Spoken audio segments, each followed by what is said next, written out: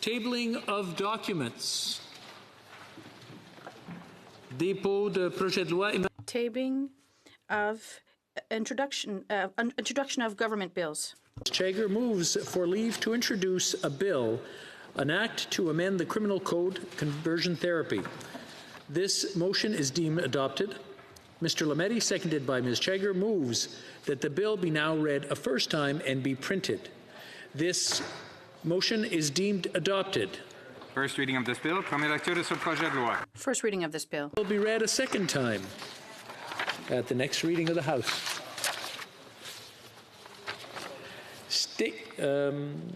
Statements by ministers. The Honourable Minister of Diversity and Inclusion and Youth.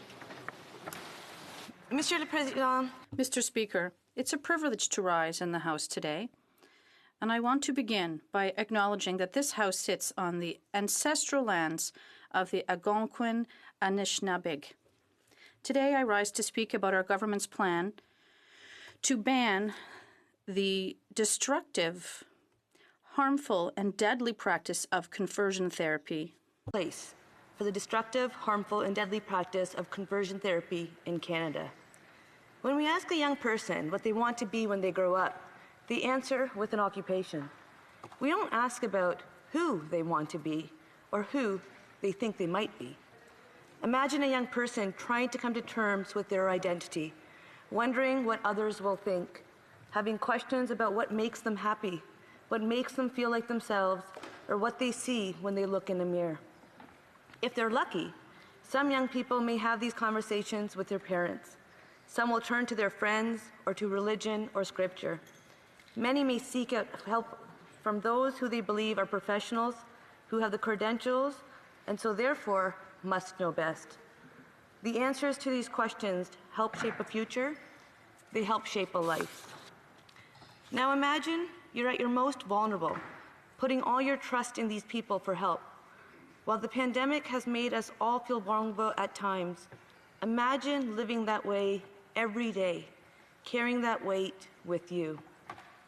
Telling someone they are not who they think they are, or that who they are is wrong, abnormal, or unnatural, has devastating consequences. The limited Canadian studies we have on this practice confirm that this so-called therapy is happening right here in Canada. It is estimated over 20,000 LGBTQ2 Canadians have been exposed. 11% of trans individuals in Canada are survivors. Mr. Speaker, we are indebted to survivors and advocates for their strength in speaking out and shining light on this dark practice. Mr. Speaker, I think you would agree. It is our duty to do everything we can to make a better future for all Canadians. Je souhaite que vous êtes d'accord. And I wish that you would agree that it is our duty to do everything we can to ensure a better future for all Canadians. Within a week of coming back to Parliament, we've reintroduced this bill, an act to amend the criminal code to abolish conversion therapy in Canada. On this side of the House, we focused on advancing and protecting LGBTQ2 rights and addressing all forms of discrimination, including hetero and cis normativity and systemic racism. Under the leadership of this Prime Minister, we believe with this legislation we are building a society where one accepts people for who they are. We are stating to all people in Canada, it's okay, and they can follow their heart, their faith, and be true to themselves. Under the leadership of this Prime Minister, we believe with this legislation, we're building a society where one accepts people for who they are. We are stating to all people in Canada, they can follow their heart, their faith, and be true to themselves. We believe that acceptance and diversity are absolute. There are those who refuse to accept that sexual orientation, gender identity, and gender expression have been enshrined into Canadian law as part of the Human Rights Act. That's unfortunate that in 2020, we continue to have this debate. LGBTQ2 rights are human rights, full stop. Mr. Speaker, together we can help create a country where everyone is free to be who they are, LGBTQ2 people are valued members of Canadian society, and we must ensure that Canada is a country where everyone, regardless of their gender expression, gender identity, or sexual orientation, can lead a happy and authentic life and be loved. Thank you, Mr. Speaker. The Honourable Leader of the Opposition.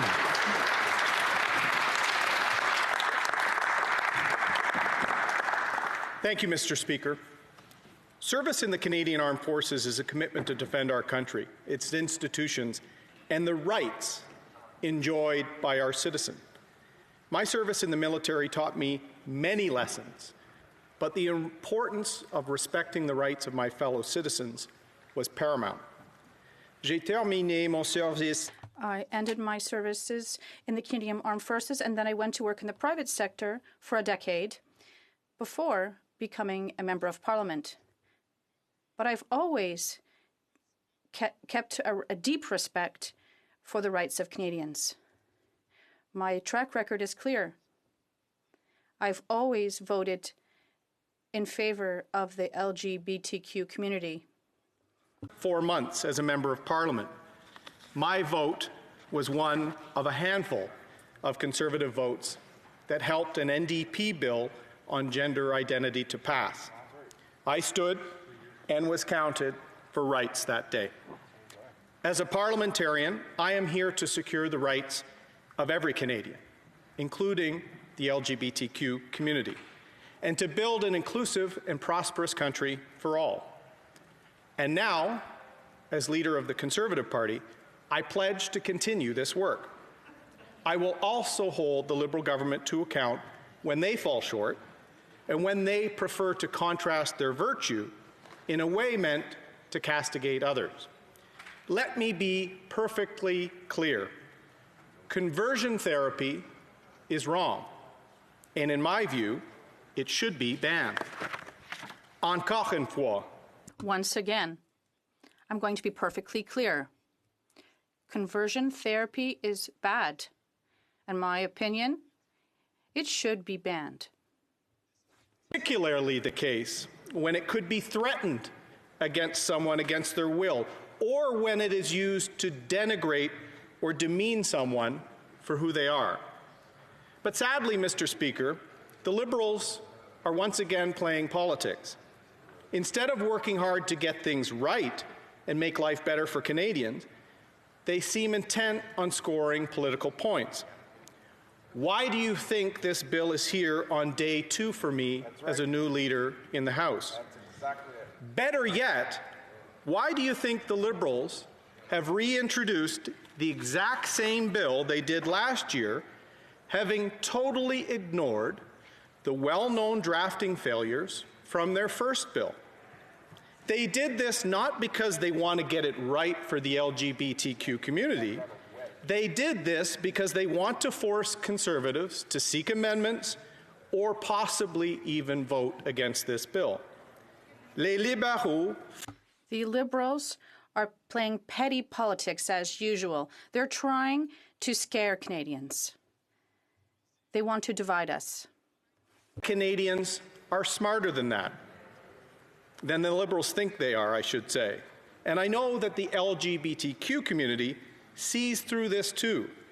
So I want to use my time to talk for a moment to the LGBTQ community. Some of you grew up in a home that didn't understand or support you. Many of you faced persecution at school, at work, out in public, at a restaurant, on a date, riding the subway, living life. For too many LGBTQ Canadians, that persecution may have even involved the threat of or the use of conversion therapy. To be forced to change who you are is not okay, Mr. Speaker. That's something I hope no Canadian ever endures again. And if that is the intent of this bill, it needs to be clearly written that way, Mr. Speaker. In fact, clarity is one of the goals of legislative drafting. But the Liberals know that clarity and sincerity don't always make for good wedge politics in the age of Twitter. The government knows that if the bill is more clearly drafted, they might lose their gotcha effect, which is becoming far too common in the politics we see to the south of us. The Liberals know that by ignoring the thoughtful advice they already receive from parents, from teachers, from faith leaders, they create a situation that allows for people who ask a simple question about this bill to be shamed into silence or canceled on social media in the age of cancel culture. How is this, Mr. Speaker, fostering inclusion? In fact, many Liberal operatives are likely on social media right now claiming I'm being divisive because I would prefer that we get this bill right and not work to divide Canadians. The Liberal government knows that most Canadians do not want to see conversion therapy continue, but they also know that most Canadians don't want conversations between a parent or a child, or a teacher or a religious leader and a young person to be criminalized either. I know that my LGBTQ friends want everyone to be treated with dignity and respect. Vulnerable members of their community to be protected, and they want people who try and use conversion therapy to denigrate others to be prevented from doing that. I know they don't want to criminalize the conversations of others because a community that has been unfairly persecuted for generations does not want to start unfairly persecuting others. People need to be free to talk openly to people they trust in their family or their community. That could be about coming out. That could be about their orientation or their gender identity. It could also be about their own faith or their own personal life journey. They should feel free to talk to others without the fear of a public prosecution. Kids need more support from adults, not less. In an age when young people are swiping and texting more than talking and connecting, we should not be criminalized talking. Some very simple amendments could fix this if this bill is truly more than a political wedge. Conversion therapy should be banned to protect young people coming out as LGBTQ. Encore, les thérapies. Once again, conversion therapy should be banned to protect young people who identify themselves as LGBTQ. I want everyone to be able to feel accepted in our society. In the right way, Mr. Speaker, and make sure their support networks aren't jeopardized in the process. We will be seeking reasonable amendments to try to get to yes on this. I challenge the government to be reasonable as well. LGBTQ Canadians deserve a bill that can ban conversion therapy and remind Canadians that the rights of their fellow citizens are important to defend. They also deserve respect and honesty from their elected officials. And I hope that they see that from me, they can always count on honesty and commitment to their rights. Thank you, Mr. Speaker.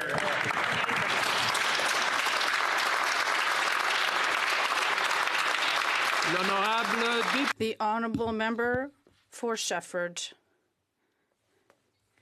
Mr. Speaker, the government finally chose to not only to ban conversion therapy, but to criminalize it. And according to some people, conversion therapy is more torture than therapy. I'll be clear here. This practice, mostly proposed and conducted by religious groups, is based on the idea that homosexuality is bad. And not just bad. Oh, I'm not comfortable with that. No, bad. But they're saying that you're a bad person. You go to hell. It's not just me saying this. These practices have been largely discredited by specialists in sexuality and psychology in Canada. Yes, homophobia exists, and we've seen proof of this almost every day. But to have this institutionalized in this way by religious groups is unacceptable. Sometimes you're uncomfortable, sometimes you don't understand. But if you're a human being, if you're going to force another person to undergo or for a therapeutic process and to become something they're not, well, we have several examples in the history of this, but this is another issue that merits its own debate. Because these therapies perpetuate myths that are no longer acceptable in 2020. Already in 2012, the WHO declared that these therapies have never transformed exclusively homosexual individuals into heterosexuals. The media has recently raised the case of a boy who underwent conversion therapy here. And when I read his story, I can't understand why someone could allow their own child to undergo such agony. So I'm trying not to judge. I refuse to believe that the family of this beautiful boy wasn't well intended. Under the dictate of their religion and with the deep desire to not disappoint their loved ones and their religion, he paid for the therapy out of his own pocket to make himself normal, quote unquote. And he said that conversion therapy was a social support for rejecting oneself. And this is terribly correct. This story, unfortunately, is that of several children and adolescents who want their parents to be proud of them and want them to love them. And it's for people like this young person that I salute and thank the government for presenting this bill. The government can clearly count on my support and that of my colleagues. Many countries have paved the way for Canada in criminalizing conversion therapy. Quebec has also undertaken to do this. The British Prime Minister even described this as an abject practice. That means that people, in most cases, end up turning away from their religion, their family, and even making a whole new life for themselves elsewhere. They experienced all of this and ultimately decided to live as who they are. I simply can't imagine how much time and courage it would take to go against all those people and say, no, this doesn't work, this isn't me. And we all know that when we're youngsters, how much we depend on the support of our loved ones, and we don't always have the means to make our own choices. Deciding to find yourself and make peace with yourself, even here, many of us haven't had to ask ourselves these questions. Sometimes it's hard for us even to be at peace with ourselves, so I can't imagine what it's like for them. They've spent decades fighting against their very natures, their deep nature, fighting against themselves, fighting against who they are, and asking, why were they born this way? Why did it happen to them? Why can't they change? And they end up hating themselves, Mr. Speaker. They end up detesting who they are, and what they love. It's terrible. People who've undergone this therapy are survivors, but now conversion therapy is illegal, and this sends a political and clear social message. I hope all members of the LGBT plus community, I wish them all survival, but not just survival, but also the ability to be who they are, feel what they feel, and love who they love. Thank you.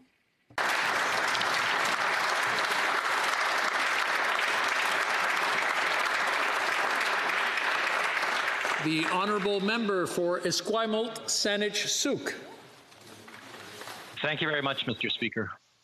This morning, I want to start by congratulating the government on the prompt reintroduction of this bill to ban conversion therapy in Canada, despite some members being in their early days in the House.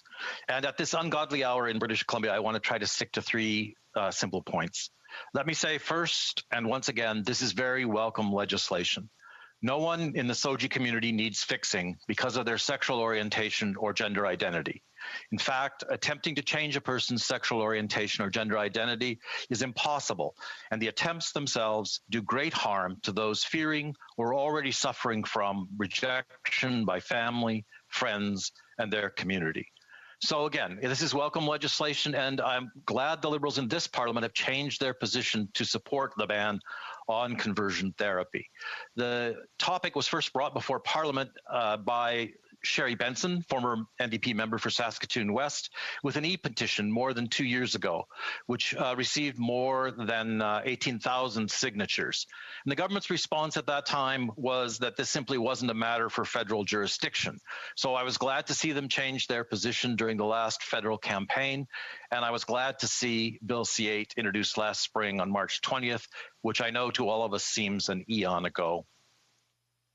Now, COVID combined with prorogation has put us back to square one on this bill today. When it comes to attempting to end the practice of conversion therapy, whose attempts to change someone's sexual orientation or gender identity through counseling or aversion therapy do great harm to those subjected to it. Again, no one in the SOGI community needs fixing. And what we do need is protection from harmful attempts to get us to deny who we are. Secondly, I'd like to say that on all issues of importance to the SOGI community, progress has been achieved as a result of brave advocates from our community stepping forward. Nothing has ever been given to my community in terms of protecting our rights without a struggle. I want to say a particular note of thanks to conversion therapy survivors who have stepped forward to tell their stories, two of whom have had a particular impact on me in terms of focusing my attention on this issue. They are Matt Ashcroft and Erica Muse. Just a couple of days ago, 3 conversion therapy survivors organized an online summit entitled simply End Conversion Therapy. I want to thank the co-founders of Conversion Therapy Survivors Organization again for their important work, Rocky Tishma, Michael Ferguson, and Matt Ashcroft. The conference focused on preventing anyone else from having to suffer the harm of conversion therapy by discussing how to defend, strengthen, and heal our communities. Participants heard firsthand accounts of the damage that conversion therapy does from people who have lived it, and how conversion therapy survivors are now working to support each other. So third, I want to emphasize again that the NDP will support this bill, but I have said all along that we need to listen carefully to the SOGI community, and in particular to conversion therapy survivors, as we work to strengthen the bill at committee. The Liberals have suggested a legal strategy that falls short of the real demand of survivors and the SOGI community, a complete ban on conversion therapy in Canada. There is also concern that the ban does not capture the full range of conversion therapy practices, and that there needs to be more attention to those practices directed at the transgender and non-binary community. Thousands of Canadians have been subjected to the harmful practice of conversion therapy, and it is something that is still with us. Studies have shown that even more than the minister suggested, nearly 50% of trans and non-binary Canadians have been subjected to some form of conversion therapy instead of being affirmed and celebrated for who they are.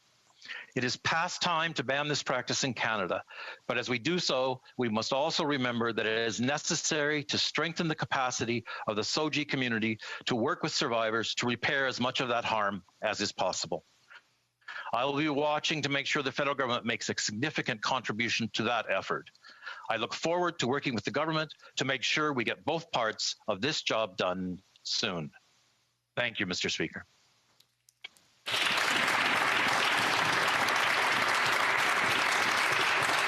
The honourable member for Fredericton. Thank you, Mr. Speaker. In Canada, we have the right to live free from discrimination. Across the nation, we are setting the example of what it means to be able to live freely, to be who you are, and to love whom we want. We must not forget that globally, more than 70 countries still criminalize consensual same-sex acts, countries in which people experience violence, discrimination, and harassment, and are victims of hate-motivated violence, including physical attacks, torture, and murder. In Canada, our Constitution and our laws protect people from discrimination based on grounds such as sex, religion, disability, sexual orientation, and sexual identity. Through the years, the scope of these protections must evolve. Looking through the historical lens, we can be proud. From when the Right Honourable Prime Minister Pierre Elliott Trudeau affirmed that what's done in private between adults does not concern the criminal code, to when marriage between two partners of the same gender became legal in Canada in 2005. Through this evolution in our society, we witness the power of the rising tide of freedom and love. But to say that these rights were recognized without any suffering would be to blind ourselves to the constant fight for justice that achieving equality requires. Even if our law and practice and protections provide a safe haven for many when compared to other nations, the reason why we are here today is evidence that for many Canadians, being who they are is still not a safe option. The cruel practice of conversion therapy is a practice that aims to change by employing various approaches, an individual's sexual orientation to heterosexual, or its gender identity to cisgender. The World Health Organization issued a statement almost a decade ago saying that this type of therapy poses a severe threat to the health and human rights of the affected persons. The Canadian Psychological Association warned in 2015 of the numerous negative impacts on the health of an individual, from depression and anxiety to self-harms and suicide. It is more than time that we act and criminalize this inhumane practice. I want to strongly affirm my support to the proposition to criminalize conversion therapy completely and utterly. We must protect Canadians from the harm of this practice and not leave any stones unturned to ensure a future where no one will have to undergo such pain. We must also understand that for many, the realization of their true identity only comes once they have the opportunity to experience and explore life.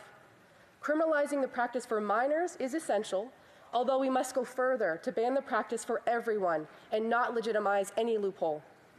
Assuming that people, even if they are not a minor, will not hope to try to please family members who offer their love only on the condition that the person goes through conversion therapy, ignores the human need to receive parental and family support and freedom and affection. Many adults would accept to undergo the procedure in the hope of erasing who they are to finally receive that love that they need. That's why allowing the therapy to simply exist in any shape or form is unacceptable.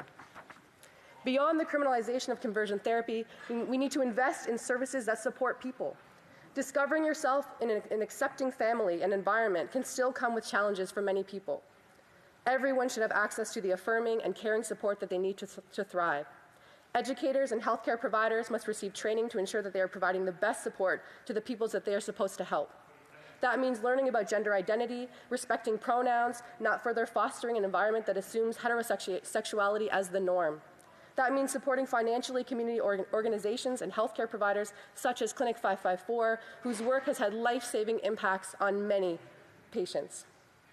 Canada must continue to stand up for the protection and promotion of the human rights of lesbian, gay, bisexual, transgender, queer, two-spirits, and intersex people globally. And all of us here in this chamber must ensure that we pass legislation that effectively protects that community, but also support any measure that would fund services and ensure that anyone who needs support can easily access it. To the parents, teachers, coaches out there, many of our children are hiding their truest selves from us because they are still afraid that they will not be loved for who they are. Join me in celebrating this bill for what it is, a chance to explain to all our children that they are worthy of love just as they are. I would like to give a shout out as well to journalists who have done the important work of bringing many of these voices forward, and I am eager to see this bill passed in this House. Thank you very much.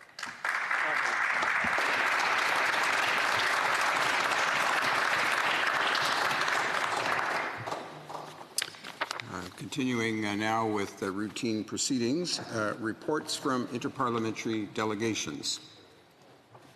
Présentation de rapport. Presenting reports from committees. Introduction of private members' bills. Première lecture First reading of Senate public bills. du Sénat. Motions. Motion. Presenting petitions. Présentation de pétitions. The Honourable Member for Peace River, Westlock. Well, thank you, Mr. Speaker. Thank you so much. I appreciate that. I'm here to present 3 petitions today. The first petition I'm presenting today is from constituents in my riding who are concerned about access to cereal grain seeds. They have a campaign called Save Our Seeds, and they're looking for Parliament to enshrine the inalienable rights of farmers and other Canadians to save, select, exchange, condition, store, and sell seeds. That is the first petition, Mr. Speaker. The second petition I'd like to present today is on sex-selective abortion. The people that have signed this petition are concerned that this practice is happening in Canada, and they are asking Parliament to quickly pass my colleague from Saskatchewan's bill on the subject. The third petition today is timely as they are calling, the people that have signed this petition are calling for the government to fix the definition of their conversion therapy ban bill. They are calling for the government to ensure that parents can speak to their own children about sexuality and gender, set house rules about sex and relationships, and allow for free and open conversations. Thank you, Mr. Speaker. Presenting petitions. Virtually, the Honourable Member for Kitchener South Hespeler.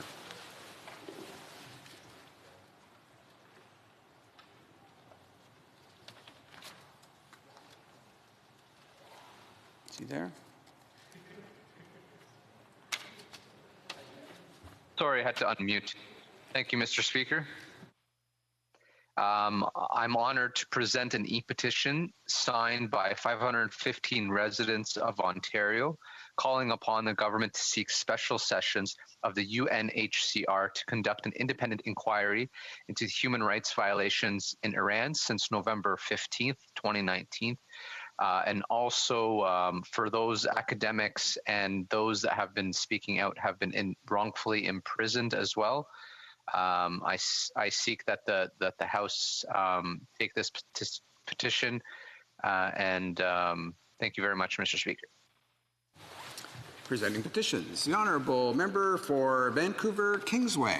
Thank you, Mr. Speaker. I'm really pleased to rise and introduce e-petition 2649, today signed by thousands of Canadians and spearheaded by the wonderful Colleen Fuller in British Columbia, calling for safe, affordable, and effective prescription medications. They point out the obvious fact that drugs don't work if Canadians can't afford them. They note that the number of patented medicines costing over $10,000 per year has tripled since 2006 and accounts for 40% of all drugs sales in 2017. The PMPRB has proposed regulations and guidelines to reduce drug prices and increase transparency in the pricing process, and they are calling on this government to enact these overdue changes, reduce prices for Canadians, and ensure that all Canadians can get the medication that they need, that their doctors prescribe when they need them. Here, here. Presenting petitions, the Honourable Member for Winnipeg North. Thank you, Mr. Speaker. It's with pleasure I rise to table yet another petition on constituents of mine that have been signing, asking for the Government of Canada, and particularly the Prime Minister, to take note that they would like to see a national pharmacare program, and they're calling upon the Government of Canada to work with other provincial, territorial jurisdictions to make that happen. Thank you, Mr. Speaker. Presenting petitions, présentation de pétitions. Questions on the order paper. Question inscrite au feuilleton. L'Honourable Secretary. The Honourable Parliamentary Secretary to the Government House Leader. Thank you, Mr. Speaker. I would ask that all questions be allowed to stand at this time, please. Is that agreed that all questions be allowed to stand? Agreed. Those tuning in virtually, any noes? Seeing none, ordered. Pardon me. So ordered. Adopted. We'll now go to, just before we do that, I wish to inform the House that because of ministerial statements, government orders will be extended by 28 minutes. Orders of the day. Ordre du jour. Ordre du jour. Assuming consideration the address and reply to the speech from the throne et sur l'amendement de Monsieur Deltel. And on the amendment of Mr. Deltel. Resuming debate, the Honourable Member for Kildonan St. Paul.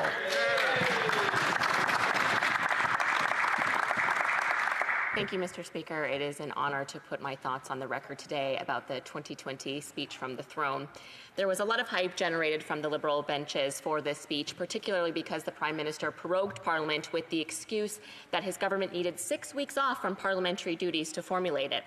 But in reality, there wasn't a whole lot new in this throne speech. In fact, it was mostly recycled Liberal promises from the past 30 years. If you take childcare, for example, and pharmacare, I was but a very small child in the 1990s when the Liberals first announced that they were going to do this. So that's 30 years ago. So from that perspective, the Liberals really have no credibility on any of these priorities that they've promised in the throne speech, and I'm certain many Canadians would agree. But perhaps the 6-week prorogation in the middle of the worst health and economic crisis in a century was really to avoid the billion-dollar WE scandal, or the resignation of the finance minister, or possibly the Prime Minister's third ethics violation investigation. Maybe. Or maybe it was a pre-election strategy to announce massive spending in order to court votes for the next election. Regardless of the reason, the Liberal government had the responsibility to introduce a plan to Canadians to get them back to work safely, and they failed to do so. Shamefully, this throne speech failed to even mention Manitoba, and it was nearly an hour long, so that really shows the priorities of the Prime Minister and concerns of Manitobans. And there were really so many opportunities for the Liberals to support Manitoba, in particular our critical infrastructure needs. I have personally called on the Minister of Infrastructure to support the partnership between the province of Manitoba and the City of Winnipeg and approve the $320 million of federal funds required for the North End wastewater treatment plant upgrade project in my riding. Manitoba needs this project in order to support the health of Lake Winnipeg, which, as all Manitobans know, has been severely impacted by algae blooms due to too much phosphorus. It's a green infrastructure project. It's a no-brainer for this government, and I would ask them and urge them to please approve this funding. Additionally, some of the hardest hit people in my riding have been small businesses that employ thousands of Manitobans, and these jobs are in jeopardy. And many of these businesses were not eligible for any support from the Liberal government.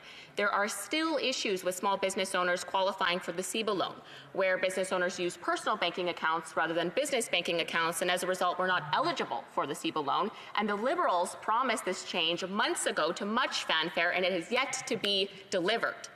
Many other businesses in my riding were not able to access the commercial rent assist program, which has been widely regarded as a dismal failure, despite the desperate need for its success. One area that Canada cannot afford to be anything less than successful, Mr. Speaker, is on rapid testing. Possibly one of the most frustrating things about this throne speech is the failure of this Liberal government to prioritize the desperate need for rapid testing in this country. And it's not as if the Liberals didn't know this was a priority. The Prime Minister himself mentioned it back in March, 6-7 months ago. And you fast forward to today, and my constituents are sitting in long card lineups on Main Street in Winnipeg because of the Prime Minister's lack of leadership on this and the apparent inability of the Health Minister to pick up the phone and call our trusted allies in Germany, the UK, Japan, and many others to ask how they brought about these rapid tests for their citizens months ago. Rapid at-home testing would be a game changer for Canadians, especially in parts of Canada that are entering a second shutdown, like in Manitoba, where we're no longer allowed to gather in groups larger than 10, even if we're outside, which has been really tough for Manitobans. And rapid testing would allow Manitobans to safely visit their elderly parents in care homes or send their kids to school with the all-too-common runny nose, and our frontline workers could feel assured that their dry cough is not in fact a death sentence to those around them. And importantly, on the immigration file, rapid testing could give Canadians confidence that families separated due to this Liberals' border closure, that they could safely reunite. Safely, that is key. The Liberal delay on rapid testing and at-home testing is unacceptable, and Canadians deserve far better from this Liberal government. And the stakes really have never been higher, Mr. Speaker. Our economy and our finances of our country are facing desperate circumstances. We've spent $380 billion of deficits so far in this pandemic, which, as we have learned from our Shadow Minister of Finance, would be roughly $40,000 per family of 4, and we're only 7 months into this pandemic since the first lockdown. So imagine where we're going to be in a year at this spending rate. And more than that, our national debt has reached over $1.5 trillion under this Liberal government's watch. I don't even understand how much money that is. It's so gargantuan.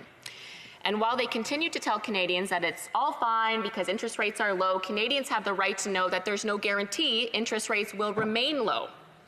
And the Liberals seem to have no intention of ever balancing the budget. And conceivably, Canadians alive today may never see another balanced federal budget should these Liberals remain in power. Conservatives recognize that it was governments that forced Canadians to stay home and businesses to shut down, stopping their ability to earn an income. And so it was the government's responsibility to compensate them for that.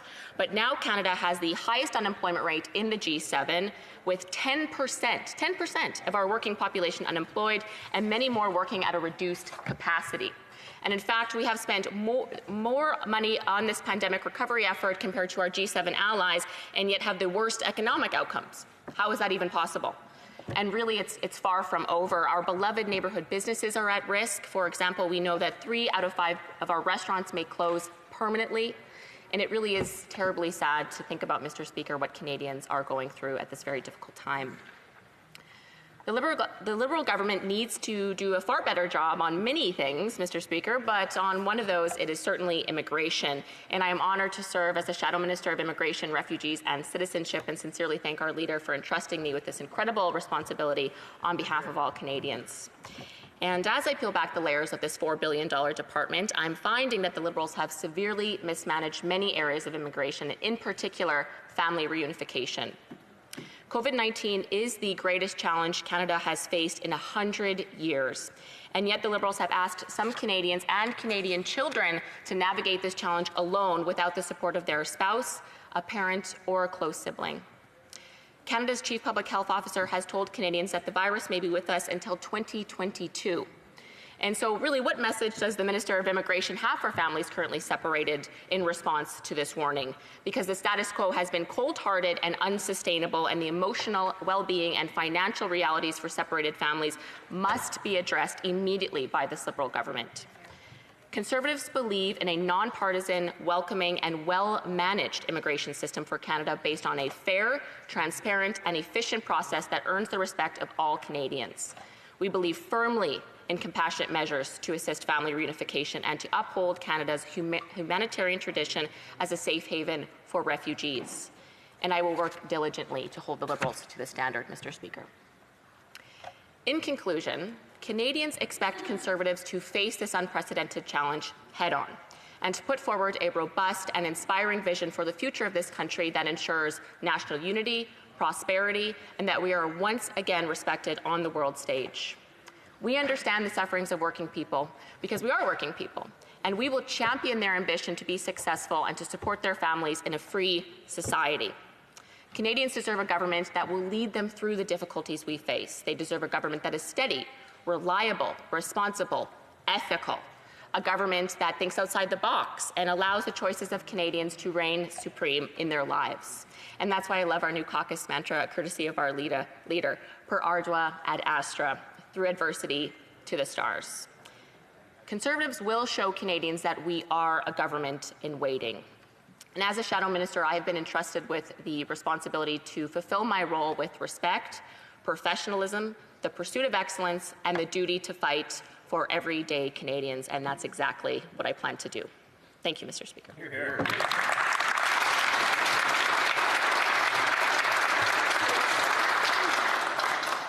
Questions and comments. The Honourable Member for Don Valley East.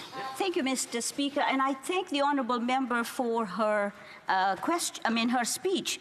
And I was reflecting. I thought she was, appealing to her own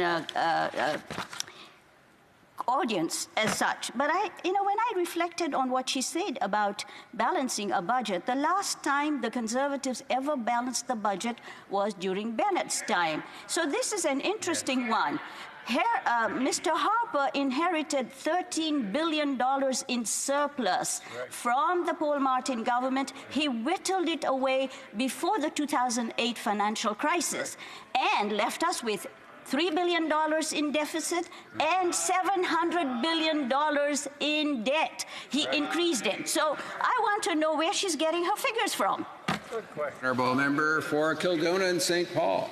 Speaker, I appreciate the strange question from the Liberal member opposite, but I wish to take this responsibility or this time and use this privileged position that I am in and speak to Liberal governing members of this country and urge them to consider family reunification, in particular Sherry Santiago. Her husband has alerted the public that Sherry is facing stage 4 cancer. She is on her deathbed, and she is pleading with the Minister of Immigration to allow her best friend, her sister, to enter from the Philippines, to hold her hand on her deathbed. And I see the member from Winnipeg North, who is the president of the Filipino Friendship Group for Parliament. I urge him, as the parliamentary secretary to the Prime Minister, to use his incredible position of privilege to allow Sherry to be reunited with her sister before she dies. Mr. Speaker.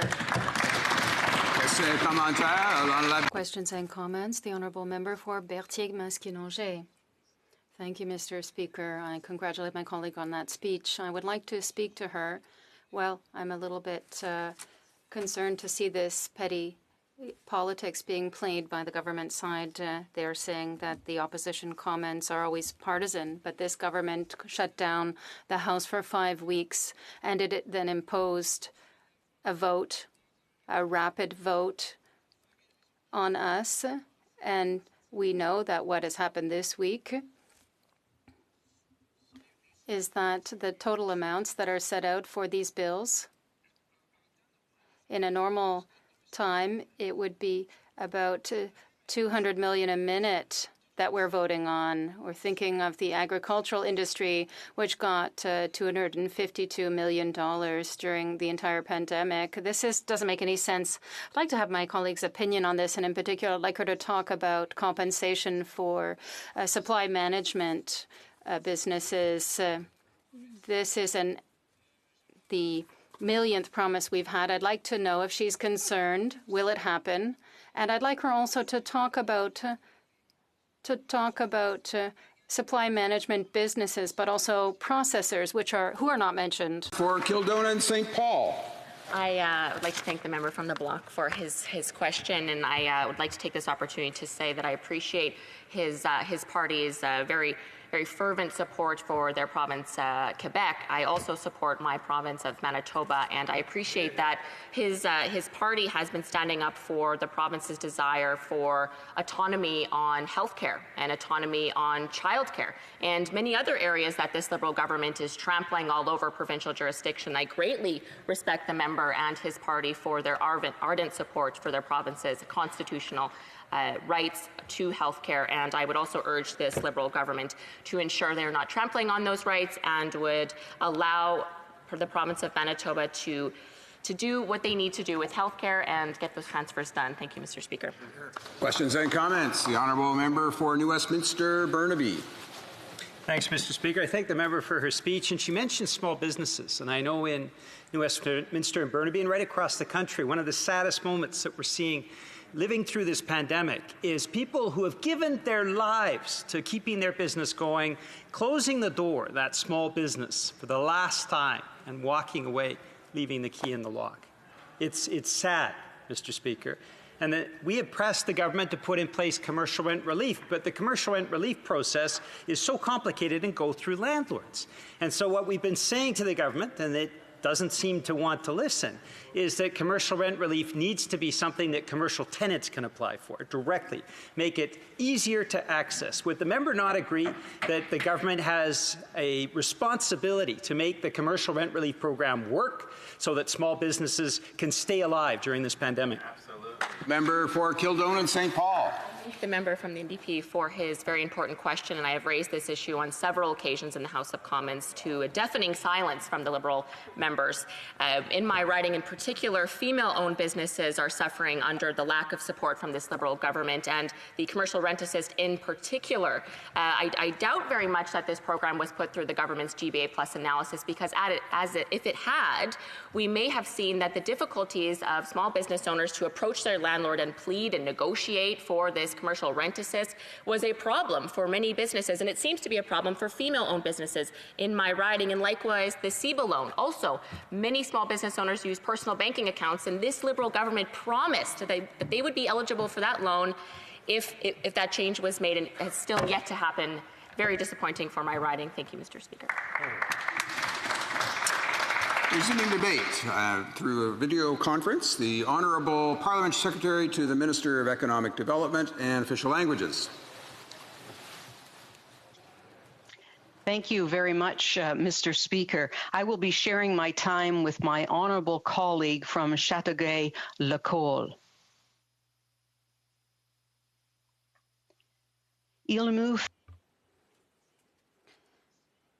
It gives me great pleasure to speak to the members of the House about the recent throne speech.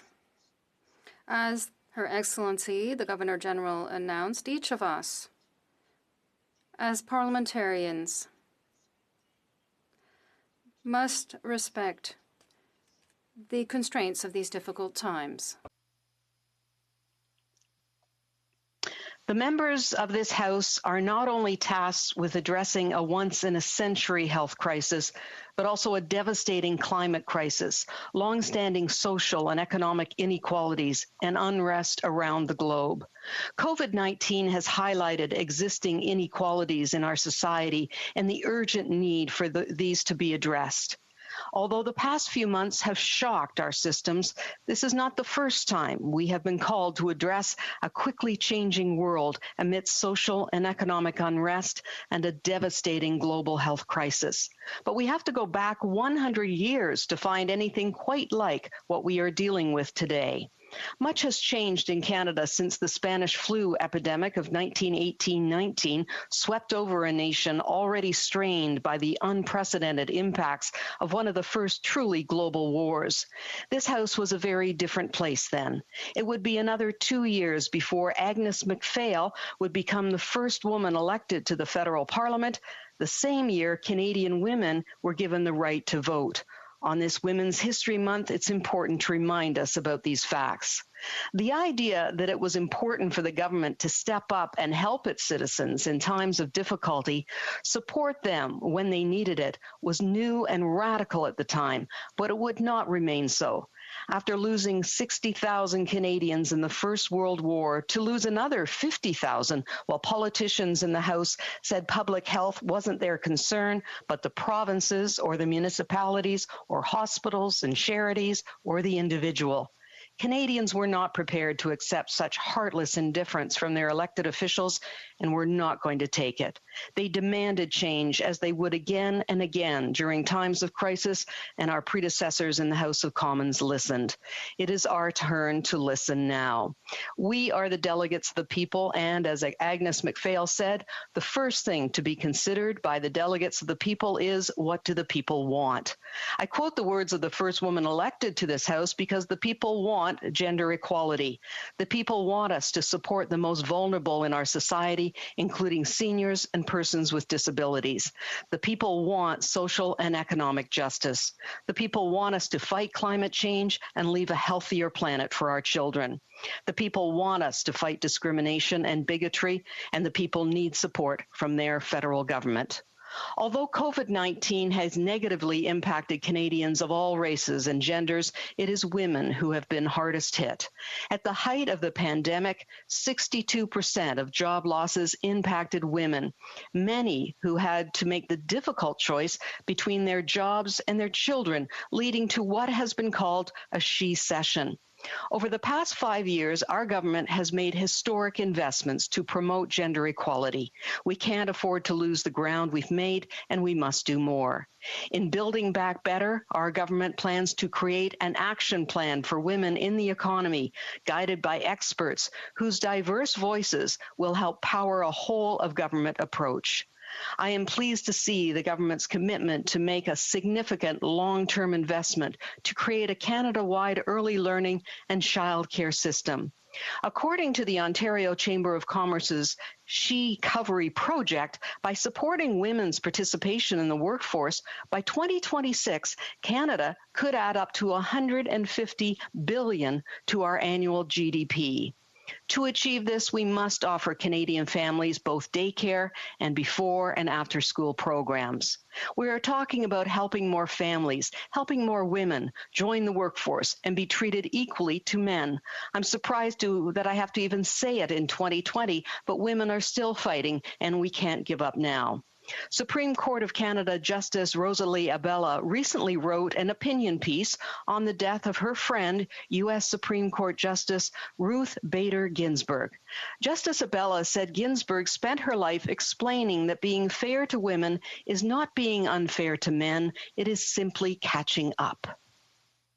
Young or old, our government remains committed to helping the most vulnerable Canadians. Supporting people with disabilities has always been a passion of mine, and I continue to encourage our government to do more for people with disabilities. I was very happy to discuss the throne speech with disability advocates like Professor Jeff Preston at King's College in London. Our intent to introduce a new Canada disability benefit along the lines of the Guaranteed Income Supplement, as well as reforming the eligibility process for Canadians with disabilities, is being well received by the disability community. But Jeff is worried about what will happen after a vaccine is found and people with disabilities try to get back into the workforce. Our government recognizes this problem and has committed to a robust employment strategy for Canadians with disabilities. While some of us are getting tired of doing business by Zoom, many people with disabilities see this as a lifeline, and we must harness this new way of doing business to help everyone. Over the last 6 months, we heard about many long-term care facilities that have been ravaged by COVID-19. The tragic scenes that we have watched unfold across Canada these past few months should never have happened. Of all of Canada's deaths related to COVID-19, a staggering 85% of them occurred in long-term care homes, and now with the second wave, we have to do more. On this National Seniors Day, Canadians have demanded we do more. This is why we will work with our partners in the provinces and territories to implement national standards for long-term care homes so all Canadian seniors can live securely and with peace of mind. As the Prime Minister said recently, I remain unapologetic for doing everything we can to support our seniors. They deserve nothing less. While COVID-19 has been raging around the world, fires on the West Coast, so massive that the suffocating smoke has reached Ontario, remind us of another insidious threat which imperils our world, climate change. Canadians are joining people around the world who are saying we must act and must act quickly, and we can't put aside our plans for a cleaner environment because we're fighting a pandemic. I wish this was not a political issue, but regrettably, some of my colleagues have turned it into one. They ignore the economic opportunity that creating a greener, more sustainable economy can provide Canadians, including those in the natural resource sector. They ignore the long-term savings for individuals and businesses and governments in transitioning to a net zero economy. We have not. Our government will utilize the expertise and know-how of the energy sector and the natural resource sector to reach net zero. A key part of this plan will be continuing to support innovation and help businesses grow and grow green. As the Parliamentary Secretary for Economic Development for Southern Ontario, I've spent the last number of months speaking to mayors, chambers of commerce, and business leaders across sectors. They were all very supportive of the government's quick action to support the many businesses that have been adversely affected by COVID. Whether it was the Canada Emergency Wage Subsidy or the Canada Emergency Response Benefit, they know we have the best interests of workers and business in mind. Just before the throne speech, I spoke with the manager of the London airport who said they were really hoping that queues would be extended so they could keep staff on the payroll and be ready when travelers come back. And they will come back. He, of course, was very happy to hear that our government is proposing that the emergency wage subsidy be continued until the summer. Other businesses were kept afloat during COVID-19 because we offered close to $1 billion nationally with the Regional Relief and Recovery Fund, or RIF, through our economic development agencies. Many of these businesses wouldn't have survived even 6 months without this support, particularly in rural and remote communities. And there are countless Canadians in sectors like the performing arts and the hospitality or tourism whose livelihoods have have been especially hard hit. That's why Destination Canada is investing $30 million to support the recovery of communities. We know the hotel industry is the backbone of tourism in this country, and we are working tirelessly to help affected workers and entrepreneurs. I look forward to supporting even more initiatives, and I hope my colleagues of all parties will work with us constructively as we rise to meet the challenges we face today. We are privileged to meet in this chamber. Canadians are calling upon us to meet the times we face. It is our duty to meet them. Thank you, Mr. Speaker. Questions and comments. The honourable member for Cypress Hills, Grasslands. Thank you, Mr. Speaker. I just want to thank my colleague for her speech. I just wanted to point out, she was talking about climate change. If we were to remove Canada's emissions, we're only 1.8% of the global problem here, and China would replace our emissions in a matter of weeks. So I'm just wondering if she would commit that we need to take the fight global, but with Canadian energy and Canadian solutions, and not vilify what we do here in Canada. Honourable Parliament Secretary for FedDev Ontario. Thank you very much, Mr. Speaker, and thank you to my honourable colleague for that question. It is so important for people who are in provinces that have energy and natural resources, and all do, but some more than others, that they know that we are on their side and that we are there for them, to work with them, to look for a cleaner, greener Canada. That's what's in the best interest of all of us, and we know that we can do more. We need to continue working with the provinces and working with the oil and gas sector to find new ways to make this country greener and better for all. Questions and comments. The honourable member for Repentigny. Thank you very much, Mr. Speaker. I'd like to thank my colleague for her speech. Of course, she spoke about the health crisis, but also about the climate crisis. And we have to make a link between the two. The health crisis is also part of the climate crisis. We celebrated the 50th anniversary of the Paris Accord. And what about our objectives? I'd like to remind you that Germany, France, and the EU, more than 1/3 of their investment in the economic recovery were green.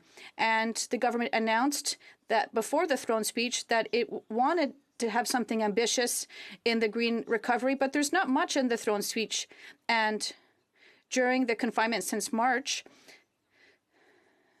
there has been disastrous Canadian investment in fossil fuels. So I want to understand how this speech makes sense. We want to avoid this climate crisis, and how can Canada participate in avoiding such a catastrophe? The Honourable Parliamentary Secretary.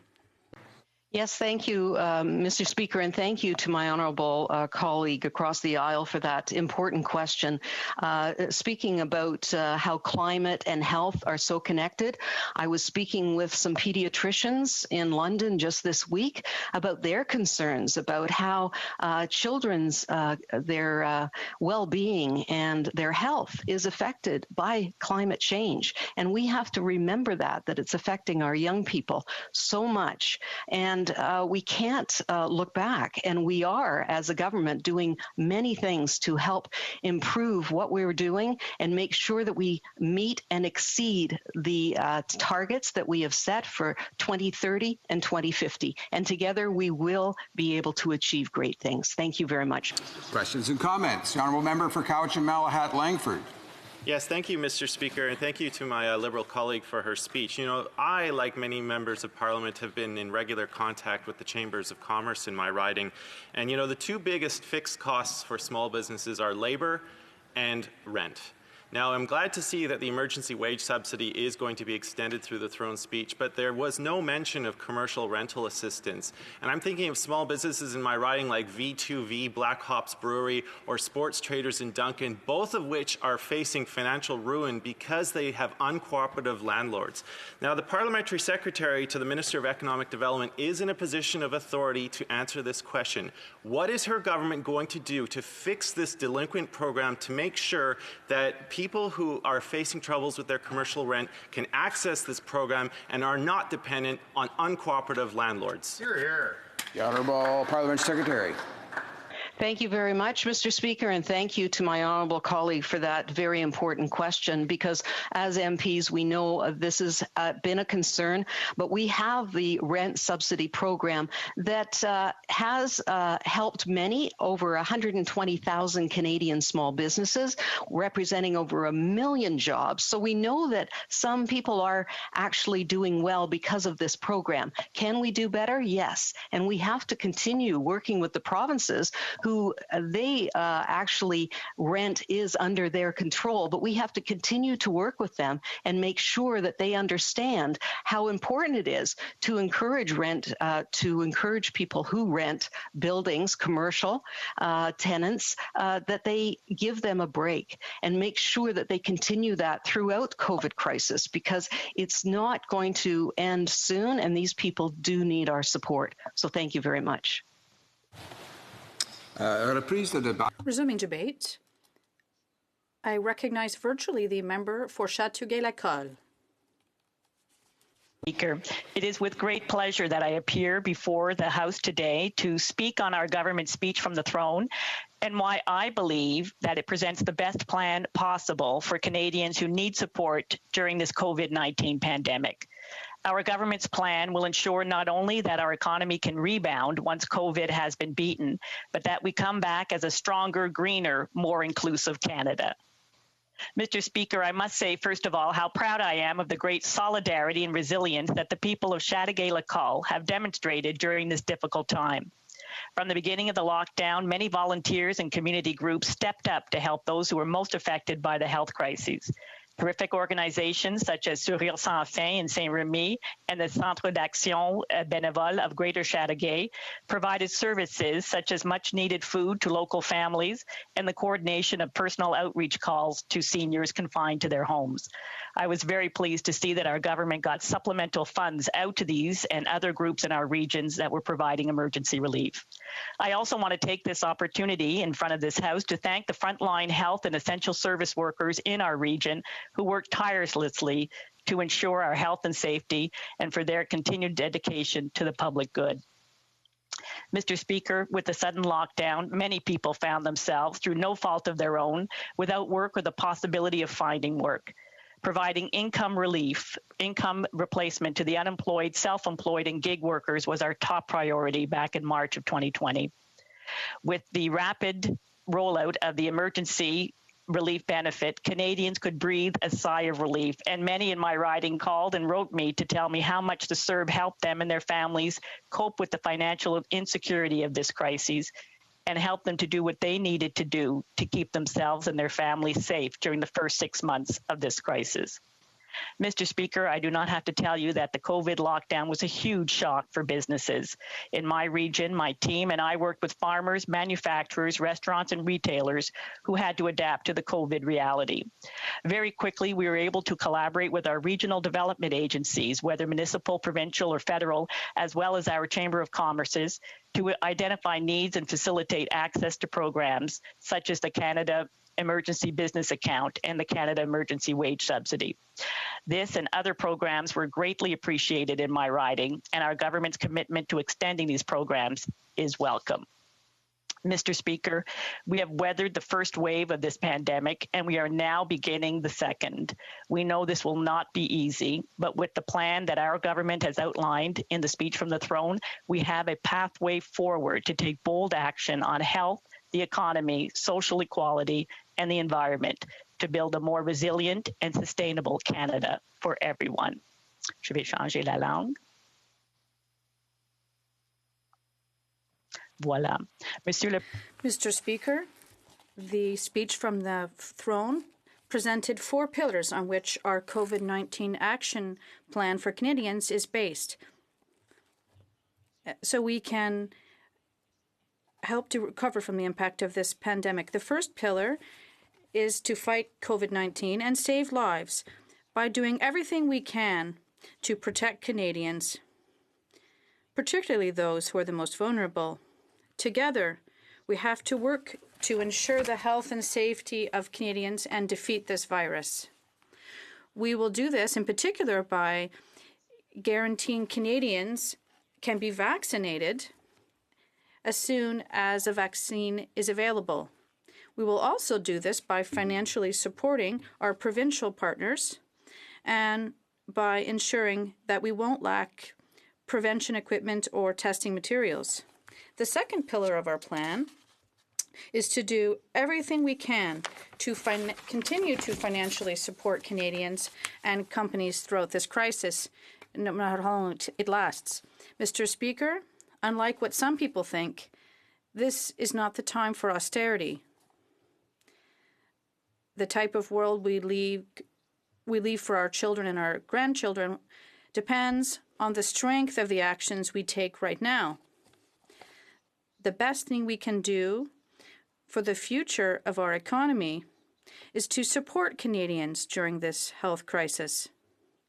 Why did our government take extraordinary measures and necessary measures during the first wave of this pandemic? Because Canadians shouldn't have to choose between their health and their work.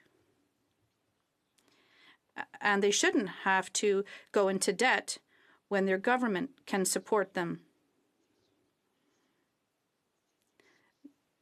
This is the principle on which we will continue our action. Mr. Speaker, the measures in Bill C-4 that were approved the other day in this House, and I'd like to thank all members of all political parties for their unanimous support. Well, these are important measures, such as the more flexible EI program and paid sick leave and caregiver benefits. Well, these measures will allow us to continue to help Canadians and their families. The extension of the wage subsidy and the extension of the Canadian Emergency Business Account will help companies to stay open, to create jobs, and to support women in our economy and to ensure our financial viability. The third pillars of our government's plan is to create a stronger and more resilient and lasting country. This pandemic has taught us something, Mr. Speaker. There is unacceptable inequality in our society. We have to take action to close the gaps in our social systems. We have to invest in health care and to strengthen our labor. I'd also like to say that our government remains determined to increase old age security when people reach 75 years of age, and we're going to increase the CPP survivals benefit as well. And finally, Mr. Speaker, the fourth pillar of our plan is to defend our Canadian identity and values. In Canada, we take care of each other. And over the past few months, we have seen this from one end of the country to the other. I'm proud of the solidarity that we've seen in my riding, and notably by the action of a group of young girls. They organized support for Black Lives Matter.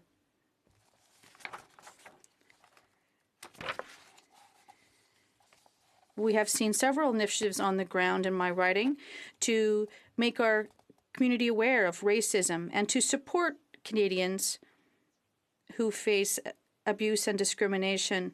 I'd like to take some time to underscore the tragic death of Ms. Joyce Iskashkwan in deplorable circumstances. I'd also like to express my deepest condolences to her family. Mr. Speaker, we have to continue to work together to make progress in the fight against systemic racism, to reach gender equality, and to arrive at reconciliation. It is with great pride that we defend the values that define our country.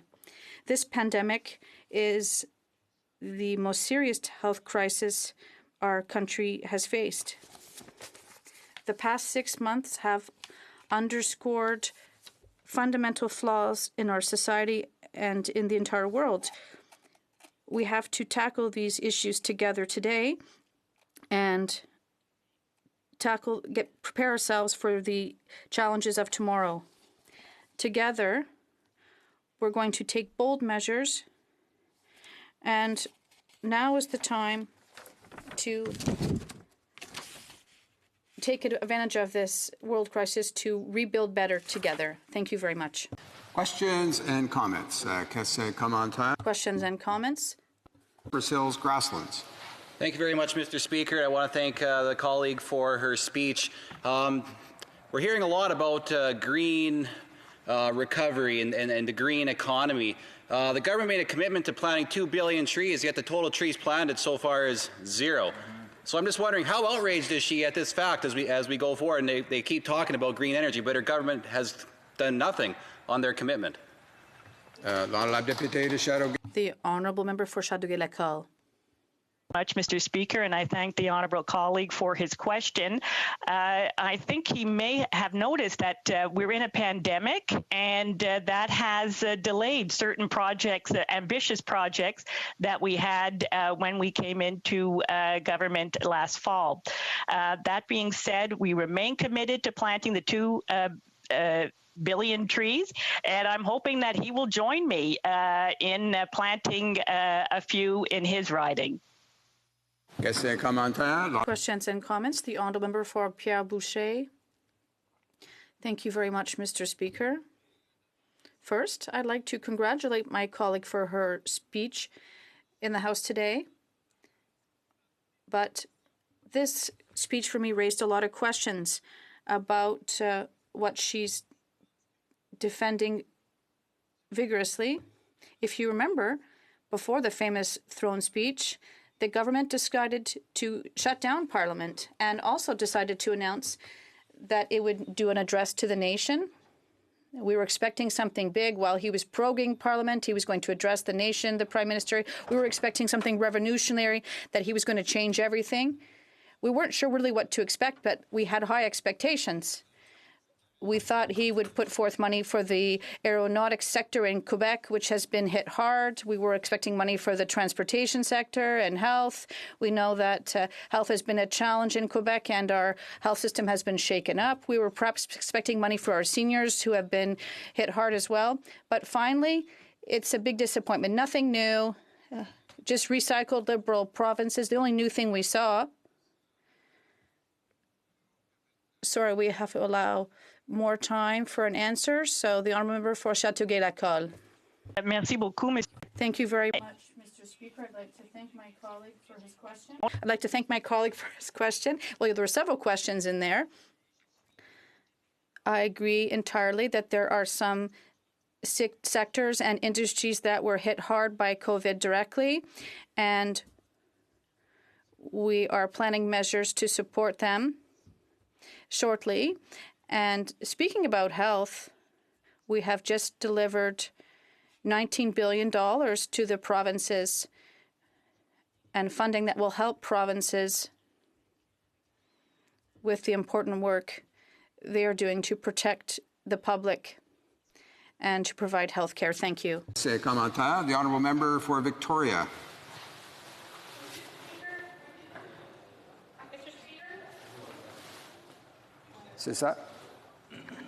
Mr. Speaker, throughout this pandemic, the Liberal government has left out Canadians with disabilities. Only after months of the NDP pushing did they promise a one-time $600 payment, but knowing the flaws in the DTC program, they designed a program that left the majority of people with disabilities out. And even people who qualify still haven't received their $600 payment. I've heard from so many people in my riding who continue to be left out. How does the member defend a government that continues to leave Canadians with disabilities behind? Honourable member for Châteauguay-Lacolle. Thank you, Mr. Speaker, and I thank the honourable member for this very important question because indeed, in the throne speech, we talk about this issue that has been too long neglected, and that is the whole way that we address the régime de pension, the disability pensions, the way that they're done, and we have made the commitment to revise and modernize the disability pension so that we resemble actually the guaranteed income supplement. So I think that is going to be an important sea change for people with disabilities in this country. Thank you so much.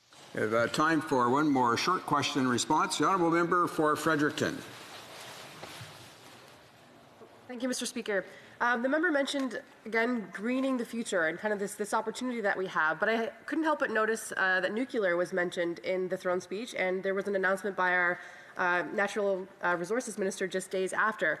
So I'm wondering what the member thinks about further investments in nuclear, because we've already dumped $20 billion federally since 1950. The nuclear industry failed to deliver its promise on providing cheap, safe energy. Globally, that industry is in decline. So I wonder what she thinks about this instead of supporting Canadian gas as we've moved to renewables. Member for Chateauguay-Lacole. Thank you, Mr. Speaker, and I thank the honourable member for the question. I am certainly not an expert on energy and the different options that we have before us as we move forward to a greener future. But I will say, as a member from Quebec and a proud owner of a fully electric vehicle, that in Quebec we're using electric, and it's working very well. And I certainly welcome more research and innovation into alternate forms of greener energy. Thank you. Resuming debate, the honourable member for Kelowna Lake Country. Thank you, Mr. Speaker, and I will be splitting my time today with the member from Leeds, Grenville, Thousand Island, and Rideau Lakes. I would like to start my remarks today by commending the Kelowna Lake Country community. Their resiliency in the face of this pandemic has been truly remarkable. I would also like to thank my team in our constituency office and in Ottawa, who work as one cohesive group as we triage daily issues, and for their hard work in ensuring that our constituents have been responded to quickly and given information or assistance as they've needed during a very challenging time, with daily announcements and also with Service Canada office closures. It is also important to recognize the many essential workers who have gone above and beyond over the last 6 months, ensuring food is on our table, mail is in our mailboxes, medicines are in our cabinets, and transportation is available through transit and taxi. And of course, to our law enforcement, medical workers, and first responders who are always on the front line every day in our community and in communities across the country. Our hearts also go out to those who have lost loved ones during this time. Mr. Speaker, this pandemic has created uncertainty for so many. Individuals, families, not-for-profits, and businesses are having to make tough decisions, and at times heartbreaking ones. During the course of this pandemic, I heard from countless constituents and businesses in my riding that the programs the government was implementing simply wasn't working for them. Families have been separated, and many still have limited access to each other. People have passed away, both from COVID-19 or other ailments, including in my family, and it has been tough for everyone in different ways. The last time Parliament sat with its full functions and usual powers was on Friday, the 13th of March, 2020. I took a picture on that day, which I posted on my social media last week, of the calendar right here after we voted to adjourn in response to the spread of COVID-19. I had a feeling it was going to be an important date in our Canadian history and was compelled to capture it as we were filtering out of the House of Commons. But little did I know at the time how significant it would actually be and what the next many months would bring us. Or that the next time we would be back at regular sitting with all functions and powers of Parliament wouldn't be until 6 months later on September 23rd. Some committees sat virtually, but not all since March. Important committees such as Natural Resources, Justice and Human Rights, and National Defence have not sat once since March, and many other meetings sat infrequently. Mr. Speaker, it is unbelievable that this government had the International Trade Committee sit only once since March. I've been honoured with this as my new shadow cabinet ministerial portfolio. There have been important issues we should have been discussing, causing great concern to Canadian businesses. China still has agricultural products embargoed.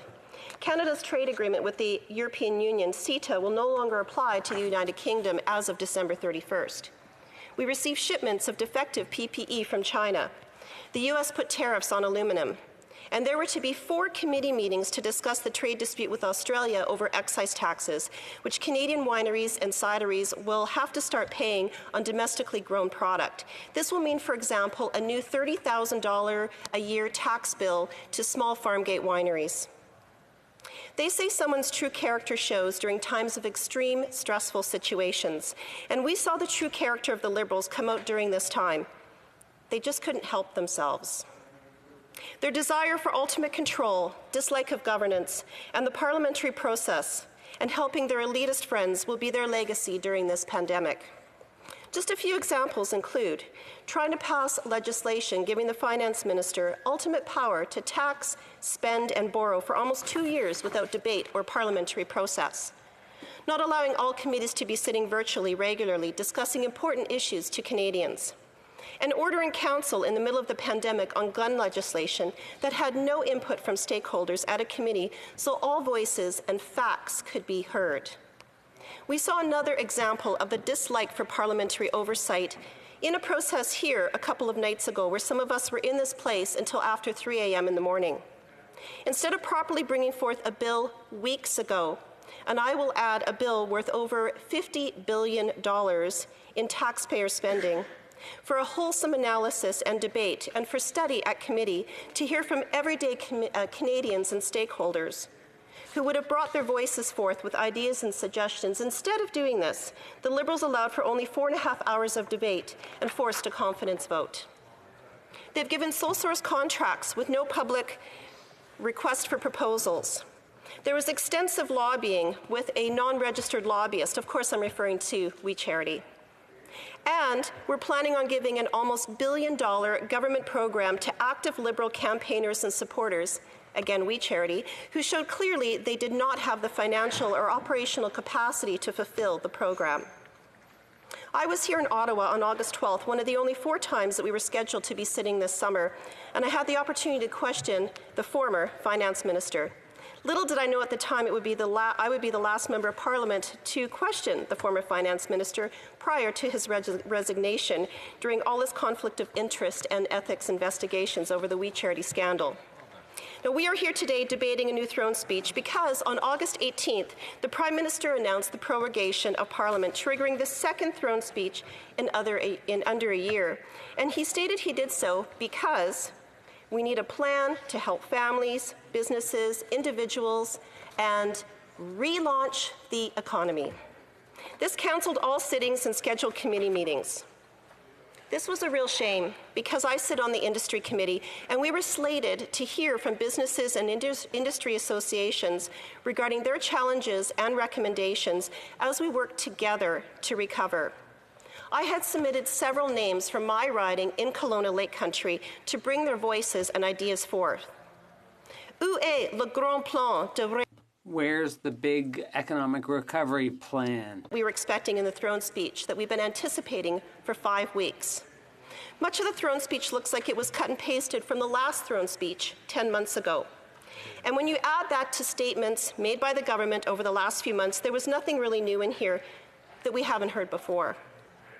We have a Prime Minister who prefers to give speeches from podiums rather than to govern.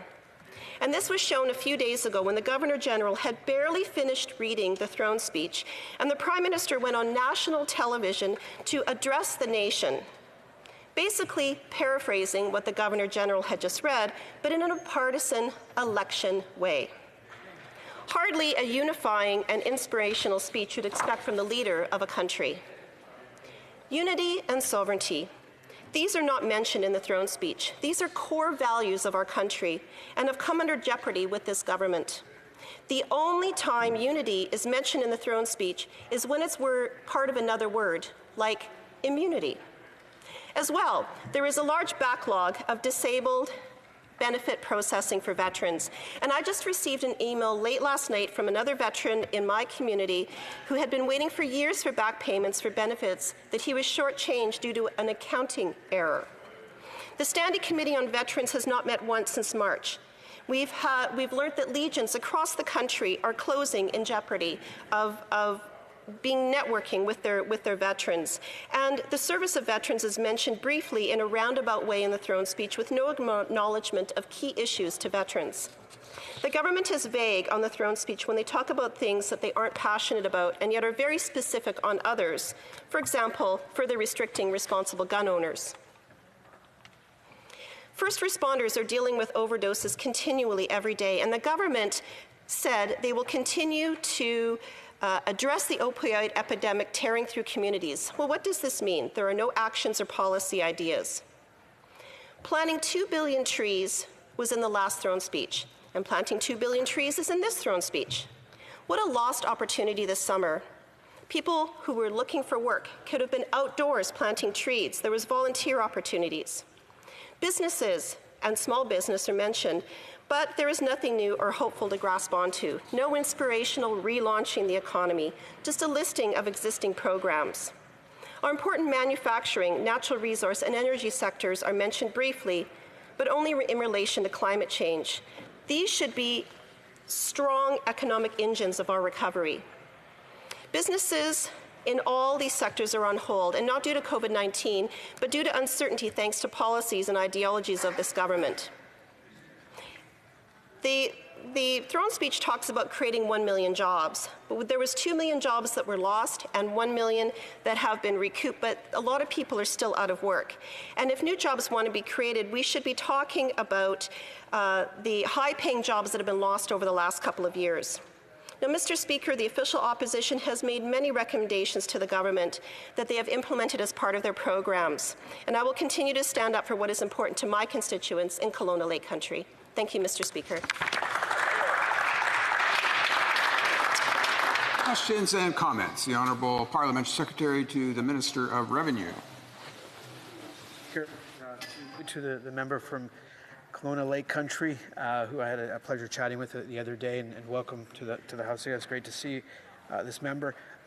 In the throne speech, we speak about building back better and putting in place a number of programs to help our economy continue to grow and grow again, like it was growing before pre-COVID, where we had the lowest unemployment rate in 40 years, had created over 1 million jobs. We lifted hundreds of thousands of individuals out of poverty.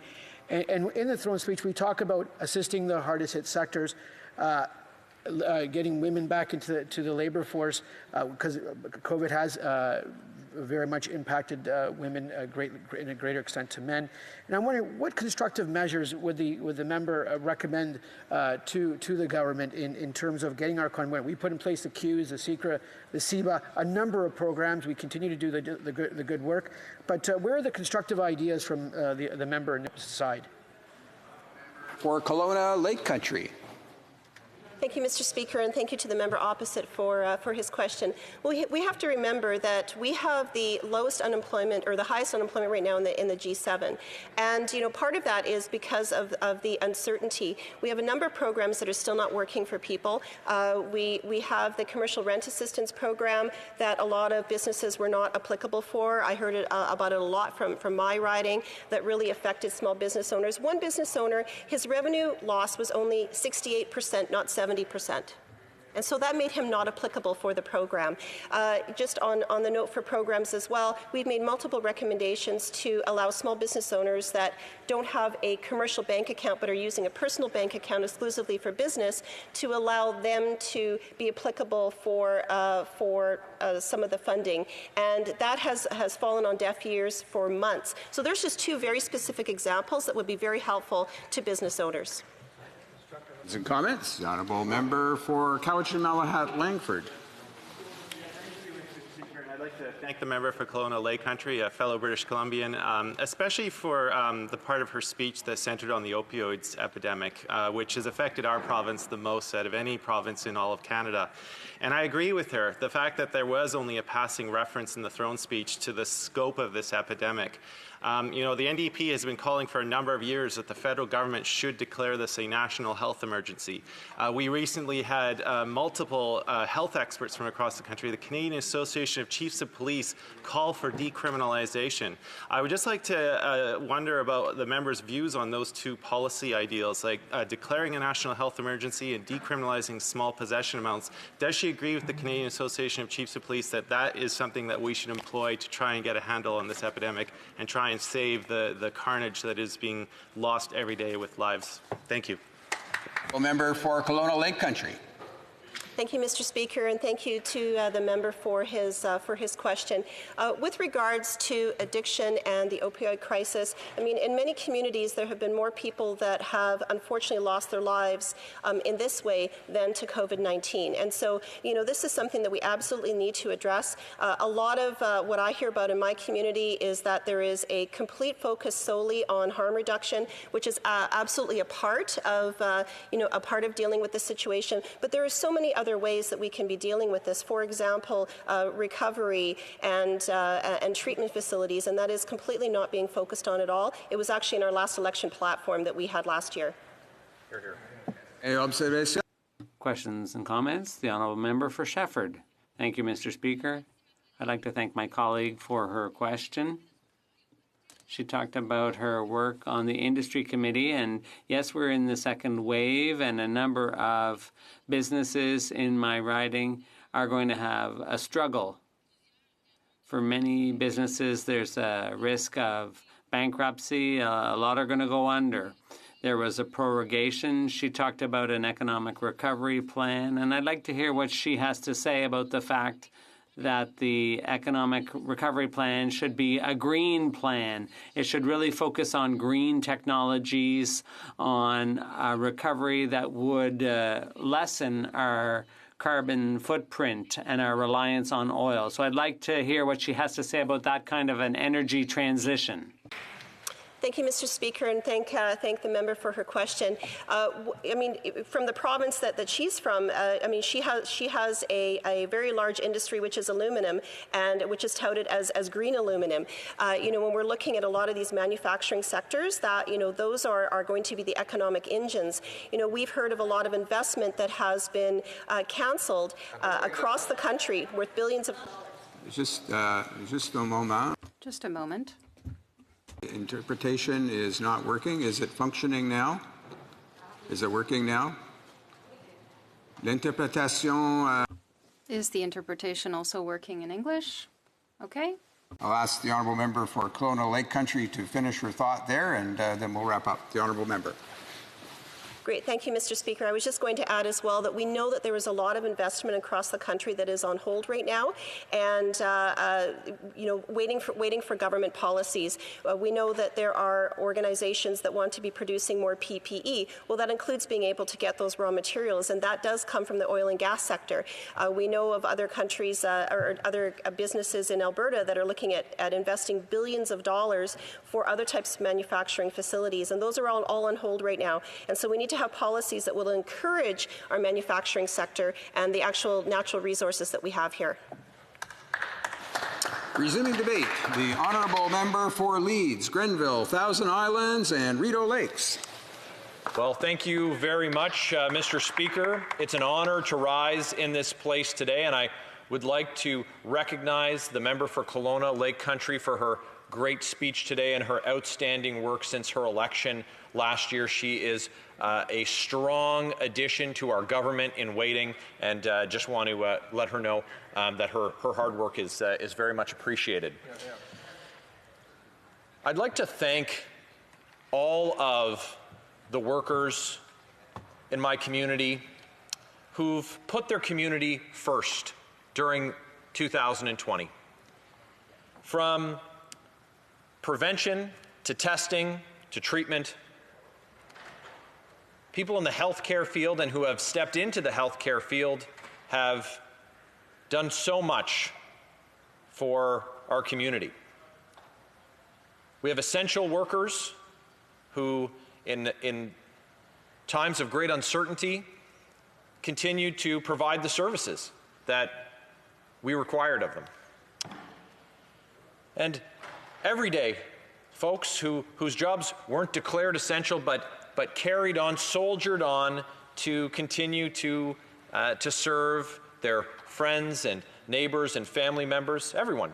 People working at the grocery store, people repairing roads, collecting garbage, working at financial institutions, whatever it was, they carried on in the face of adversity. Early in the pandemic, we were called on by the country to come together and to provide the support that Canadians desperately needed. Now, credit where credit is due, there was some a reaction from the government, but they needed a little help to get to where they needed to be for Canadians. The wage subsidy is a great example of that. Through the work of all of the members in this place, we were able to take it from the 10% proposed wage subsidy to the 75% that businesses were calling for, that they so desperately needed to be able to keep businesses open, to be able to keep employees on the payroll. It's a tremendously important, improved outcome by the work of parliamentarians. But what also happened around that same time was an unprecedented attempt at a power grab by the government, looking to be able to tax and spend without parliamentary oversight until December of 2021. This was earlier this year, Mr. Speaker. Parliament pushed back, and we were able to stop that attempt at a power grab. At that point, we knew that the work of this government was going to require a close eye. And that became so apparent during the summer months when we learned that a company that had paid members of the Prime Minister's family $500,000, well, his government saw fit to give that organization $500 million. And at every turn, when members of the House, committee members, tried to seek answers, they were faced with obstruction. They were faced with filibusters. The government wanted to deflect, and they wanted to duck, and they wanted to avoid accountability. So while Canadians, many Canadians, were making tough decisions about how they were going to pay the mortgage, pay their rent, looking ahead, how are we going to heat our homes, what are we going to eat, the Liberals were looking out for their well-connected friends and the insiders, people with access to the halls of power in the Prime Minister's office, believing that the executive had a set of rules different from the rest of the country.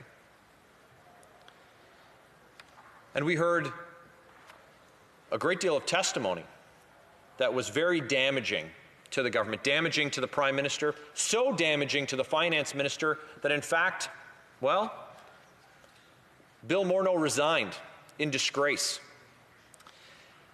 There's echoes of a recent scandal from the Liberals in their first mandate, the SNC-Lavalin scandal, which saw the Prime Minister fire cabinet ministers, saw him kick women out of his caucus who had the courage to stand up to him, to speak truth to power. And that, of course, was the subject of the Trudeau Report 2, where the Prime Minister was found to have broken ethics laws when he interfered in the criminal prosecution of his well-connected friends at SNC-Lavalin. Well, during that same mandate that those Liberals had, there was also the Trudeau Report 1, where the Prime Minister was found guilty of breaking ethics laws for his illegal trip to Billionaire Island. And now here we are. Canadians gave a reduced mandate. They put the Liberals on notice.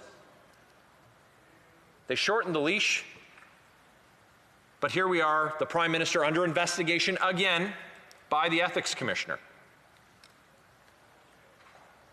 So while these investigations were going on and the government was taking damage, the Prime Minister shut down Parliament. He prorogued, breaking a promise that they would never prorogue.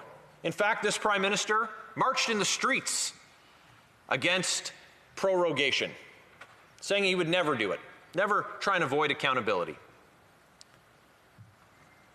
But what did they do with those 6 weeks, aside from hide from accountability?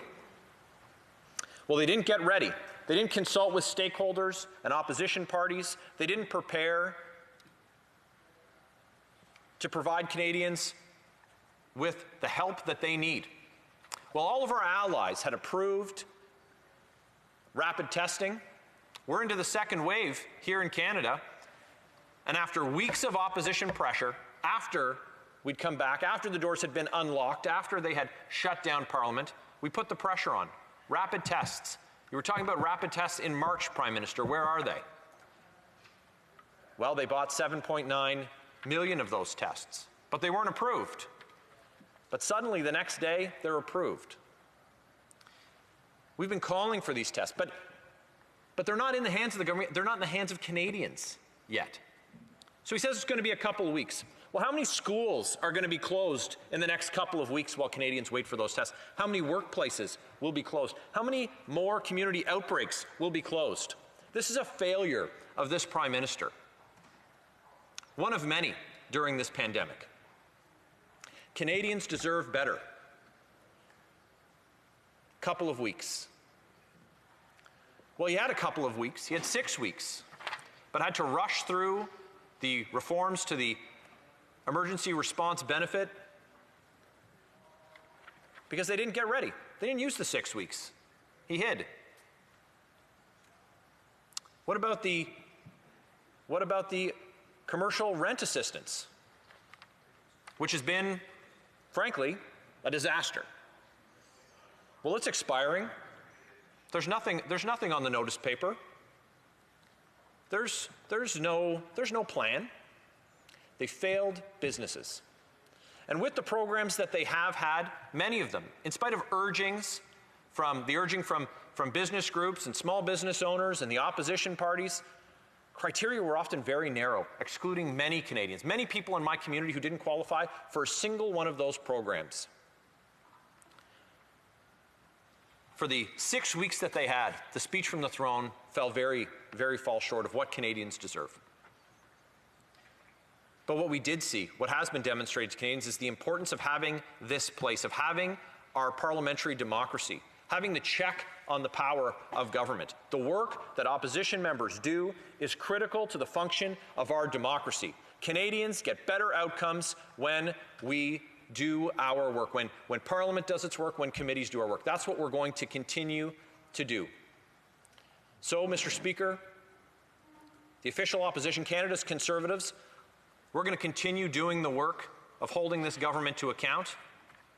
And when the time comes, this government in waiting will act on the lessons that have been learned during this pandemic, and we will continue to deliver for Canadians. Thank you very much. Questions and comments. The honourable member for Kingston and the Islands. That's by virtual connection. The honourable member. Thank you very much, Mr. Speaker, and I thank my colleague for his intervention today. He's in the neighboring riding to me, and I get to drive through his riding when I'm heading to Ottawa, and it's quite a beautiful riding to drive through. I want to start by thanking the member, Mr. Speaker, for showing confidence in this government. When we voted in the wee hours of yesterday morning, we were voting on a bill that included a confidence motion in there. And I know that he is quite tough on this government from time to time. He has no problem showing where he thinks that things should be changed and things should be done differently. But at the end of the day, when we did have that vote on supporting Canadians, he chose to vote in confidence of this government, and it truly was inspiring to see that despite what we heard today. My question for him is, we know that the best way to make the decision when it comes to the rapid tests, as he brought up, is to let Health Canada, the professionals, make those decisions. Those are not decisions that should be made by politicians. If he had been in the position of the Minister of Health, would he have made that choice as a politician, or would he have relied on the professional advice from the professionals in those positions? For Leeds, Grenville, Thousand Islands, and Rideau Lakes. Well, Mr. Speaker, I'll thank the honourable member for his comments, and I'm pleased to hear that I inspire him. And I think that that's the role of any good opposition member is to inspire members of the government to do better. And in March, when the Prime Minister talked about rapid tests, when those calls were made, that's when action should have been taken. And so the Health Minister, when looking at our trade agreements, when looking at the obligation of Canada to recognize the approval of medical devices that have been approved in those partnering areas, for us to be able to not only recognize, but to take advantage of that, to leverage that for the health and safety of Canadians, that's what this government should have been doing, and that's what they should do on a go-forward basis. Thank you.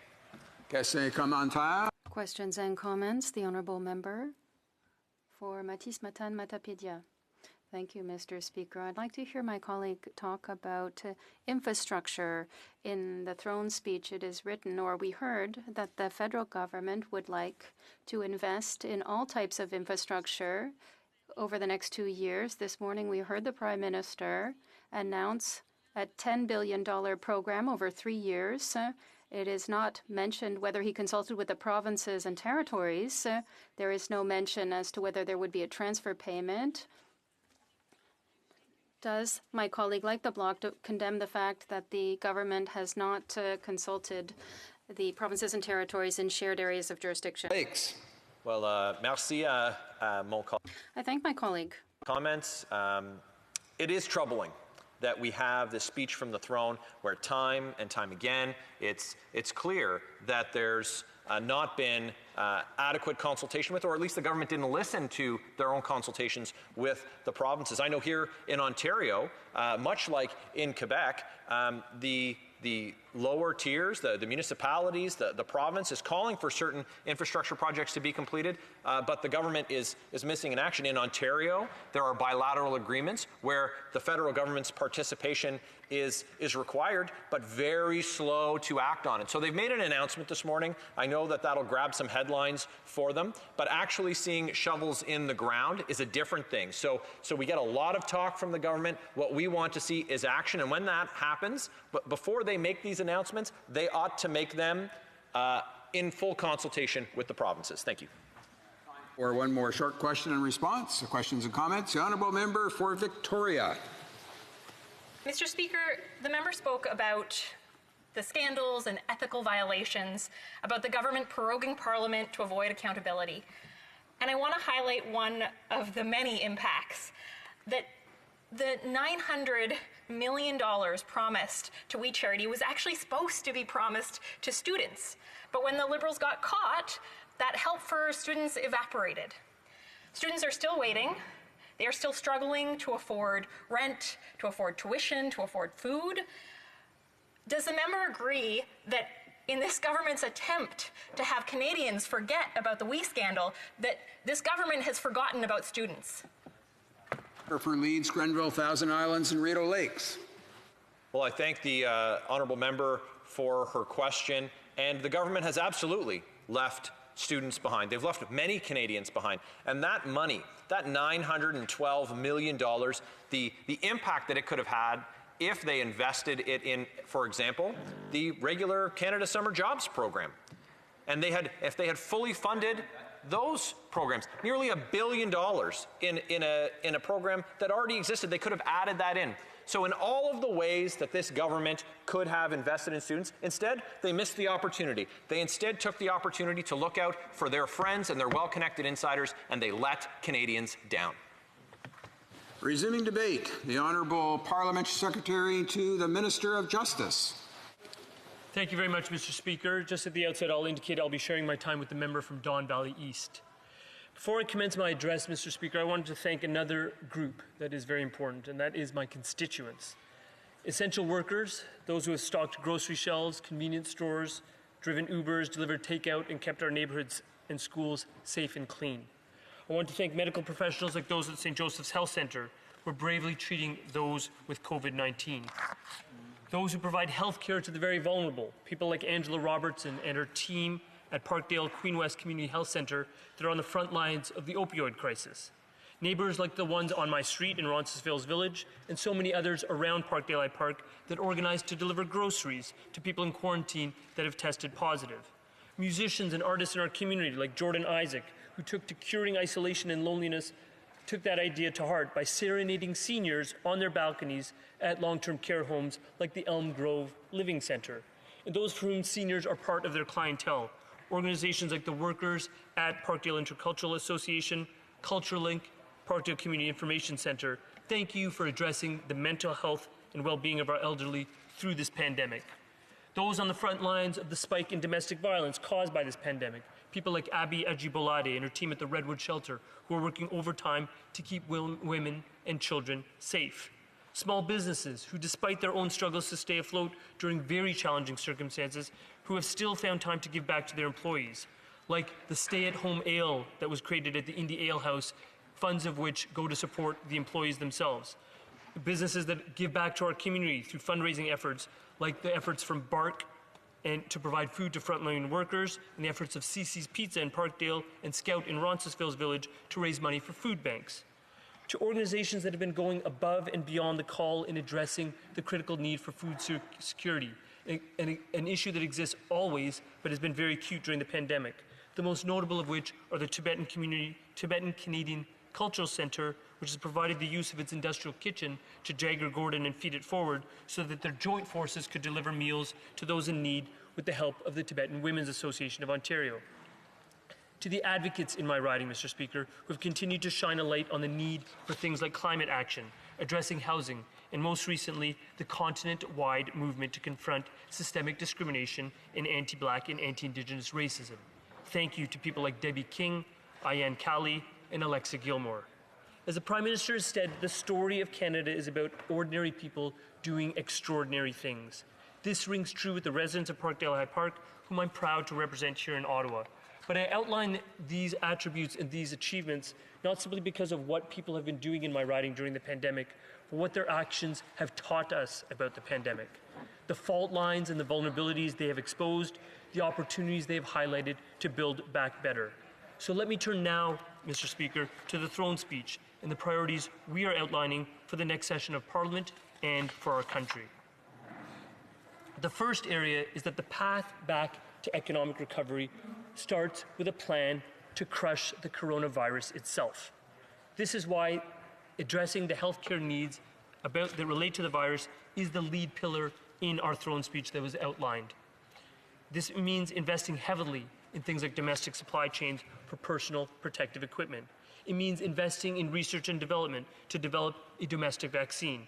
But it also means procuring the supply of promising vaccines and potential vaccines that are being developed abroad. It means putting $19 billion, as we have already, to help all of the provinces and territories with the safe restart of our economy. This is fundamental because without a health plan, we don't have an economic plan and a path forward to recovery. Madam Speaker, another thematic point that I've learned from these constituents and I've learned in my capacity as Member of Parliament and Parliamentary Secretary is that any plan for an economic recovery must start with women. We are in the midst of a she session. What we need to get out of this she session is a she-covery. These are terms that have been coined in the last few months, but they very aptly describe the moment we are in as a nation. That is why in the throne speech, you heard very active commitments outlined with respect to engaging women more robustly in this economic recovery.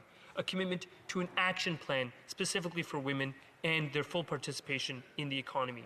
We also saw, and this has been the subject of much discussion in the floor of this House over the past several days, a commitment to nationwide childcare. And people have said, well, we've heard that before, et cetera, why should we believe people this time around? And there's frustration. I understand that. I remember some of those commitments being made by past governments.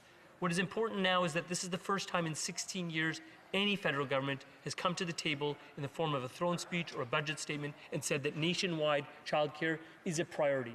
That is a critical commitment, and what I am dealing with here and now is the renewed vigor and interest in that commitment. And what am I talking about? I'm talking actually, to be candid, about people like myself.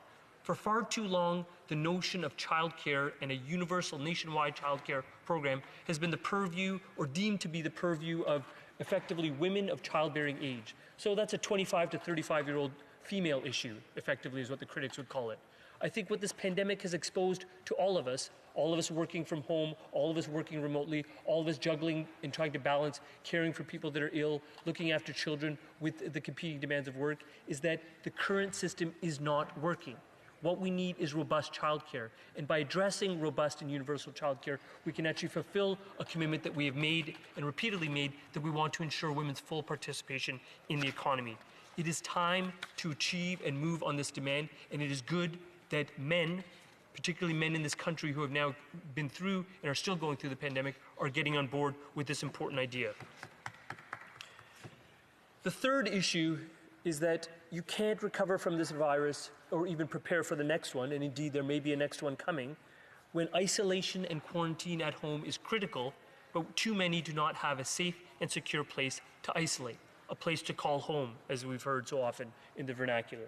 Housing has to be addressed. Housing has to be part of a plan to build back and build back better. That means owning homes, that means renting affordable homes, that means supportive housing. You've heard those three planks of our national housing strategy that was announced 3 years back, and it has funding to the tune of over $50 billion. But what is very recent is that we've made a commitment in the last 2 weeks to put $1 billion around the country into a rapid housing initiative, this RHI, which will do things like build modular homes quickly for people that are in acute housing crisis and need homes to be built now. These are important steps in the right direction that the pandemic has exposed, that my residents and my constituents have explained to me, where the needs are acute. And I represent a riding in the city of Toronto. And much like many other urban centres around this country, we're experiencing an acute homelessness issue, a homelessness crisis. That has to be addressed. It is not sufficient when people are unable to stay and be housed and are not only being able to look after themselves, but they're not able to also curb the spread of this virus. So what are we doing? We're upping our ante with respect to homelessness, Madam Speaker. What we are saying is that we will commit to ending chronic homelessness. The previous commitment our government had made was to reduce it by about 50% over a period of years. We are saying that is not sufficient. We are upping the priority and making a bold commitment to end chronic homelessness. The fourth issue is that building back better, but also building back greener. People have been captivated by what we've seen in terms of the lower carbon footprint, animal life surfacing all around us, etc. They've also raised issues about the usage of single-use plastics during the pandemic, when people were using single-use plastics at much higher levels. We are addressing things on both ends, Madam Speaker. We're committing to conservation measures. We're also committing and renewing our commitment to ban the harmful use of single-use plastics. We're also embracing where the economy is going and what a just transition for workers looks like in terms of embracing the green economy by focusing on clean tech, clean infrastructure, and zero-emission vehicles. Part of the $1 million jobs plan that we have for this country will involve this new economy, a greener economy, and we will continue to price pollution, an important statement that was reiterated in the throne speech. The last theme that I will discuss is the commitment to systemic racism and ending systemic racism and confronting discrimination. In the wake of what we've seen in the United States and what we're seeing here in Canada, this is a critical need. It is something that I personally have believed in and have advocated for all of my adult life, and I'm glad to see so much interest in it across all sectors of Canada, across all racial demographics, across all sort of groups that people want to see change. What are those changes? We're redoubling our work on reconciliation. We're working hard to have diversity in procurement. We will address overrepresentation in prison and corrections through diversion, through rehab. We will enact standards about the appropriate use of force, and we will address online hate, something that I've had the privilege to work on all summer long in my capacity as Parliamentary Secretary. Madam Speaker, we are addressing seniors' needs with national standards and with beefed-up amendments to the Criminal Code about the neglect of seniors. And what all of these themes represent is that we are listening. We are listening to what we've heard from Canadians during this pandemic and as we continue to fight in this pandemic. And therefore, those views have shaped our priorities. These are important initiatives that I hope we can have all-party support for, and I look forward to working with members opposite to enact these bold visions. Merci. Questions and comments? The honourable member for Cowichan Malahat Langford. Yes, thank you, Madam Speaker. Thank you to the Parliamentary Secretary, to the Minister of Justice for his speech. One thing I wanted to touch on that's affecting many small businesses in my riding is commercial rental assistance, Madam Speaker. I was glad to see that the government is committed to extending the wage subsidy because, you know, small businesses have two major fixed costs. One is labor. That's going to be handled with the emergency wage subsidy. But the other is commercial rental assistance. And the problem so many small businesses are having is that when they have an uncooperative landlord who's unwilling to engage with the program, they're left with no options. And Madam Speaker, I had a business in my community of Duncan called Sports Traders, run for 25 years, a bedrock member of the small business community of Duncan, that went under because of an uncooperative landlord. So I'd like to hear the Parliamentary Secretary's comments on how his government is going to fix this program and make it so that their tenants are not dependent on landlords to access those funds. Parliamentary Secretary.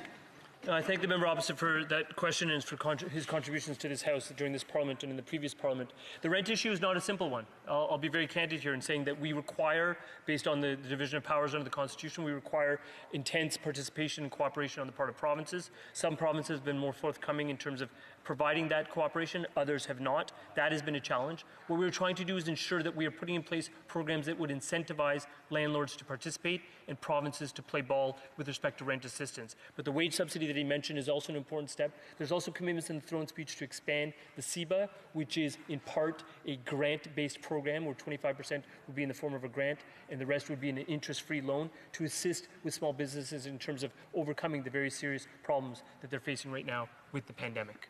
Questions et commentaires. The Honourable Questions and comments. Rich. Thank you, Madam Speaker, and I'll continue on the same vein.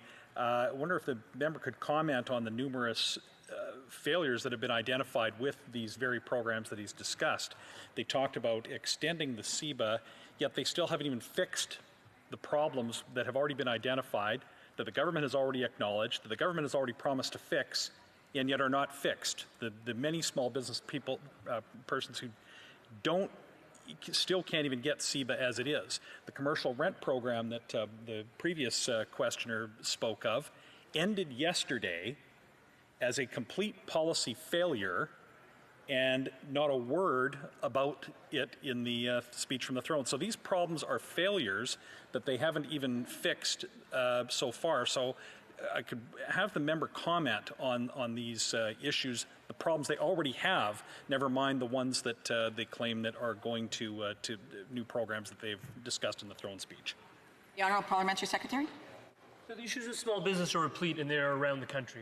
There's no denying that. The issues of having these fine-tuning the programs is also a completely fair comment. But what I would respond to the member opposite is that this is very much a dynamic process. When you're rolling out programs in 8 days or 18 days, programs that would normally take 8 or 18 months, there will be some lacuna or some voids or some gaps that are identified. What we've done is work diligently with the civil service to identify those gaps, to hear from opposition parliamentarians and government parliamentarians about where the gaps are, and to fulfill them. For example, expanding the eligibility on the lower end and on the higher end with respect to the business account. With respect to the rent assistance, it is at the foremost of all of our minds that rent assistance is critical for small businesses that are facing landlords that do not want to participate in these programs. But designing them in a better way that incentivizes the landlords is the magic that we're trying to ensure is achieved here, but that requires provincial cooperation and the cooperation of the landlords themselves. We have a time for a quick question. The honourable member for Longueuil Saint-Hubert.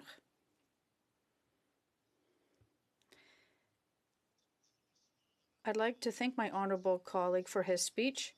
I'm really happy to hear that he's very concerned by the housing issue in Montreal. It's a very big concern. For years, it's been one. We heard during the pandemic that in Notre Dame in Montreal, people who are camping out, they are in tents, they sleep in tents. So the situation is very tough. The government recently announced a federal-provincial agreement as part of the national strategy that was launched 3 years ago. And in Quebec, we haven't seen anything yet. A sub-agreement was agreed, but we don't have any details about it yet. We said the plan has been launched, but we don't have any details yet. So we need to get housing for people who are sleeping on Notre Dame Avenue. I appreciate my colleague's question. I'd like to highlight that we're going to give details about this program, and we're going to deliver money to help people across Canada, not just in Toronto or in Vancouver, but also in Montreal and other locations as well in Quebec. This housing problem is a national issue, and we need a national response with details that are coming. Thank you. Thank you. I just want to remind members, when you say that you have time for a quick question, it means there's only a minute left. We have to leave time for people to ask the question, and that means you have 30 seconds to ask your question and then leave time for an answer. So I just want to put that out there so that people don't start making big speeches during that minute. Resuming debate, reprise de débat, the honourable member for Down Valley East. Merci, Madame. Thank you very much, Madame Speaker. Madame Speaker, I rise today to support the throne speech.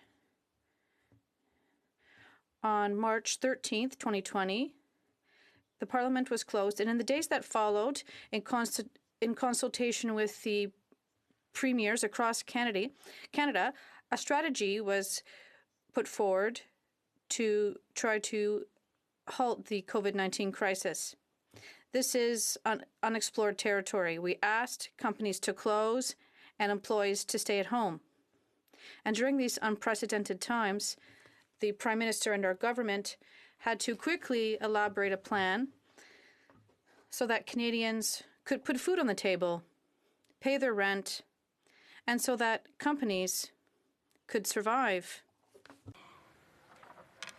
The government introduced the Canada Emergency Response Benefit to help first and foremost the most vulnerable.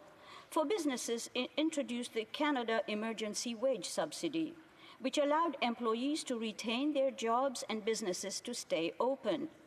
For businesses, our government introduced various measures, including the Canada Emergency Business Assistance and the Canada Emergency Commercial Rent Assistance. Many businesses in my riding, especially in the entertainment and tourism industry, have thanked our government for the CEWS, as it has allowed them to retain their employees. We know that over 4 million people have gone back to the workforce, and the fact that the government is proposing to extend CEWS till next October is a welcome relief for employees and employers. For families with children, we increased the Canada Child Benefit. For seniors, we provided them with a one-time tax-free payment on their GIS and OAS. This has helped over 6.7 million seniors. As well, we provided a one-time special payment in April through the GST credit for low and modest income seniors of between $400 to $600. Many Canadians have written and stated that the concrete investments we've made in them has alleviated their financial stress. In the 7 virtual town halls that I hosted during the pandemic, the feedback that I received from my constituents of Don Valley East helped me to fine-tune many of the programs. I would like to thank all my constituents for their input, which has been incorporated into the throne speech. My constituents are pleased that the post-pandemic recovery outlined in the throne speech is balancing the need for equity, sustainability, environmental responsibility, and fiscal prudence. With the ending of CEBA, our government has ensured that these Canadians who have not been able to find a job are transitioned to the EI. Again, I thank my constituents of Don Valley East for their input to ensure that the EI system is aligned to the 21st century. As a government that is concerned with the welfare of all Canadians, we have used the fiscal firepower to the benefit of all Canadians. Unlike the 2008 financial crisis, where the previous government gave boutique tax cuts to the rich and left out the middle income and low income Canadians through austerity. And how have we been able to invest in people? According to senior economist at CIBC Capital Markets, Canada entered the COVID-19 pandemic with a healthy fiscal situation out of all G7 economies. In my previous life, where I did business turnarounds, the honourable member for Shefford, you don't hear the interpretation? There are issues with the translation. Is it fixed? Does it work now? No? We will wait for a minute. Now it's working. Okay. The honourable member for Don Valley East. And where shall I start from? Where did she not hear? Okay, I'll continue. As a government that is concerned with the welfare of all Canadians, we have used fiscal firepower to the benefit of all Canadians. Unlike the 2008 financial crisis, where the previous government gave boutique tax cuts to the rich and left out the middle-income and low-income Canadians through austerity. And how have we been able to invest in people? According to senior economist at the CIBC Capital Markets, Canada entered the COVID-19 pandemic with a healthy fiscal situation out of all G7 economies. In my previous life, where I did business turnarounds, I know that when you invest in people, you get 100% return on investment. The best way to keep the economy strong is to keep Canadians healthy. COVID-19 has exposed that women, especially the frontline workers, have taken the brunt of the stress and job losses. According to the OECD, 56% of women work in the 5 Cs: caring, cashiering, catering, cleaning, and clerical, and that 71% have lost their jobs. These are not just statistics, but reality of many, including in my riding. Women, along with racialized Canadians, youth, and persons with disabilities, are facing slower returns to work and dim employment prospects. This is unacceptable. To get women back to work, we need affordable childcare system. I would like to remind this House that in 2006, the Paul Martin government had secured a national daycare strategy that was signed by all provinces and territories. This progressive plan would have seen the implementation of affordable childcare for all Canadians 2 decades ago, and we would be in a better position today. Unfortunately, the Harper government tore up the hard-won agreement, and parents and children alike are feeling the damage of that heartless decision. Going forward, we need to have a bold agenda. That is why our government and the Minister for Employment, Workforce Development, and Disability Inclusion introduced the 3 new programs. The 3 programs were the Canada Recovery Benefit, the Canada Caregiver Benefit, and the Canada Recovery Sickness Benefit. These programs will capture people in the gig economy, the self-employed, and the contract worker, as well as those that do not qualify for EI. COVID-19 exposed food insecurity. Our government stepped up to the plate and provided $100 million to various food banks. A few weeks ago, at a virtual meeting with organizations across Don Valley East, I was pleased to announce that they had received $2 million in emergency funding. This money is to be used to facilitate better food distribution. To help alleviate isolation among seniors, we provided $9 million in funding for the United Way. To help students through this pandemic, we created the Canada Emergency Student Benefit, which has helped over 650,000 students. Through the Canada Summer Jobs, we are able to help both businesses and students lessen their economic burden due to this pandemic. During the crisis, we saw the horrible images of long-term care facilities and the highest death rate. This is a provincial responsibility. COVID-19 exposed how provinces that did not invest in the long-term care facilities and allowed private organizations had the highest death rates. The Prime Minister showed leadership and worked with the provinces to provide funding of $2 billion to alleviate stress and allow the frontline workers a safe environment. I would like to thank all the frontline workers for their selfless service in keeping Canadians safe. In addition to the Safe Start Agreement, our government has provided over $19 billion to provinces and territories to safely start their economy. These funds are to be used to support the most vulnerable, invest in childcare, increase testing and contact tracing, procuring of PPEs, etc. Mr. Speaker, farmers should not be forgotten, as they have stepped up to the plate to ensure Canadians have access to food. The Conservatives made false statements that no Liberal has ever visited a farm. This is nonsense. On September 9th, I visited the Sculptor family farm in Port Hope. I was joined by members of the Ontario Cattlemen's Association. The farm raises grass-fed cattle.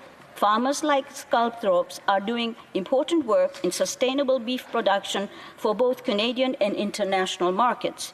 Contrary to what the opposition claims, our government has invested millions of dollars for beef producers. And in Alberta alone, $8.3 million for 6 projects that will help support Canada's world-class beef industry. Investments in agriculture, one of the largest contributors to the economy, is an important investment. These monies will help producers become more competitive and provide them with the tools they need to remain sustainable and innovative. Madam Speaker, contrary to the statement by the Leader of the official opposition, the pandemic has brought all Canadians together. My constituents from all political stripes participate, provide their input, and want the government to continue doing the good work it is doing.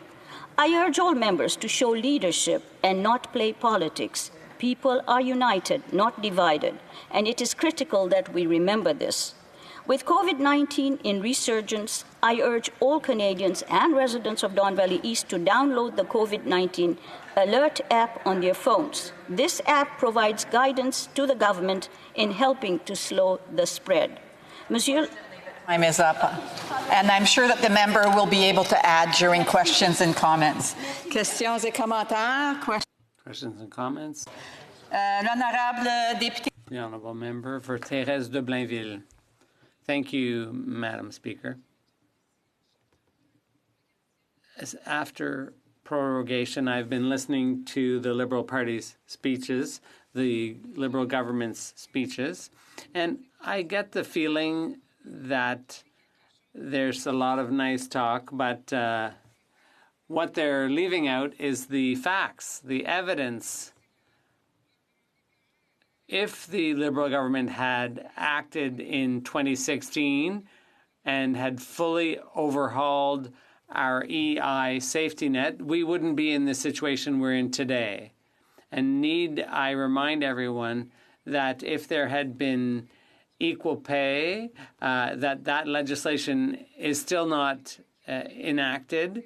And when a lot of this assistance is just ad hoc, it's a lump sum, and it's not ongoing. And to conclude, Madam Speaker, for farmers, the Liberals boast about the millions they've invested, but what about supply management? What have they done about that?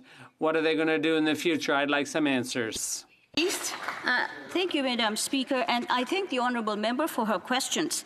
It is because we managed the economy so well that we had the firepower to give people money.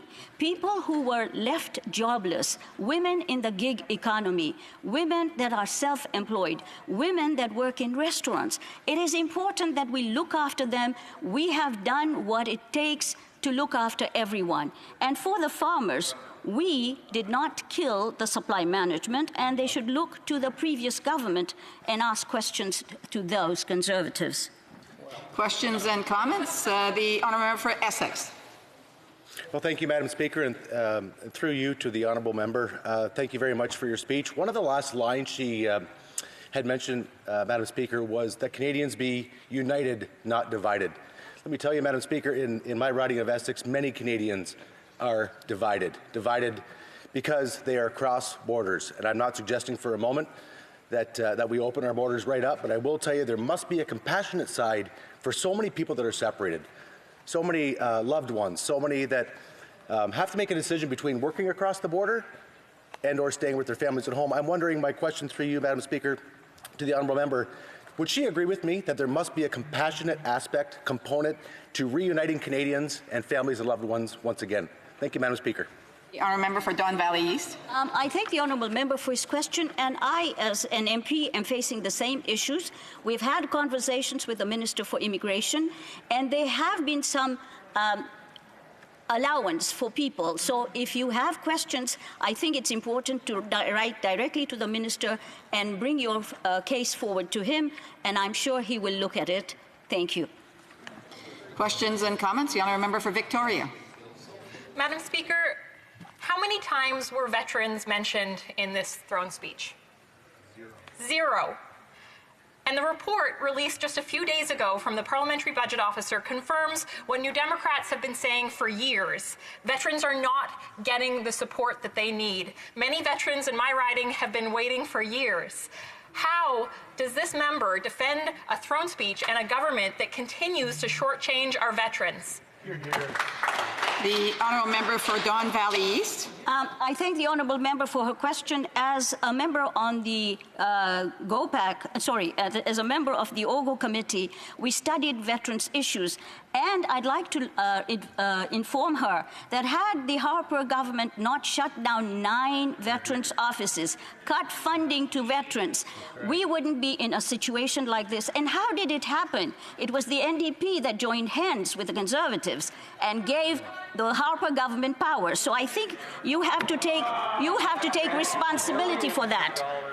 We want to remind the member, this is twice that she's to address all questions and comments to the chair and not to the individual members. Reprise de débat. Resuming debate, the honourable member for Montarville. Thank you, Madam Speaker. I'd like to begin by saying I'll be sharing my time with the member for Abitibi-Témiscamingue. So we're here, Madam Speaker, to respond to the address in reply to the speech from the throne. My question is, why was there a throne speech? Why did the government decide when they hadn't even started to finish up the work on the previous throne speech that had been delivered barely a year before? How is it they decided to put the government on the sidelines for a number of months and preventing us from legislating and preventing us all from implementing their legislative program that they had announced in the previous throne speech? So why all of a sudden did the government decide to prorogue and come up with a new throne speech? Obviously, you have to go back to the situation that we were in when prorogation occurred. What was going on back then? Well, at that point in time, there were 4 parliamentary committees dealing with the We Charity scandal. And the government didn't know what to do. The finance minister resigned, and that did nothing to quell the protest. So what were they going to do? The only option they could think of, the only thing left to do, was to shut Parliament down. Already Parliament had been sidelined for a number of months, but with prorogation, they shut it down completely and flushed the We Charity scandal in doing so. So we all thought, oh, well, they must have a pretty substantial throne speech for us. They're going to propose some new things, some new measures. They weren't even able to implement the first legislative program, but so they must have something beefy to present now. And furthermore, Madam Speaker, the Liberals announced that there would be an address to the nation, which is very exceptional. That's a very extremely rare event in Canada, an address to the nation. So we said, oh, wow, this must be serious. Let's make sure we don't miss it. It's going to be quite a show. And I have to say to my colleagues that since the pandemic started, the opposition has been chewing its nails, maybe except for one party that hasn't hesitated to cooperate. But we did cooperate willingly because we told ourselves, well, this is what needs to be done under the circumstances. And that allowed the government to act like it had a majority. They basically didn't care about what positive things Parliament might have to contribute. So they announced prorogation and a new throne speech. So we watched on the edge of our seats to see what the throne speech might contain. Well, nothing, Madam Speaker. Just a bunch of nonsense. They repeated what they said the year previous.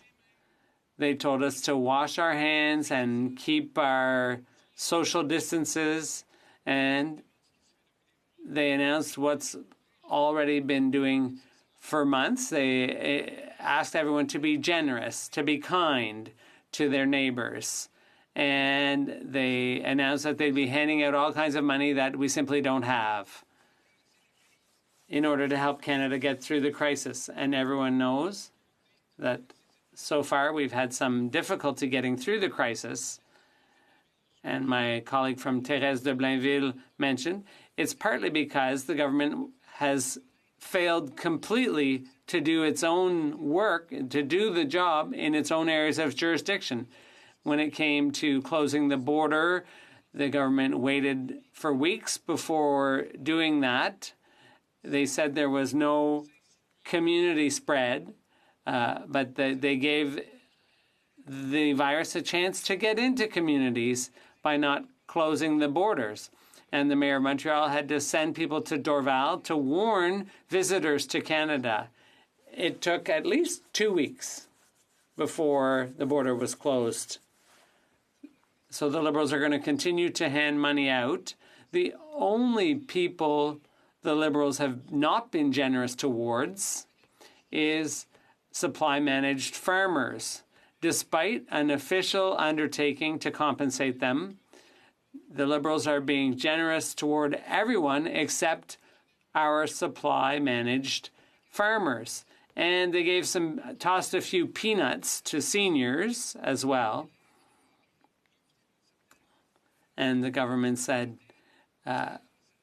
if we have any prosperity, it's thanks to our seniors. So they're the ones we owe that generosity to, but the Liberals neglected them. They forgot them. And there are two categories of seniors, young seniors and older seniors.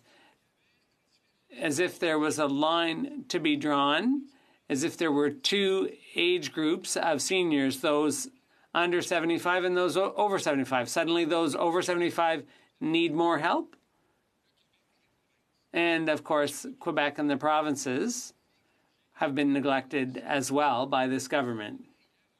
Yesterday, I heard the Prime Minister saying, all proud of himself, that at the beginning of the pandemic, the provinces were given almost $1 billion to deal with the pandemic. Almost $1 billion for 10 provinces and 3 territories to equip the provinces to deal with the pandemic. $1 billion. He was all proud of this announcement. This same government that was willing to give $1 billion to an organization, a charity that's very close to the Trudeau family, $1 billion to people who do volunteer work. What a great idea, paying people to do volunteer work. There's something that really doesn't jive here. There's something strange about paying people to do volunteer work. And that charity was given a whole bunch of money to manage that too. $1 billion for a crony organization. And yet that's the same amount that was given to the provinces and territories to deal with this pandemic, and that's supposed to be generous? That's quite something. The provinces are crumbling under the need. They can't cope with these huge needs. And what do the Liberals say? They with great disdain, say they're asking for a blank check. They don't want any accountability, no strings attached. The fact is, Madam Speaker, it's the provinces that have given the Liberal government, the federal government, a blank check. They struck a deal. They said, we'll have a healthcare system from coast to coast to coast. And for you to bring you on board, the feds were supposed to pay half the bill, 50%.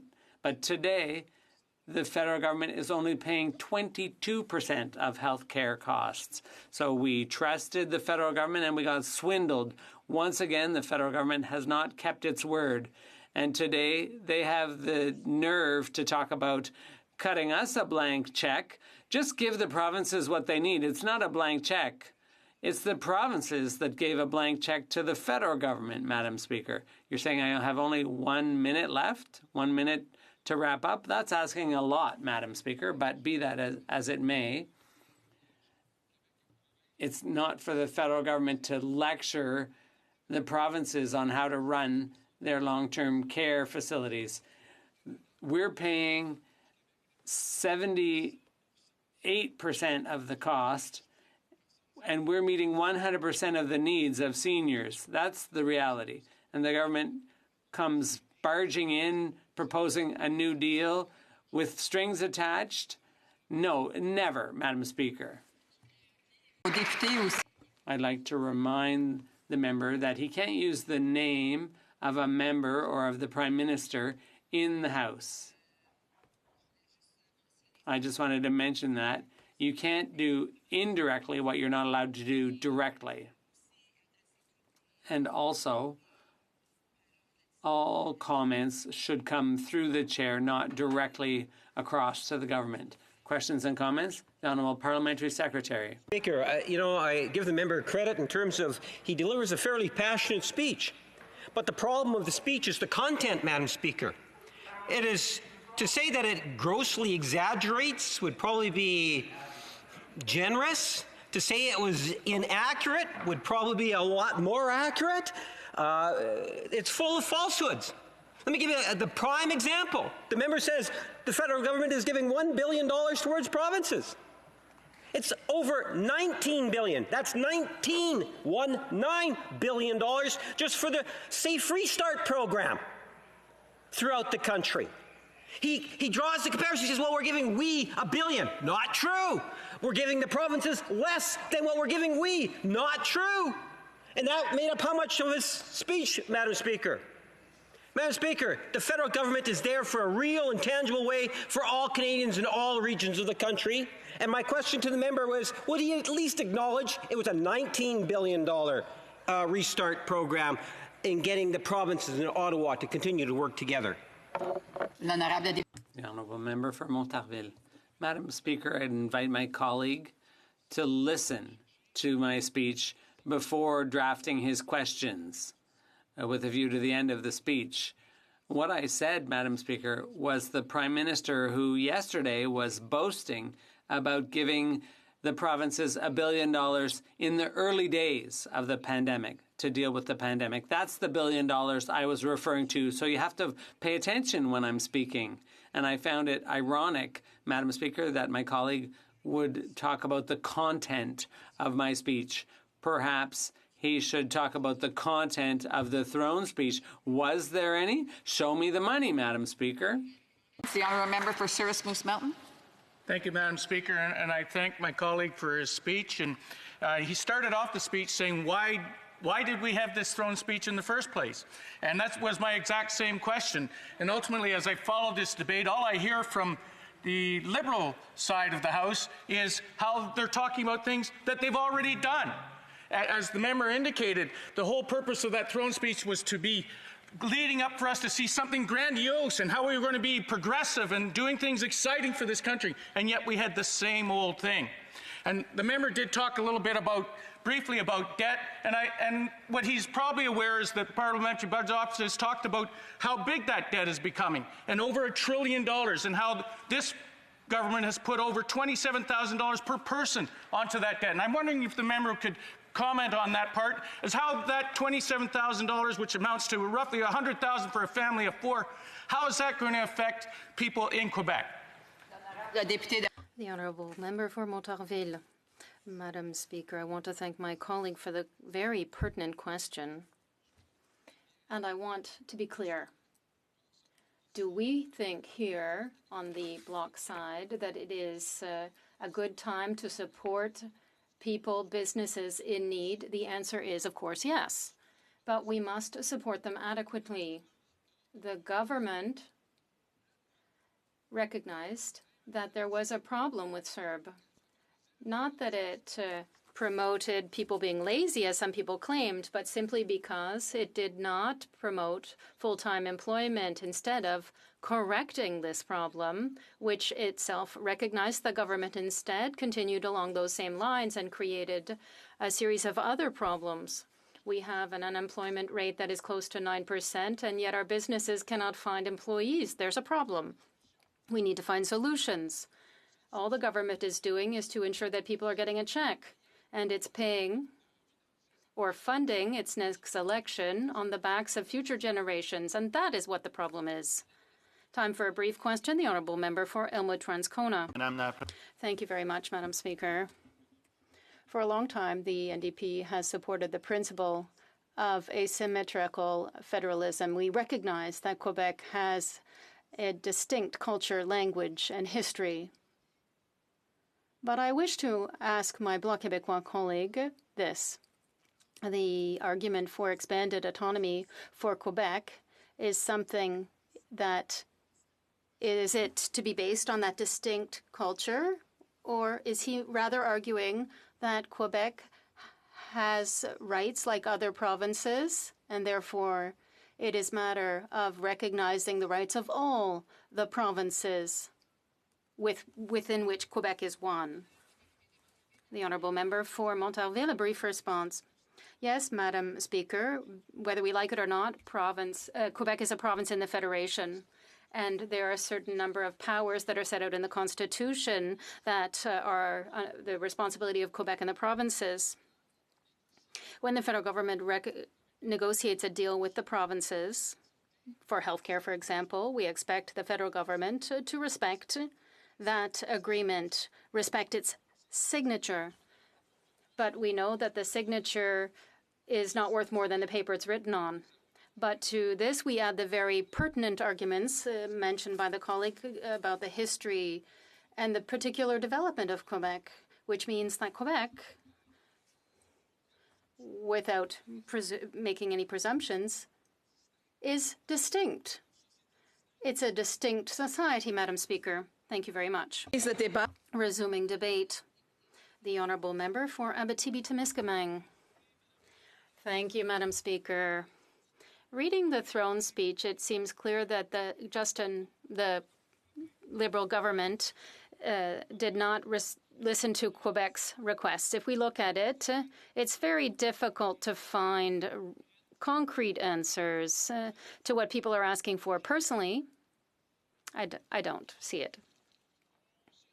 We are looking for measures for farmers, particularly the whole idea of compensation, emergency compensation, because we see that the programs aren't working for our farmers. We're looking for answers for the aeronautics industry. There aren't any answers. The question of small and medium-sized businesses, particularly small businesses, business owners who are paying themselves through dividends.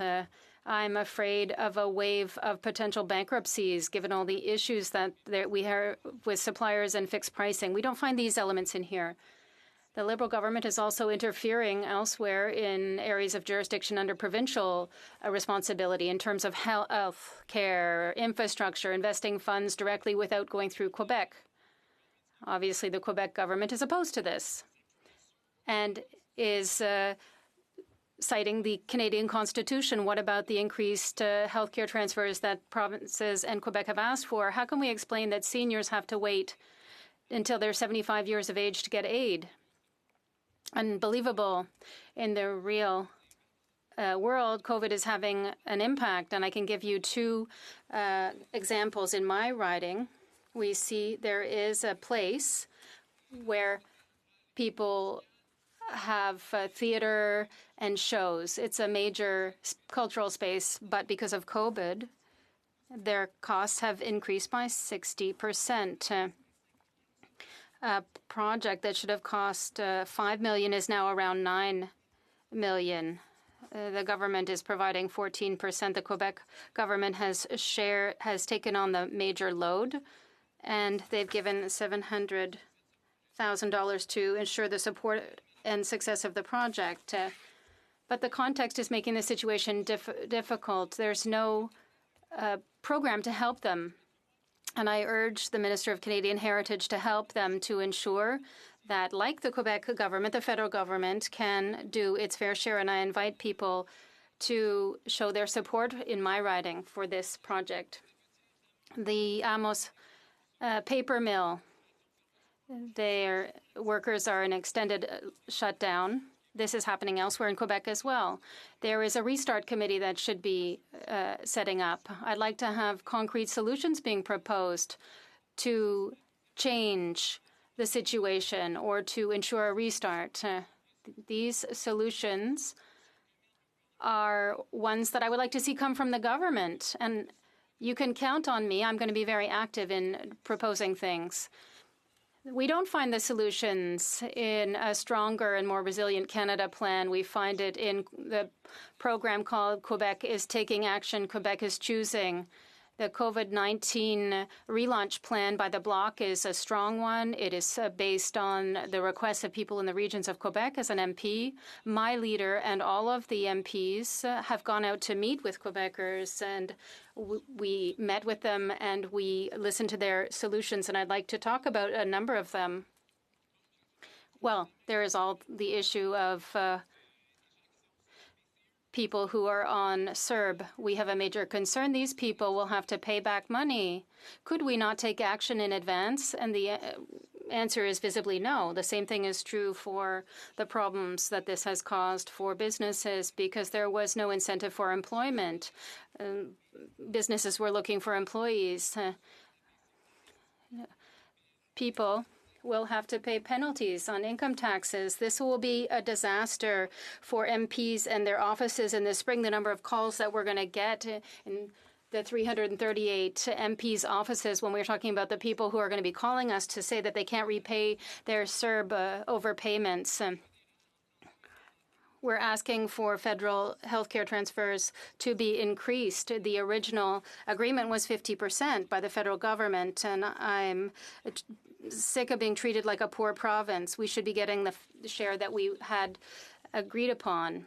Also, with regard to public funding, Quebec deserves a fair treatment. Provide public forecasts for the next 3 years and ensure predictability for businesses, but also for governments. I think that this makes a lot of sense. For the Bloc Québécois, we also propose new income to help the economy, stop tax evasion in tax havens. How many billions of dollars could we get that could help the provinces and the people who are less fortunate, force people to pay the goods and services tax when they buy on the web. So we should stop saying that we're proud of being a country with 2 official languages, French and English, and we should take action in this area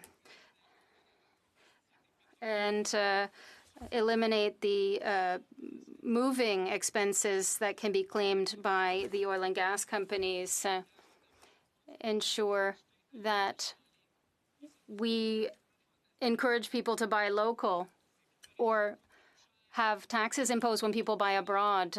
Of course, it costs more money when people have to bring things in by mail. You might buy 2 pots of honey for $12, but the same package would come from the U.S. and it costs less because of international agreements. And there is something happening here that I just don't understand. We have to really support our own businesses, particularly when it comes to the cost of delivery, to ensure that our regions can restart. We have to have a pragmatic vision. We call it economic nationalism. Let me give you some examples. The implementation of a regional fund for regional development and economic diversification based on the processing of our natural resources. We could have regional roundtables to establish priorities in cooperation with Quebec and using our own resources. And it could be different for different sectors, the processing of aluminum, forestry, agriculture. We have a slaughterhouse in my region. We could have a principle of innovation support fund we could improve. And one of the measures that I thought was very interesting was to go through existing structures, but we have to improve the budgets that exist so that they can really provide concrete assistance to small and medium-sized businesses, regionalize labor, have tax credits for young graduates, helping people establish in the regions. COVID is also an opportunity to look towards going back into the regions, putting people back into the regions. We have to have a system that is more flexible and can adapt to the different realities in the different regions of Quebec.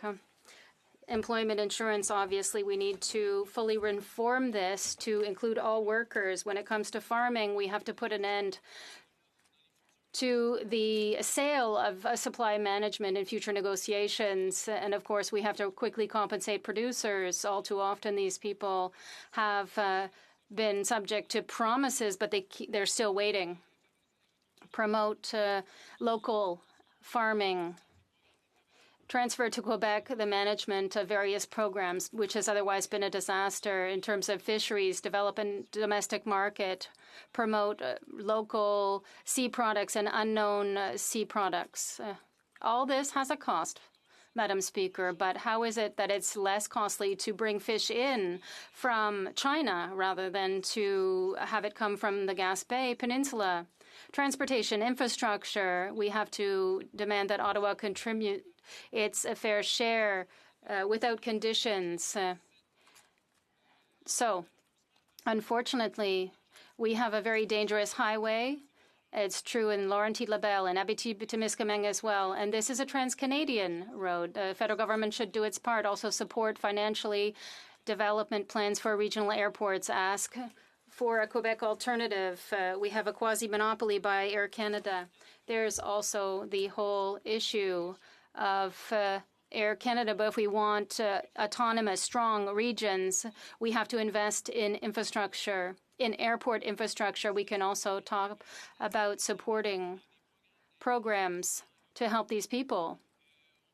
We can also talk about helping the Montreal region. I talk a lot about the regions in Quebec because I'm from one of them, but we also have these elements and fight against climate change. This is a fundamental issue. When I look at the throne speech, Madam Speaker, I must tell you that it just makes me even more sovereigntist than before. I think that we can do a better job ourselves. Thank you. Questions and comments? The honourable member for King's Hands. Madam Speaker, through you to the member opposite, I was very pleased to hear him speak a lot about farming and agriculture. And we both come from ridings where this is a very important industry. He talked about compensation for dairy producers, and his colleague from Monterville also implied that this was important. I come from the riding of King's Hands with the strongest concentration of dairy producers east of Quebec, and I can tell you, Madam Speaker, that $3,345,000 in compensation was provided last year. Payments have already started to be paid to dairy producers because dairy producers in my riding of King's Hands have received them. They must also be getting it. The honourable member for Abitibi-Témiscamingue. Thank you, Madam Speaker. I want to thank the member for the question and his concern for our workers. Agricultural workers, I can tell you from having worked at the Union of Producers, are in clear distress. They need predictability. How many times have we heard people say that they have tried to work with unions and others to improve their fate, and they haven't gotten support from the government? The agri programs aren't working. If we look at the issue of compensation, here we're talking about a first check and a second check from an agreement that was signed how many years ago, Madam Speaker? We're also talking now about the Trans-Pacific Agreement. With the agreement with Europe, we have nothing yet from the agreement with the United States. This is an aberration, in my opinion. We want our farmers to be able to survive, to ensure our food security and our food sovereignty. That's what we're talking about, Madam Speaker. Questions and comments? The honourable member for Hamilton Centre. Thank you much, Madam Speaker. And as you know, today is National Seniors Day. We heard a very passionate speech talking about a nationalized economy. I would like to put through you, Madam Speaker, to the friend from the Bloc Québécois, understanding, as reported, that close to 80% of the close to 10,000 deaths that have happened during COVID, most have been associated to long-term care facilities. So does the honourable member support and agree a national program that would provide public, nationalized health care in the long-term care sector? The Honourable Member for Abitibi-Témiscamingue. Thank you, Madam Speaker. I want to thank my colleague for that question. In fact, what I support, Madam Speaker, is a direct transfer to the provinces so they can take care of their own areas of jurisdiction. Healthcare is one of them. We're talking about 50% historically. It's 18% at present. There is a difference. We're asking for 35%. We're meeting in the middle. If we had had this money, we would have had good health care in the long-term care homes. We wouldn't be waiting to the age of 75 to be able to give money to our seniors who are subject to an increased cost of living and higher rents, etc. That's the issue, Madam Speaker. Questions and comments? Brief question, the Honourable Member for Repentigny. Thank you, Madam Speaker. I see the passion with which my colleague speaks on behalf of Quebec to ensure that it can be a country. He has concluded his speech by talking about climate change, and there are challenges in the area of the environment. In the throne speech, they have warmed up some previous promises. They're talking about 2 million trees, and there'll be a reduction in the number of megatons. But if we have Trans Mountain, there will be a huge increase in greenhouse gas emissions. The Honourable Member for Abitibi-Témiscamingue has 30 seconds.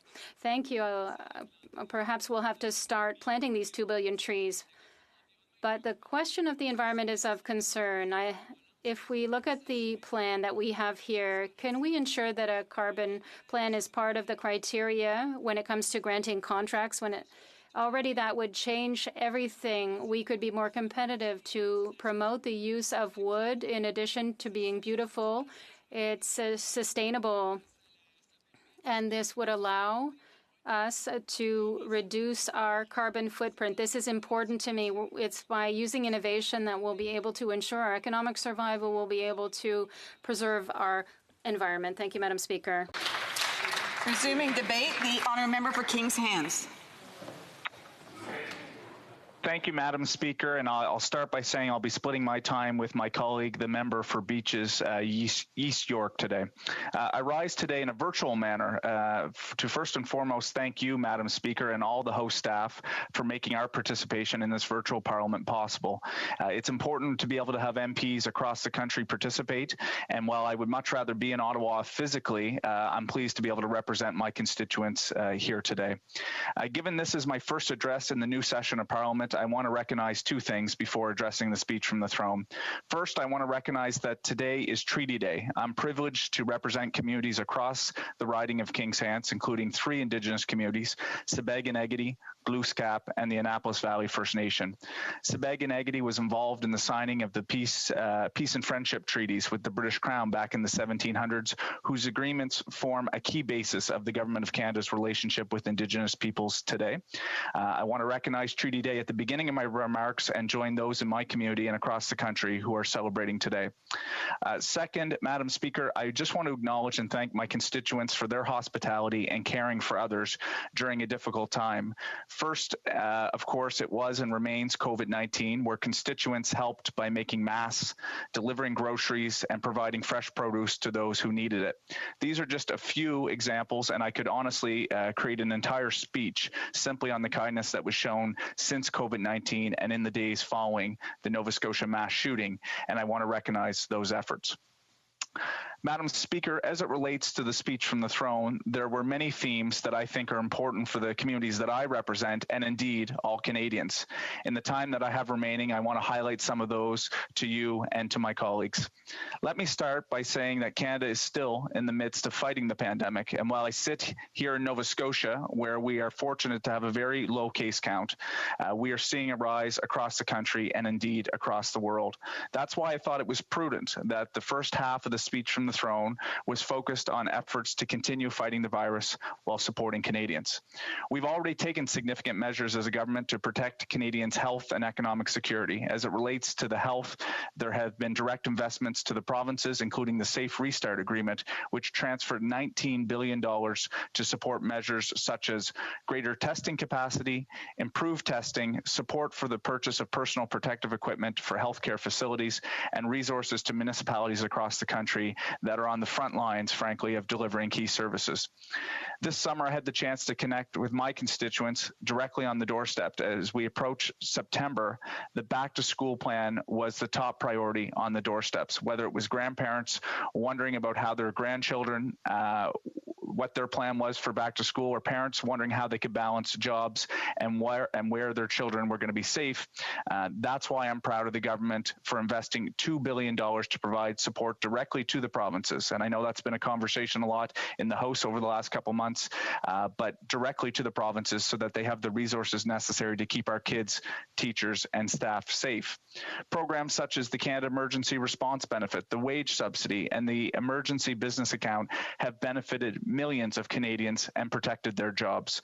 I would like to highlight investments through the Regional Relief and Recovery Fund, which allowed local development agencies such as the Hans Kings Community Business Development Corporation to provide needed funding to businesses who needed help and did not meet eligibility criteria in other programs.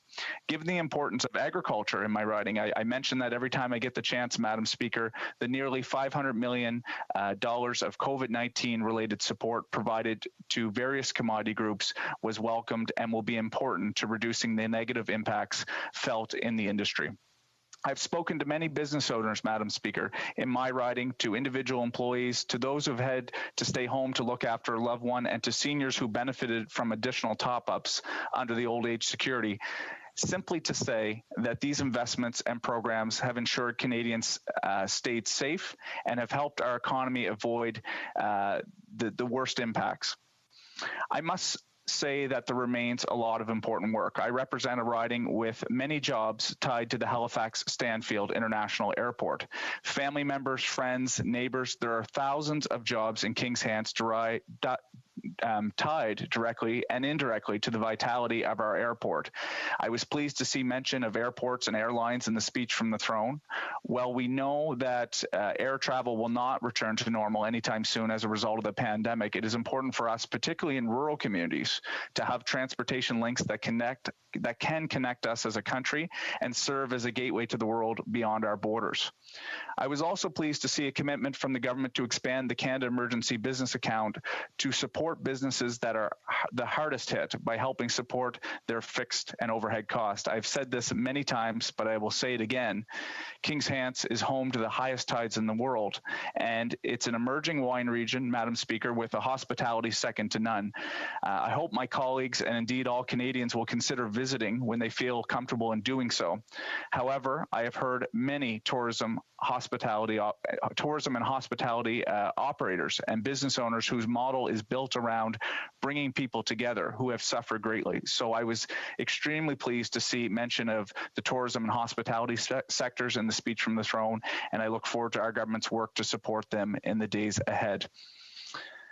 I was also heartened, Madam Speaker, to note that the government has committed to promoting affordable housing. Sometimes affordable housing is often referenced as solely an urban issue. It's not, Madam Speaker. This matters in the community that I represent and in many rural communities across the country. And in particular, by adding the National Housing Strategy by increasing investments to rapid housing in the short term. We saw that with the $1 billion announcement by our government about a week and a half ago. And I just want to mention one development. The Ryan Parks development in Kentville, the community that I represent, serves as an ideal example of what can be achieved through solid public partnerships and the right vision. I know this topic has been discussed in the House as of late, but I was also encouraged to see rapid testing as a top priority for our government, given the fact that COVID-19 is likely to be a reality for many Canadians, at least in the year ahead or perhaps longer. This is going to be an important tool for us to try to adapt to what is, frankly, our new normal. Finally, as aforementioned, childcare and early education is a top of mind for Canadians across the country. And I was very pleased to see a focus on early education and a national strategy for after-school programs. Of course, we have provinces that are able to deliver that, but us working with the provinces and territories is important. We've seen that collaboration throughout the pandemic, and I think that this is an important step forward. And while our focus must remain on the challenge at hand, we cannot forget about other challenges, an opportunity that Canada needs to address. And I'd just like to take a moment to address some of the Build Back Better aspects of the speech from the throne. Rural connectivity, Madam Speaker, we knew this was a challenge before the pandemic. We had invested $500 million under the Connect to Innovate program. The Universal Broadband Fund, and accelerating that is going to be extremely important because we've seen the divide between rural and urban Canada in terms of connectivity. It's like not having electricity in the 21st century, and I look forward to our government and all parliamentarians helping support us on that initiative. I also want to talk about the greening the economy. This was a top issue in my riding during the last election. Of course, it is across the country and indeed the world. I really appreciate the reference to working with rural industries to help transition them and have them ready to be competitive in a low carbon economy. That's things like agriculture, forestry, and mining. I think it's extremely important that our government work hand in hand with these industries to have them ready to compete in a low carbon economy.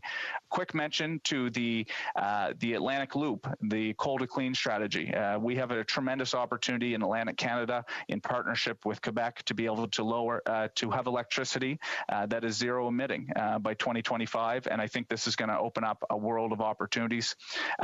Platform commitments around old age security, 10% boost for those that are over 75, I know will be extremely important in King's Hands. I hear from seniors often about the fact that they have challenges in dealing with increasing costs, and I was pleased to see that along with a plan for national pharmacare. And Madam Speaker, I want to be mindful of my time. The last piece is around, again, I mentioned agriculture in my writing. One of the silver linings of COVID-19 has been the benefit to local agriculture. Canadians across the country focused on where their food is coming from. We've seen that the agri-food industry has become very centralized, and of course we need to position ourselves to feed the world, but Madam Speaker, we also need to be mindful of making sure that our regional and domestic supply chains are strong and that we can support local farmers. It will not only help the local economy, but it'll also help for environmental reasons as well. The final thing I'll mention, and it was certainly in my remarks just before I joined here today, was around the SM5, and I was very pleased to see the continued support for our supply managed sectors.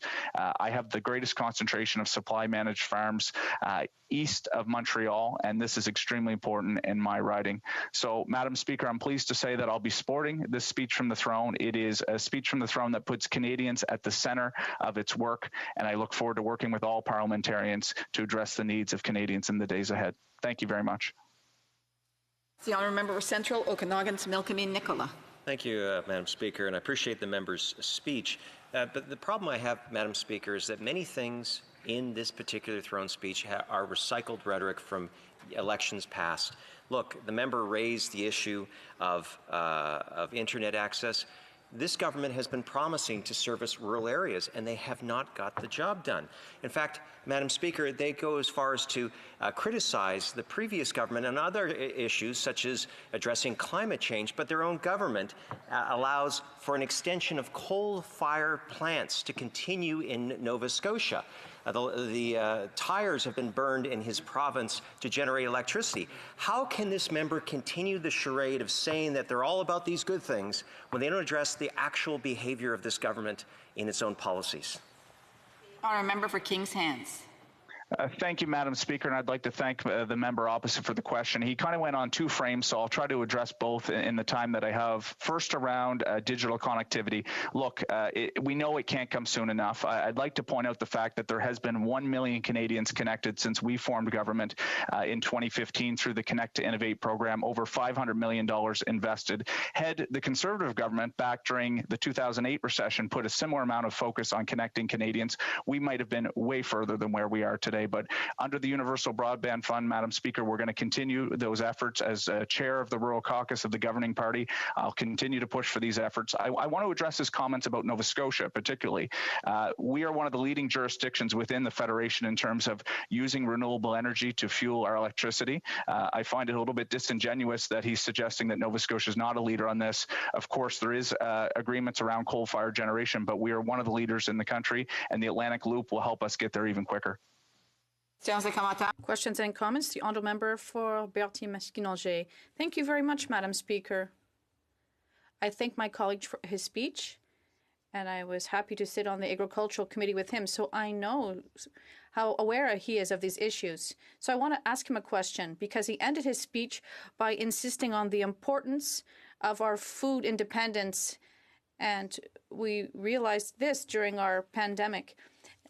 So in the throne speech, and like all my colleagues, I'm somewhat disappointed by the rather general nature of the speech with few details. Of course, there was a mention of daily compensation for dairy farmers, but this could take 8 years. So these farmers really urgently need this compensation so that they can modernize and face unfair competition in this market. And also processors. They're not at all mentioned in the throne speech specifically. So can my colleague ensure me that all these sectors are appropriately covered? I'd like to thank the member opposite, and although, well, my French is improving, I better answer in English for clarity for him, but I'll continue to work hard on my language skill set. I want to start by saying, of course, he mentioned the speech from the throne is general. Well, indeed it is, Madam Speaker. A speech from the throne does not necessarily get into the deep details of public policy, but I think that there was a lot of mention of agriculture. I think I would share with him the desire and the want to implement more regional capacity, more focus on ability for Canadians to access health and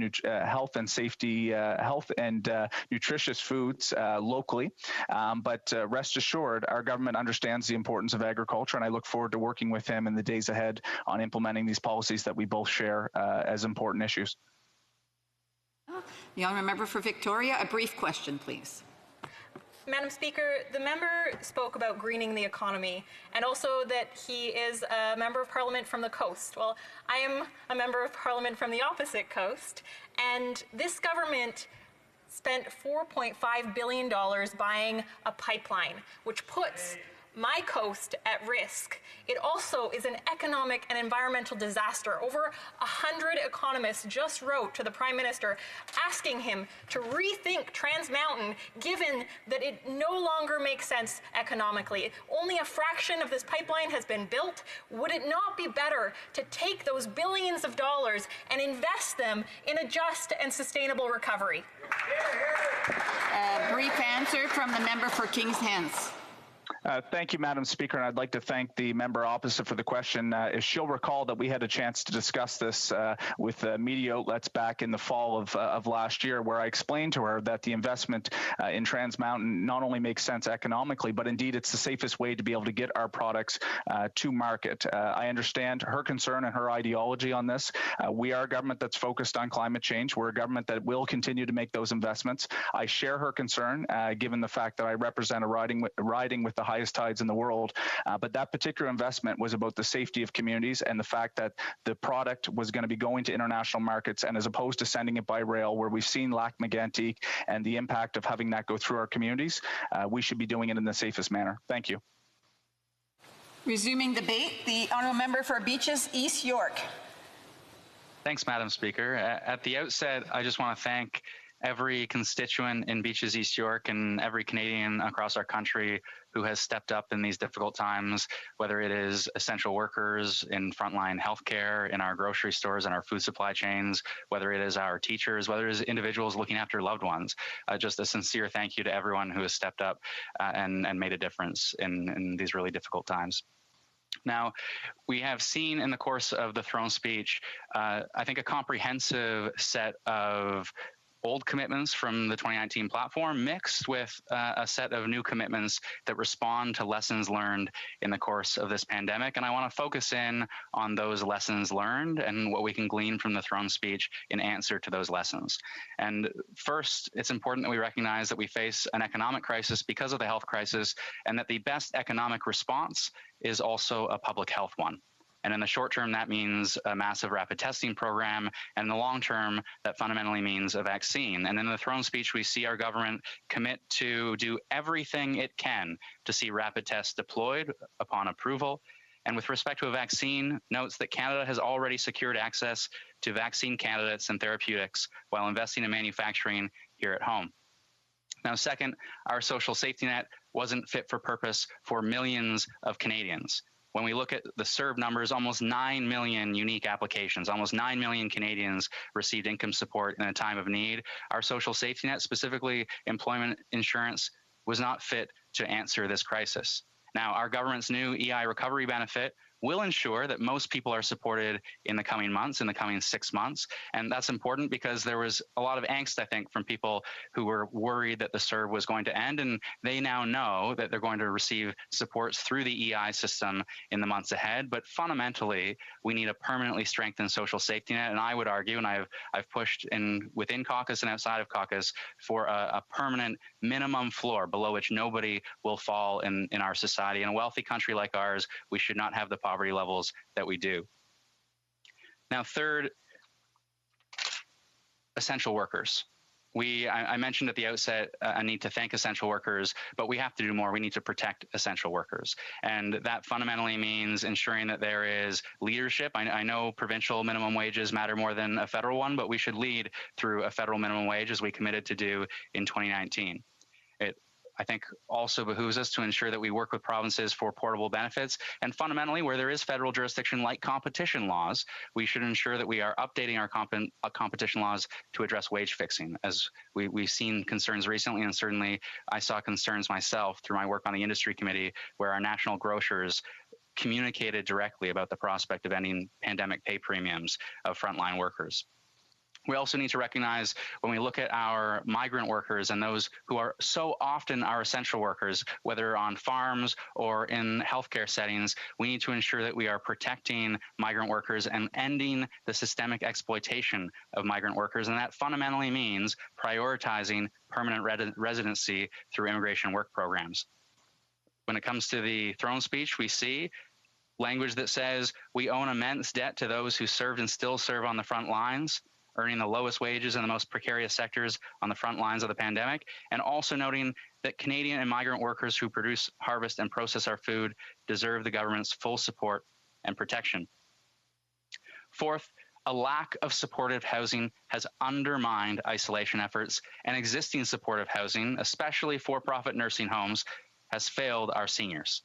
Now, we need more supportive housing, but also national standards for nursing homes, and fundamentally increased staff and training levels with a focus on nonprofit care. In the throne speech, we see a commitment to a conversation with provinces about national standards for our nursing homes. We see a commitment to targeted measures for personal support workers to provide increased supports. Language that says no one should be without a place to stay during a pandemic or even in a Canadian winter, and a reference to a recent $1 billion announcement focused on eliminating chronic homelessness. And importantly, when we talk about old commitments and new commitments, there is an important new commitment in this throne speech to ending chronic homelessness in our country. Fifth, the economic fallout has disproportionately affected women, and we know that childcare is a significant answer. Now, our federal government has taken important steps over the last 5 years to support childcare, but we need to build on these efforts. And in the throne speech, we see a commitment to build on these efforts. We see an acknowledgement that we must not let the legacy of the pandemic be one of rolling back the clock on women's participation in the workforce. Canadians need more accessible, affordable, inclusive, and high-quality childcare, and the government will make a significant long-term, sustained commitment to create a Canada-wide early learning and childcare system. Also important to note that there's a renewed attention to before and after care and an acknowledgement that flexible care options for young children are more important than ever. Sixth, the twin health and economic crises have disproportionately affected people of color, and we need to double down on our efforts to address systemic racism and reconciliation. Now, work to end poverty will make the biggest inroads. As an aside, Madam Speaker, in the course of this pandemic, I had the opportunity to spend a considerable amount of time reading and learning more on any number of different issues, but I read the last writing of Martin Luther King in 1967, Where Do We Go From Here? And more than 50 years ago, we have a leader focused on tackling racism, speaking about the need to end poverty. And so, of course, we need criminal justice reform, but we also need to focus on our social safety net, not only a matter of justice for essential workers, not only a matter of justice for people in poverty, but also if we're serious about addressing systemic racism. We also need to focus on reconciliation. And we see in the throne speech an acknowledgement that we need to keep moving even faster, an acknowledgement that we are going to work towards a national action plan for missing and murdered Indigenous women, that we're going to have UNDRIP legislation before the end of the year. We're going to continue work to close the infrastructure gap and to make sure there's clean water in every community. I think we also, frankly, and I said this in answer to the first throne speech, but I'll reiterate it again, we need more attention to our urban Indigenous communities, because we know here in Ontario, over 80% of Indigenous Canadians live in our urban centres. Seventh, we've listened to public health experts to save lives in this pandemic, and we need to continue to heed their advice to address the opioid epidemic. Now, that work should include a federal task force to reset our national drug strategy that has been called for by police chiefs, and action towards decriminalization and safer supply projects. We have seen so many different voices. Public health experts across our country call for this conversation. Police chiefs call for this conversation. The Chief Justice of Ontario call for this conversation. People who have lost loved ones call for this conversation.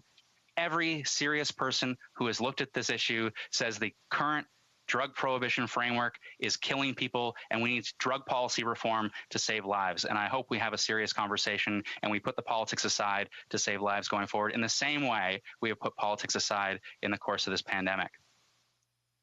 Eighth, our government can respond quickly and successfully to a crisis with determination, and we need that same level of determination brought to a green recovery and the climate crisis.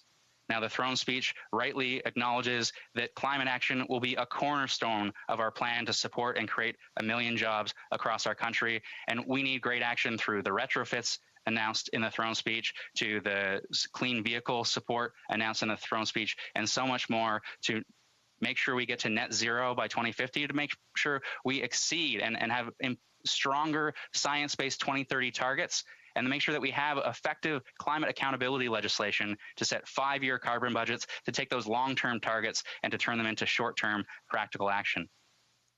Ninth, infectious diseases represent an incredible threat to our collective well-being, and we need to be proactive in order to prevent the next pandemic. I would argue Public Health's Centre for Emergency Preparedness and Response should issue a public assessment of how Canadian activities, domestic and abroad, contribute to pandemic risk, and then tell us how we can take steps to reduce those risks. I had the luck to speak to Dr. Jane Goodall recently, and she made it very clear that this pandemic is at least in part because the way we have disrespected our planet and animals, and we need to reconsider and reset how we treat both our planet and animals as it relates to pandemic risk. Lastly, the pandemic isn't over, and there will be more lessons to learn. This summer obviously offered us a reprieve, but as cold weather sets in and we move increasingly indoors, we need to maintain our bubbles strictly as much as we reasonably can. We need to keep physical distance with others, wear masks when distancing isn't possible. I just want to close by thanking every single person in our community through the Michael Guerin Community Campaign who has sewn masks and helped distribute masks. Our office alone distributed 10,000 masks into our community, cloth masks into our community. So I want to thank everyone for those efforts. And I want to say the federal government will continue to be there in partnership with Canadian families and there in partnership with provinces to make sure we get through this pandemic and that we're there not only answering the economic crisis, but answering the health crisis. Questions and comments? The Honourable Member for Peace River Westlock.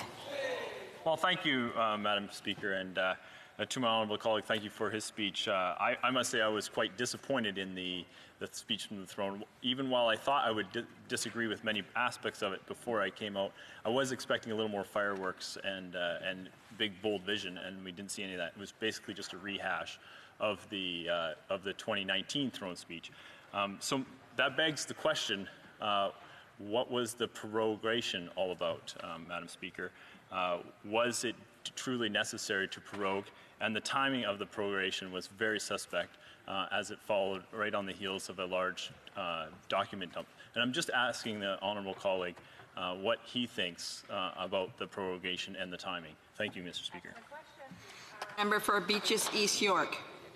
Well, I said at the time of prorogation that I would have liked our committee work to continue, but I also didn't think that the outrage at the time was entirely warranted, given we were really talking about losing weeks of committee time and a mere day or two of House time. But I do want to also respond to the member's suggestion that there was nothing new in the throne speech. Obviously, there are many emergency supports in this throne speech through EI extensions to help Canadians in need with income supports, the extension of the wage subsidy for businesses in need. But we also saw renewed commitments and new commitments, I would say, to childcare, to rapid testing, national standards in nursing homes, a commitment to end chronic homelessness. And the scale of ambition has also been seriously amped up when it comes to climate action, when it comes to reconciliation. And of course, I would be remiss not to note that given the high unemployment rate, our federal government seriously answered that concern with a 1 million jobs plan in this throne speech. Questions et commentaires. L'honorable député. The honourable member for Avignon, La Métis, Matane, Matapédia. Thank you, Madam Speaker. I'd like to hear what my honourable colleague has to say about arts and culture. I come from a part of Quebec where it's a bit hard these days, not just during a pandemic, but even in normal times for broadcasters. There's a lot of financial difficulties. And I was speaking to a broadcaster who said that the Heritage Canada assistance was laughable. They didn't even get 25% of the amount they would normally have gotten. And it might be better to have support based on box office. And so I was expecting something in the throne speech about support for cultural industries. What does my colleague think about this? I would say a number of industries.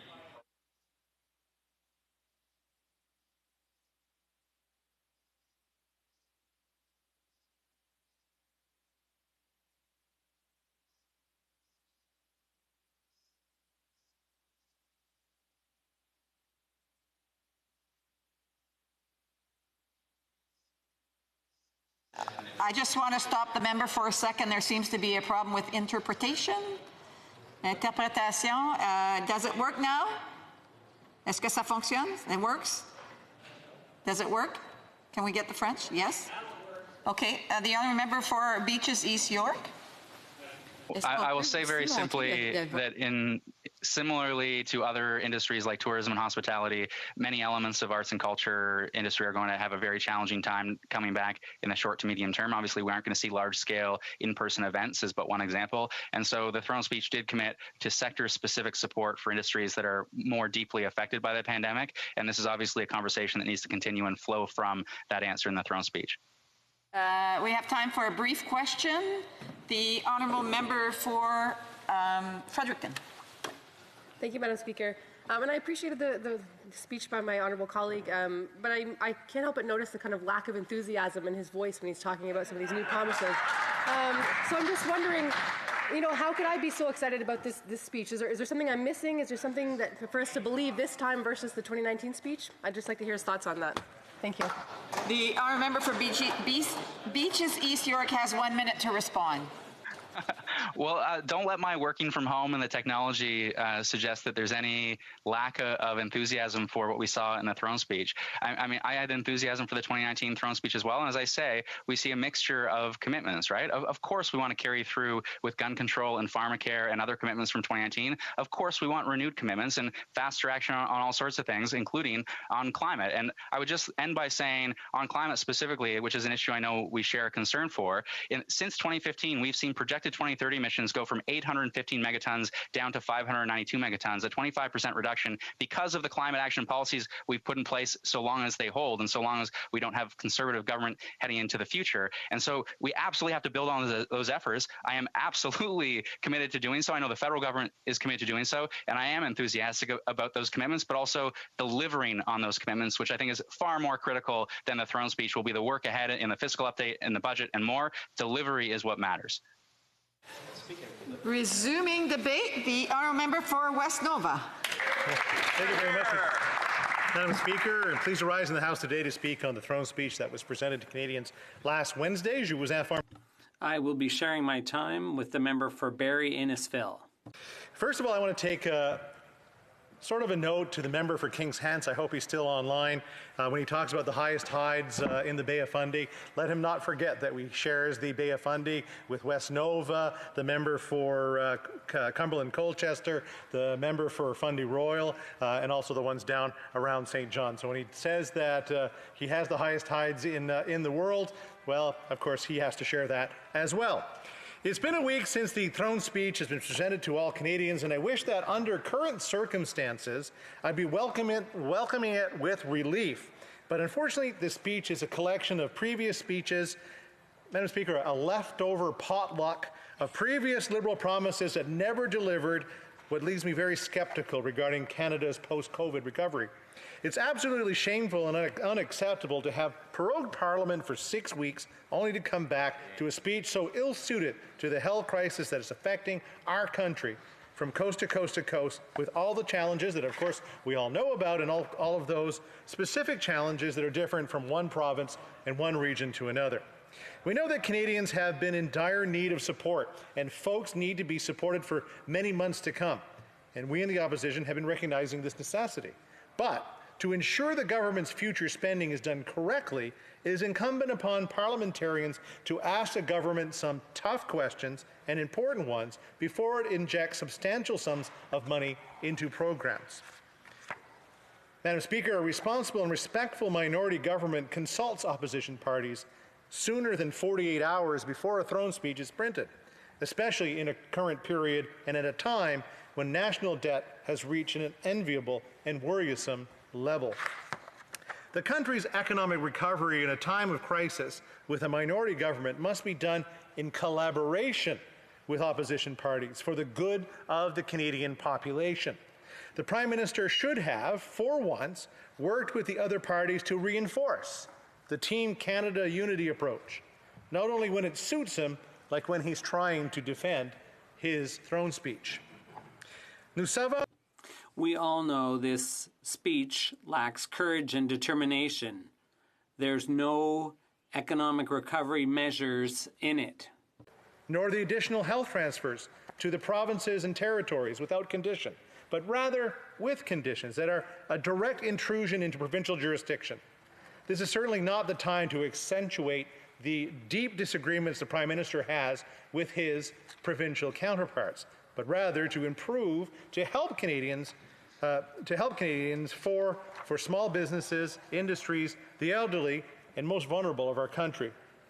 Madam Speaker, 12 years ago, I held the Minister of Health portfolio in Nova Scotia, and I know very well that the health of my province was not those of Quebec or Alberta. And that is even more the case today, as the cases in the Atlantic bubble are still close to zero, unlike here in Ontario and Quebec. It is essential that the Prime Minister let the provinces manage the needs themselves. How is it that in Canada, which the Prime Minister has been saying for years that our country is doing better than any other country in the G7, that it still does not have faster access to COVID testing for individuals, that our unemployment rate is higher than all others, and that our deficit is reaching a catastrophic and unprecedented level. Where is the Prime Minister's real leadership? I mean, I know when it comes to the testing that they made the announcement yesterday that it's 2 to 6 weeks away or even longer before Canadians have access to that new testing. You know, back home in West Nova, the heart of our local economy and the one that many families sit to generate is generated by tourism and the fishing industry. These two local economies were hit hard in the early weeks of the pandemic crisis, and they're still being greatly impacted and will certainly remain deeply affected over the next couple of years. You know, I quickly addressed this to the ministers of my concerns and the challenges that West Nova's small businesses were experiencing early in the pandemic. And then when the government emergency measures finally arrived, it was much too late for many of them as they did not fit the eligibility criterias. My interventions, I felt, were on time, but the government's slow emergency response for the tourism industry and their small businesses came too late. The tourism season in Atlantic Canada and the survival of these businesses has been catastrophic, just like elsewhere in the country. In the throne speech, it was mentioned that additional support for small businesses will be eventually available, but unfortunately, it is too late for many of these businesses. They were expecting, and I was expecting, real change in the throne speech. Madame la Présidente. Madam Speaker, I remain convinced that if the Prime Minister hadn't prorogued Parliament as early last summer, if he would have acted as a true head of state and put the priority on the country's survival. We could have worked together as parliamentarians in a way that respects financial measures or emergency programs and would have been better adapted to the various realities across the country. Talking to business owners, especially tourism related, I did my part in supporting and making the hidden gems of West Nova known to a wider audience. We have a beautiful riding from the Acadian shores of Clare and Argyll to the mountains and the farms of the Annapolis Valley. Well, it was very apparent that they feel completely forgotten by this government because, for one reason or another, they could not qualify for any of the business programs. Several elements in the throne speech are, as mentioned earlier, recycled broken promises such as high-speed internet access in rural areas like West Nova, the modernization of the Official Languages Act, and reconciliation with our First Nations. You know, the promise related to reconciliation with First Nations has been talked about by this government since 2015 and is now seen as a bit of a joke. I find it distressing for Indigenous peoples that the Liberals continue to use their reconciliation promise so lightly. It is a real and serious issue, but the Prime Minister opportunistically uses it only when he's in trouble and needs to shine up his image. It is sad to see the failures of his promises to the First Nations, such as the response to the report on the missing and murdered Indigenous women, and of course last spring's blockade crisis with the Wet'suwet'en. The best example of this failure is a lobster fishery crisis that has been going on for almost a month now in my riding, and that has been foreseeable for months and almost a year now. The Minister of Oceans and our Fisheries and Oceans, with her hands-off approach to the crisis, prefers to ignore all the warning signs, believing that the dispute between commercial fishermen and the Mi'kmaq was going to settle itself, just like the Prime Minister thought that a budget would balance itself. But guess what? Neither will happen as long as the Liberal government is in office. Or worse, all of the catastrophic situations that this government causes and ignores will only get worse, and this is causing suffering that can be avoided for many Canadians. For weeks now, tensions between these two groups have been at their peak. Public safety is at stake, both on the sea and on the wharfs. Protests are still being planned with no clear and equitable deal for either party. For weeks, the Minister and I engaged, or weeks ago, the Minister and I engaged in a dialogue in which we agreed that we needed to work together to solve the issue in a reasonable time and by considering both parties' interests. This situation is a perfect example that I, as a Conservative, wanted and could work with the government, but I'm still waiting for that regular follow-up and fair closure that the Minister provided me. It is completely unacceptable that the Minister says that she's having discussions with the two groups of fishermen while the commercial fishermen are still trying to make themselves heard. The minister has been telling us for weeks that progress is being made, but it's clearly not happening in St. Mary's Bay. She should be ashamed of her lack of leadership and in her failure of dealing with this urgent situation diligently, as a minister should be doing. It is a time-sensitive situation, and she must act immediately. Mr. Speaker, Madam Speaker, how can we have lasting reconciliation with our Indigenous peoples when this government mismanagement is setting these two peaceful groups against each other, jeopardizing the possibility of reconciliation for another generation? For this, these Liberals should be truly embarrassed. I'll close up with this. I look forward to working as the Shadow Minister for Intergovernmental Affairs in ACOA. I promise the Minister of Intergovernmental Affairs I will not abuse his phone number. I mean, how much trouble can two Acadians actually get into? This leads me to continue my work in keeping this government to account in this chamber, in committee, and of course, back home. La Nouvelle-Écosse et le Canada. Nova Scotia and Canada deserve better. Speaker. Questions and comments? Questions et commentaires? The honourable member for Hamilton Mountain. Hamilton Centre. Hamilton Centre, sorry. Located right in the very heart of Hamilton Centre, and I find it with great interest that my friends from down the way in the Conservative Party are talking about reconciliation. And I would agree that this has been, by and large, a series of disappointments and failures on behalf of the government. There are processes in place, Madam Speaker, to settle land claims. These are fundamentally a part of the Indigenous genocide that is ongoing, and in fact, not far from my home in the Six Nations and Haudenosaunee territories, there is still government expansions onto disputed land claims and territories. So through you, to my Conservative friend, what points would he put forward from his party's perspective to better and more quickly, within law, within the legal frameworks of UNDRIP that this Liberal government talks about, what would he suggest we do as a meaningful pathway forward to ensure that Indigenous sovereignty in their land claims are respected in treaty-to-treaty, nation-to-nation relationships? Honourable member for West Nova.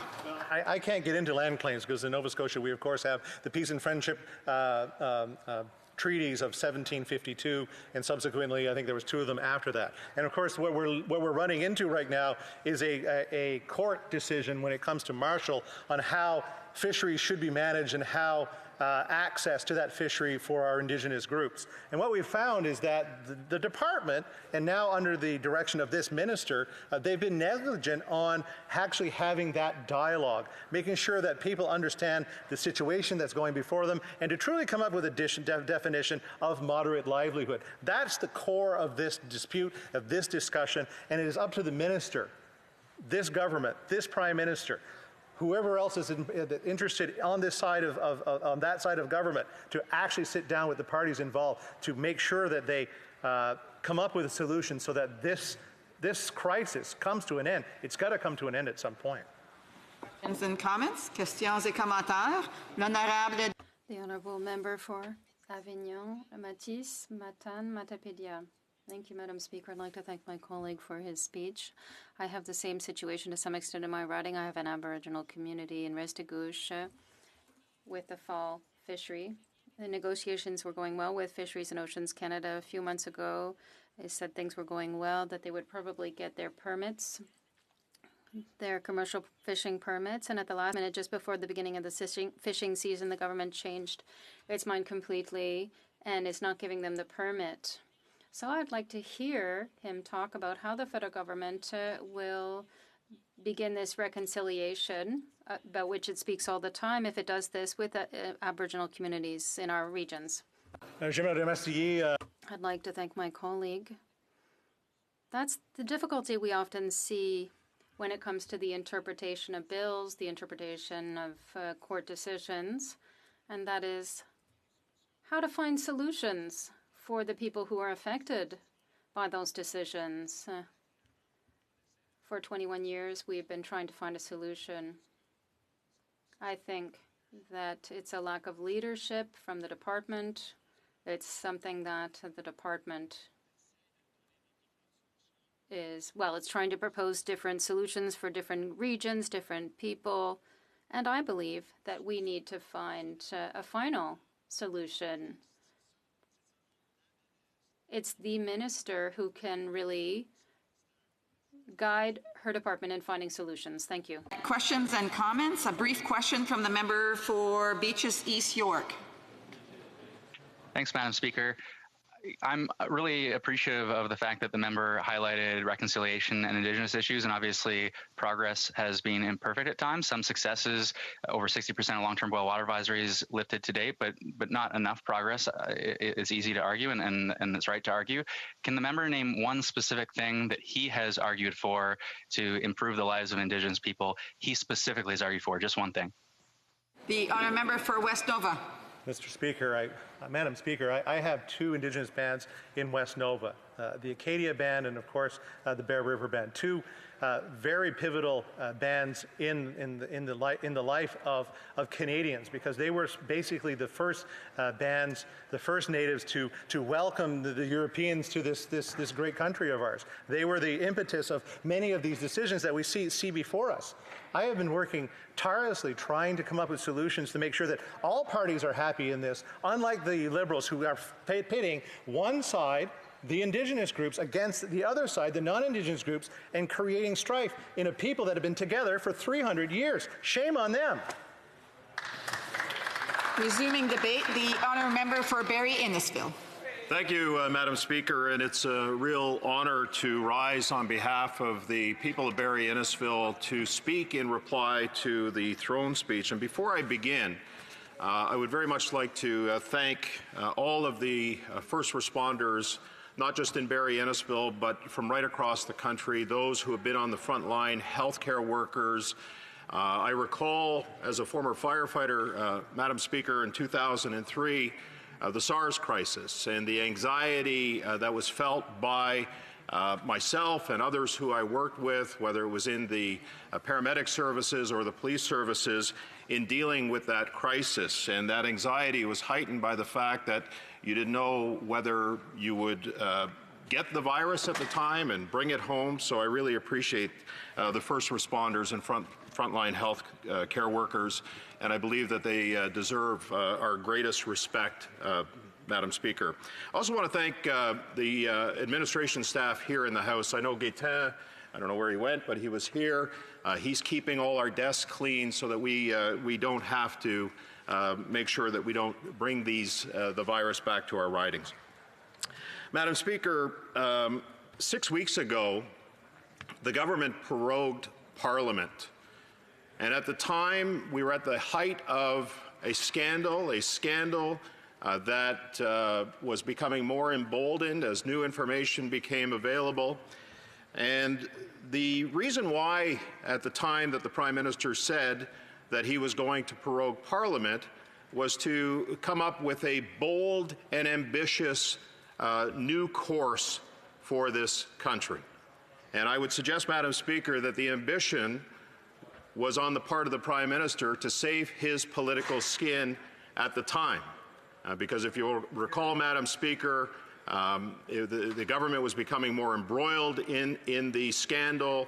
There was more information that was becoming available. There were more indictments of individuals who were involved. So the Prime Minister and the government just simply decided to prorogue Parliament so that we could, and they could, make it go away. Well, it's not going away, Madam Speaker. And in that bold and ambitious plan that he promised, if any of us look back to the 2015 election platform of the Liberal Party, Real Change, we would see that many and much of what was promised back then was recycled or rehashed in this throne speech. And many of us will recall at the beginning of the current government in 2015, they were big on deliverology, but we've seen nothing in that regard, very little in that regard, except for this rehashing and recycling of promises. At the beginning of this crisis, all of us were working together in a Team Canada approach. And I said it the other night when I spoke on Bill C-4, many of us as MPs were on the front lines, and we became the front line voice and of the government because in many cases the Service Canada offices were closing, and people were calling our offices, and they were anxious, and they were the level of anxiety was heightened as a result of the fear and the unknown and the uncertainty of what was going to happen next. And so all of us worked together, and there were many programs that were announced initially that became woefully inadequate and were found to be woefully inadequate. The Canadian Emergency Wage Subsidy, for example, started off at 10%, and if it wasn't for the opposition, all opposition parties, and I'm sure the government was hearing about it as well from business, then that wage subsidy wouldn't have been brought up to the level in which it was. There were problems with the CERB. People were falling through the gaps.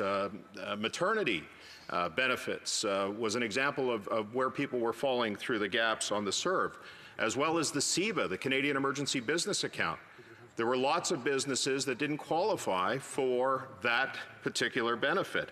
And so we all worked together, all of us as parliamentarians, to make sure that these programs were in place. And of course, they were meant to be temporary. Now, as we enter into a new wave of COVID-19, clearly we as parliamentarians and the government need to be there to help Canadians, but we need to be there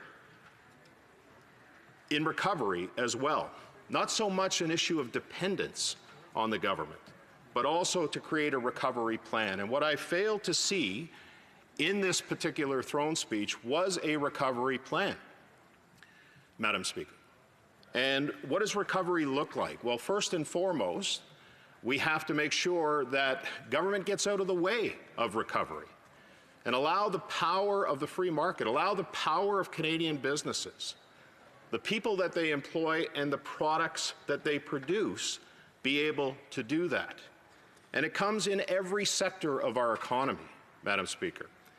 The other thing that we didn't see in this throne speech was any sense of investor confidence. Investor confidence in those sectors of our economy that have been decimated as a result of government policy, government legislation, and government regulation. And one of the clear sectors that has been impacted as a result of this government is the natural resource sector. And we hear many stories, Madam Speaker, of Alberta being on its knees as a result of the legislation, 69 and 48, the regulation and the taxation policies that have been imposed on that particular sector. So we want to make sure that we move from dependence to recovery, Madam Speaker, and there is very little in this throne speech that spoke to that. The other area in terms of recovery that we really need to focus on is the issue of rapid testing. Now, I find it curious, Madam Speaker, that just yesterday the government approved a rapid test that had only received an application had been filed with Health Canada just 24 hours before. It's amazing how rapid this government and Health Canada will move when there is a tremendous amount of anxiety on the part of Canadians who are standing in line for COVID-19 testing to all of a sudden approve rapid testing, when in fact rapid testing has been around in other countries. 12 countries around the world have approved a rapid test. Many of them are allies. Many of them we have trade pacts and trade agreements with. And I can tell you, Madam Speaker, that there are many rapid tests that have been put in front of Health Canada. But the question is, why the delay? Why the delay that further causes problems for Canadian families to have to wait in line for those testing and to wait for the results of that testing as well? So rapid testing is going to become critical for us in terms of recovery. And I was glad to see the rapid test approved, but we need to do more, Madam Speaker, and the government needs to do more in order to ensure that rapid testing is there.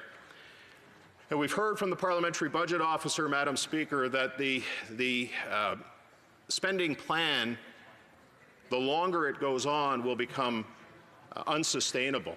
$343 billion in deficits, approaching $1.2 trillion in debt. That's on the expenditure side of the ledger. We're going to need to make sure that we create revenue in order to pay for these types of programs. We have to allow the power, as I said earlier, of the Canadian economy to do that through less legislation, less regulation, less policies, less taxation, and creating that investor confidence that's going to provide us with the revenue we need in order to pay for those programs. And today is a troubling day. October 1st is a troubling day for many businesses, small and medium-sized enterprises in this country, Madam Speaker. Rents are due today. And yet the Commercial Emergency Rent Assistance Program that they've relied on, not many of them because it's a deeply flawed program, is going to cause those businesses problems today, Madam Speaker. And the last thing I want to talk about, Madam Speaker, is on the issue of veterans. The one thing in its bold and ambitiousness of this new throne speech that was neglected was the issue of veterans. Not one word of veteran was in this throne speech. And yet earlier this week, Madam Speaker, we heard from the Parliamentary Budget Officer about caseloads approaching 50,000 that have to be adjudicated, and those claims have yet to be processed. That means 50,000 veterans and their families at this point, Madam Speaker, are living with additional anxiety and anxiousness. And I would hope that the government would announce a plan to help fix that. In fact, the NDP suggested 2 years ago, which we supported, a plan to help alleviate some of those backlogs. And we need to make sure, and the government needs to make sure, and I'm going to do everything I can as Shadow Minister for Veterans Affairs to hold the government to account to have those backlogs fixed. Thank you, Madam Speaker. Questions and comments? Questions et commentaires. The honourable member for Kingston and the Islands. Thank you very much, Madam Speaker. You know, I've heard a number of Conservative members today speak about the rapid testing and how disappointed they were with how long it took to get the rapid testing online. Well, I can tell you, Madam Speaker, I much prefer to take the advice from Health Canada than a politician when it comes to my medical advice and telling me when a test is for ready. I know that this member and other members have talked about other countries and rapid testing, but we have our own independent health agency to advise us on best practices within our own autonomous borders. So I would ask the member quite simply, and I would also like to add, Madam Speaker, that my wife spent 5 hours in line waiting for a test just 2 days ago here in Kingston. But she as well would much rather know that her test, if it's a rapid test, is one that's approved by Health Canada. So my question for the member, quite bluntly, Madam Speaker, I asked this of another Conservative who really just didn't answer the question. If he was the Minister of Health, would he have approved a rapid test without the advice from Health Canada?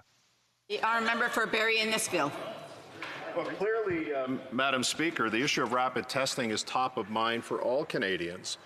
And if I was the minister at the height of this pandemic back in March or April, when our allies, 12 other countries, including some of our allies, had approved the issue of rapid testing, I would have made sure that Health Canada, as the minister, moved quickly so that his wife wouldn't have to stand in line for 5 hours for a test, Madam Speaker.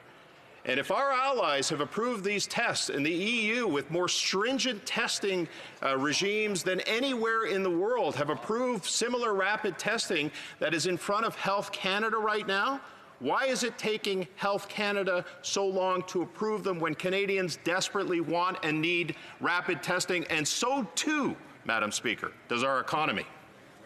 Questions and comments. The honourable member for Repentigny. Thank you, Madam Speaker. My colleague talked about natural resources and the economy. We can see things in two ways. We can see them in the short term with our nose pushed right up against it and forget various sectors that will automatically be in a weakened position, or we can look at a longer term plan that would give us more time, that would require patience, however. It's not me saying it, it's Donald Drummond. He's a former chief economist of TD Bank and now professor at Queen's. And he says that we need to look long term. At present, there are countries that have tax economic measures, and they're looking to make the green shift. I would like to have the opinion of my honourable colleague on this, on what an economist has said. Member for Barrie Innisfil. Thank you, Madam Speaker. And it is an inherent responsibility on the part of government to look long-term when dealing with the economy, economic forecasts, etc. But the way the throne speech is designed, one would almost think, Madam Speaker, that we're going to flip the switch on a green economy at a cost of everything else that has gone on. I believe that we need to take a parallel path, that there's still going to be the demand for natural resources. There's still going to be the demand for oil. There's still going to be the demand for liquefied natural gas. And who better to supply that demand globally than clean, environmentally sustainable Canadian natural resources? And if we don't support our natural resource sector while that demand still exists, in addition to pursuing the green tech path, then we're going to rely on despot nations who don't have the same human rights, environmental, and labor standards for the energy that we depend on. Thank you, Madam Speaker. A brief question from the member for Elmwood Transcona.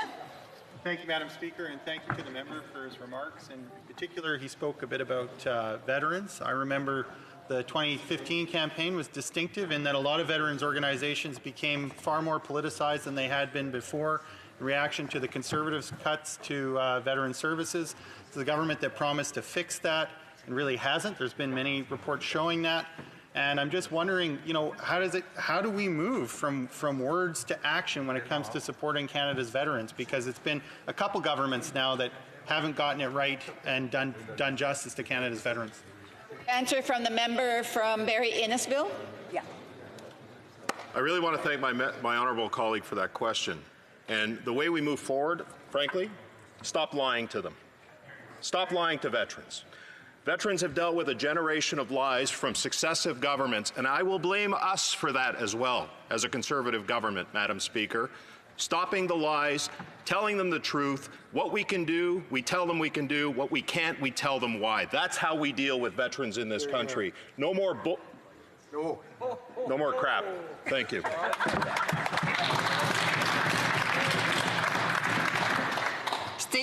Statements by members. The honourable member for Fredericton. Thank you, Madam Speaker. On a day where all parties rose in the House and denounced the hateful practice of conversion therapy, I rise once again to speak to Clinic 554. There has been a lot of talk about the work of this clinic on ensuring New Brunswickers have access to abortion services. What has flown under the radar is that Clinic 554 is also a centre of excellence for trans healthcare in a province where there is still a lot of stigma.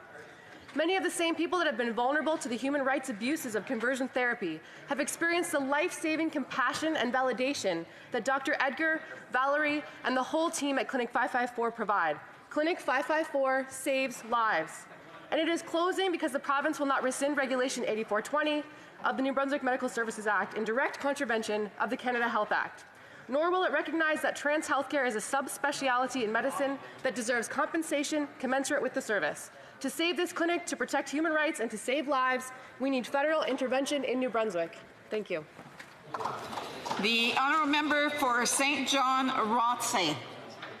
Madam Speaker, yesterday, Clinic 554, the only provider of out-of-hospital abortion care and specialized trans health care services in New Brunswick, was forced to permanently close its doors due to the provincial government's refusal to repeal Regulation 8420. This regulation withholds Medicare coverage from abortions performed in community-based clinics, and it has repeatedly been found by Health Canada to constitute a clear violation of the Canada Health Act. The closure of Clinic 554 as a result of this policy also constitutes a clear and unjustifiable infringement of the charter rights of women and LGBTQ2IA+ people in our province. This is completely unacceptable. The Higgs government must immediately repeal 8420, and our government must continue to take the unprecedented action necessary to protect and promote the right to choose and the rights of LGBTQ2IA+ people in our province. Thank you, Madam Speaker. The honourable member for Peace River Westlock. Mr. Speaker, this government has indicated it wants to take on big tech, and I would urge them to start in Canada's own backyard by requiring platforms to be free from sexual exploitation.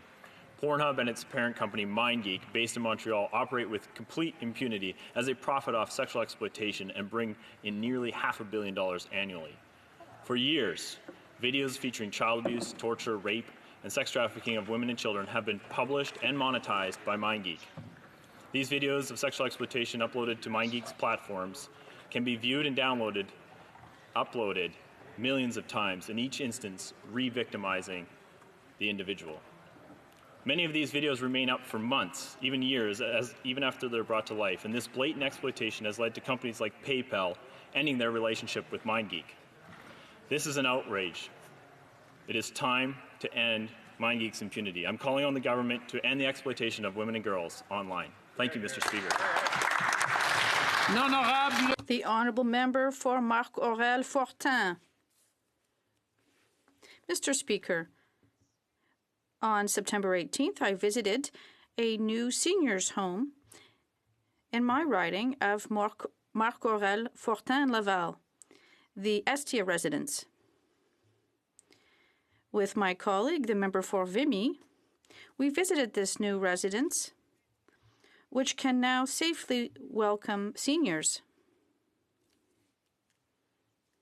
I'm proud to say that our government has been clearly committed to seniors throughout this crisis, and we won't let them down.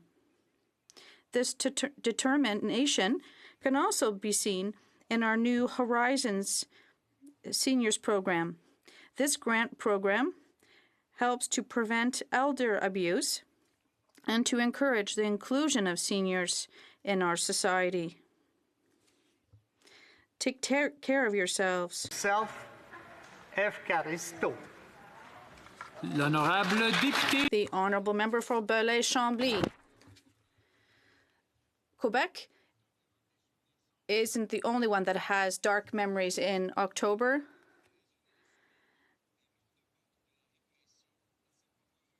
We remember the repression in our streets in the Catalonian government conducted protests, and the Spanish government cruelly repressed them. And in Quebec, we refused to give up as well. These two nations shouldn't be ashamed of their independence movement. To President Torra, who has been thrown out by Spain, I hope that each of these nations will have the right to self-determination and highlight their own culture in their own language and reflect their own values. Vive Free Catalonia. Woodbridge. Mr. Speaker, as we build back better from the pandemic, this government is investing in Canadians, in strengthening our social safety net, and in the critical infrastructure we all depend on. We need to ensure that we have a 21st century labor force to build our infrastructure and create good-paying jobs, like the one set out in my riding of Vaughan Woodbridge by the apprentices training at the facilities of LiUNA 183 and Local 27 of the Carpenters and Allied Workers. Part of the focused COVID-19 response of our local unions was to strengthen safety practices and make sure their members continue to get the job done safely. Mr. Speaker, during his career, my father was a laborer, a carpenter, and a sheet metal worker and roofer. His generation sacrificed so much to help build our great country. Now we must continue to invest in and train the next generation of men and women in the trades that will not only provide good jobs for Canadians, but also build the communities in this country we are all blessed to call home. Thank you, Mr. Speaker. The Honourable Member for Wellington, Halton Hills. Thank you, Mr. Speaker. Another local newspaper is closing down. For 22 years, the New Tanner served as an important voice for Acton and the surrounding community. Since it was founded by Ted Tyler and Hartley Coles, the New Tanner has been a go-to source for local news, giving local residents a sense of place and community in a globalized world. It's no secret that newspapers have been struggling for some time. Then the pandemic hit. Local sports, after-school activities, Legion events, and other local goings-on all have been canceled, creating an impossible situation for the small newspapers that covered these events. So, last month, the New Tanner decided to close. What was started by Ted Tyler and Hartley Coles so many years ago touched the lives of tens of thousands of local residents over many decades. Thank you to the new Tanner for bringing the community together by telling our local stories over so many years. The Honourable Member for Vimy. Thank you, Mr. Speaker. To mark the 60th anniversary of the independence of the Republic of Cyprus. As this is my first statement as a Member of Parliament since my election, I am honored to stand in the House to celebrate this important day. Canada and Cyprus have enjoyed a long history of international cooperation. Our countries have maintained strong bilateral relationships through our membership and work in several multilateral organizations, including La Francophonie, the World Trade Organization, UNESCO, and the International Criminal Court. L'un des aspects les plus marquants. One of the most impressive aspects of the peacekeeping forces in Cyprus. Since 1974, Canada has played an active role in keeping pace in this country and in providing humanitarian support. At the 60th anniversary of Cyprus's independence, we would like to underscore our common values. Cyprus remains an important international partner for Canada, and we are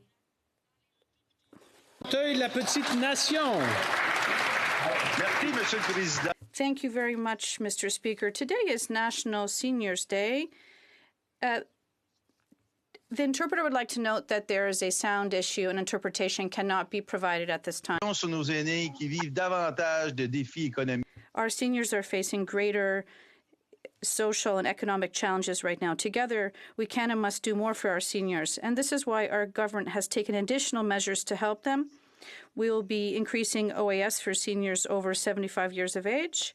We're going to increase the CCP survivor benefit. We're going to take additional measures to help seniors to stay home longer and establish new national standards for long-term care. We will continue to offer help to our seniors in need and to continue to support them during this pandemic. Thank you very much, Mr. Speaker, and happy National Seniors Day. For Markham, Unionville. Thank you, Mr. Speaker. I rise today to congratulate all Canadians on Latin American Heritage Month. We appreciate all the contributions of Canadians of Latin American descent who for generations have helped build our community and made them stronger. Despite all the challenges and barriers, you have shown how hard work and determination always prevail. Your communities from coast to coast are essential to building a brighter future. I also want to acknowledge how Latin American community came together during the lockdown to help the most vulnerable. Lastly, I want to pay tribute to the sponsor of the bill in the Senate, our late Conservative Senator Tobias Inverga. Tobias was a vocal advocate for diversity and multiculturalism in Canada who dedicated his life to building bridges between communities. On behalf of our Conservative Party and our leader, I wish everyone celebrating Latin American Heritage Month a joyful celebration. Thank you, Mr. The Honourable Member for Madawaska-Restigouche. Thank you very much, Mr. Speaker. Throughout this pandemic, I've been so proud of the people in my riding, which is one of the most beautiful in the world, as you can imagine. During the heart of the health crisis last spring, even before the second wave was on us, stakeholders from the entire Madawaska-Restigouche region were in constant communication with our offices, including MLAs, mayors, city councillors, not-for-profits, the business, sports, and cultural communities. They all communicated their support, their suggestions, and their constructive opinions to help our government draw up emergency measures that would respond to what haunted us most in 2020, namely the COVID-19 pandemic and its impacts on our economy. Thank you to all the people of the beautiful and resilient Madawaska region who, in the spirit of cooperation, brought their ideas and helped me to reflect them, and it will help us get through this health crisis. Thank you from the bottom of my heart. Honourable Member for Sherwood Park, Fort Saskatchewan. Mr. Speaker, tonight Asian communities across Canada will celebrate the Mid-Autumn Festival, also known as the Moon Festival. Traditionally celebrated when the moon is roundest and brightest, this holiday is a great opportunity for families to reunite at a festival table and express gratitude to each other. While this year's celebrations will look different because of the ongoing pandemic, they will nevertheless be filled with joy and delicious traditional food, including mooncakes. Mr. Speaker, Asian Canadians have contributed richly to the development and continuing vibrancy of this country, and they are a strong and growing voice in our politics. Asian Canadians were at the forefront of those calling for a stronger response to the COVID-19 pandemic in the early days, and for a principled foreign policy which seeks the expansion of democracy and human rights. Many Asian Canadians have felt increasing pressure in 2020 as a result of racism and violence, and also because of increasing foreign state-backed intimidation. Conservatives will always stand with Canadians of Asian origin. We will never tolerate bigotry, hatred, or intimidation in our communities. So on behalf of Canada's Conservatives, I would like to wish all members of Chinese, Korean, Japanese, Vietnamese, Filipino, Malaysian, Taiwanese, and Singaporean communities across Canada a happy Mid-Autumn Festival. The Honourable Member for Battleford Lloydminster. Mr. Speaker, today on National Seniors Day, we pay tribute to Canada's seniors. They have made profound contributions to our families, our workplaces, our communities, and our country. And every day they continue to make a positive difference in all of our lives. Younger generations have the privilege to build on the accomplishments and the lessons learned from the generations before them. In fact, we owe Canada's seniors a lot and cannot take them for granted. We know that this year has been particularly difficult for many of them, and never has it been more important for us to step up and better support our seniors. Because when our seniors are honored and supported, our society as a whole is stronger. Mr. Speaker, I invite all my colleagues and all Canadians to join me in honoring the seniors in their lives. And to all of Canada's seniors, I wish you a happy National Seniors Day. The Honourable Member for Hamilton Mountain. Mr. Speaker, I rise today on National Seniors Day to honor and thank our older adults across our country for the many contributions they have made and continue to make to our families, our communities, and our country. However, if we truly want to honor our seniors, we need to also protect them, and the recent pandemic has shown all of us we have some serious work to do. Too many of our seniors are on long waiting lists for affordable housing. Too many of our seniors depend on food banks on a weekly basis, and too many of our seniors are still rationing their medication, and the list goes on, Mr. Speaker. Today I am asking the government to finally implement what our NDP caucus, the Canadian Federation of Retirees, numerous healthcare organizations and others have been calling for a national senior strategy. Mr. Speaker, a national senior strategy would boost seniors' financial security and improve their quality of life. Seniors deserve no less. This will show our seniors that they are important, valuable members of our society every day, not just on National Seniors Day. Thank you.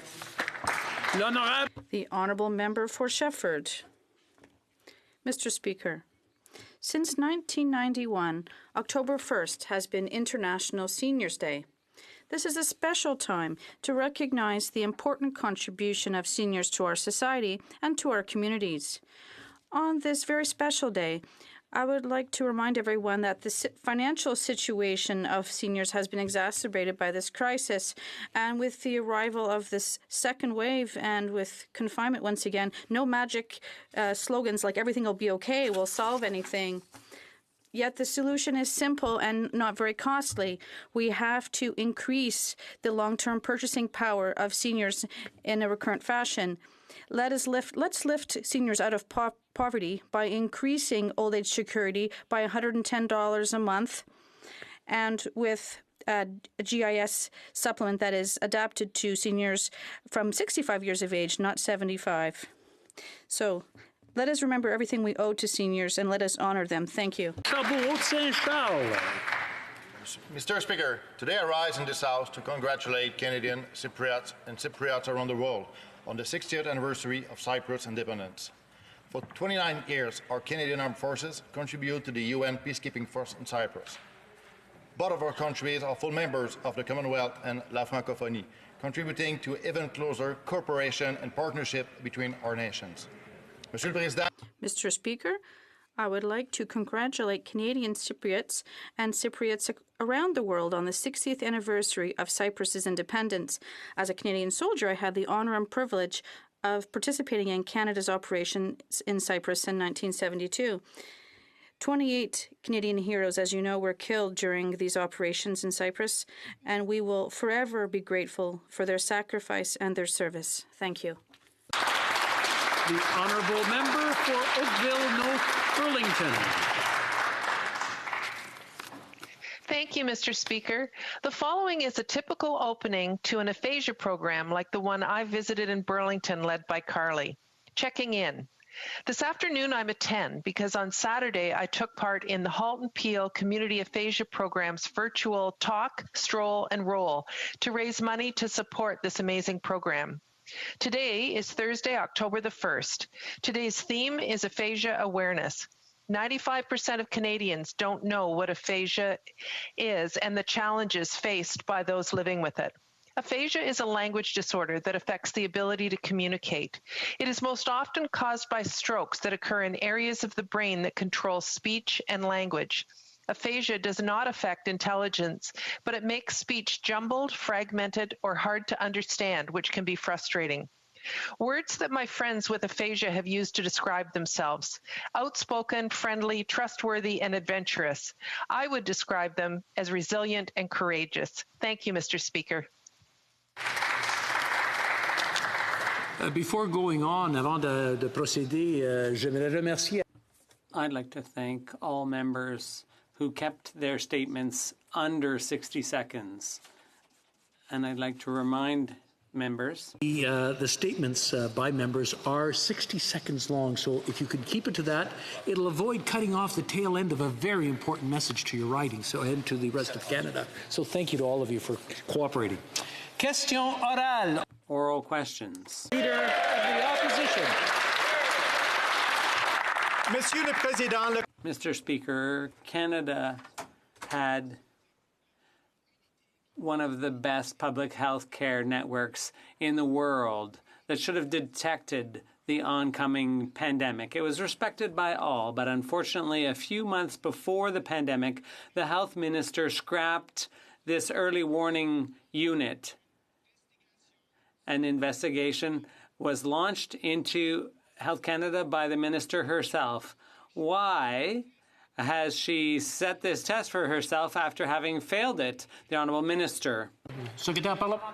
Parliamentary Secretary. Speaker, and I thank the Honourable Member for your question. Mr. Speaker, public health intelligence is vital to identifying and monitoring outbreaks. From the start of COVID-19 outbreak, the Global Public Health Intelligence Network has been an important source of public health intelligence for PHAC. We were very concerned over reports that GPIN analysts were not able to proceed with their important work. Mr. Speaker, we will be conducting an independent review of these changes to make sure that this vital tool continues to inform decisions to protect Canadians well into the future.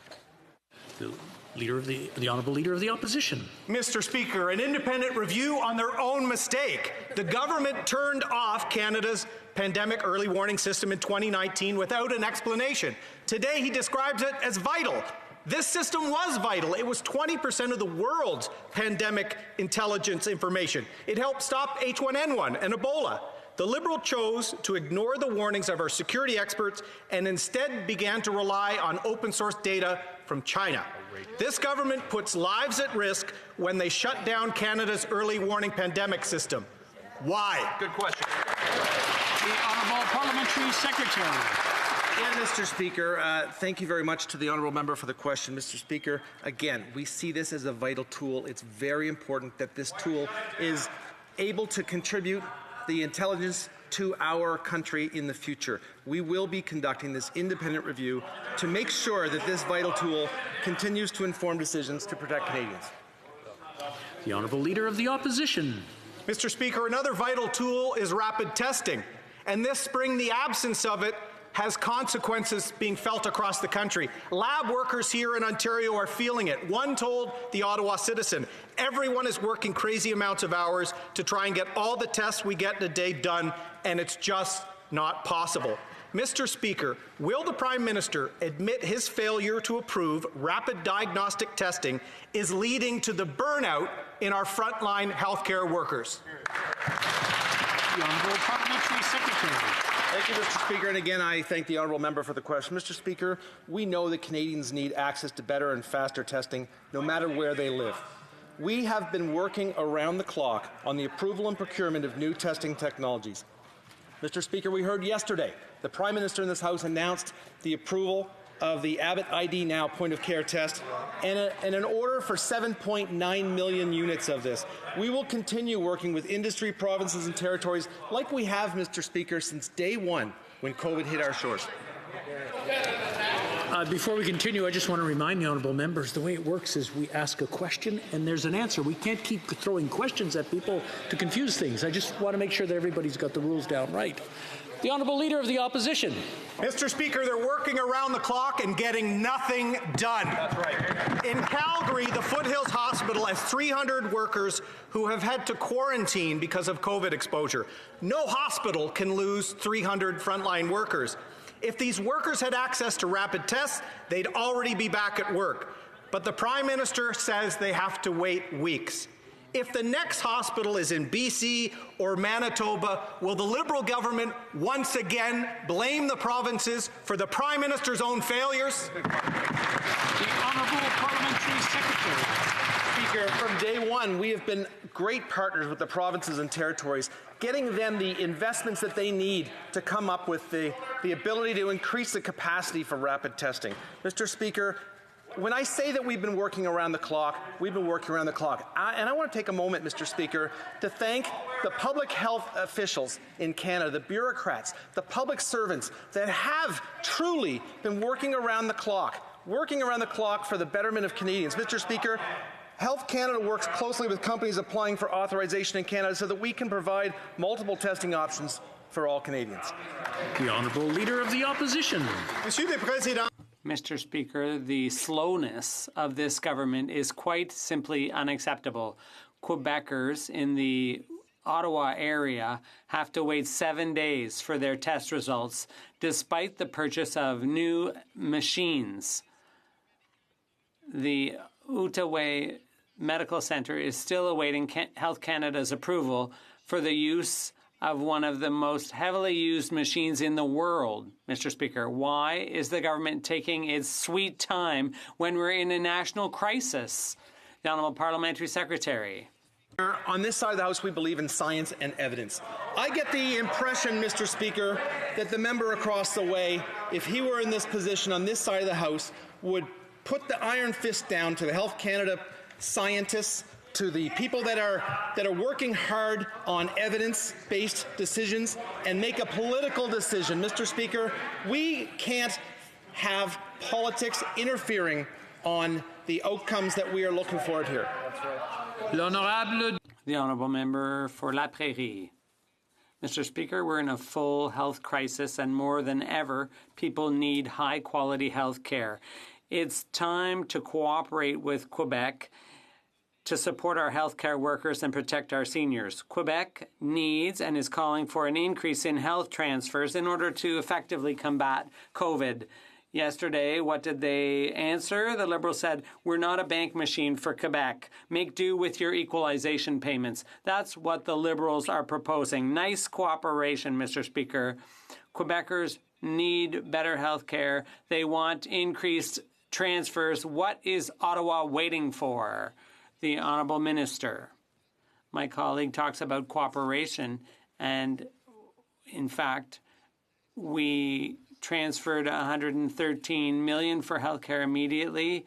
There's another $750 million for tests and for personal protection equipment, $167 million for vulnerable populations, almost $300 million for home care. That's beyond the figures. That's a sign of concrete cooperation with all Quebecers. Even if the Bloc doesn't like it, that's the reality. The Honourable Member for Montcalm. Mr. Speaker, 81% of Quebecers want the government to increase health transfers, and 73% of Canadians. The National Assembly of Quebec is unanimous. The premiers of all the provinces want increased transfers.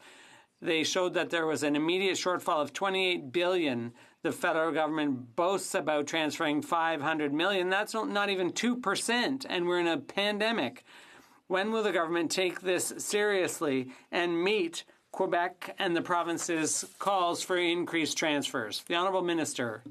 First of all, Mr. Speaker, the government of Quebec is quite capable, is doing a good job. It can speak for itself, and we're discussing things with them. They don't need the bloc here in the House as a middleman. They can speak to us directly. Furthermore, Mr. Speaker, we've transferred $11.6 billion to Quebec for health care. So we know there's a squabble here, but there is no squabble. They're looking for one where there isn't. The honourable member for Burnaby South. Thank you, Mr. Speaker. 3 years ago, the Liberal government announced the infrastructure bank. And after 3 years, basically they haven't delivered the goods. Nothing's been built to show that it actually works. What they have done is help their cronies. They've given big salaries to their cronies, but they haven't invested in building any new infrastructure. So my question, when is the Liberal government truly going to invest in infrastructure instead of just making beautiful announcements? The Honourable Minister. Mr. Speaker, I am always happy to... Mr. Speaker, I'm always pleased to speak about our infrastructure program, which creates great projects all around the country, thousands of projects that create good jobs and are building a healthier future. Today we announced with Michael Sabia, who's very well known all across Canada, including in Quebec, that we're going ahead with a $10 billion project to do retrofits for electric buses, and for a transition to a cleaner economy. That will create 60,000 jobs, and people in Montreal know how well the infrastructure program is working. Mr. Speaker, I have no doubt that the Liberals are going to make great announcements. They made another great announcement, but they've only actually funded 9 projects in 3 years, and none of those projects are actually completed. It's a great announcement tool, but they actually haven't built infrastructure. For 3 years, what have they done? Well, they certainly have enriched their close friends. They got great salaries, but they're just making announcement after announcement, but they're not actually building things in communities. They're not building infrastructure. So my question is, when will the Liberal government admit that this infrastructure bank was just an announcement ploy and start investing directly in projects that people need? The Honourable Minister. Mr. Speaker, I'm always to talk about the infrastructure investments that we're making across the country, including the members' very riding. We've invested in thousands of projects that are creating jobs across the country and building cleaner and more inclusive communities. We know the REM project in Montreal that's funded by the Canada Infrastructure Bank has created thousands of jobs and is advancing quickly. Today's announcement is a demonstration that under the leadership of Michael Sabia, we are going to get even more built. That $10 billion investment that will crowd in the private sector will mean retrofits in buildings across the country. It will mean more electric buses and better public transportation, irrigation. The Honourable Member for Louis Saint Laurent. Thank you, Mr. Speaker.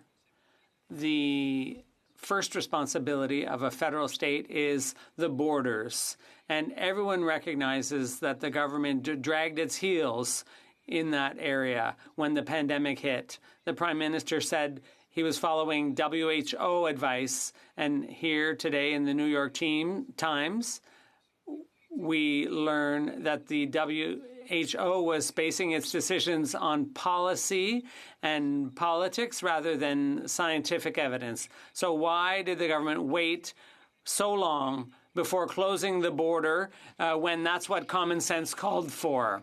The Honourable Minister. Well, thank you, Mr. Speaker. And quite frankly, I would disagree with the characterization that there was any delay. Our government acted with, I think, remarkable speed in closing our borders and to placing appropriate restrictions on international travel. It was unprecedented and frankly, prior to the pandemic, almost incomprehensible.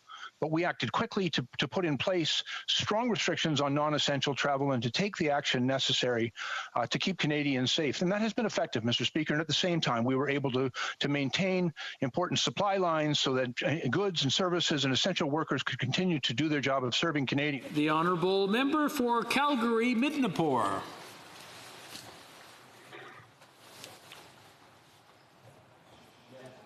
Mr. Speaker, we asked the Minister of Health in March why her government had not shut down international travel or established testing requirements at our airports. She stated their decision to allow flights to continue and not require screening was based on the best scientific evidence from Canada with the World Health Organization recommendations. The New York Times has now revealed that the WHO's advice was never based on science. Will the minister now explain why she risked the health of Canadians and continued to defend policies based on politics rather than science?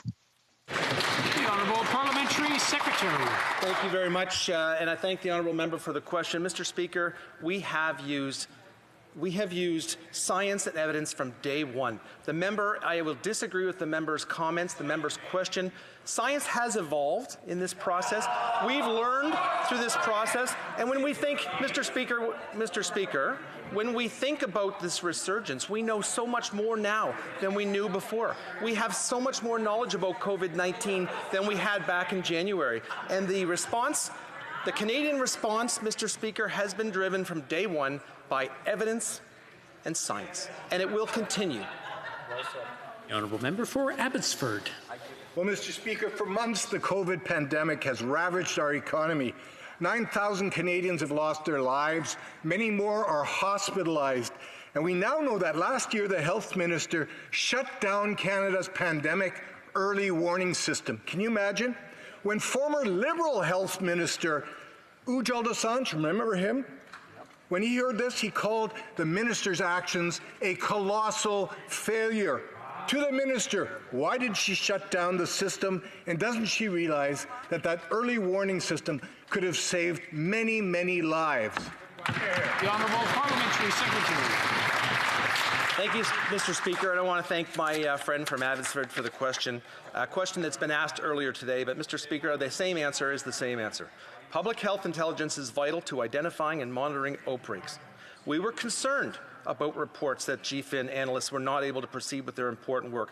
From the start of COVID-19, Mr. Speaker, the Global Public Health Intelligence Network has been an important source of public health intelligence. That tool is a vital tool and needs to remain in the future. It needs to remain in the future as a tool of intelligence for Canadians. The honourable member for Abbotsford. Well, Mr. Speaker, today we read that the health minister ignored critical pandemic information and relied on intelligence from foreign governments. She prioritized information from China, of all places, rather than using public sources that would have told her how dangerous the virus really was. For months, the minister said the risk was low. Remember that? Now we find out that she shut down one of the most important tools to protect Canadians against this virus. Does the minister realize this is another wee charity in the making? Why should Canadians continue to trust her? The Honourable Parliamentary Secretary. Again, Mr. Speaker, I'd like to thank my friend from Abbotsford for the question. We were very concerned by reports that GFIN analysts were not able to proceed with their important work. And as I've said before, we will be conducting an independent review of these changes to make sure, again, that this vital tool continues to inform decisions to protect Canadians into the future. Public health intelligence is vital to identifying and monitoring an outbreak. Député de Sherbrooke-Haute-Saint. The honourable member for Charlesbourg-Haute-Saint-Charles. Mr. Speaker, shortly after leaving politics, Frank Baylis got a $237 million contract to produce medical equipment. This is a former Liberal MP, and since then there have been contracts with many companies that are unknown, and the Liberal government is using confidentiality to avoid revealing which companies got these contracts. We'd like to know, are these contracts that have been made with cronies? Ministre. Thank you for the question, Mr. Speaker. Let me start by saying that we made all of our contracts public on our website at the end of July in the interest of full transparency for Canadians. With regards to the contract mentioned, that contract was actually with a company called FTI for $237 million for 10,000 ventilators. There's no contract with Frank Baylis. This contract that is referenced is with FTI, and so the question is actually irrelevant, Mr. Speaker. Thank you. The honourable member for Selkirk, Interlake, Eastman. Mr. Speaker, this is another wee scandal in the making. So let's review. First, the Prime Minister destroyed our stockpiles of PPE on the eve of a global pandemic. Then he sent what little we had left to the Chinese communist regime. And now we learn he is slapping national security designations on government contracts for PPE. National security designations are meant for national defense, not cloaking public health contracts in secrecy. This is just another attempt by this government to avoid accountability.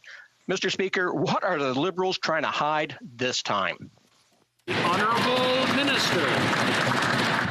Once again, Mr. Speaker, I need to highlight what I just said, which is that in the interest of full transparency, we revealed on our website at the end of July all of our contracts and suppliers. And I would like to take issue, therefore, with the insinuation that we are not acting in the interest of transparency. And I will say that we have now over 2 billion items of PPE in this country for Canadians, for frontline healthcare workers, and we will continue to act with vigor and diligence on their behalf. Thank you, Mr. Speaker. The honourable member for Joliette. Yes, thank you, Mr. Speaker. At midnight, most of Quebec went into red alert level.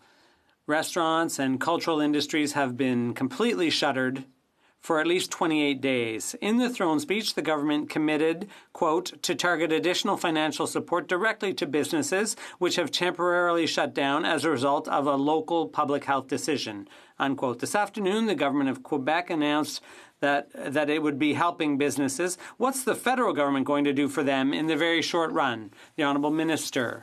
Thank you, Mr. Speaker. And I'd like to thank my colleague for his important question.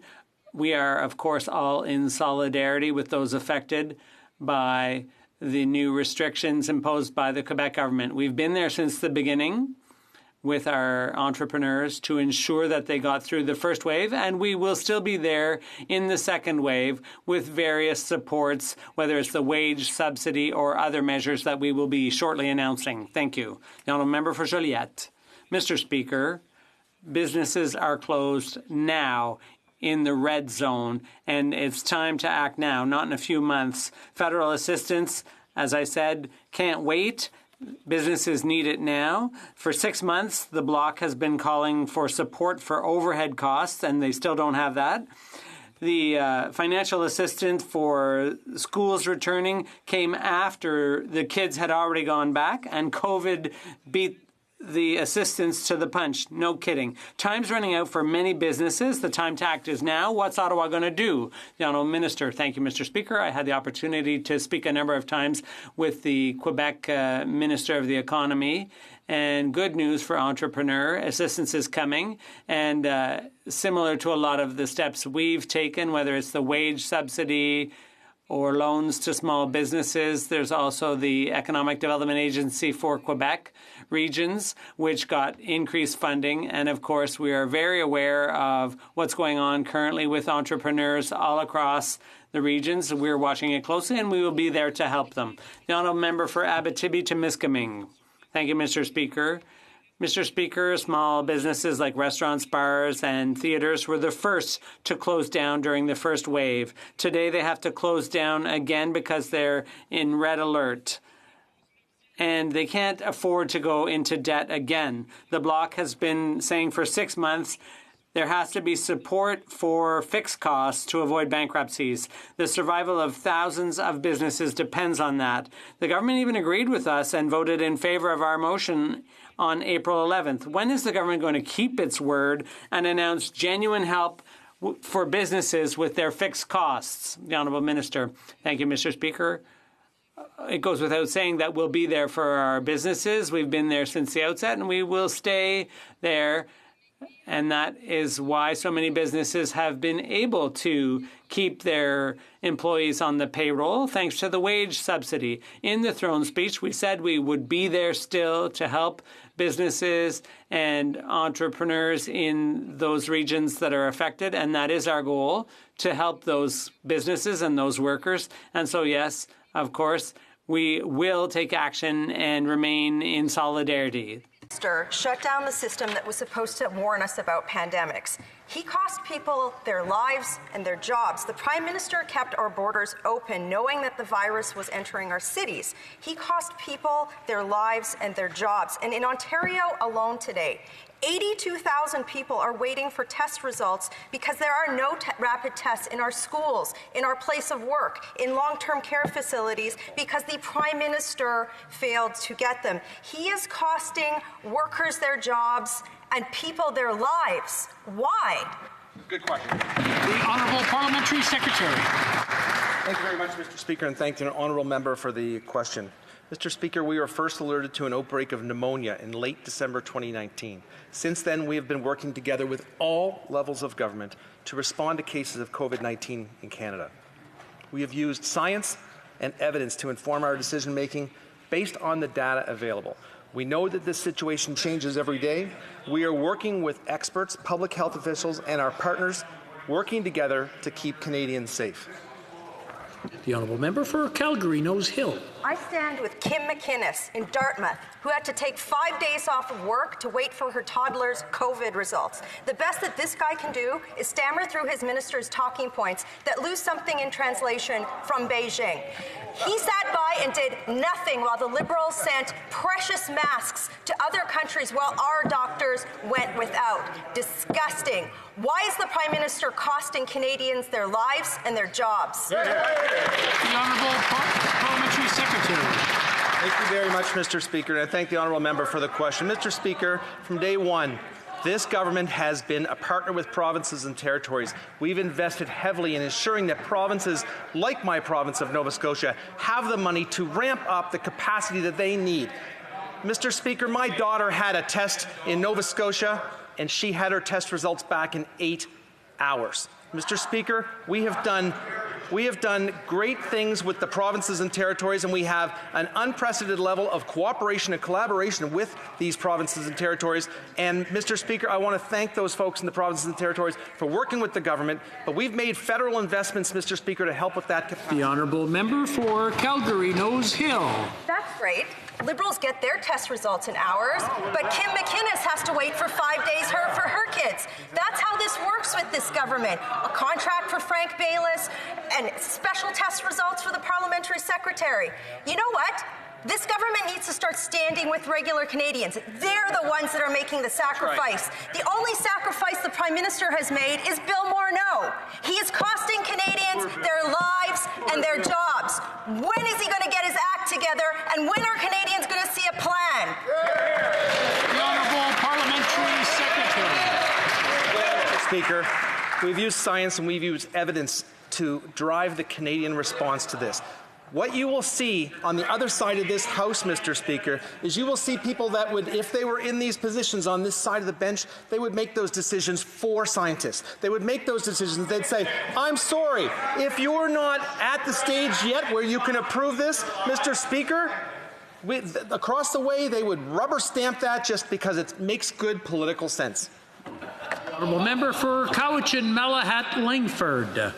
Mr. Speaker, as a Vancouver Islander, I can attest to how important BC ferries are as a vital link to the mainland. And strict COVID-19 measures have kept people safer, including an exemption that let passengers stay in their vehicles.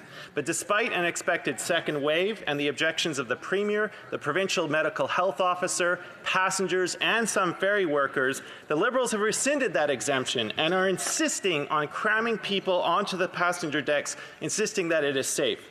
Why is the Liberal government exposing passengers on BC ferries to risk? Do they really think Ottawa knows best?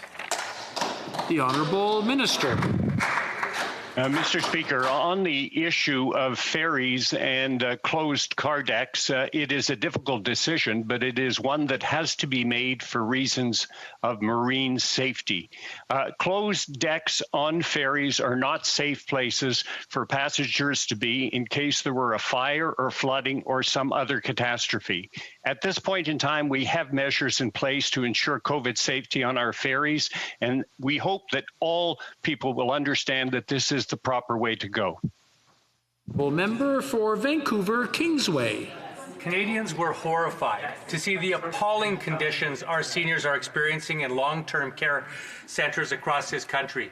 80% of the deaths from COVID-19 occurred in these facilities, giving Canada the worst record of all comparable nations.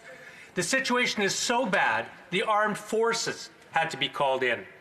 As Canadians brace themselves for a second wave of this pandemic, families are extremely worried about their loved ones in long-term care. What is this government doing specifically to ensure that seniors will be better protected in the critical months ahead? The Honourable Minister.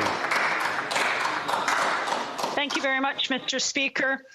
We will be there to support provinces and territories that need help managing their long-term care systems, whether it's with the Canadian Armed Forces support, investment in PPE, or providing the $3 billion for essential workers' wages. Know that the safety of seniors is our top priority. Under the Safe Restart Agreement, our government has provided $740 million to support one-time costs for measures to control and prevent infections. Our throne speech identified additional actions we'll take to strengthen long-term care in our country. We'll be there for our seniors. Thank you. The Honourable Member for Northwest Territories. Mr. Speaker, I know our government has been outspoken in the past about opposing the United States administration's plan to open the Arctic National Wildlife Refuge in Alaska to oil drilling, and that they could auction off drilling leases this calendar year. The ANWR is a critically important calving ground for the porcupine caribou herd, and with the ongoing decline in many herds, we need to collectively protect them and assist in their recovery. What has Canada done, and what more can we do to address this incoming threat? The Honourable Minister. Thank you very much, Mr. Speaker. I'd like to thank the member of the Northwest Territories for his question and for both his and the member of Yukon's important work on this issue. As I said in the statement that I released in early September, the porcupine caribou herd is invaluable to the culture and subsistence of the Gwich'in and Inuvialuit peoples and to biodiversity in this country. This government has long advocated for the permanent protection of the herd's habitat, including in the Arctic National Wildlife Refuge. We have made strides to protect this herd through the establishment of important habitat areas, including 2 national parks, Ivavik and Vuntut. We have and we will continue to work together with our Indigenous and territorial partners to protect this iconic species. The Honourable Member for Richmond, Arthabaska. Mr. Speaker, last week I asked the Minister when she would modernize the Official Languages Act. For weeks, the Official Languages Commissioner, FCAFA, and all the organizations representing Francophones in Canada have asked for the same thing. I have no doubt that the Minister will once again attack the Conservatives in her response, but for her to ignore all those speaking out is a total lack of respect. Mr. Speaker, let me give her another chance. When will we finally have a modernization plan for the Official Languages Act? The Honourable Minister. It goes without saying that the modernization of the Official Languages Act is important. Why? Because we will always strengthen the linguistic rights in Canada, be it linguistic minorities, but also be it in Quebec or in the rest of Canada, the other official language.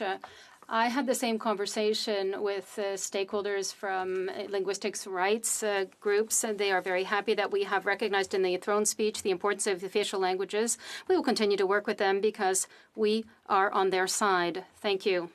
The member for Richmond, Arthabaska. The Official Languages Act was rewritten by the Mulroney government. There were historic investments by $2.2 billion made by the Conservative government. The former Official Languages Commissioner said that it was good progress under Conservative governments, but the Liberals have done nothing concretely, as demonstrates the latest report by the Official Languages Commissioner tabled this week. We are sick of promises. We want to know when the minister will table the modernizing of the Official Languages Act plan. The Honourable Minister. I won't give my colleague a history lesson, but the Official Languages Act was adopted some 51 years ago after the Laurent Dodunton Commission by the Trudeau government. And now what's happened in recent years is that every time there have been cuts, it was under conservative, provincial or federal conservative governments. I have a question to ask the Leader of the Opposition. Will the Leader of the Official Opposition denounce the cuts made against Franco-Albertans when there have been cuts on the St. John campus in Alberta? Will he condemn those cuts? Member for Sherwood Park, Fort Saskatchewan. Mr. Speaker, the Prime Minister was quick to put all of the resources of government at the disposal of his failed and ethically challenged white male former finance minister in his bid to become OECD Secretary General. But when a Muslim female senator with multi-party support and an unimpeachable record put her name forward for the presidency of the Interparliamentary Union, the government is working against her behind the scenes. So what happened to Team Canada? Why are the Liberals failing to support a strong Canadian voice on the world stage? The Honourable Minister. I would love to do it. Since from the Conservatives when it comes to gender or diversity, Mr. Speaker, we recognize everyone in this House that Senator Salma Atuljan is doing important work on human rights issue. I understand that there is a deadline for candidates by October 18. I will be happy to meet with all candidates that are coming. And Mr. Speaker, I spoke with the senator today, and she was very happy about our intervention. The Honourable Member for Sherwood Park, Fort Saskatchewan. Mr. Speaker, on diversity, this government is all talk and no action. They fired a public servant who criticized the government's approach to blackface. We saw with the former Attorney General that the Prime Minister only wants women in leadership roles if they sing from the song sheet that he provides. Senator Atulajan's bid has the support of multiple Liberal MPs. The Prime Minister is putting politics ahead of our national interest. Why is the government working behind the scenes to block a strong Muslim woman from representing Canada on the world stage just because she happens to be a conservative? Honourable Minister.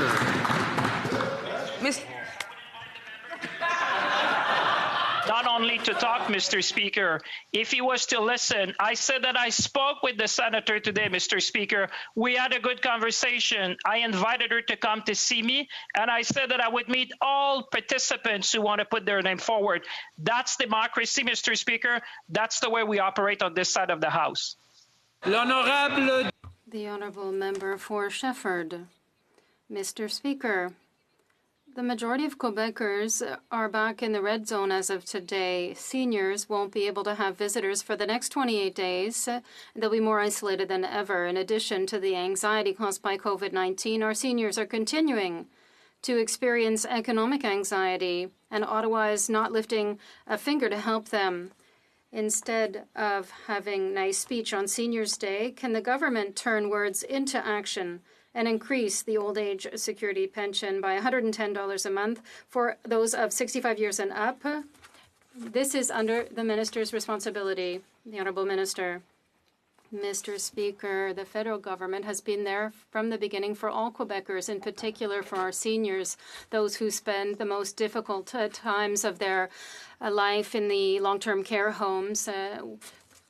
We have intervened in a number of ways to help all of Quebec society. I said, be it our seniors, be it our families, be it our workers. We are there for Quebec. We will continue to be there for Quebec.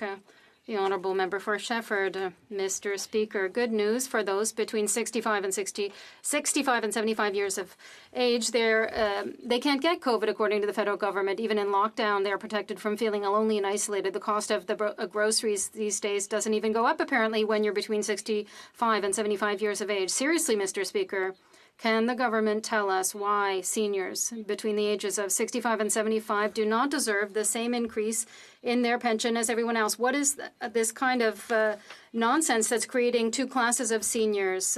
Poverty doesn't wait until you're 75. The Honourable Minister.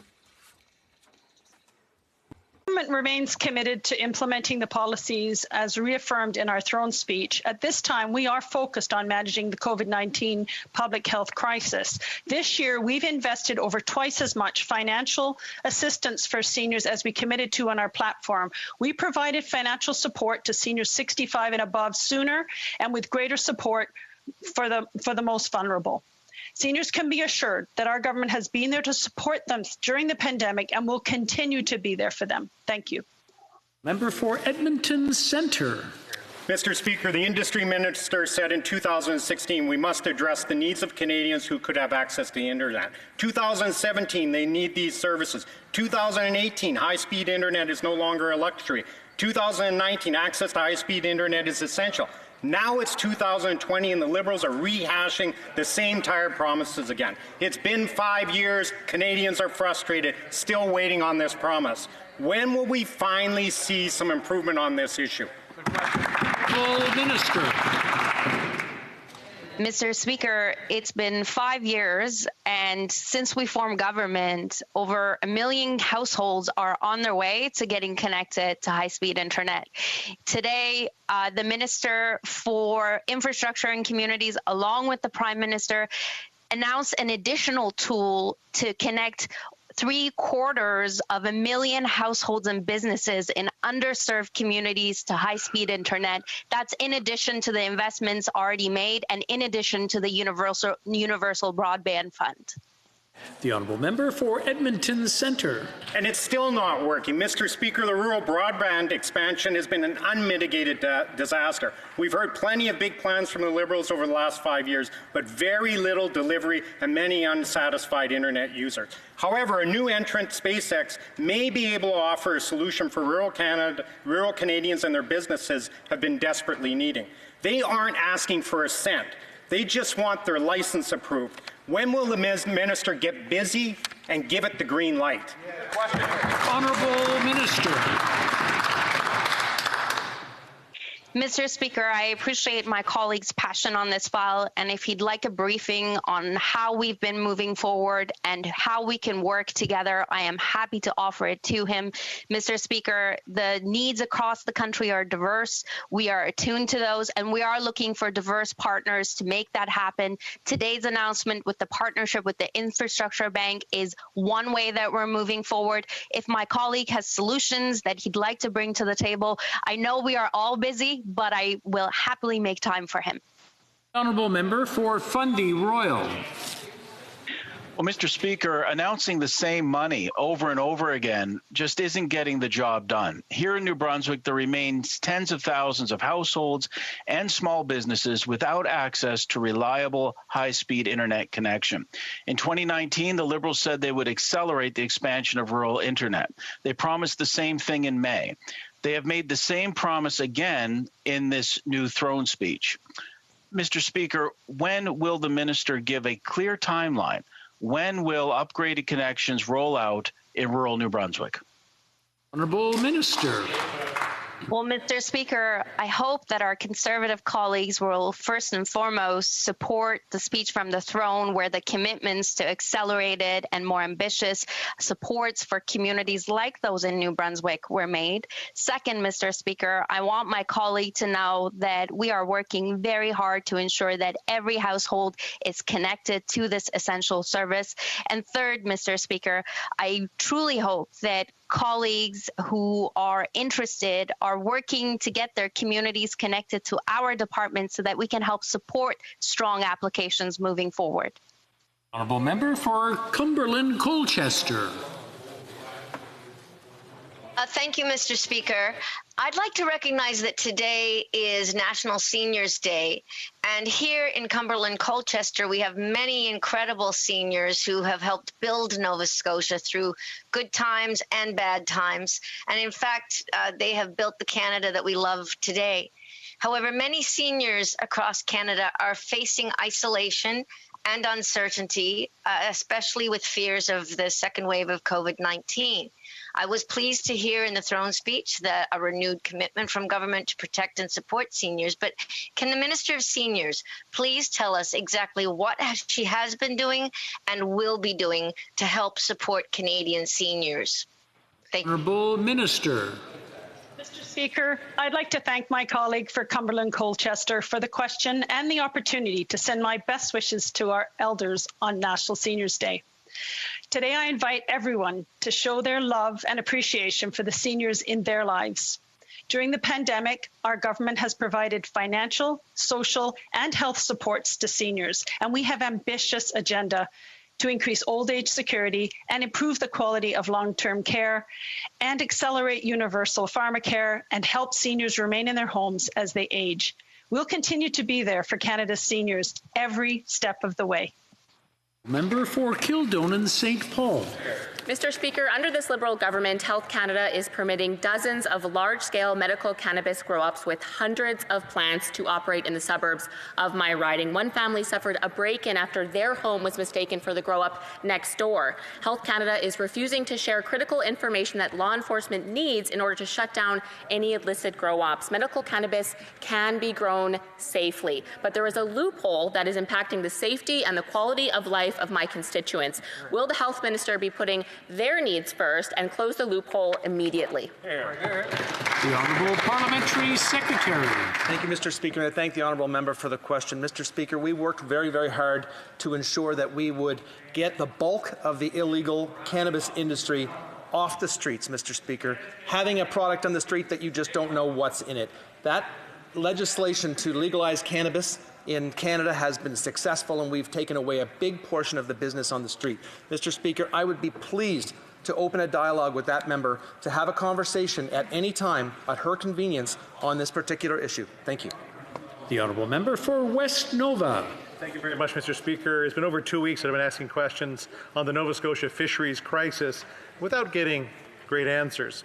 The Prime Minister makes reconciliation with our First Nations a priority about speaking of understanding, friendship, and redressing past aggressions. Mr. Speaker, honest discussions must take place with both sides so that they can work together for a better future. In his desire for reconciliation, why is the government knowingly pitting Indigenous and non-Indigenous against each other in St. Mary's Bay and destroying any friendship that has been maintained for over 300 years? The Honourable Minister. Thank you, Mr. Speaker, and I want to thank my colleague for the question. Mr. Speaker, since day one, the priority has been de-escalating the tensions that we've seen on the water in southwestern Nova Scotia. Mr. Speaker, I'm thankful to say that that actually is happening now. Now we work with the First Nations community as well as with industry as we go forward. We believe that the best way to do this is through respectful dialogue. We are currently in discussions with First Nations communities. They are actually saying that the discussions are positive. And actually, Mr. Speaker, I would like to say that today is an extremely special day in Nova Scotia to say Happy Treaty Day. We're going to continue to do this to make sure that we implement these First Nations rights. Thank you, Mr. Speaker. The Honourable Member for Red Deer Lacombe. Mr. Speaker, Canada has the highest unemployment in the G7, and our finances are teetering on the brink. TC Energy's natural gas pipeline expansion could have generated 5,500 good-paying jobs and $4 billion in investment with all the tax revenue to go with it. Mr. Speaker, the Canadian Energy Regulator recommended this project for approval back in February, but the Liberals still haven't acted. Does the lifeline that the NDP threw the government include a knife in the back to the West again? Or are the Liberals just this spiteful, all on their own? The Honourable Minister. Mr. Speaker, in the face of COVID-19 and the request of several Indigenous communities, our government extended the deadline for a decision on the NGTL project in order to safely and meaningfully consult and address outstanding concerns as appropriate. As this House knows very well, good projects only get done when we take the time and do the hard work to meet our constitutional duty to meaningfully consult with potentially impacted First Nations. Thank you, Mr. Speaker. Member for Mississauga, Aaron Mills. Mr. Speaker, in February, our government tabled Bill C-7 to comply with the Quebec Superior Court ruling, which ordered changes to Canada's medical assistance in dying law. However, due to the pandemic, our government was granted an extension until December 2020 to comply with this order. Can the Minister of Justice please update the House on our government's plan to comply with the Truchon decision and to respect the court-imposed deadline? The Honourable Minister.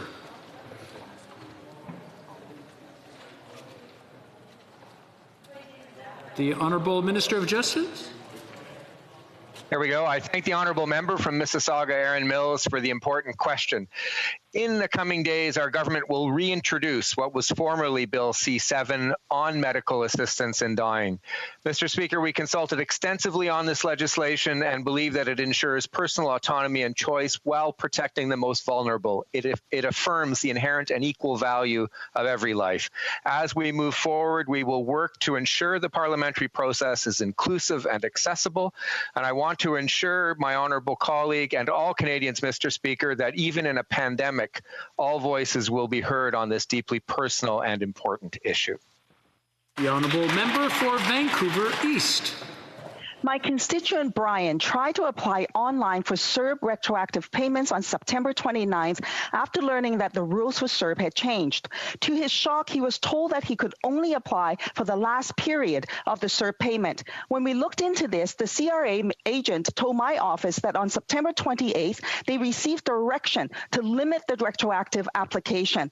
There was no public warning whatsoever of this change and is contrary to what the government's own website states. This is utterly unfair and unacceptable. Will the minister honor the original deadline for retroactive payments?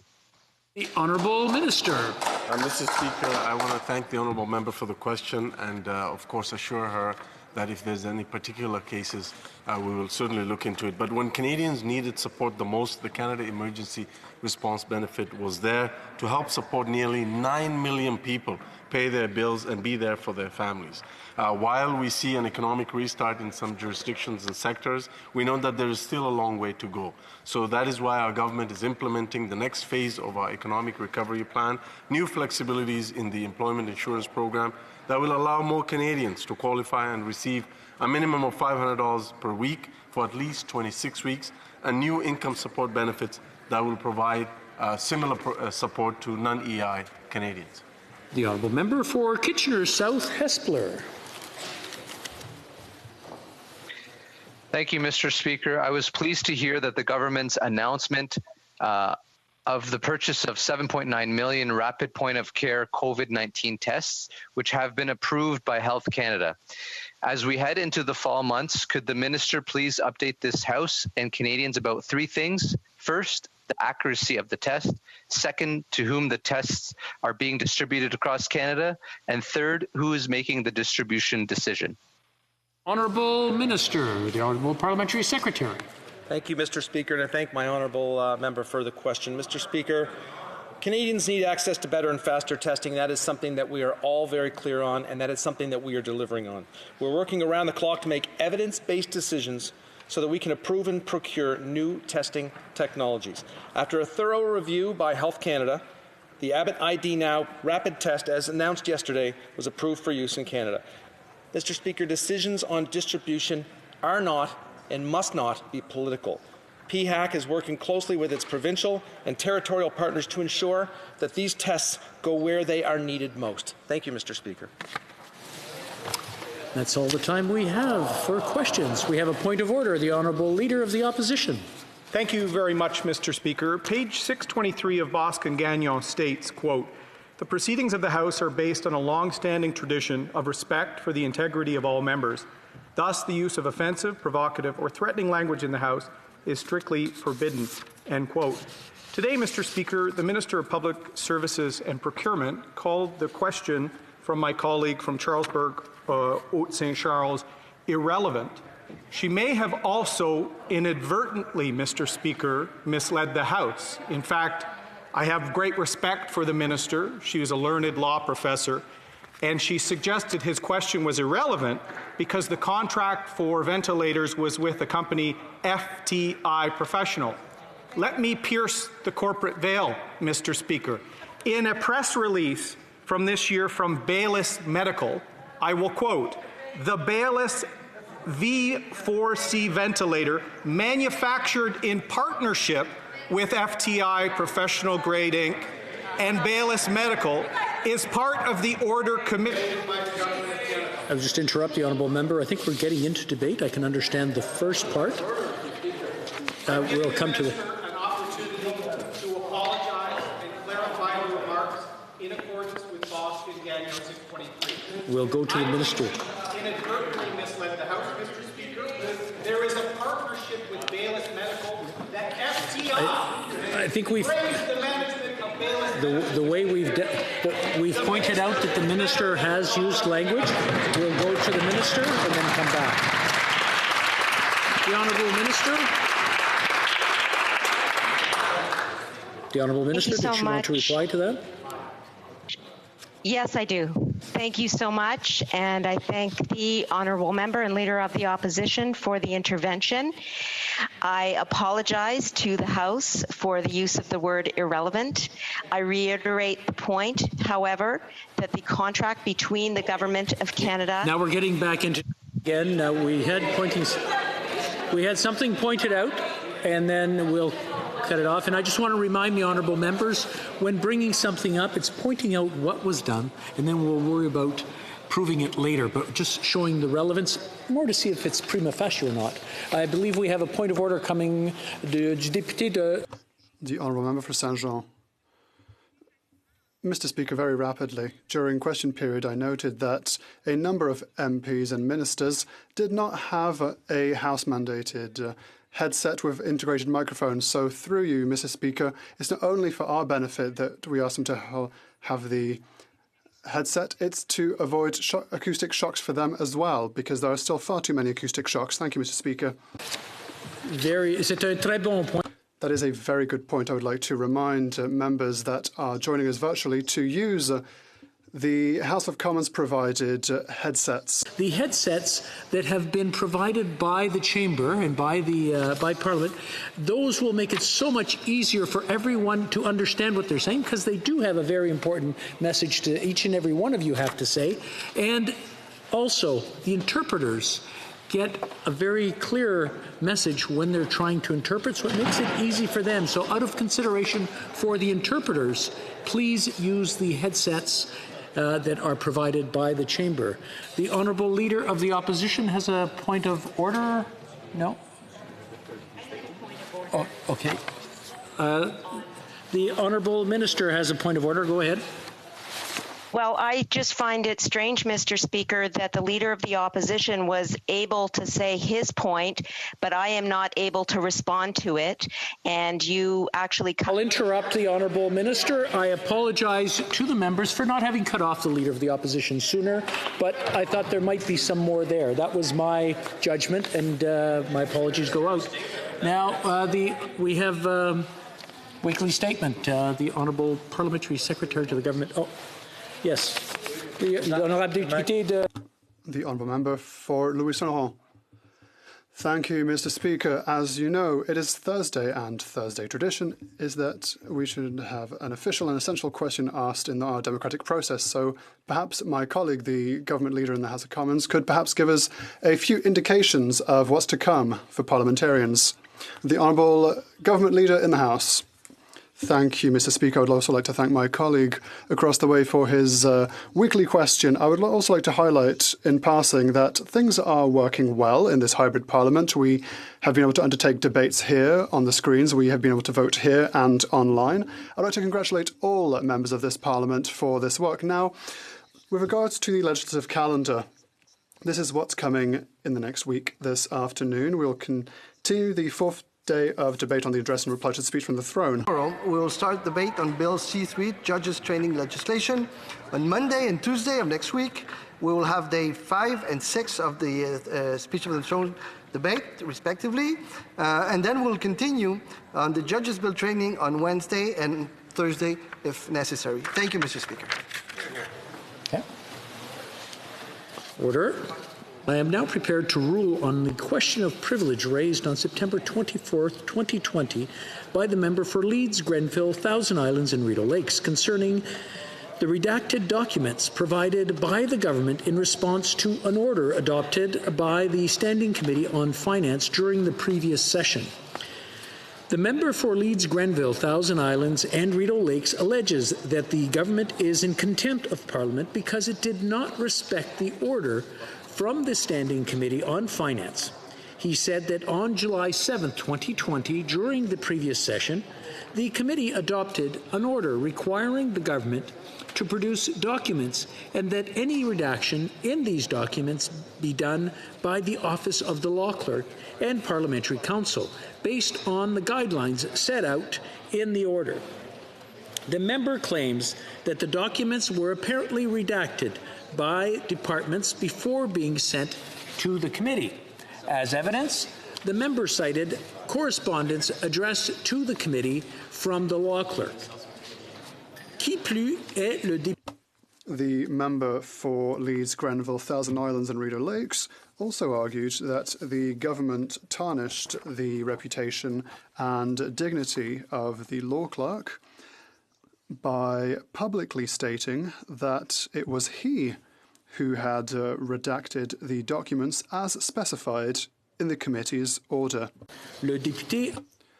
The member said that exceptional circumstances justified the chair's ruling on this matter. This despite the absence of a report from the Standing Committee on Finance, given that the committee had not yet been constituted at the beginning of this parliamentary session. The parliamentary secretary to the leader of the government in the House of Commons responded that the government respected the motion from the Standing Committee of Finance and provided exactly the information requested on time. He explained that the only things excluded were matters of cabinet confidence and national security, as required by the motion and by statute. The parliamentary secretary added that the committee can meet to transact business as of next week, and that in the absence of a report from the committee, it would be difficult for the Speaker to make a determination as to whether the committee's order was respected. After the member for Leeds, Grenville, Thousand Islands and Rideau Lakes brought this matter to my attention, the member for New Westminster, Burnaby, and for La Prairie, as well as the parliamentary secretary, made subsequent interventions. In explaining this ruling, it is important to understand the sequence of events that led to the question before the Speaker.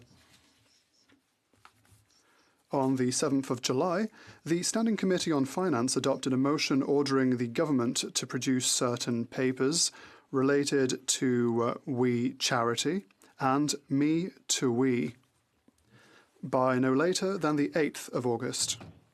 Once the documents were received by the committee clerk, they were sent to the law clerk and parliamentary counsel for redaction in compliance with the committee's order.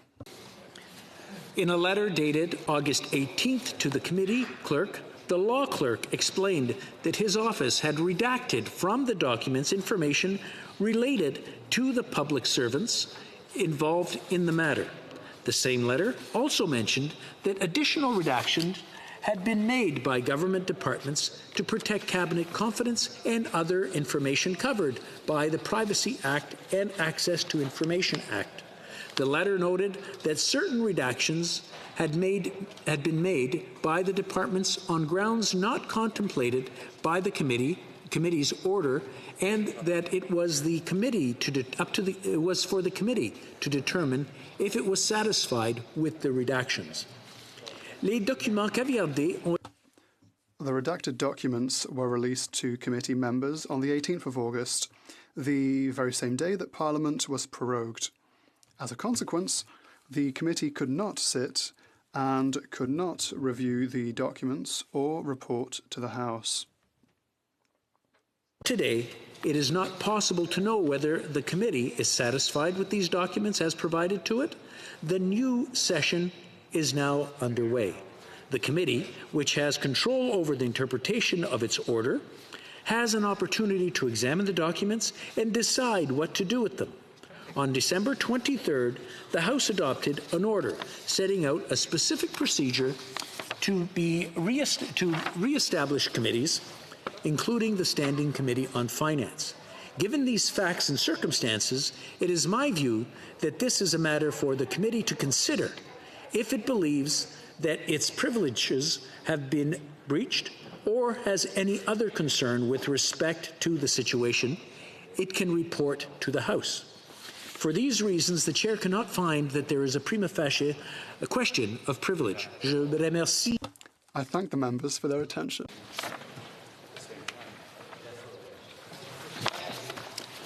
I am now prepared to rule on the question of privilege raised on September 24th, 2020 by the member for Leeds, Grenville, Thousand Islands and Rideau Lakes concerning the government's response to written question Q443 tabled during the first session of this Parliament. During this intervention, the member argued that the details of the government's response with respect to written question Q443 are not consistent with information published in an article by the Canadian Taxpayers Federation. The member also explained that he had received clarification from the National Capital Commission regarding the differences between the response to the written question and those provided to the Federation.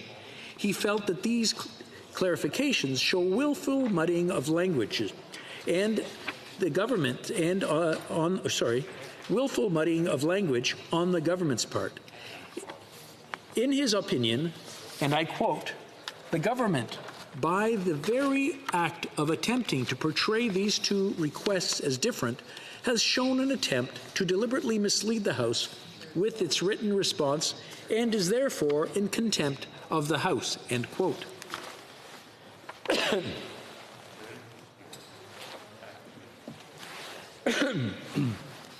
In response, the parliamentary secretary to the leader of the government in the House argued that the information obtained by the member and by Canadian Taxpayers Federation covers different periods. The parliamentary secretary also suggested that the figures obtained were misread and miscalculated. The parliamentary secretary feels that this is a dispute over facts. Dans nos exposés, le député de Leeds.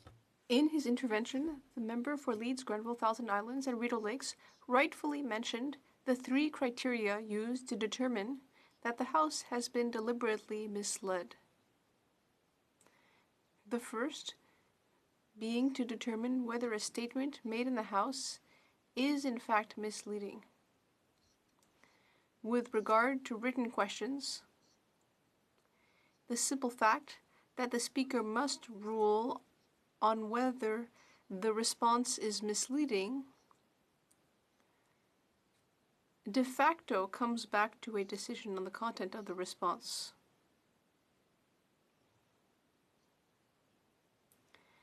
And yet, the Speaker is not able to rule on the accuracy of the government's response to questions, oral or written.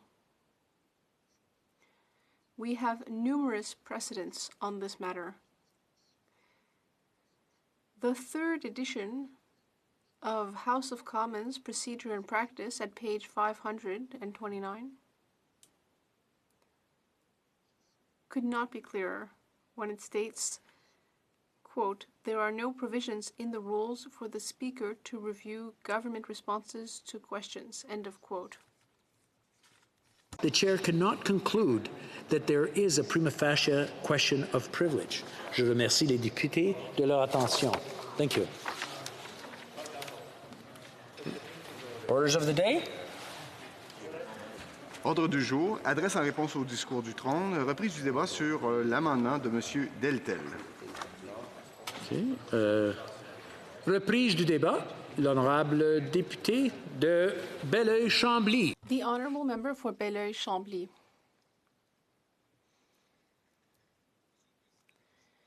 Mr. Speaker, I would just like to say that I thought of you when I prepared the notes for this speech. Because when you ran to become an elected official for the first time, I'm sure you did so to serve.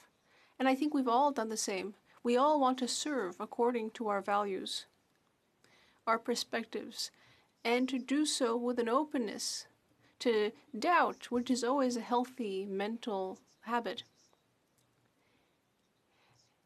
And for me, one of the most important things in politics is people's right to self-determination. A nation has a better understanding of its needs its artists, its farmers, its fishers, its students, its environment, its researchers. A nation should hold all the powers and attributes necessary for sovereignty. A people should be sovereign by its very nature and then decide what to do with that sovereignty.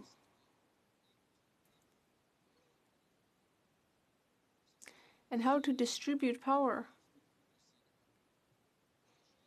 That is all true if this people, this nation, is not deprived of its rights. I'm thinking here of our unfortunate friends, the Catalonians. It's true, Canada is not the worst country. And Quebec is not yet a country, nor would it be the best country, but it would be ours. Right after Quebec, if Quebec were to decide to leave Canada, in the minutes following, Canada would call Quebec and say, we're still friends, no? And Quebec would, of course, say yes. But since we're not yet a country, we do our best to operate within this system. And I assume that's what the Prime Minister is doing.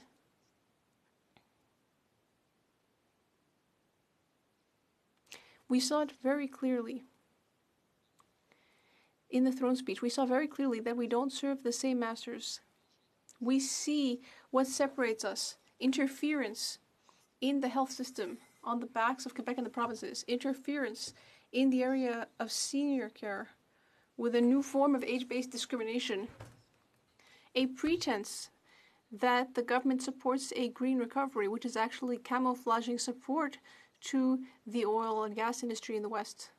A lack of support for agricultural workers, and many other examples.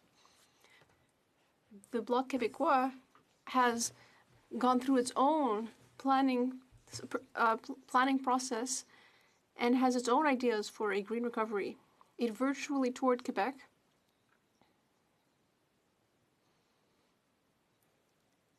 And we put forward a plan, you can see it for yourself, a plan that is a lot more clear and precise than the government's throne speech. It contains what Quebec has chosen. And beyond partisanship, the Bloc takes action. It's more than mere partisanship. It's a little bit like if the Bloc Québécois was presenting its own inauguration speech, as if it were a speech to the Republic, which we wouldn't dislike. Now, we are an opposition party. We can only make proposals.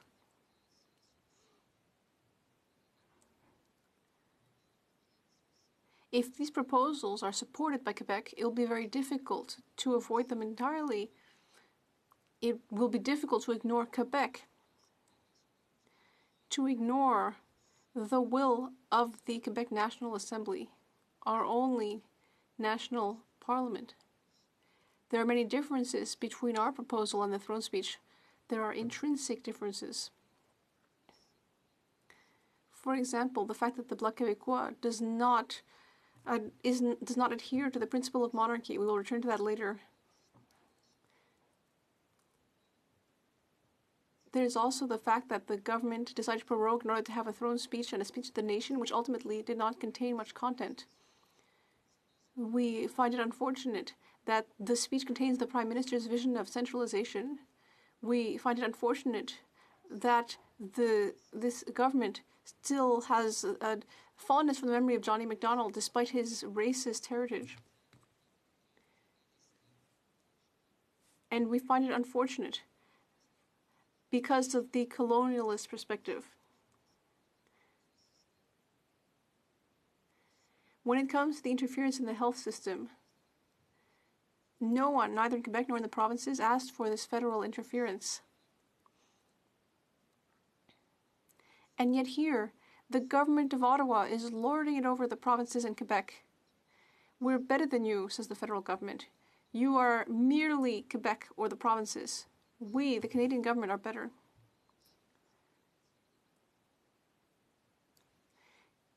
Name one thing that a Canadian can do and that a Quebecer can't do. Is there a single thing that a Quebecer can't do that a Canadian can? The federal government is simply more wealthy because of its constitution and because the Canadian government can cut transfers. The federal government is rich off our own money. And of course, Canada controls the armed forces. In October 2020, it is the 20th anniversary, rather the 50th anniversary of the October crisis. At the time of the October crisis, the Prime Minister of the time invented an insurrection that he said was planning to overthrow the Quebec government. Of course, there were actually only 40 activists in this so-called insurrection. I am against every form of violence. I'm against every form of violence. We are against every form of violence. The imprisonment of 500 Quebecers was a violent act. The questioning of thousands of others was violent. I'm still waiting for this violence to be denounced. Where are the apologies that we're waiting for these 500 Quebec families? No one, not even the son of Paul Rose, an exceptional artist, Félix, is asking for an apology to the FLQ members. No, we're asking for apologies for what they were a pretext for. The fact that the Prime Minister used this as a pretext to interfere in Quebec. 50 years after the October crisis, which in great part was a pretext to repress us, it is a source of pride for 32 independentist members to rise in the Parliament of Canada. Moreover, where is the apology to deported Acadians? Where is the apology about Louis Riel and the Métis at a time when we are still paying homage to John A. Macdonald? Apologies appear to be reserved for non-francophones. The Prime Minister, after all, directs Her Majesty's government. The conquest is not yet over. This new modern form of colonialism takes different forms. Quebec wants to increase the use of French in the workplace. The Liberals claim they will do better. Of course, for them, doing better means setting French back. Quebec wants to ensure that federal businesses are under Bill 101. The Quebec government wants that rather, and I would challenge the federal government not to oppose that. The NDP is not Quebec. The Conservatives are not Quebec. Neither is the Bloc, but the Bloc Québécois is the only party that speaks for Quebec.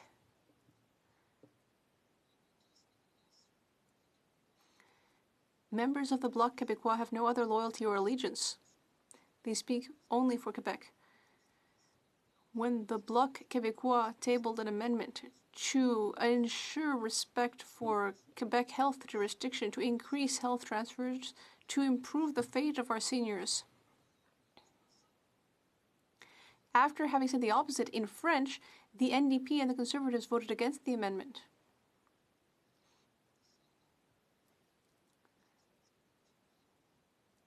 Well, they'll have to face their own conscience. I would simply say, be very cautious before continuing to defy Quebec. And I must also mention that this government must feel shame for what Indigenous people suffer in this country.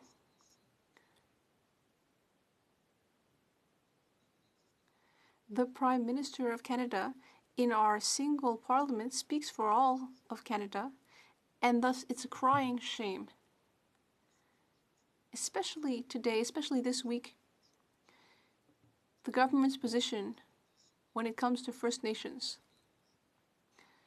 I would like to caution the government before it attempts to deprive us of our privileges with the help of a distressed NDP, before attempting once again to close down Parliament. The NDP has decided once again, in order to ensure that it can continue existing, it has decided once again to ally with the government. The Bloc Québécois will vote against the speech from the throne. If this Parliament has courage, well, I would just say that the days of this government are counted. And if some of us had had more courage, the hours of this government would have been counted. Thank you very much. Questions and commentaires, questions and comments. The Honourable Parliamentary Secretary. Well, thank you, Madam Speaker. And, you know, I love the province of Quebec and the people of Quebec, as I love the province of Manitoba, my home province.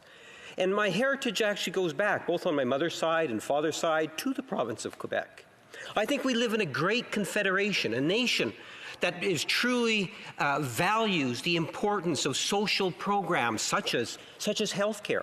And one of the reasons why I think it's so important that whether you're the leader of the bloc or you're the MP from Winnipeg North, that we understand the importance of healthcare to all people in our great nation.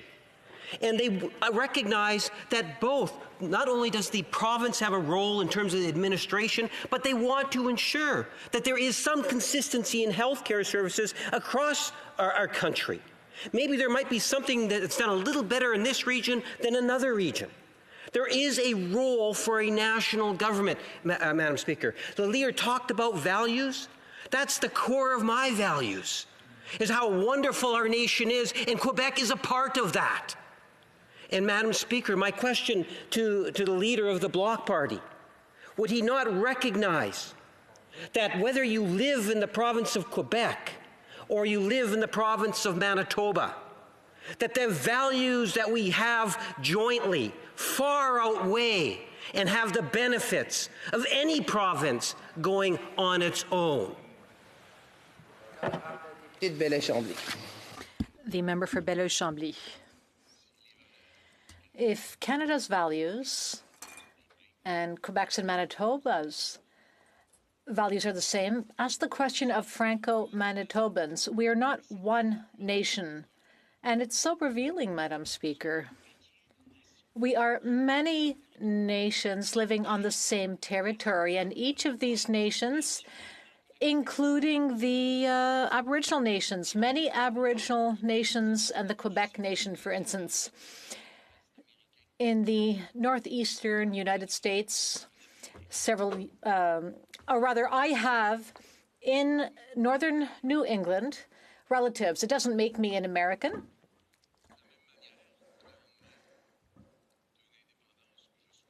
I certainly hope Quebec will become independent soon, but nevertheless, I want to remain a friend of Canada.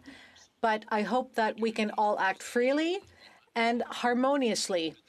Canada can, for instance, work with Denmark. There are several Danes, but it doesn't mean that Denmark will become part of Canada. So it's better to be good friends. For Peace River Westlock. Thank you, Madam Speaker, and thank you to my honourable colleague for his great speech. Interesting speech, for sure, to say the least. One of the issues that he touched upon, and one of the things that the government is very proud of, is this idea of self-determination. And when it comes to our First Nations across the country, the Liberals are very good at talking about self-determination. But when it comes to individual provinces, when it comes to my province or the speaker before me's province, it seems that the government has a problem with dealing with the self-determination of individual provinces. And so if I could ask the member to just outline a little bit more about his ideas around self-determination for provinces. Thank you. The member for Belleuil-Chambly. It's so sad for me, Madam Speaker. I have a feeling that self-determination for the government is like an autonomous vehicle for the government. Self-determination is up to a nation to define. Each nation defines who they are. There are 3,000 Nescapi in northern Quebec. They're a nation, as are the 8.4 million Quebecers. A nation defines itself. Every nation has the right to self-determination, but very few of them actually seek full independence. I don't know which of the existing nations in countries around the world, I don't know how many of those nations want to be truly independent before they make alliances. Some nations want more power. The people in Brittany, the people in Corsica want to protect their language, for instance. We have the right to independence in Quebec. The member for Joliette.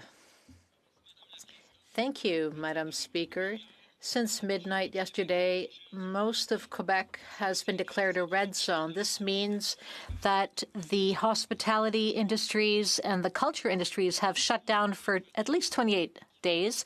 In the speech from the throne, the government said it would help businesses which were forced to shut down again this afternoon. The government of Quebec announced support for businesses.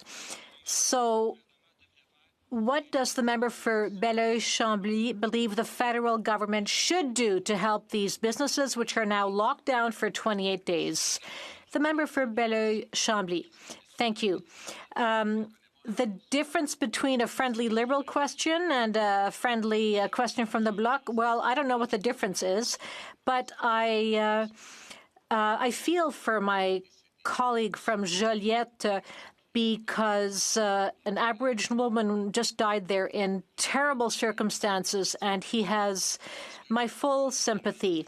Now, what can the federal government do to help these businesses? Well, the first thing I'd say is the federal government should mind its own business, but I think that we should work together. And a quick and efficient way to help businesses would be to apply tax credits on overhead with a maximum limit. Any type of overhead, and the overhead varies depending on the type of business, and I believe that the federal government should take that approach to support businesses. Real quick question to my colleague. Where I represent is over 300 years of Francophone tradition. Most of the population is completely works entirely to expand the relationship, and with over 300 years, they want inclusion. So my question to him is simply, what does he have to say to those members there? We, across from Detroit, is Pontiac. And in Windsor West, it's the oldest European settlement west of Montreal, and we're very proud of that. What does he have as message? Because they want to be part of a confederation, and they also want the Francophone culture and community to continue to rise, but within that jurisdiction. The member for Belleuil-Chambly. Well, I offer them my unconditional friendship. There are several levels of solidarity between Francophone groups. In fact, there are four levels. International solidarity, the Francophonie, for instance, is the main organization for Francophones in the world. At the other extreme, there's Quebec, for instance, which has a will of its own, and Quebec believes that if it was independent, it would help support other Francophones living in North America outside of Quebec. And that way we could be the best friends for those Francophones. We have often expressed our solidarity with Francophones outside of Quebec. The member is referring to Francophones in North America, and we have worked on building strong relationships. Now, obviously, COVID has slowed that down, and we believe this could benefit all Francophones in North America. What's his? No, sorry. I have a colleague online. Sorry? Tim's hands, yes, please. King's hands. Thank you very much, Madam Speaker, and I'd like to thank my honourable colleague for his speech and his intervention. Obviously, he and I would share a different ideology as it relates to federalism in this country. I am very proud to be a Nova Scotian. I understand he's very proud to be from Quebec. But my question to him is twofold. He mentioned agriculture in his speech. Will he not recognize that agriculture was predominant throughout the speech from the throne in terms of our support for supply managed sector, the support for regional capacity, which I know is important to members in his own caucus. But I really also want to ask around the oil and gas industry. And he and I would share the fact that this industry may play a less and less role in the Canadian economy in the days ahead. But the revenues from the industry have benefited Canadians and Quebecois across the country. Why is he so disparaging on an industry that has been supportive and provided much benefits to the Quebec people? A brief answer by the member for Belleuil-Chambly. Well, it's a big question. We could spend a long time answering, but I don't want to get started about oil. Well, there's a perverse economic effect when you depend on the export of your natural resources, and that holds especially true for industrial sectors. And in fact, a good part of Quebec's economy is based on these agricultural sectors. Now, as for agriculture, yes, it was mentioned in the speech from the throne, but it was very vague. Everything was vague in the speech from the throne. There was talk of compensation for farmers. Madam Speaker, if I may come back to my previous answer, when I talked about the Francophones of North America, I forgot to mention one important Francophone group in North America, the Haitians. Thank you, Madam Speaker, and I'll be splitting my time with the member for Timmins James Bay. I want to stand here today and talk about the speech from the throne and COVID-19 with also a focus, Madam Speaker, with my riding, which is very much connected to the United States, but also, too, is it exemplifies, I think, some of the challenges that we face for families with reunification across the globe. Obviously, in Windsor West, we have, before COVID, we extensive relationship with the United States that still goes on today, but it's a little bit awkward and it's different and it's also more difficult than ever before. Prior to COVID-19, the area I represent, 3/5 the city of Windsor, has over 40,000 vehicles per day that actually cross into the United States. 10,000 trucks and about 30,000 vehicles, family members, friends, all kinds of different relationships that go from the professional level to also the interrelationship level that families are experiencing on a regular basis. In fact, Madam Speaker, we're very proud of that. In Windsor, Ontario, when we have our Remembrance Day ceremony, we actually include the Star Spangled Banner as part of our singing, because we are very proud Canadians, but also at the same time not afraid to express our cousins' relationship, being the United States and other places of the world, as part of our culture. In fact, we're the 4th most diverse community in all of Canada. In fact, Madam Speaker, we have over 100 ethno-related cultural organizations that are actually registered and have been working in Windsor for a number of different decades. And what's happened under COVID-19 is that we've seen families torn apart. We've seen people not being able to be united. We've had a lot of challenges. In fact, Madam Speaker, I raised this, and I want to thank the Minister for Public Safety for talking with me about this as we entered into COVID before this House actually shut down, and the difficulties that we face because there's actually on our border, there's up to 2,000 people that commute as frontline workers supporting the efforts to fight COVID in the United States. We have doctors, nurses, PSWs, I'm a PSW myself, that are actually going daily over to the United States, and we have to keep them safe and secure. Now, the problem that we're faced with, Madam Speaker, as COVID has continued to hamper our economy, it's also created challenges for individuals that have loved ones that are across this globe. Whether they be as simple as in Detroit, Michigan, across from Windsor, or whether they be in England, or whether they be in some other Commonwealth nation, or even farther than that. And, Madam Speaker, what's happening is the government's response has been nothing short of irresponsible to this. there has been nothing but delay and continued pushing the issue down the road without any type of supports for individuals. And that hurts not only the families, Madam Speaker, but I would argue that hurts our actual economy, and more importantly, it hurts our entire community and actually our neighbors and all the people in our communities, because we have people that are in limbo.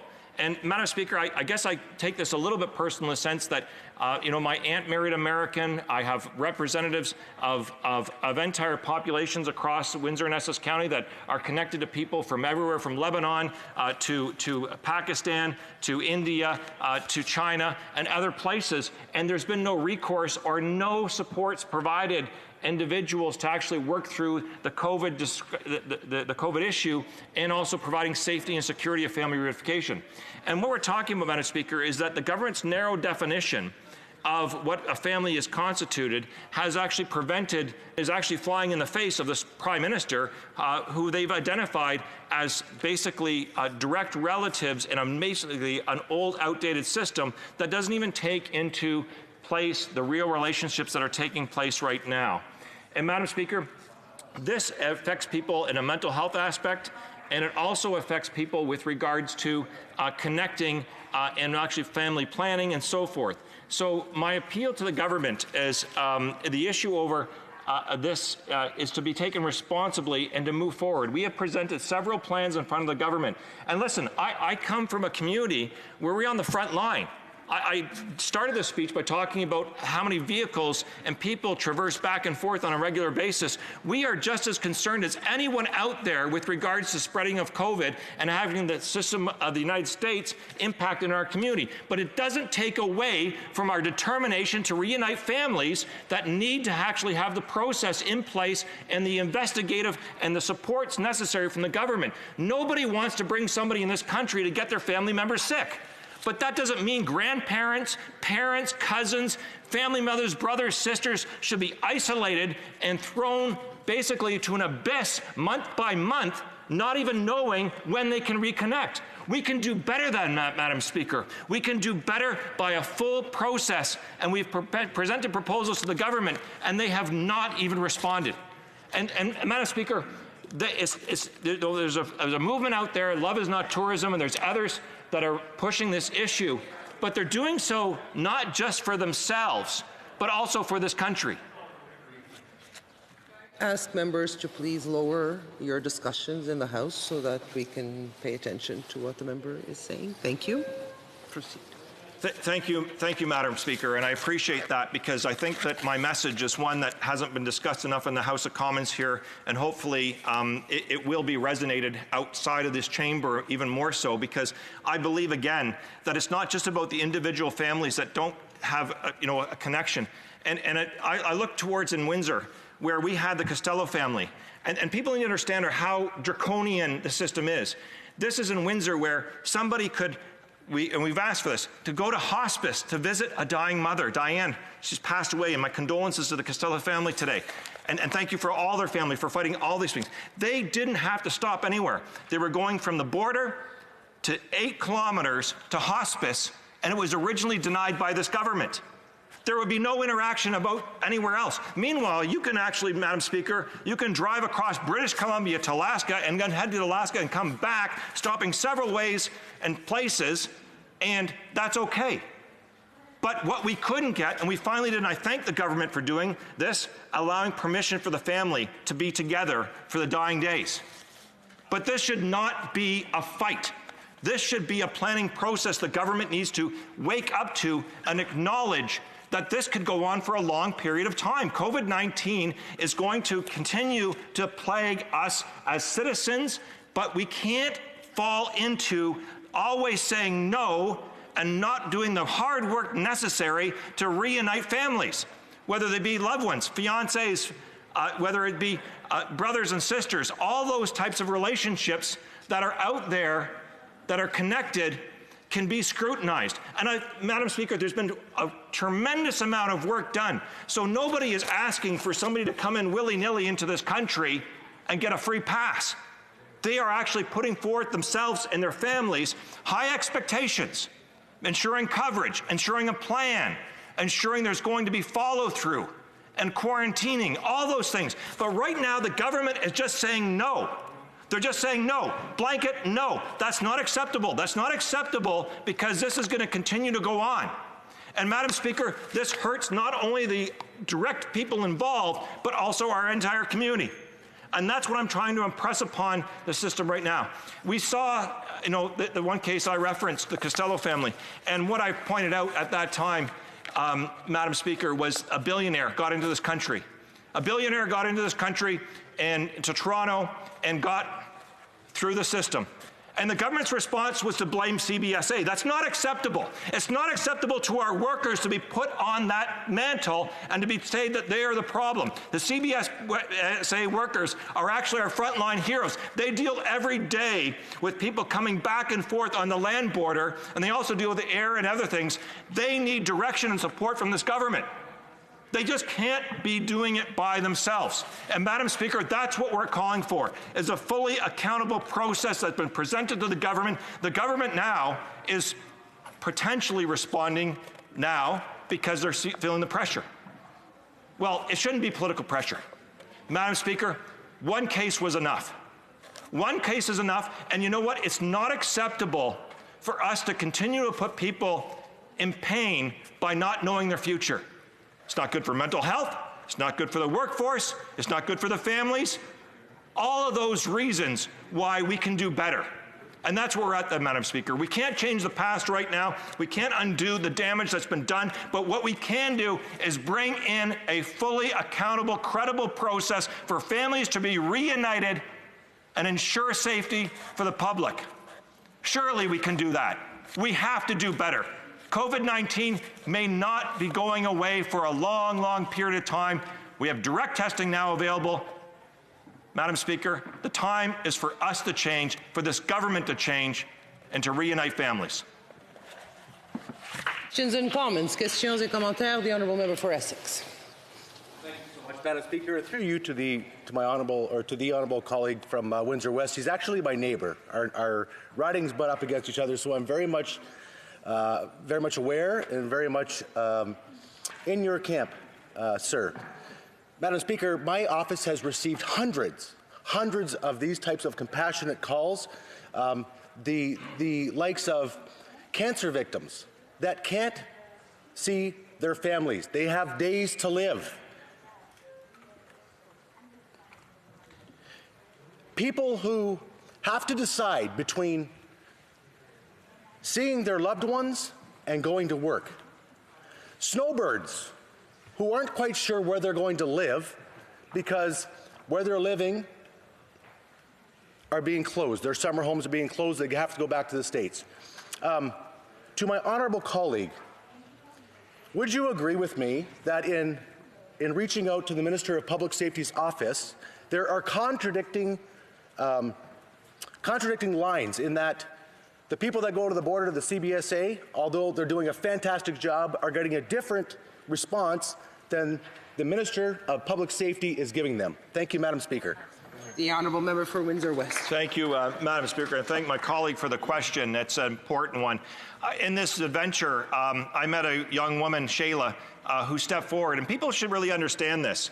When we have been fighting for this issue in family reunification, we had the issue brought to the minister months ago in several letters. I'm not going to reference them all right here, but it took me calling Shayla, who came forward in the public realm to discuss the issue of her mother not being able to visit with her grandparents who were in quarantine in Windsor, and she was passing away. It took her to come forward. That courage and that gift to other people was extraordinary.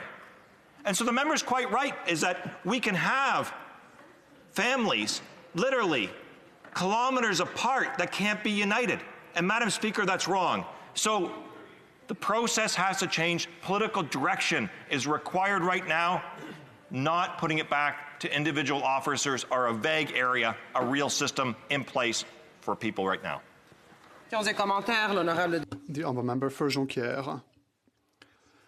Thank you, Madam Speaker. I'm rather curious. The Bloc Québécois tabled an amendment to the speech from the throne. Only the MP Rougemont de la Petite Patrie voted for it, and yes, the Parti Québécois does not sit in the House of Commons. This is the Bloc Québécois. Sorry, I'm just slightly confused. My apologies. This time I won't get it wrong. The NDP in Quebec has a certain reputation as a centralizer. So, to my colleague, I ask why he voted against the Bloc Québécois amendment. Thank you, Madam Speaker. Well, he'll sort out where his party and who party he represents. And second of all, his party actually voted last night in favor of the speech from the throne, so it's hypocrisy. It's just dismissive. Questions and comments. The Honourable Parliamentary Secretary. Yes, thank you, Madam Speaker. And I listen in terms of what it is that the member is saying, and has a great deal of compassion for, no doubt, a good number of people, as I do myself, Madam Speaker, and have experienced firsthand many individuals that have been wanting to come over. The compelling issue is, to what degree does the member feel that we need to continue to listen to what our health experts are telling us, and the civil service, which has done virtually an outstanding job for all Canadians? Does he believe that we should be overlooking some of the advice that's being provided from health experts, for example? The Honourable Member for Windsor West. Oh, thank you, Madam Speaker, and I thank the Parliamentary Secretary to the Prime Minister for asking this question, because it actually is the theme of what they're trying to do. Is that to push this issue like you're against public health by wanting families to be reunited. And that is exactly opposite. And he knows that. His government knows that. The issues that have been brought forth are to protect people, protect the public, and reunite families in an accountable way, even more so than what him and his government is allowing people to get in cars, drive all the way to Alaska with no accountability, but meanwhile you can't visit a cancer patient in Windsor going from Michigan and to the room, and the cancer patient is dying door to door with no inclusion, no separation from anything else other than the fact that you were in your car to the spot where you can visit your relative. And Madam Speaker, the Parliamentary Secretary really needs to take a really good grasp of this issue, because he is part of the problem. They can work on this every single day with immigration cases down. They have lots of public servants that can vet all of these cases and ensure public safety is number one, but families can be reunited. Reprise du débat, resuming debate. The Honourable Member for Timmins, James Bay. Merci, Madame la Présidente. Thank you, Madam Speaker. I'm very proud to be taking part in this debate. Here in my Northern Ontario village, COVID has clearly plunged Canada in the worst economic catastrophe and medical catastrophe for the past century. This pandemic has shaken our economy to its very core and has jeopardized the future of millions of workers. It's therefore essential for this Parliament to be a leader. We have to work together. We have to make the necessary investments to bring our country safely through this pandemic. I'm therefore very proud to be participating today in this discussion on this situation here in Parliament. It's really, really crucial when we're talking about the speech from the throne and where we need to go, that we frame our role in terms of we are in the worst medical and economic catastrophe in a century. And I know that members of every party, like myself, are on the phone all day to people who are really frightened, people who are frightened by the rising numbers of COVID cases, people who are still dealing with the catastrophe we saw in the long-term care homes, particularly in Ontario and Quebec, and worry about their aged loved ones. We need to be putting people front and center, and we can do this. We can have a very spirited and at times confrontational Parliament, but the focus is get the services out there and what are the best ways to get the services. That's one of the reasons the New Democratic Party fought so hard to change the what was the CERB, and that the Liberal government was going to drop to $1,600 a month. We said that that would leave over 1 million Canadians, the gig workers, the contract workers, in a very precarious situation. And I think it's forced a discussion about the problems of an economic system that for years was dependent on keeping people in contract positions, part-time work, precarious gig economy, so that when COVID hit, 2 million people were not able to pay their rent within 2 weeks of the lockdown, and we have to change that. And our focus right now has to be getting people through the long winter ahead. So on the speech from the throne, Madam Speaker, it reads like an NDP platform. It reads like everything the NDP have been running on for years. But the problem is the Liberals always run on the NDP platform. They just never govern from it. I think I was a young man with little children when the Liberals started promising childcare. So I'm glad they're promising it again. But will we see it? I'm glad they're promising pharmacare, but they promised it in many, many forms and never delivered. But this is a minority government. This is about our opportunity to put forward negotiations to make things happen. And I think there is a will right now to move Canada forward to a new normal. It's going to take an enormous investment from the federal government to get this nation through. I want to speak to two issues that one's I think very concerning, and one may be very positive for my region in the north. We are dealing in the midst of the pandemic with the other great pandemic, the opioid crisis. It has been a disaster. I'm talking to people in North Bay about it. I'm talking to people in Sudbury, Kirkland Lake. Timmins has been hit very, very hard. We have mixed in with the opioid crisis, the homelessness crisis. Upwards of sometimes 1,000 people homeless in the Timmins region, a community of 44,000. And I congratulate our mayor, George Peary. I congratulate the people who work at the DSAB board, the mental health workers, the police, Living Space in Timmins, who've done an amazing job trying to keep people safe and keep people housed. But what I notice is that the Liberal government quietly let many of the programs that could have helped die over the last year. A lot of the monies that should have been there for opioids are not there. The money for homelessness, there's been great promises, but it dried up very quickly. So we're hearing positive language from the government, but when will that money be delivered? Because this winter is going to be a very, very hard winter in Canada. And I'm very, very concerned about the situation of the opioid crisis and the homelessness crisis as it fits in our communities in Northern Ontario. And this is something that's not partisan. Every single community in the country is facing this disastrous crisis. We have to be ready to work together to get this through. But that means the Liberal government has to move from positive words, because I think sometimes they think if they say positive words, they get positive results. Nah, that's not how it works. Positive words means action. Action means we have to get the money out there now to address the opioid and homelessness crisis. I was very pleased in the speech from the throne about the commitment on electric cars. Now, that's certainly something that will help manufacturing in Southern Ontario. But I think we need to put, if we're going to talk about a green recovery and a sustainability lens, we have to be saying, if we're going to put federal investment into these plants, that the sources of the raw materials, let's put a green lens on that, that the products that are mined have Indigenous agreements, that they're moving towards sustainability, because that will give an enormous advantage to Canada. Rather than taking nickel from Indonesia or the war zones of Congo for copper and cobalt, we need to be able to say that we are going to insist on a environmentally sustainable and Indigenous positive resource policies to help the manufacture of electric vehicles.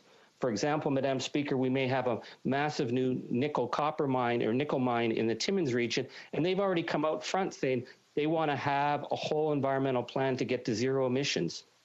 We have Borden Mine in Northern Ontario that is working with zero emissions. They've removed the diesel machines from underground and are going completely electric. In my community of cobalt, we have the first cobalt refinery being set up, and cobalt is essential. There is no clean energy future without cobalt, but right now, the world's majority sources are coming from Congo with a horrific record of human rights abuses, child labor, environmental degradation, and it also puts us into a geopolitical war with China for who's going to control the cobalt resources and the future of a digital economy. We have an opportunity in Canada to turn that around, to say we can do it environmentally sustainable. I think one of the things that has to come out of the pandemic is a real discussion about when and how are we actually going to start meeting our targets and meeting an environmentally sustainable future so that we're making investments and we're creating the jobs that are important here. This is something we need to be doing now because the government's making the investments to get us through the pandemic, but this has to be for a long-term vision. I think at the end of the day, though, our focus right now is about working people who have been completely upended by the crisis. The people that I know who were in the gig economy, people who worked in the service sector. I'm very, very, very concerned about the rising numbers because if we go into new lockdowns, we just see Quebec is moving into zone red. If restaurants start to close, many of them will not reopen. That is the reality. We need to be addressing the potential economic catastrophe if we don't get the numbers in check. And for this, the federal government can play a huge role. This is why the NDP pushed for the sick leave benefits, something that allows workers who are in less protected areas to actually be able to take time off so that we're lessening the COVID numbers. Madam Speaker, I think we did something historic this week in putting workers first in making those fundamental changes. I know that we've stayed up till 3 a.m, but I want to say how proud I was that the Bloc Québécois and the Conservatives supported the New Democratic Party's efforts, and we voted unanimously. We, as the New Democratic Party, will continue tough negotiating, but to keep the focus on getting people through the pandemic so people can look to the federal government and say, we in Canada are doing our part and we're not giving in to the kind of horrific political chaos that we're seeing south of the border. And we're also seeing that other countries are being plunged into much worse conditions. We need to stay focused at this time. So I thank the Liberals for stealing so many great New Democrat ideas in the speech from the throne. I'm going to make your life a living hell at times to make sure you live up to it. That's my job. You know, that's my job as the honorable opposition. But I think we can actually come out of this parliament showing something better for Canadians and a reason to believe. Thank you, Madam Speaker. Questions and comments. The honourable member for Kings Heads. Thank you, Madam Speaker. I'd like to thank my honourable member from Timmins James Bay for his remarks. I enjoyed and I listened to his intervention quite intently. Of course, he comes from a riding in a part of the country where the natural resource sector is extremely important. He referenced some of that in his speech. Coming from Kings Heads here in Nova Scotia, whether it's agriculture or our forestry sector, those natural resources are extremely important, and they're important to the Canadian economy. Can he speak to the speech from the throne where our government put forward a vision of working with natural resource industries to be able to get them competitive for a low carbon economy? I have to assume that accords with his ideology and really speaks to his constituents in his riding. Can he speak to that? Resources country. What we really need to do is start to get serious about lowering the emissions, because I remember talking with Stéphane Dion in 2005 when he talked about voluntary emission standards and that would get us to meet our Kyoto targets, and our emission standards have jumped and tripled and quadrupled ever since then. We need real clear commitments. In terms of forestry, we have been hammered in the softwood lumber dispute by unfair American practices, and it hasn't created more American jobs. It's created opportunities for European competitors. Imagine that. Netherlands being able to ship wood to the United States because we're being blocked from our natural market. So I encourage the Liberal government to stand up for our industries, to stand up for agriculture, to make sure that the trade policies are not punitive, because we can compete, and I think we can compete in a much more environmentally sustainable way, and we're going to have to. That's the future. We have to be environmentally sustainable. And comments. The honourable member for Peace River Westlock. Thank you, Madam Speaker, and to my honourable colleague, thank you for his speech. My constituents were very disappointed and distraught about the usurpation of democracy with the order in council that the Prime Minister put forward to ban many handguns and many guns across the country. I know that they have repeatedly spoken to me about the issue. They say that this is undemocratic, and they also are concerned about what are the criteria for the banning of firearms across the country. They see this as a property rights issue. I'm just wondering what the member's constituents have been telling him about the undemocratic use of an order in council to ban firearms from his constituents. Thank you. The honourable member for Timmins, James Bay. Well, I come from people, a region with lots of guns. I'm a registered gun owner myself. I've had very few people I know have AR-15s and military assault weapons. But when they ask me about it, I say, well, you know who came up with this idea about using cabinet to make decisions on gun policy? That was Stephen Harper. Stephen Harper came up with that scheme. And I remember at the time thinking, you conservatives, it's going to come back to bite you. The Liberal government's going to come in. They're not going to have to take this through Parliament. It's not going to need a vote. So I think if my Conservative colleague is upset about undemocratic measures, about gun owners with their AR-15s and other military weapons, ask his colleagues, why did Stephen Harper think it was such a bright idea to shift gun policy from the RCMP, where I think is a better position to be in, than in the hands of cabinet? So that's a good question he could ask, I think, his colleagues. The honourable member for Saint-Jean. Thank you, Madam Speaker. My colleague, he waited for a long time and he's still waiting for a childcare service. Had he lived in Quebec, he would have been able to have childcare because we are at the avant-garde of it all. If, for example, there's a federal program, Quebec would have the right to withdraw with compensation. So what does he believe on the fact that for this kind of program, there should be that option? I'd like to thank you for the question for the NDP. Inaudible for the interpreter. For example, for childcare, Quebec is a model. I approve of that. For the NDP, in Quebec, there are programs. Inaudible for the interpreter. It's also essential for Quebec to have its jurisdictions so that they can develop their plans with their objectives. It's as simple as that. Reprise du débat. Resuming debate, the Honourable Parliamentary Secretary to the Minister of Economic Development and Official Languages. Hi, Madam Speaker, I will be splitting my time with the member from Kitchener Centre today. Madam Speaker, honourable members, I am pleased to provide an address on the 150th speech from the throne today to MPs in the House of Commons, those participating virtually, the Canadian people, and in particular my fantastic constituents watching in my great riding of Sault Ste. Marie, located in the centre of Canada at the heart of the Great Lakes on the border of the United States and the traditional territory of the Ojibwe people of Garden River and Batchewana, as well as the Métis people. I want to begin by recognizing and thanking our frontline and essential workers who are looking after our health and safety, putting food on our tables, and making sure our economy supply chains continue to operate.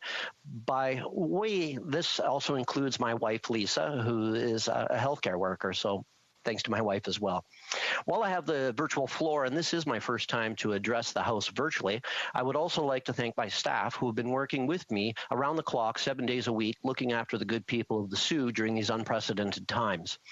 Madam Speaker, I also want to give a shout out to all my family, friends, and supporters who have been supporting me as I work to help Canadians. You're my rock, you're my everything. To overcome this significant challenge that the COVID-19 pandemic poses for all of us, we need all levels of government, every sector of our economy, and indeed every Canadian to act in solidarity and work together.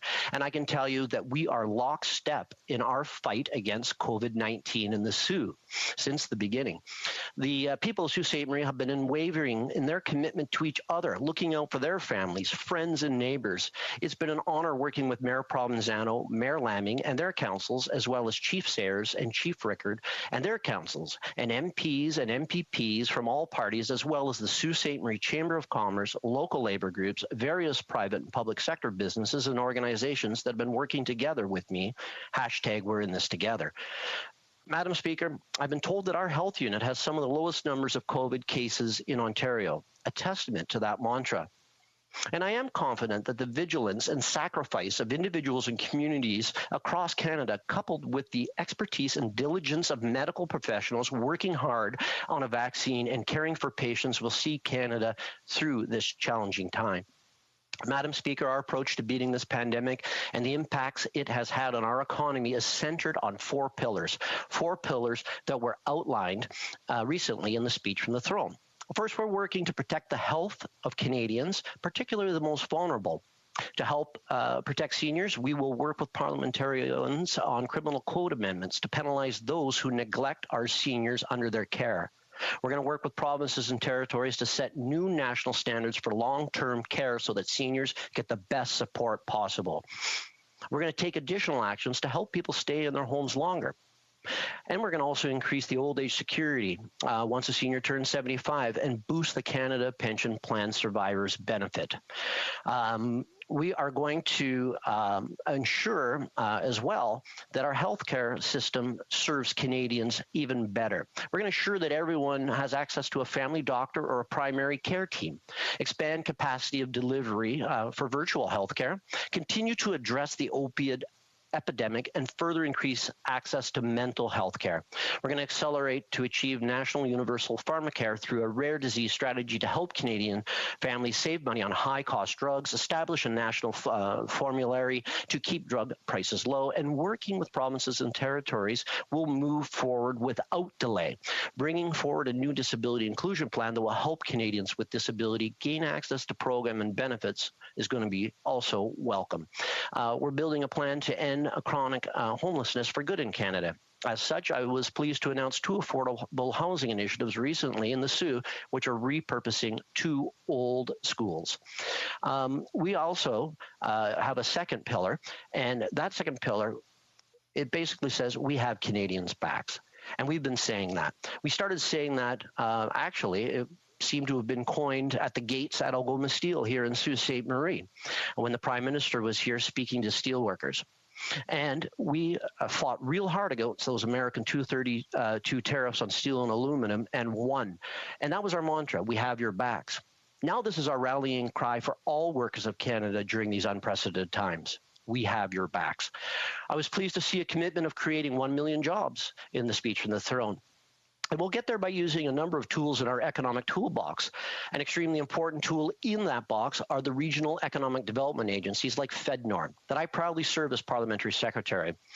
From the get-go, our RDAs have been there for communities, businesses, and organizations from coast to coast to coast. We introduced the Regional Relief and Recovery Fund, an almost $1 billion fund to help those that need that extra help. In Northern Ontario, that fund was split between FedNor and Community Future Development Corporations.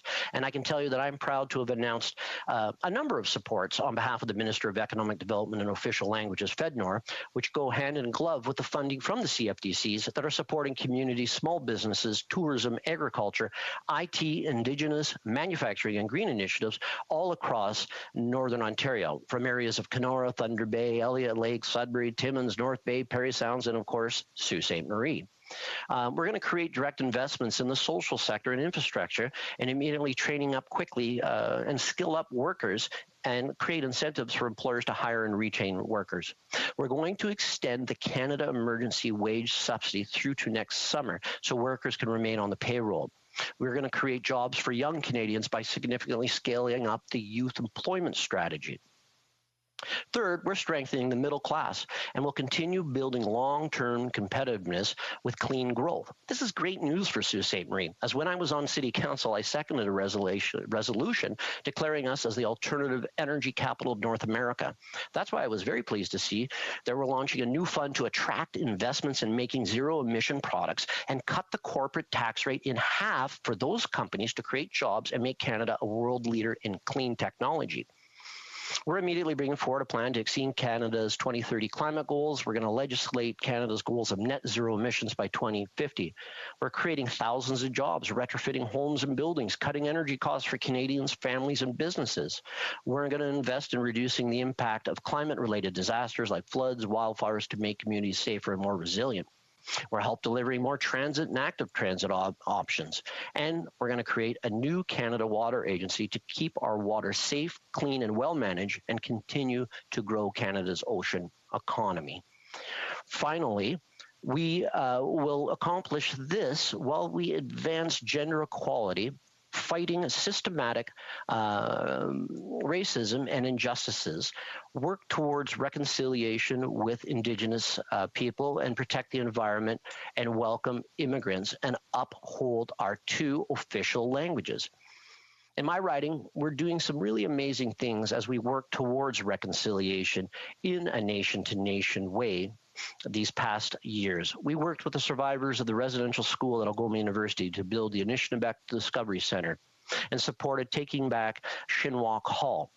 But more work is ahead of us, and we're committed to that. I want to acknowledge the work that the African Canadian Association of Northern Ontario is doing here in the Sioux, along with our allies in fighting systematic racism. To support the social and political gains that women and gender-diverse Canadians have fought so hard to secure, our government is creating an action plan for women in the economy to help more women get back into the workforce. To ensure this plan is guided by a feminist intersectional response, it will be led by a team of experts whose diverse voices will ensure that we build back our economy in a more inclusive way. The pandemic has likewise brought to light the need for affordable childcare, which parents needing to either work less hours or quit their jobs entirely to take care of their kids, well, that's a challenge. That's why we will be making a significant long-term sustained investment to create a Canada-wide early learning and childcare system. We'll also be subsidizing before and after school programs costs to ensure no family is left behind. I can tell you that Canada and the world continues to face the ongoing threat of this global pandemic. Throughout this challenging year, Canadians have proven to be resilient. Our country's success is because of its people. We are neighbors helping neighbors, small businesses supporting communities, armed forces protecting our most vulnerable, and frontline workers keeping our families healthy and safe. From the very beginning, we've worked hard to keep everyone safe and healthy and ensure Canadians had the support they needed to get through this crisis. We immediately took action with historic programs like the CERB and Canada's emergency wage subsidy to help Canadians pay their bills and businesses to keep workers on the payroll. We're also working with the provinces and territories to help Canadians, including funding for communities, public transit, secure childcare spaces, and purchase of personal protective equipment. In this challenging time, we're there for Canadians. And as we look towards the future, we will continue to protect the health of Canadians and do what it takes to support Canadians through this crisis. Together, we will work to build Canada that is more resilient, healthier, and safer. A Canada that is more fair and inclusive, and one that is clean and competitive. We will do what it takes to protect. I am sorry, but time is up. Questions and comments, questions et commentaires. L'honorable député Jonquière. The honourable member for Jonquière. Thank you very much, Madam Speaker. I have a quick question for my colleague. Yesterday, the member for Malpec was saying that Canadian taxpayers are not an ATM for Quebecers, which may surprise anyone who's familiar with Canadian politics. If I think about the $17 billion used to buy a pipeline, or the $10 billion which were given to the automobile industry at a time when the forestry industry was having trouble, and yet there was no support from the Canadian government, or if I think about the repeated cuts in healthcare, which have weakened the Quebec healthcare system, I find it remarkable that the member for Malpec said what he said. And ultimately, I'd like to ask my colleague if he believes that Canadian taxpayers are like an ATM for Quebec. Parliamentary Secretary. Well, thank you very much for the question, and to my honourable member, I can tell you that first of all, our hearts in Sault Ste. Marie are with the people of Quebec as they the second wave of this pandemic is hitting various places in Canada, and in particular in Quebec and in Ontario. So we're going to be there to support all Canadians from coast to coast to coast, and we'll continue to work with members to make sure that they're supported. And the cost of inaction would be enormous. Canada has done a significant job in supporting Canadians, and quite frankly, I think that we've done a better job than a lot of other countries because of the supports and the quick action that we have taken. Commentaire, the honourable member for Winnipeg Centre. Yes, thank you, Madam Speaker. And I just wanted to remind my honourable colleague who he did leave out, which includes persons with disabilities, seniors, veterans, students, many people who have been left out, including failing to meet climate targets. I know that the honourable member spoke about their bold climate action plan, but I would like to remind the honourable member that their plan does not even stay consistent with commitments they made with the Paris Climate Accord. And to just remind him that young people throughout the country particularly have their eyes, have been promised by this government and have a very firm position that this government and future governments must meet climate targets. So my question, Madam Speaker, is this government willing to shift their plan, be honest, and do what needs to be done to meet climate targets? Parliamentary Secretary. Well, thank you very much for the question, and I don't know if my microphone was working correctly, but I did speak to, and I think many people heard me speak to about the supports for seniors, people facing challenges of homelessness, youth. There were a number of things in my speech from the throne where I touched on people that are in a very challenging situation where this pandemic has hit hard, and the supports that we have made have been substantial. As it relates to the environment, I touched on a number of initiatives that are going to help, and including hitting the 2050 and the 2030 goals that will achieve what we need to do to reduce and make a better future for not only our youth, but everyone existing today. So again, I would ask the member to please review the tape, and you will hear in depth my points. Honourable member for Peace River Westlock. Thank you, Madam Speaker. Madam Speaker, one of the things I've had the opportunity to tour Sault Ste. Marie a couple of times. It's on the way home for me, and so I've driven through it a couple of times. And one of the times I was there, I toured the tube facility in town. I think it employs over 1,000 people there. And all of the product, 85% of the product that's produced there ends up in Grand Prairie, Alberta. One of the things in the speech from the throne is that they want to phase out the oil patch. If they phase out the oil patch, 1,000 jobs are lost in Sault Ste. Marie. I'm wondering does this member support that initiative? Thank you. The Honourable Parliamentary Secretary, very quickly. Thank you very much. I have supported Tenaris Tubes and the hundreds of workers. I worked with both the union and management. We invested $16 million in Tenaris Tubes to continue their good work and to support their work. And I look forward to continuing to work with Tenaris. And fighting those American 232 tariffs absolutely helped them 100%. So, yeah, we're there. Resuming debate, the Honourable Member for Kitchener Centre.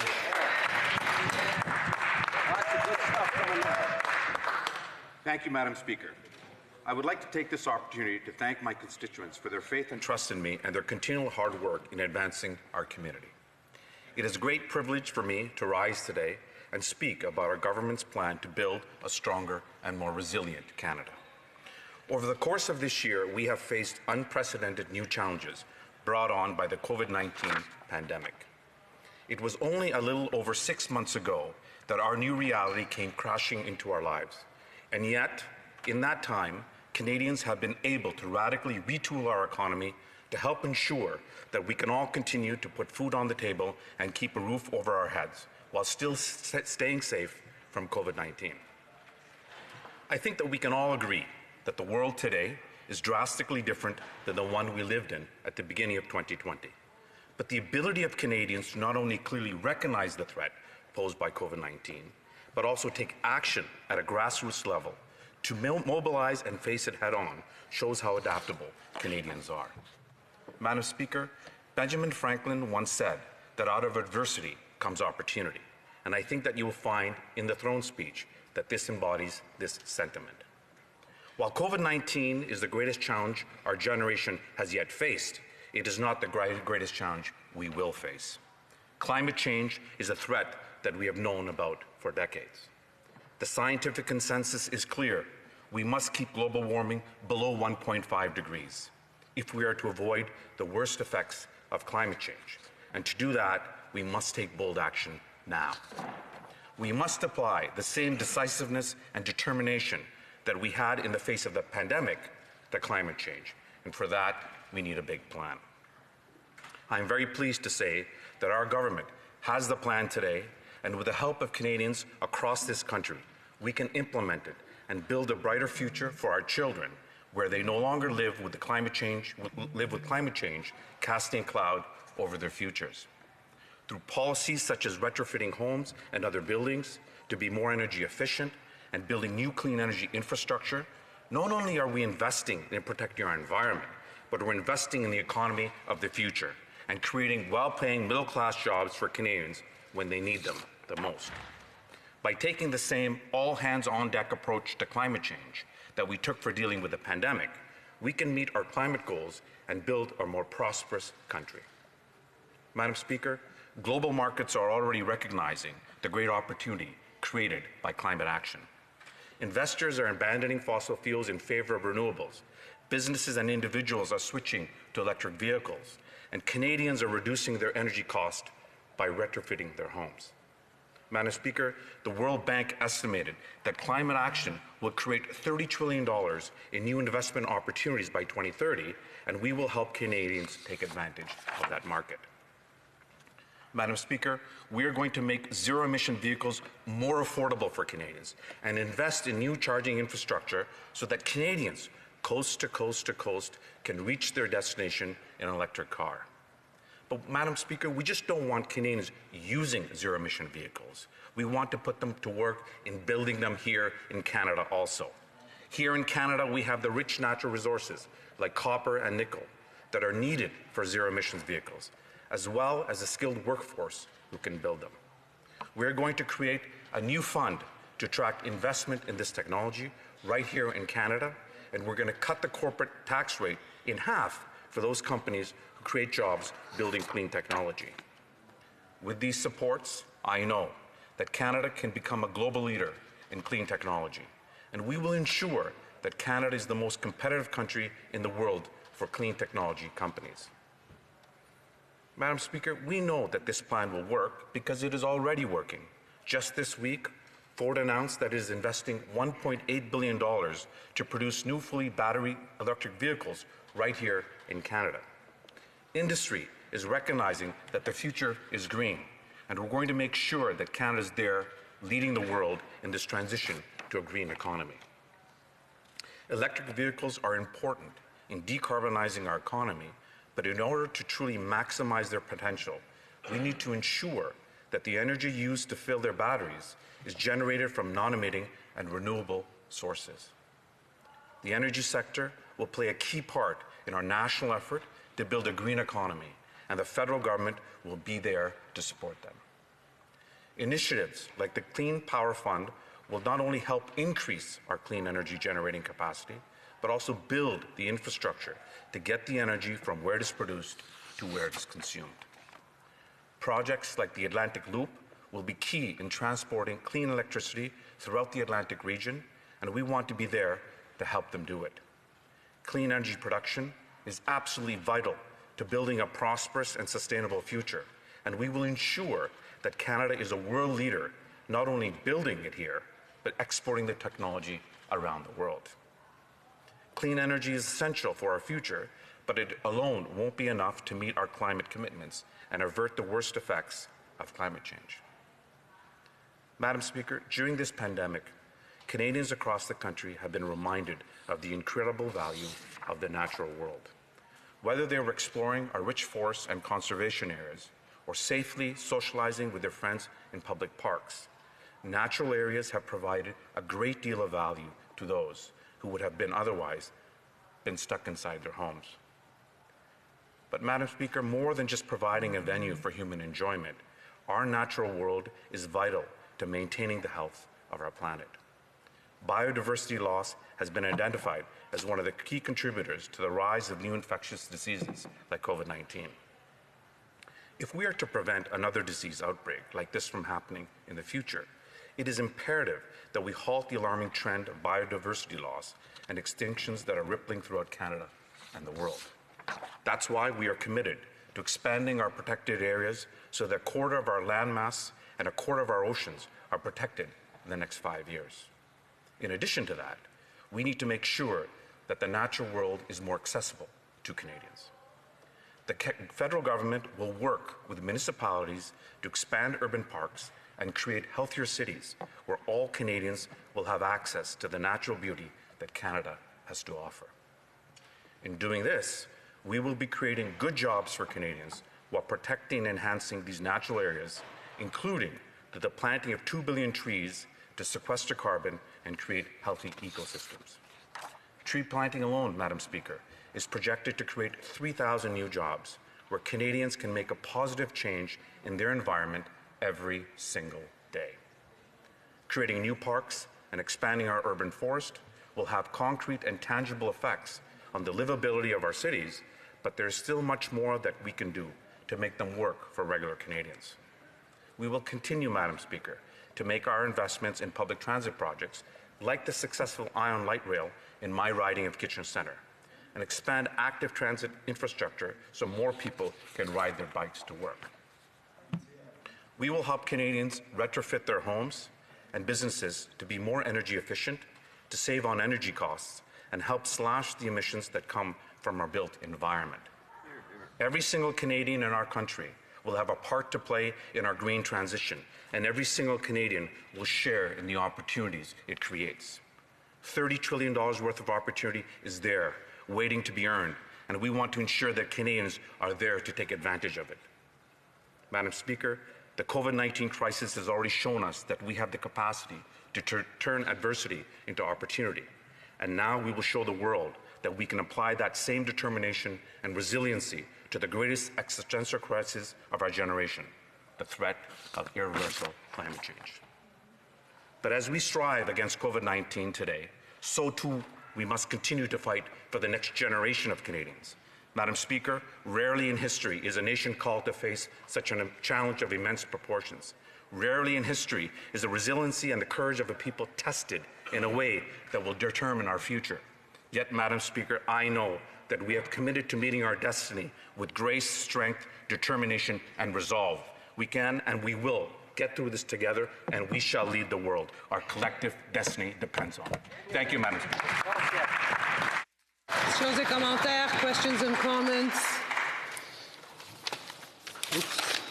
The honourable member for, and you have Moose, Surrey Moose Mountain. Thank you, Madam Speaker, and I thank the member for his speech, and I appreciate it. I think what I heard from the member on his speech, a lot of it was when we talk about the environment, he talked about businesses versus capturing emissions. And I think what I heard from him is he would agree that if a business can capture all its emissions, then we want to support that. And we want to capture the emissions, and businesses that don't capture emissions, he wouldn't support that. So, and he talked about great technology that we have in Canada and the fantastic technology that we have. In particular, technology such as carbon capture and storage. And I'm interested to hear from the member, and from, in fact, whether he can even speak on behalf of his party. When you have an industry of carbon capture and storage, and it's there, and we have the president of Norway talking about how it needs to be advanced into European countries, and how the benefit of what it is for the world, whether he would stand up here today and say that he would support the issues of moving towards carbon capture and storage and the great benefits that it provides. Member for Kitchener Centre. Madam Speaker, I'd like to thank the honourable member for that important question. I think that climate change is not a partisan issue. It's not a Canadian issue. It's not a North American issue. This issue is an issue that is faced by the whole world.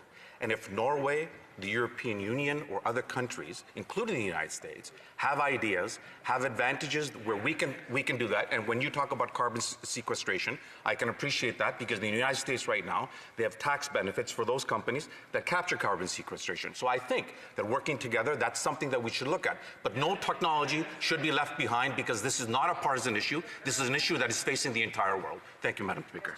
L'honorable député de Rivière-des-Mille-Îles. The member for Rivière-des-Mille-Îles. Thank you, Madam Speaker. Well, congratulations to my colleague.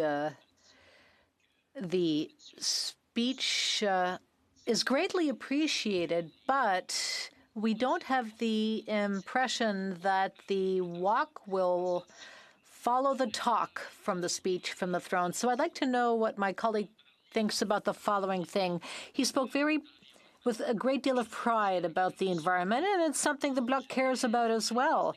So I'd like him to explain why, after 1 year, not a single tree has been planted of the 1 billion trees which were promised. And second, does he feel a little bit uncomfortable at the fact that the federal government will encroach on provincial jurisdiction, family medicine, urban parks, and other areas? Thank you, Madam Speaker.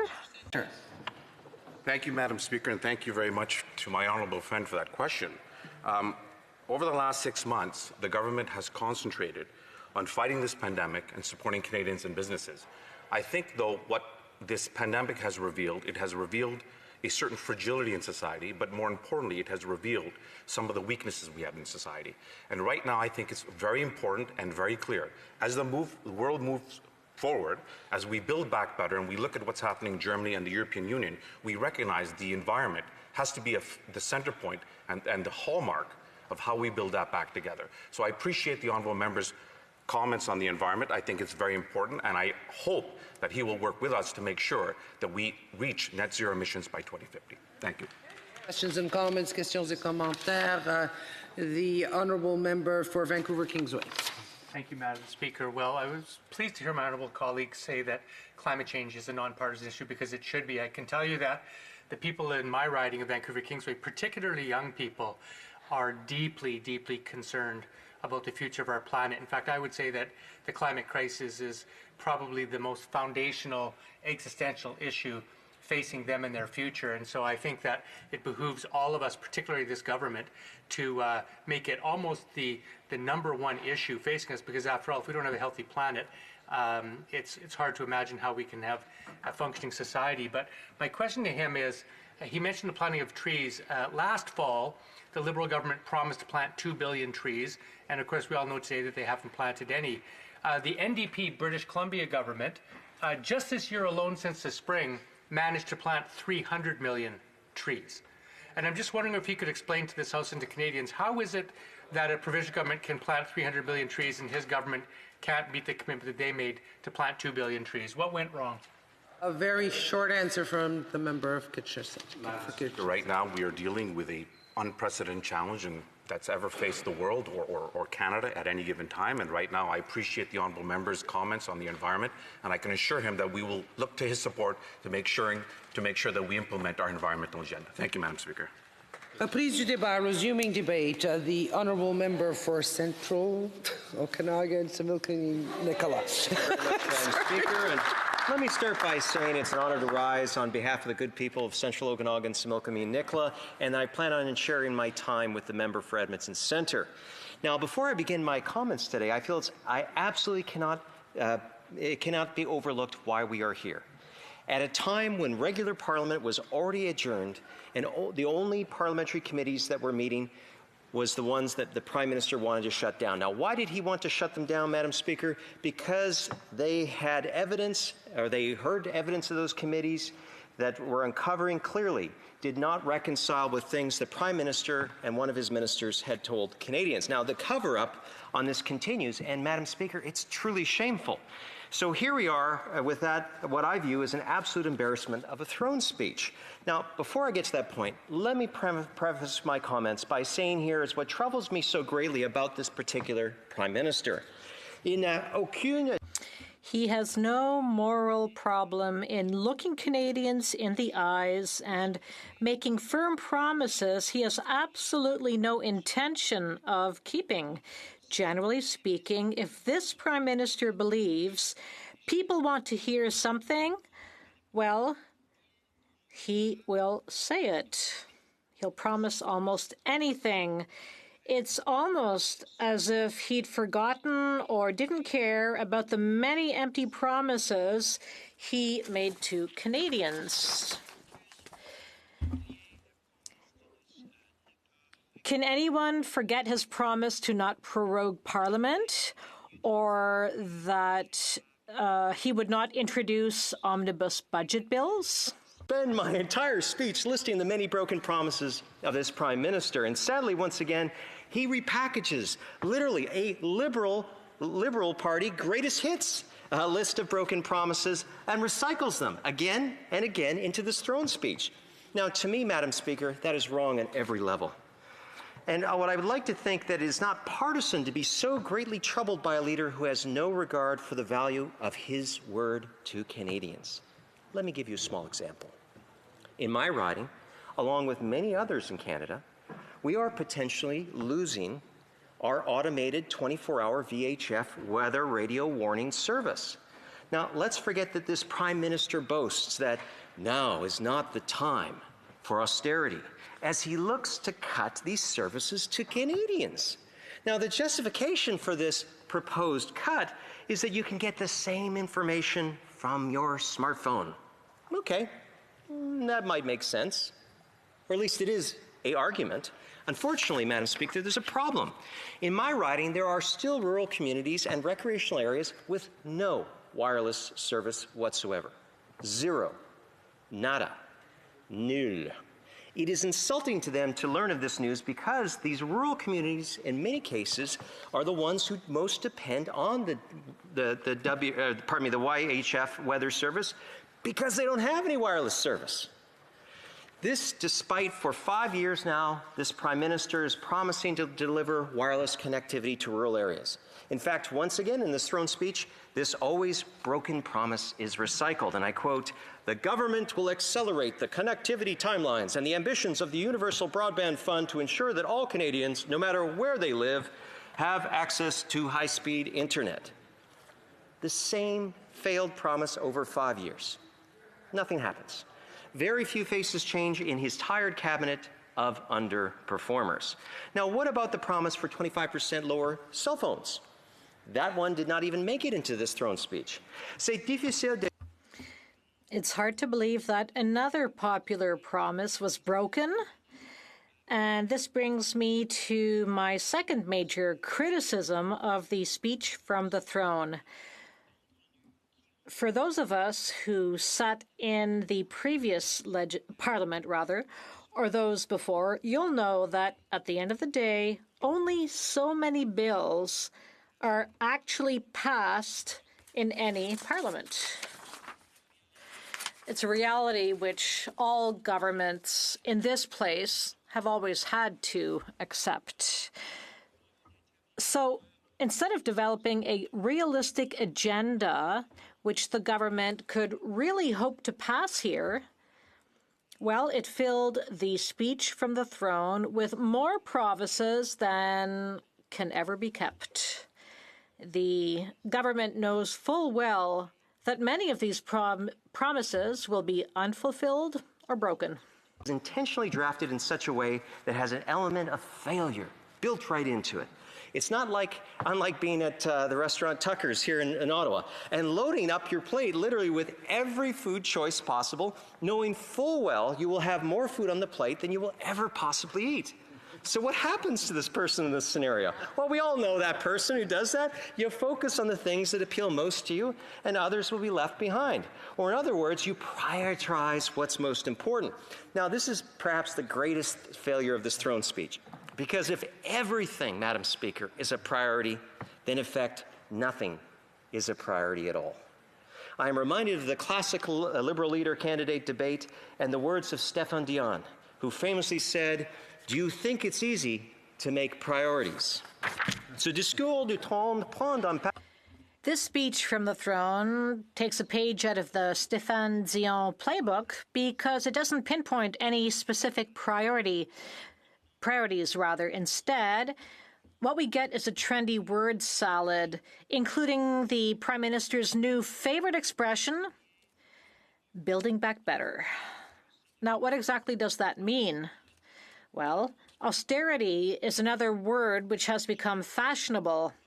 Well, I don't think austerity actually means what this Prime Minister now claims it does. The problem with this style of speech in the speech from the throne is that it leads to promises which are designed to fail. And, well, this will only increase cynicism about Canadian politics. And let's not forget that in the past, cynicism was something the Prime Minister pretended to care about. Who said, and I quote, "Canadians are tired of the cynicism and mistrust that has characterized federal politics for far too long," end quote. Now, of course, that was back at 2015. Flash forward to today, and now he drafts throne speeches he knows full well his legislative agenda cannot and will not accomplish. So why do it? I mean, yes, in this case, we know that the cover had to be provided for the WE scheme. Mais revenons un instant en arrière. But let's go back in time for a moment. Nobody made the Prime Minister promise to not resort to prorogation. No one made him promise to not introduce budget omnibus bills. The Prime Minister himself decided to make these promises. Which brings us to the speech from the throne. The Prime Minister could have written a speech from the throne which laid out his government's priorities. Priorities which would realistically fit into the legislative agenda. Exceptionally long hodgepodge of liberology with no clear priorities. Now, what happened to better is always possible? Why does this throne speech give us so many of the same promises and buzzwords? Canadians need a bold and new vision. Nous avions besoin d'aider. We need new ideas and a clear way forward on what really will be accomplished and, more importantly, how those things will be accomplished. These expectations might be a little too high in this speech from the throne, but if a speech from the throne is so important that the Prime Minister broke his own promise to not prorogue Parliament, well, I would submit that the Prime Minister himself set these high expectations. Though I understand not everyone can publicly agree that this throne speech was a failure. It's just a cover for the WE scandal. And one other point before I close, Madam Speaker. Something in this throne speech that I do agree with, as I like to close on a positive. This comment from the throne speech, and I quote, "Canada has the resources from nickel to copper needed for these clean technologies. This, combined with Canadian expertise, is Canada's competitive edge," end quote. And on this point, I agree. C'est un changement rafraîchissant. It's a refreshing change to see this Liberal government recognize the importance of mining and the resource sector for the Canadian economy and how this can play a role in the development of new technologies, which can help bring down emissions and fight against climate change. I'll leave you with that last point for reflection. Not when a resource project is proposed, the usual opponents come out in opposition, and all too often this Liberal government sits in silence and looks the other way. That's not leadership, Madam Chair. It is, before we go into questions and comments, it is my duty, pursuant to Standing Order 38, to inform the House that the question to be raised tonight at the time of adjournment is as follows. The Honourable Member for Fredericton, Fisheries and Oceans. Questions and comments. The Honourable Member for Lac Saint-Louis. I enjoyed the Honourable Member's speech. At the very beginning, he contended that he was facing a smorgasbord of priorities. Yet I read 4, to fight the pandemic, to support people and businesses, to build back better, and to stand up for who we are.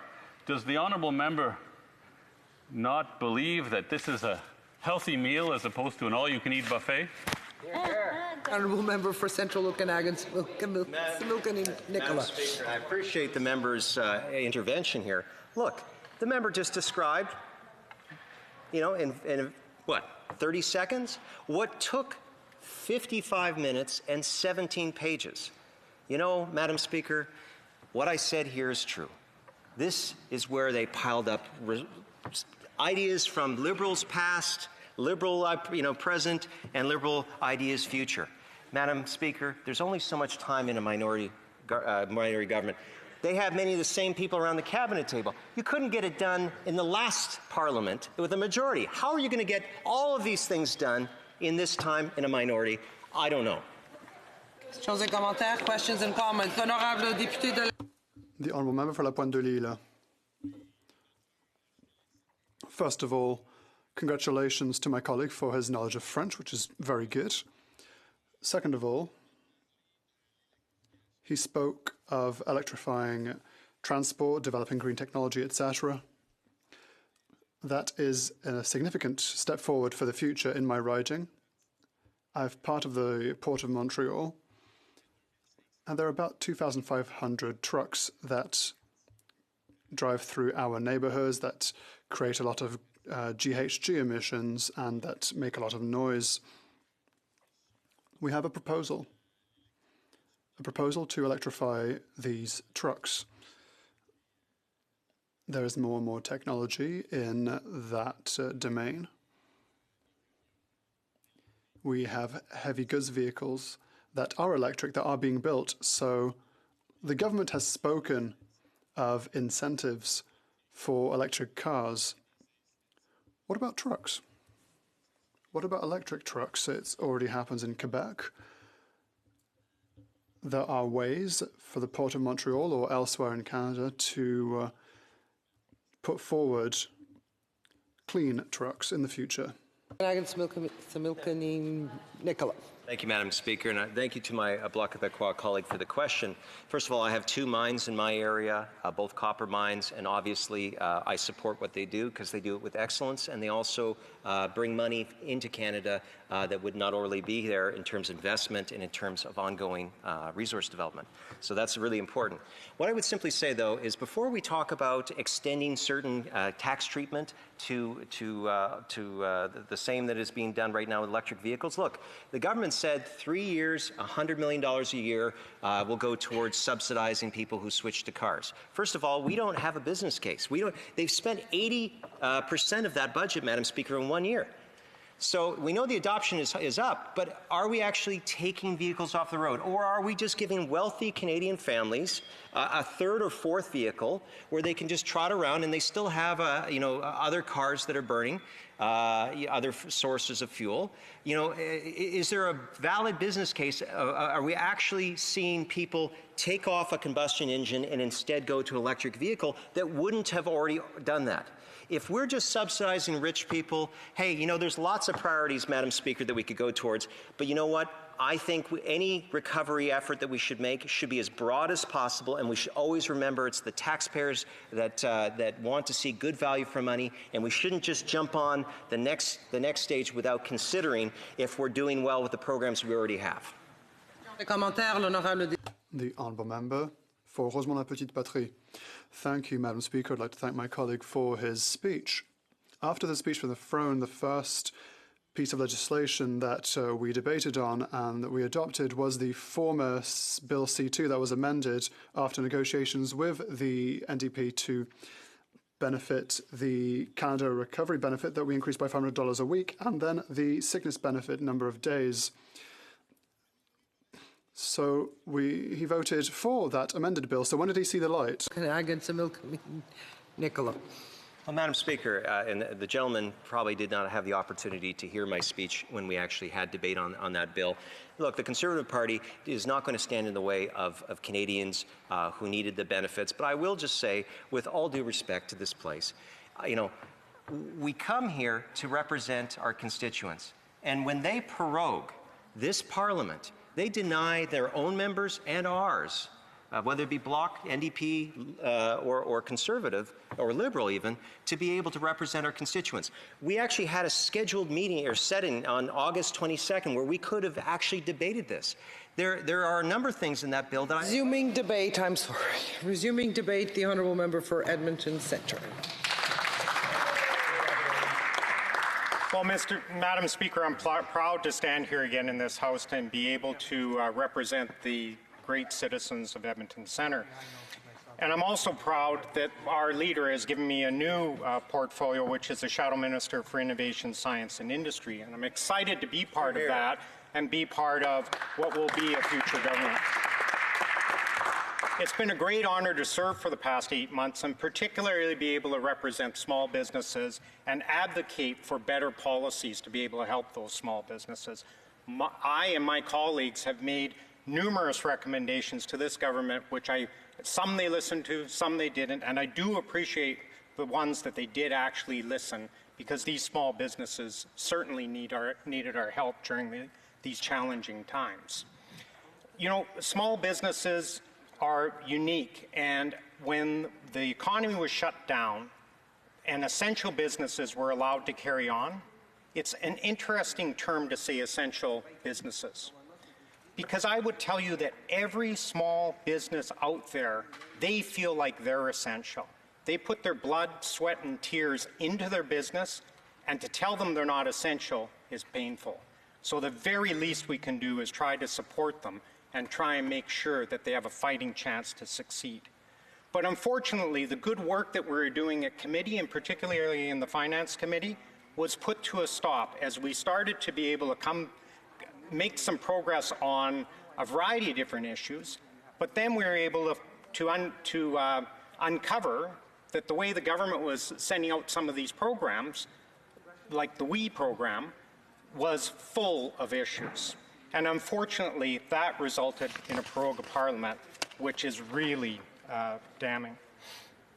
Now, as a member of Parliament, I understand that we're going to have to adapt and we have to change, and there's going to be obstacles to get in our way in doing this job.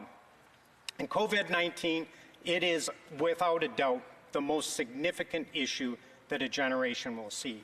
And it's important, very important, that we craft policies that get us through this.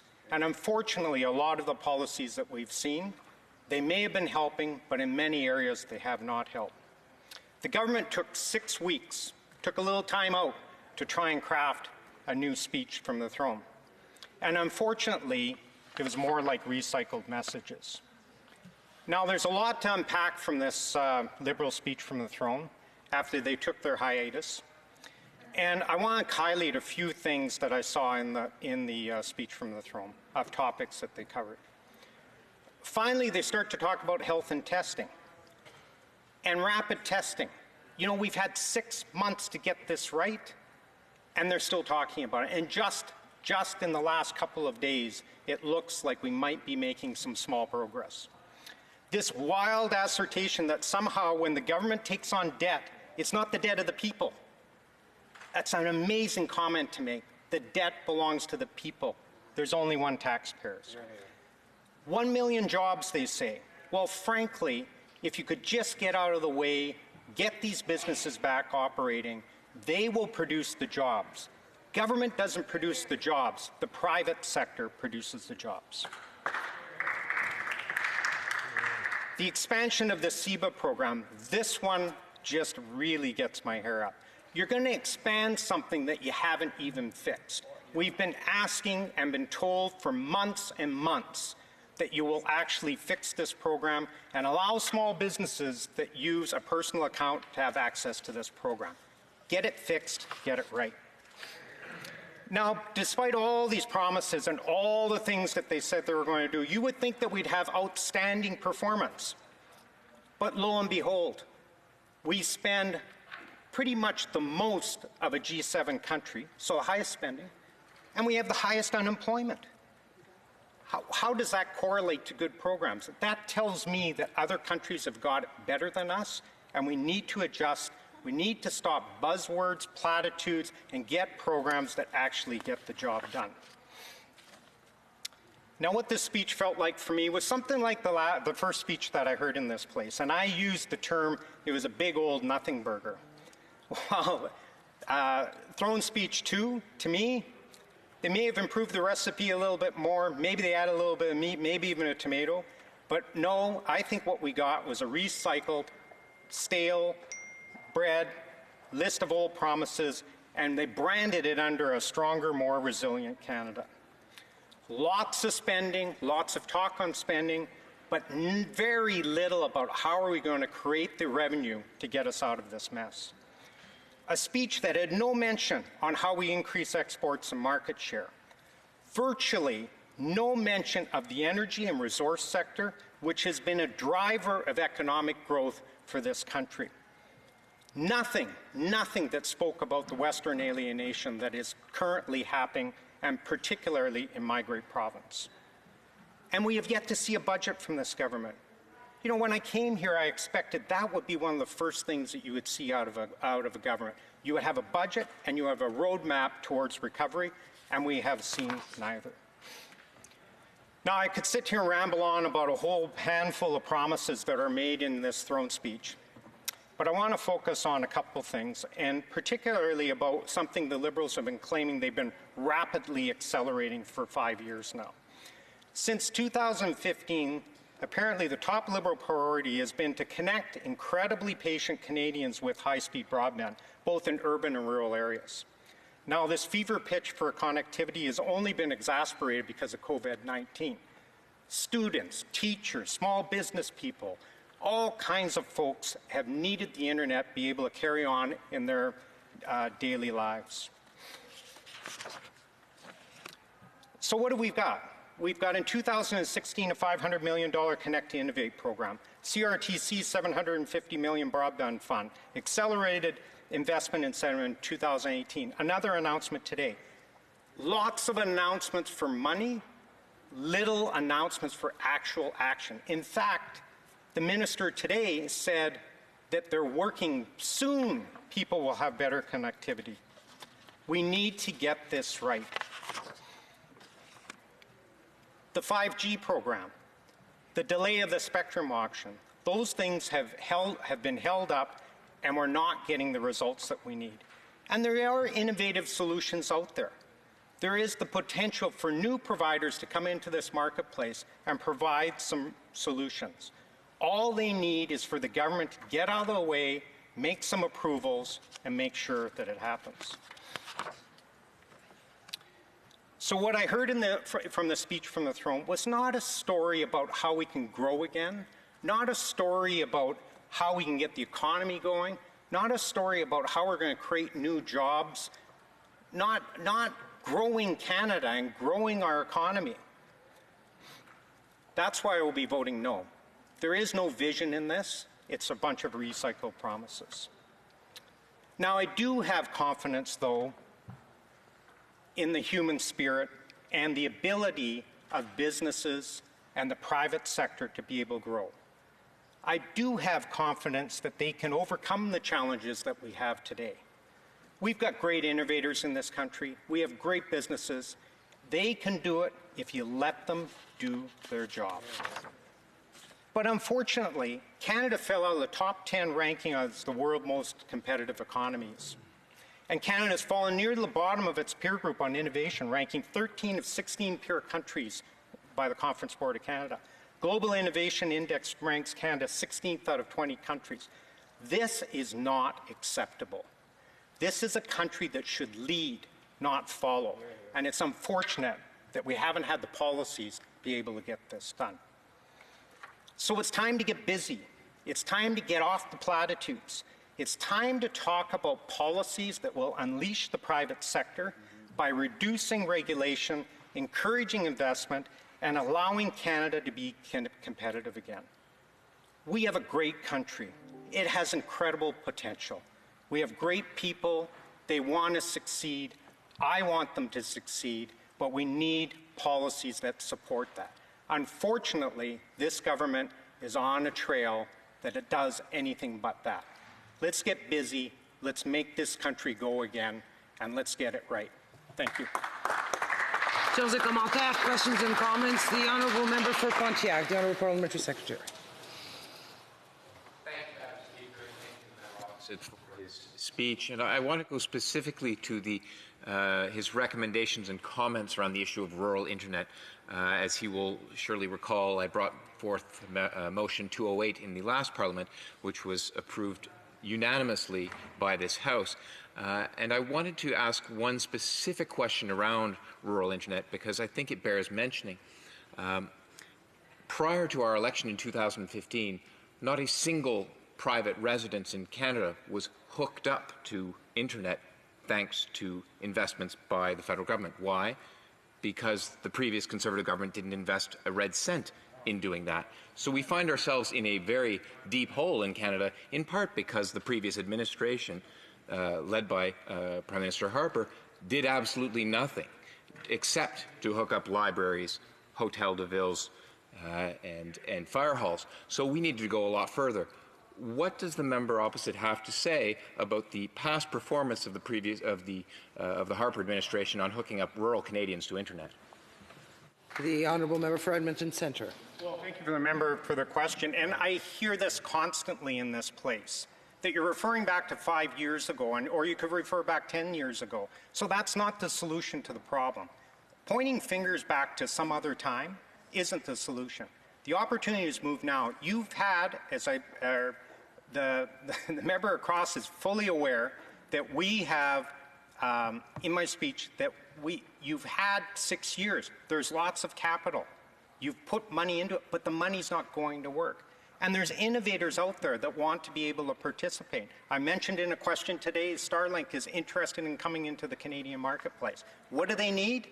They need their licenses approved. They haven't asked for a dime. Let's get it done. The commentaires, questions and comments. The honourable member for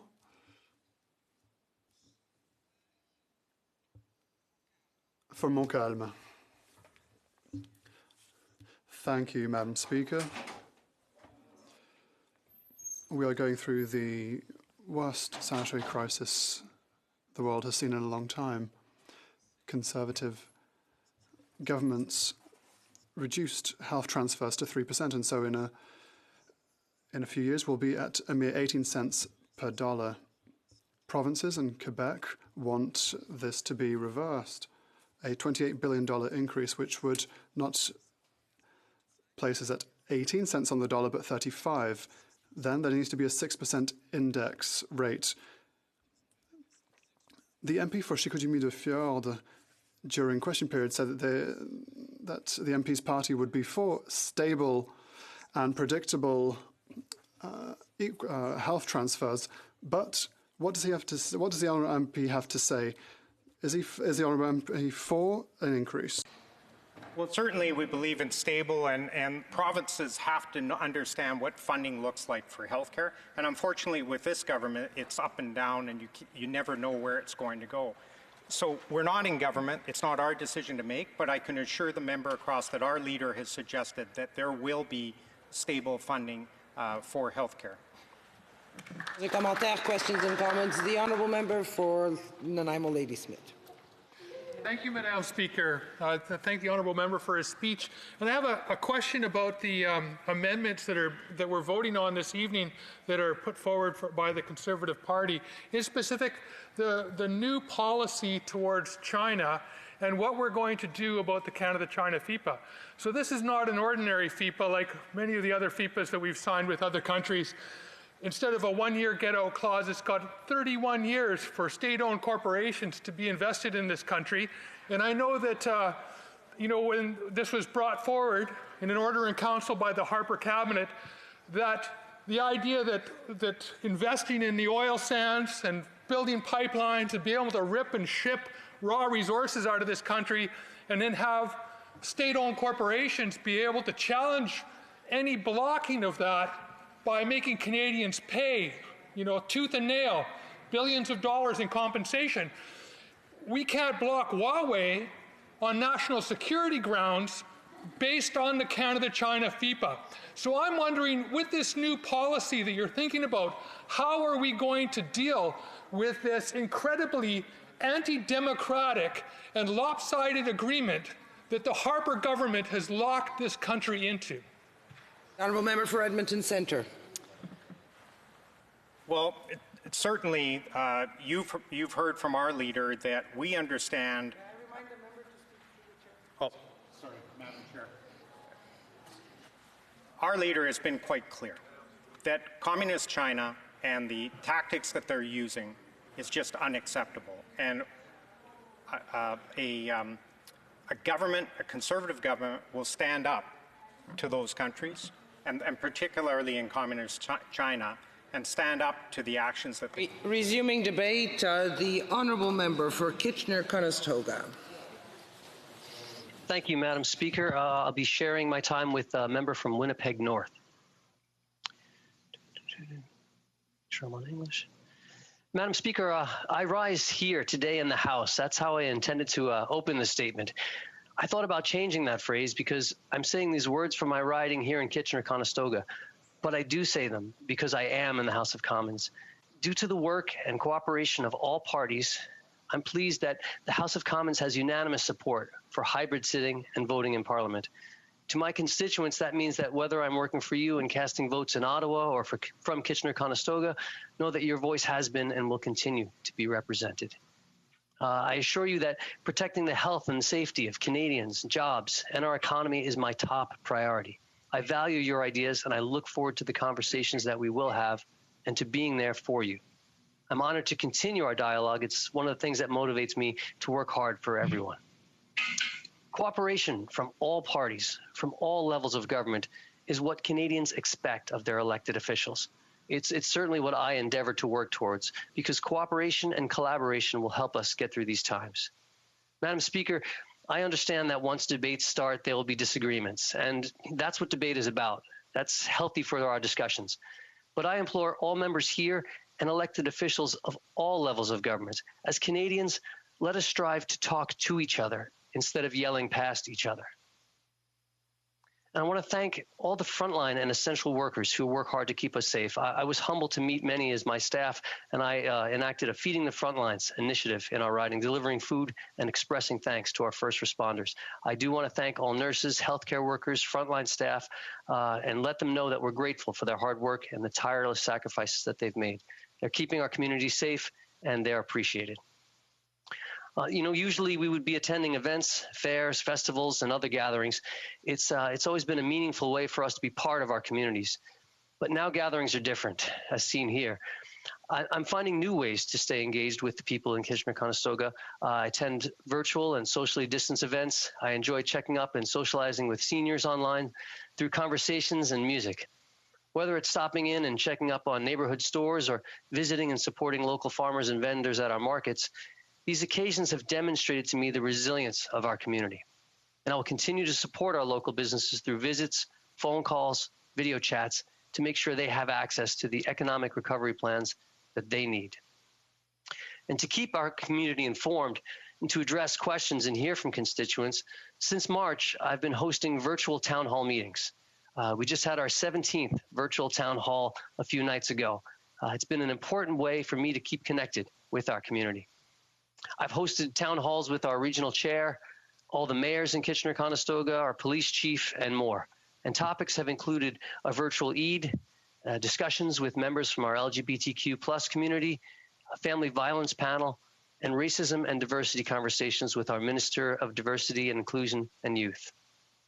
And it's conversations like those and the one-to-one chats with our neighbors in our communities that allows me the privilege of taking the ideas that I hear in Kitchener-Conestoga and bringing them to Ottawa.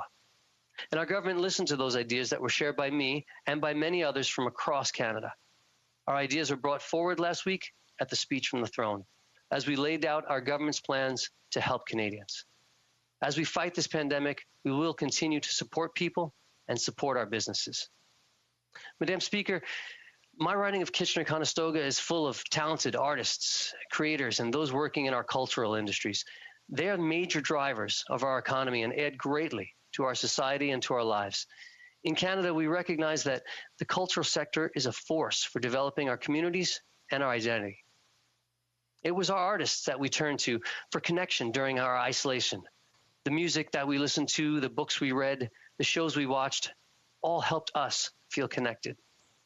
Organizations and workers in the arts, culture, and sports sectors were among the hardest hit. Cancellations, closures, uncertainty still exist. I'm proud to say that our government has been there from the beginning for our artists and will continue to be there for them. Programs like the wage subsidy, the Canada Emergency Relief Benefit, and now the Canada Relief Benefit will continue to be there for our artists, just like they are there for us. Conversations in support of equality and inclusion are essential as well, especially at a time when we're challenged by a global pandemic and heightened injustices. Diversity and inclusion are the building blocks of Canadian identity and a source of social and economic strength. As we celebrate progress, we must also commit to the work that still needs to be done. Discrimination still exists, and as long as it does, we must always stand up and speak up. In my riding in Kitchener-Conestoga, I've heard from concerned citizens and community leaders who share their emotional stories and are turning to our government to lead the way to a more inclusive society. Racism and discrimination can be difficult to discuss, and it will be even more difficult to overcome, but we must have these conversations. We cannot remain silent. We must take action and do what is necessary, even when it is difficult. That's what Canadians do. And now is the time to seize this opportunity and work to fix these inequalities. We need to continue to provide more support to women, and we need to work to close the gender wage gap, providing equal pay for work of equal value. Pay equity is not just the right thing to do, it's also the smart thing to do, because when people are treated fairly and given an equal opportunity to succeed, we all win. We need to continue to support our youth, a generation who wants to be able to create positive change for themselves, their country, and their world. They're the leaders of tomorrow, and they're the leaders of today. So at this time, I want to give a shout out to the Kitchener-Conestoga Youth Council and thank them for their energy and their constant inspiration. You know, we need to continue to take action, every action we can, with financial and social and health support to be there for our seniors. And we must also continue to work tirelessly on reconciliation with Indigenous peoples. We'll keep supporting our farmers and food producers who are essential in providing us with quality, affordable food in the stores and on our kitchen tables. In Kitchener-Conestoga, we have a proud heritage of a very vibrant agriculture and agri-food industry. We know that the agriculture sector has been hard hit by COVID-19, and we've taken steps to provide support. We have an opportunity to accelerate the work needed to protect our environment. I look forward to working together and to meeting those challenges to make a difference. Because what's good for the environment can also be good for our economy. Madam Speaker, Canadians are communities supporting communities, neighbors helping neighbors. And in that spirit, we open up our hearts to others. And I've seen firsthand the resilience of our communities as we persevere. Local thrift stores in my riding are full of donations. Food banks are receiving support from individuals and families, including produce donated from our local farmers. Local businesses are volunteering to make masks and hand sanitizer to support frontline workers and local care homes. These are just a few of the countless stories that continue to inspire me. Simple acts of kindness from children writing encouraging words and sidewalk chalk to neighbors helping to support each other. These are all woven into the fabric of what it means to be compassionate and what it means to be Canadian. That's the message that keeps me going, and it humbles me as I serve my community in Kitchener-Conestoga and serve my country. Thank you, Madam Speaker. Questions et commentaires, questions and comments. The Honourable Member for Kelowna Lake Country. Thank you, Madam Speaker. And to the intervener, I know that you had mentioned small business and also in particular farmers and food producers. And we know that there are still a lot of gaps with many of the existing programs, especially for farmers and food producers. They're really not applicable the way that a lot of the programs are structured. And so my question to the member is, you know, what in the throne speech, basically under small business, is a list of existing programs with no further details how they might be expanded or without listing any new programs. So I'm wondering if the member can elaborate for us what it looks like for small business and agriculture and food producers with new programs or expanding existing programs. For Kitchener-Conestoga. Well, I want to thank the honourable member for that question, and I'm proud to say that when I first came to Ottawa, I was asked what committees I wanted to sit on, and I asked to sit on the Agriculture and Agri-Food Committee to represent Kitchener-Conestoga in my riding, which has a large agriculture sector, and I was given that honour to sit on that committee. And I do want to say that there has been an amazing cooperation across party lines. It seems everyone realizes that after the health of our population, after our Canadians' health, our food security and food supply, protecting our food security is super important. And agriculture sector, it's really the backbone of our community. So I'm proud to say we're working together. We're working on programs to improve the business risk management programs. And also just in my riding itself, I know we are also working on processing.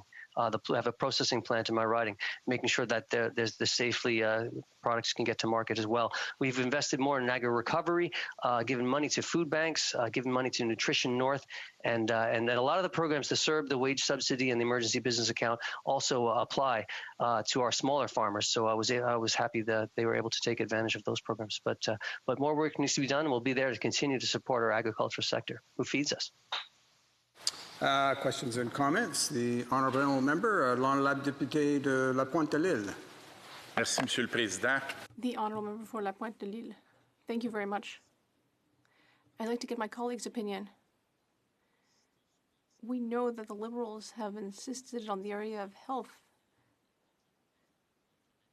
Health transfers are being requested by all the provinces, by Quebec, since we're experiencing this pandemic. When you think about the fact that initially the federal government funded 50% of health costs, and then there were multiple cuts, and now it's only 22%. So I would like to know how my colleague can justify this decision, the decision of not increasing health transfers, and to instead use that money to interfere in areas of Quebec jurisdiction. Conestoga. I want to thank the member for that question, and I have to say that was the first question I've ever received in French, so I was trying to listen to the translation as well because I just started taking French lessons. So I wouldn't be able to answer in that, but thankfully a translator is going to help. You know, when I speak to Canadians in my riding, and I'm sure you speak to Canadians in yours, in his, we need to work together. All levels of government need to work together. And I know that that the federal government has met with premiers. I think it was 17 or 18 times. It's that level of cooperation. People on the ground just care about their health and their safety and their jobs and economy. They want to make sure that that all levels of government are working together, federal, provincial, municipal, and working well. So I know with the Safe Restart Agreement, we've injected, I think it was $19 billion to support the provinces right away. And I know we'll continue to have those dialogues on how we can make sure that the provinces have all the resources they need to play their part and keep Canadians safe. So thank you. We have time just for a very short question from the Honourable Parliamentary Secretary to the Minister of Indigenous Services.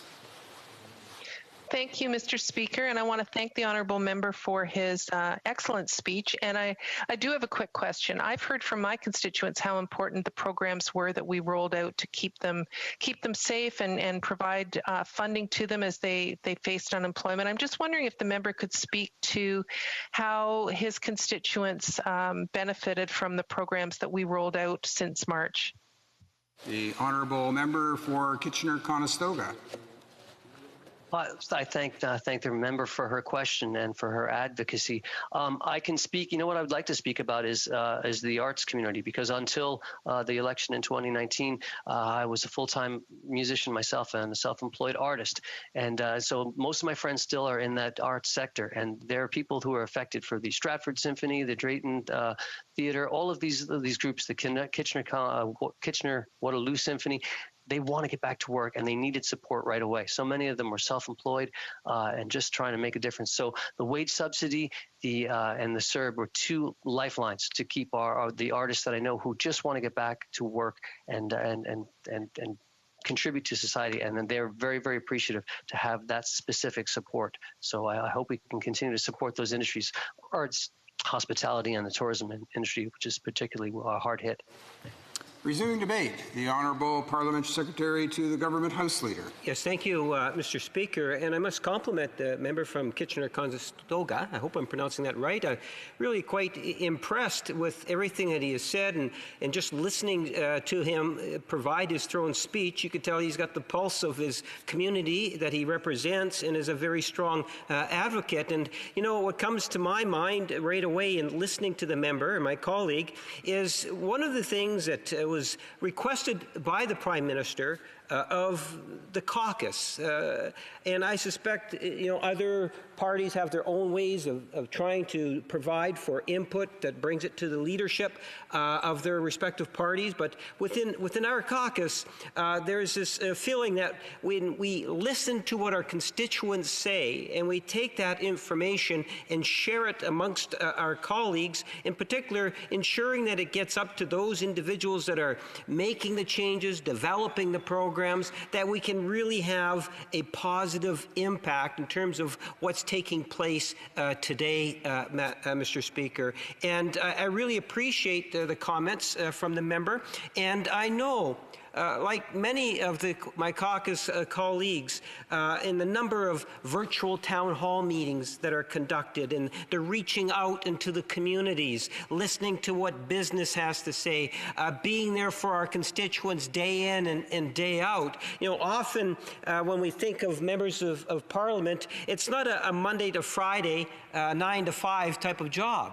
It is a 7-day week, and as we witnessed just the other day, sometimes it can be fairly late, going into the mornings, Mr. Speaker. And it's not just for votes. As we listen to what our constituents have to say and try to serve them in the best ways that we can. And the COVID-19 has, in fact, changed things. For me personally, for 30 years, I've been going to a local restaurant on a weekly basis to meet with constituents, Mr. Speaker. And it is something that I'm somewhat known for within my riding.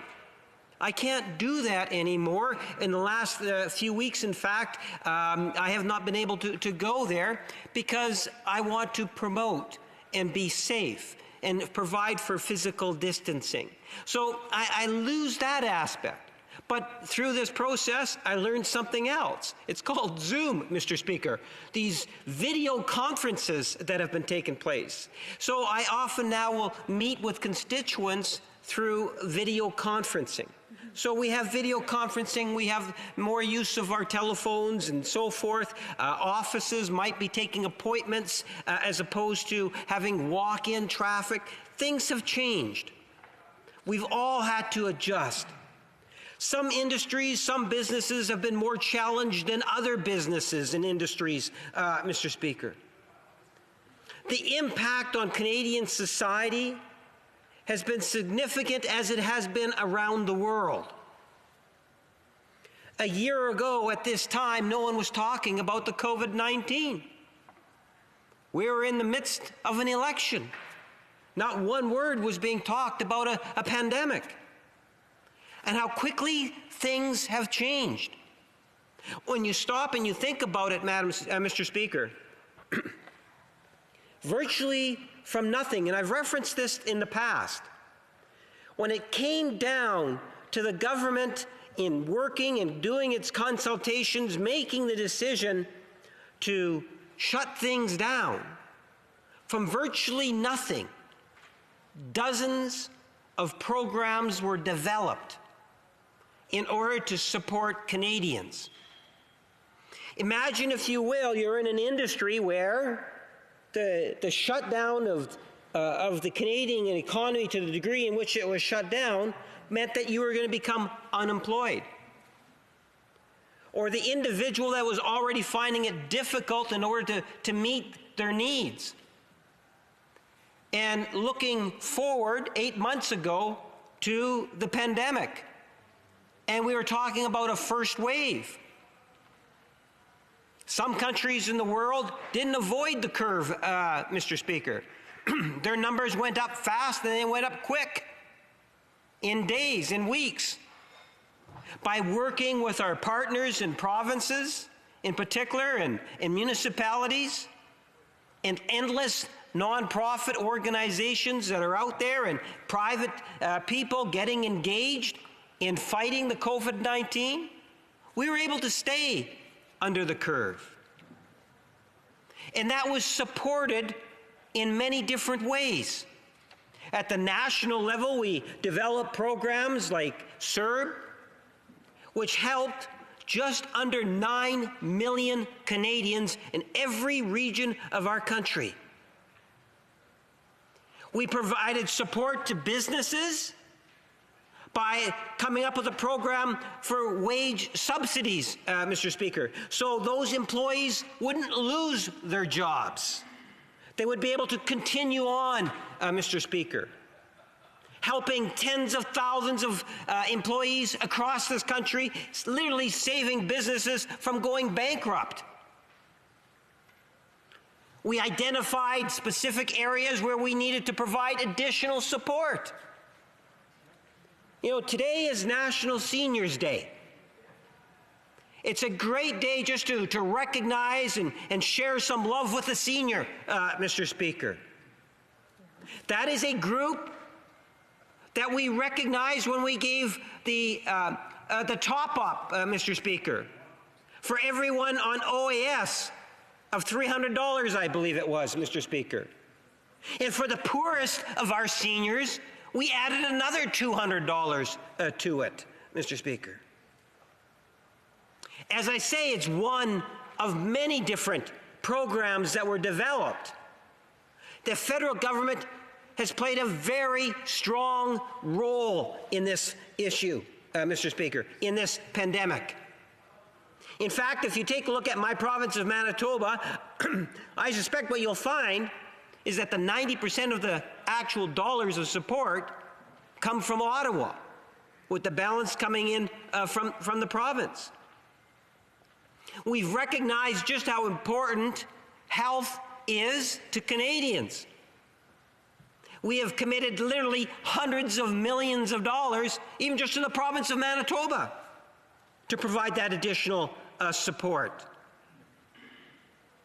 You know, when it came time to say to Canada that, look, we need to shut things down and try to get a control over what was taking place, Canadians responded in a very positive fashion, Mr. Speaker.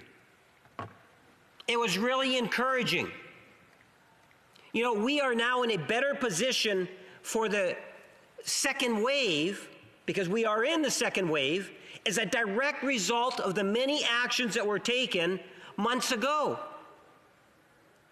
Because, you know, the education curve that's required is nowhere near as steep. We know the types of things that are important to do. We've learned from some of the science that has come forward since the beginning. At the very beginning, health experts weren't saying, well, you have to wear a mask. Today we know health experts are saying, yes, you do have to wear a mask. That has helped us through the second wave, Mr. Speaker. We know how important testing is.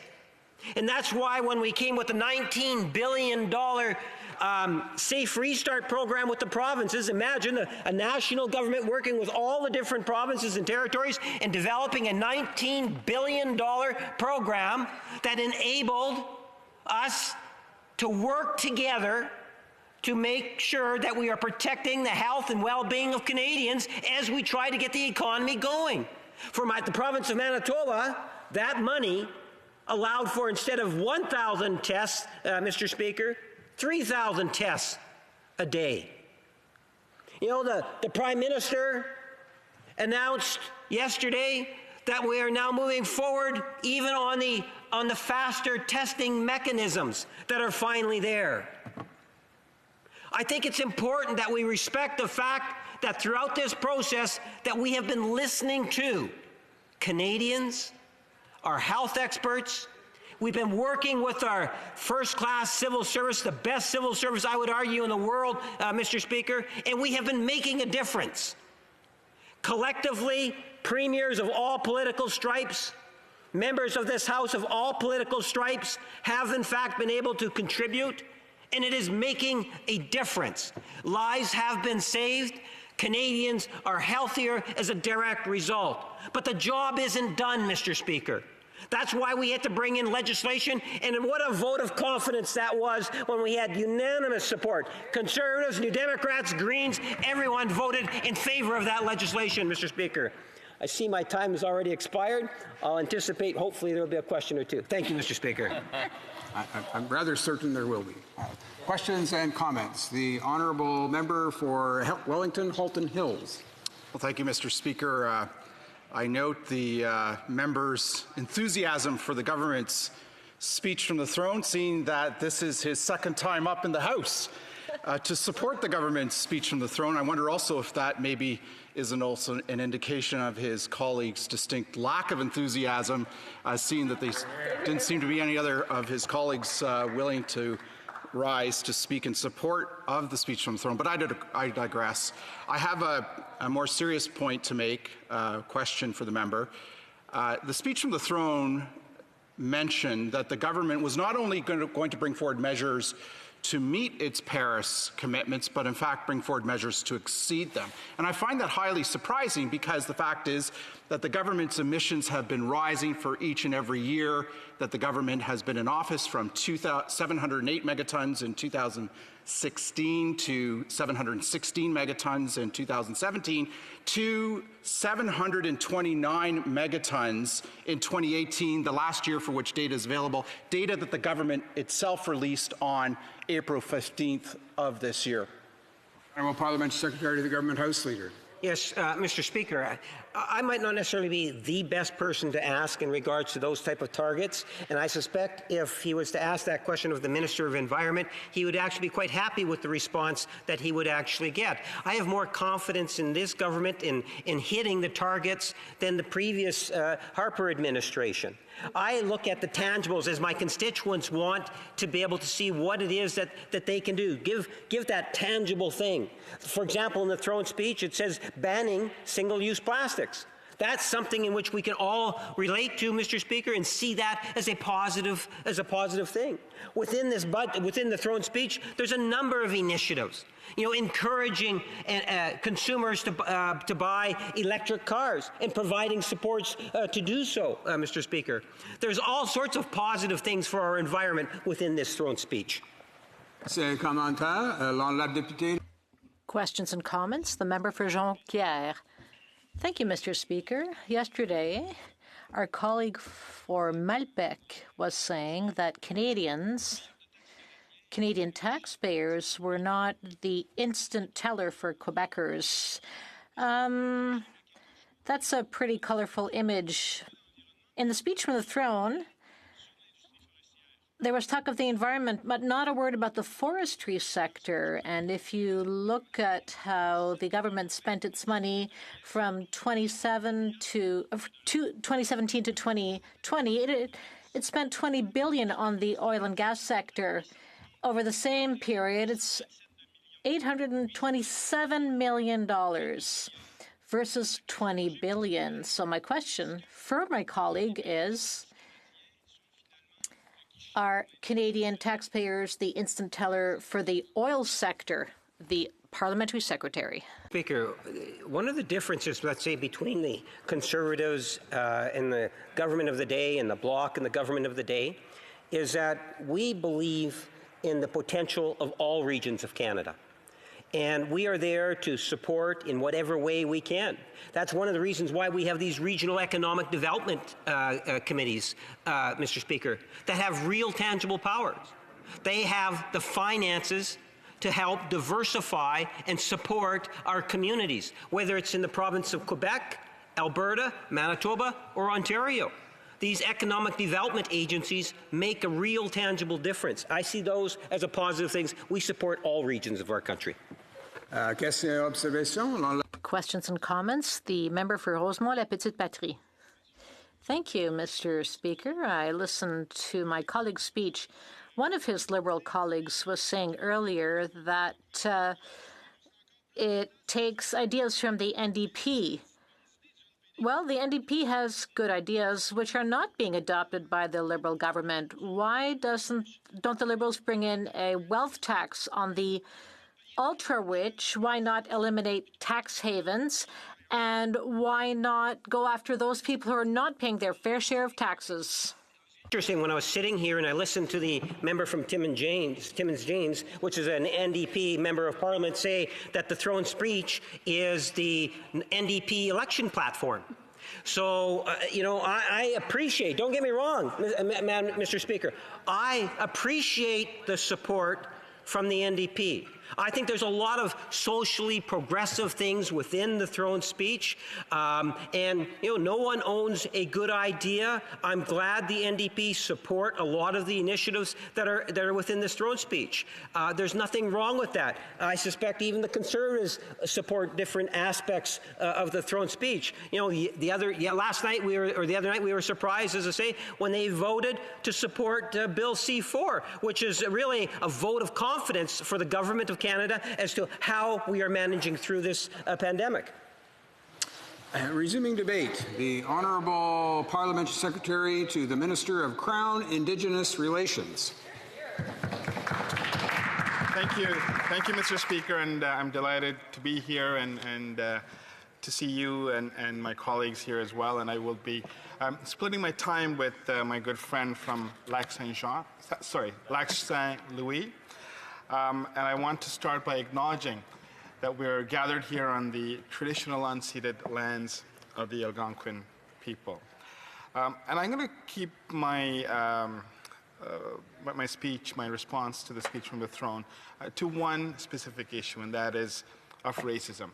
I know there's many aspects that are in the throne speech that I would love to speak about, including long-term care, as well as others. But I believe that the pandemic has heightened the discussion around racism, and I want to focus my energies on that. And I want to acknowledge the work of the Canadian Parliamentary Black Caucus and their advocacy, as well as the enormous amount of young people who have more or less been on the streets in the last several months. And I'm so inspired by really seeing a resurgence of the civil rights movement in our lifetime, and I want to thank them for their enormous work. There's three aspects to racism when we talk about racism, and how to tackle it, how to, I would even dare to say, eliminate it. There's really three components that I want to talk about. And first is the idea of eliminating barriers, eliminating the systemic barriers that exist for people to achieve their truest and fullest potential.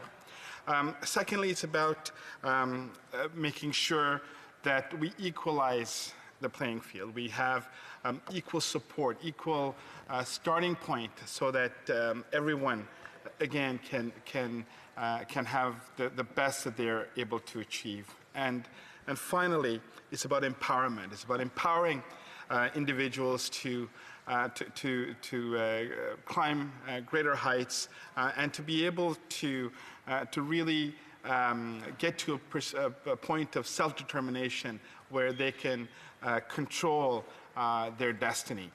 But in Canada and in many parts of the world, it's not so simple, because the starting point, in fact, in Canada, for example, I know the leader of the opposition yesterday spoke about how it was his party and his founding leader, Sir John A. Macdonald, who founded Canada. And from his perspective, he may be correct, but it is fundamentally flawed understanding of the history of this country. And when we talk about, for example, the Indian Act, how the Indian Act has disenfranchised First Nations people across this country, from their lands, from their families, from their livelihoods, from their traditional ways of life, to the loss of language and culture. This is systematic. We saw the effects of residential schools, and a very moving statement yesterday by my good and dear friend from Winnipeg Centre about her experience with residential schools vis-a-vis her partner, Romeo Sagnesh, who was a former member. And we cannot even start to comprehend the depth of hatred that one needs to have in order for us to develop laws of this nature. And then we know about the forced relocation of Inuit and the killing of sled dogs, the execution of Louis Riel. And these are, again, moments in time. But one would think that COVID is colorblind, that COVID is a pandemic, is a virus that doesn't see color, that doesn't discriminate based on one's identity. But we know that's incorrect. And we have statistics. We have excellent statistics from the United States, from the United Kingdom. We are emerging to have some statistics from Canada. Ontario Public Health, for example, has said that people in the most ethnically diverse neighborhoods were 3 times higher than to get COVID-19 than those in the least diverse neighborhoods. In Ottawa, 66% of those local COVID-19 patients were racialized, whereas their population is only 54%. In Toronto, for example, a staggering 83% of COVID-19 cases between May and July were that of racialized people, even though they only constitute 52% of the population. And according to the same data, Black people had the highest share of COVID-19 cases, 21%, which, to put it in perspective, they constitute in Toronto, for example, 10% of the population. So COVID too has demonstrated the racialized outcomes that we see in many other aspects of our systems. But let me just illustrate the many disturbing images we've seen with respect to racism in the past several months. And I really don't think this House has enough time for us to go case by case, and the number of outrageous things that we've seen in our social media, but also the enormous pain that people face each and every day trying to address this. And George Floyd, I think, was a spark. I think we can agree that the death of George Floyd was a spark for all of us.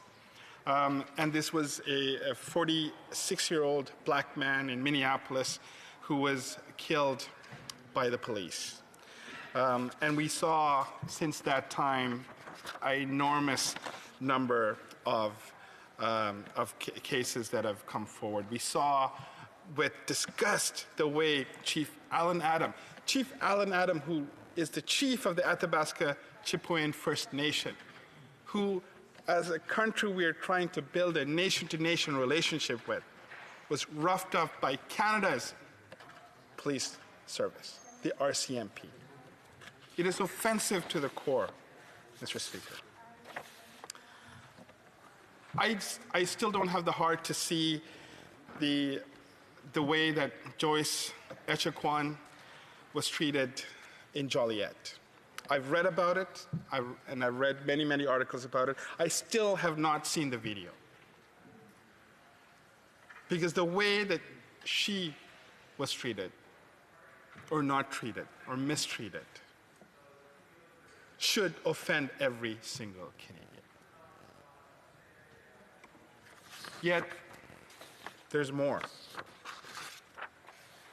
We know that Mohammed Aslam Safis, who was a 58-year-old Muslim man, was killed at the International Muslim Organization Mosque. He was a caretaker there. He was killed on September the 12th by a neo-Nazi on an Islamophobic attack. And there's Mona Wang, there's Ijaz Chowdhury, and there's Regis Korshinsky-Paquette, who are all died because of wellness checks. And we know that many incidents of hate, motivated by hate, takes place across the country. So today, we're at a crossroads. We're at a crossroads in the world, but we're also at a crossroads in Canada. This is the time for us to recommit, and as the Prime Minister said in the throne speech, redouble our efforts to address the root causes of racism. And it's not going to be easy, and it's not going to be overnight, but it needs to be coordinated, and it needs to be an all-out Canadian effort. It needs to start by acknowledging that systemic racism is there. That is not up for discussion. It is about ensuring that our laws, for example, on mandatory minimum sentences, are changed. It's about ensuring that we have an equal playing field when it comes to the criminal justice system. It's about ensuring that we continue on the path towards reconciliation, ensuring that we bring into law the United Nations Declaration on the Rights of Indigenous Peoples. It's been far too long we've avoided these conversations, but it's important that we take bold steps today and build on the many things that we've done in the past, including the National Anti-Racism Strategy. But that's not enough. We need to continue on this path, Mr. Speaker, and I hope my colleagues across the aisle will continue to work with us on this and to ensure that we're able to build a country that will work towards eliminating and empowering and equalizing matters for Canada's Indigenous people as well as Black and other racialized minorities. Thank you, Mr. Speaker. Questions and comments. Question commentaire. The honourable member for Peace River Westlock. Thank you, Mr. Speaker. Sorry I did that to you again, eh? Mr. Speaker, I want to thank my honourable colleague for his speech. One of the things that in the 2015 election I remember well is that the Liberals promised that they were going to end boil water advisories on reserve. We are it has been 5 years since that election, and we still have boil water advisories across the country. I'm just wondering when the Liberals are planning to end the boil water advisories across the country. Thank you. The Honourable Parliamentary Secretary to the Minister of Crown Indigenous Relations. Mr. Speaker, we're very clear that our target is 2021, and we're working towards that target. I'm very confident that we will be able to meet that target, Mr. Speaker. Question et observation. The Honourable Member for Saint-Jean. Thank you, Mr. Speaker. I also wanted to go into the same vein. A proverb says, it's better to act than to simply speak. It's all well and good to say great things about great plans for racialized people and people that are victims of discrimination, but we have to act. I would like to hear what the government has to say, what the government will do for drinkable water. Does my honourable colleague, or can he at least admit that for 5 years they have failed in providing drinking water?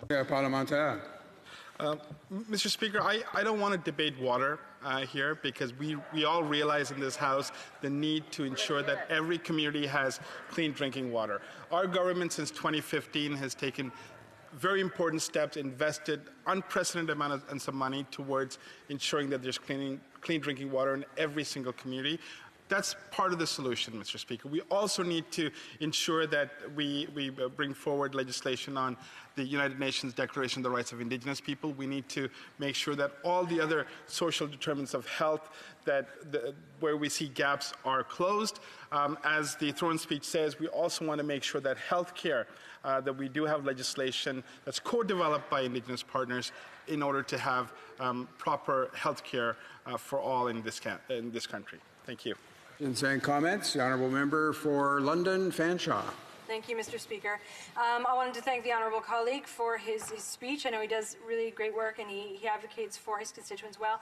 I wanted to ask, there's an organization that has approached me, the Colour of Poverty, Colour of Change, and they're advocating, I know that there's the National Action or the National Anti-Racism Strategy. However, they're asking for a federal Anti-Racism Act.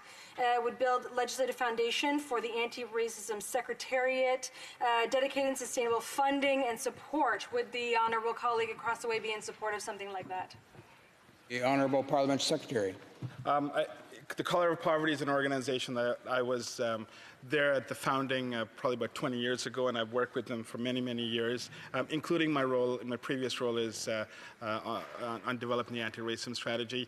They come up with some great ideas. Our solutions, that's part of our Minister of Diversity and Inclusion's portfolio, includes direct support to organizations such as The Color of Poverty. And I know that she's working very hard in order to advance issues of race equality, and I look forward to working with my colleague across on this issue. Questions and comments. The Honourable Minister for Diversity, Inclusion and Youth. Thank you, Mr. Speaker. Mr. Speaker, I want to start by commending the Member of Parliament for Scarborough Rouge Park, as well as the Parliamentary Secretary, for addressing this very important issue. Our Prime Minister has acknowledged systemic racism is real and is present in every segment of society. I would like to hear from the member as to some of the work that he did in his previous role, as to how do we change our path forward as we build back better and consciously more inclusive, whether it comes to the appointments process, whether it comes to building capacity. Some of the work that he laid the foundation on that me and my team now have the privilege of continuing to work upon. I would like to hear some of his comments as to how we are doing things differently to improve the conditions to ensure that every individual is able to realize their potential. Thank you, Mr. Speaker. The Honourable Parliamentary Secretary to the Minister of Crown Indigenous Relations. I'd like to thank my minister, my friend, for those comments.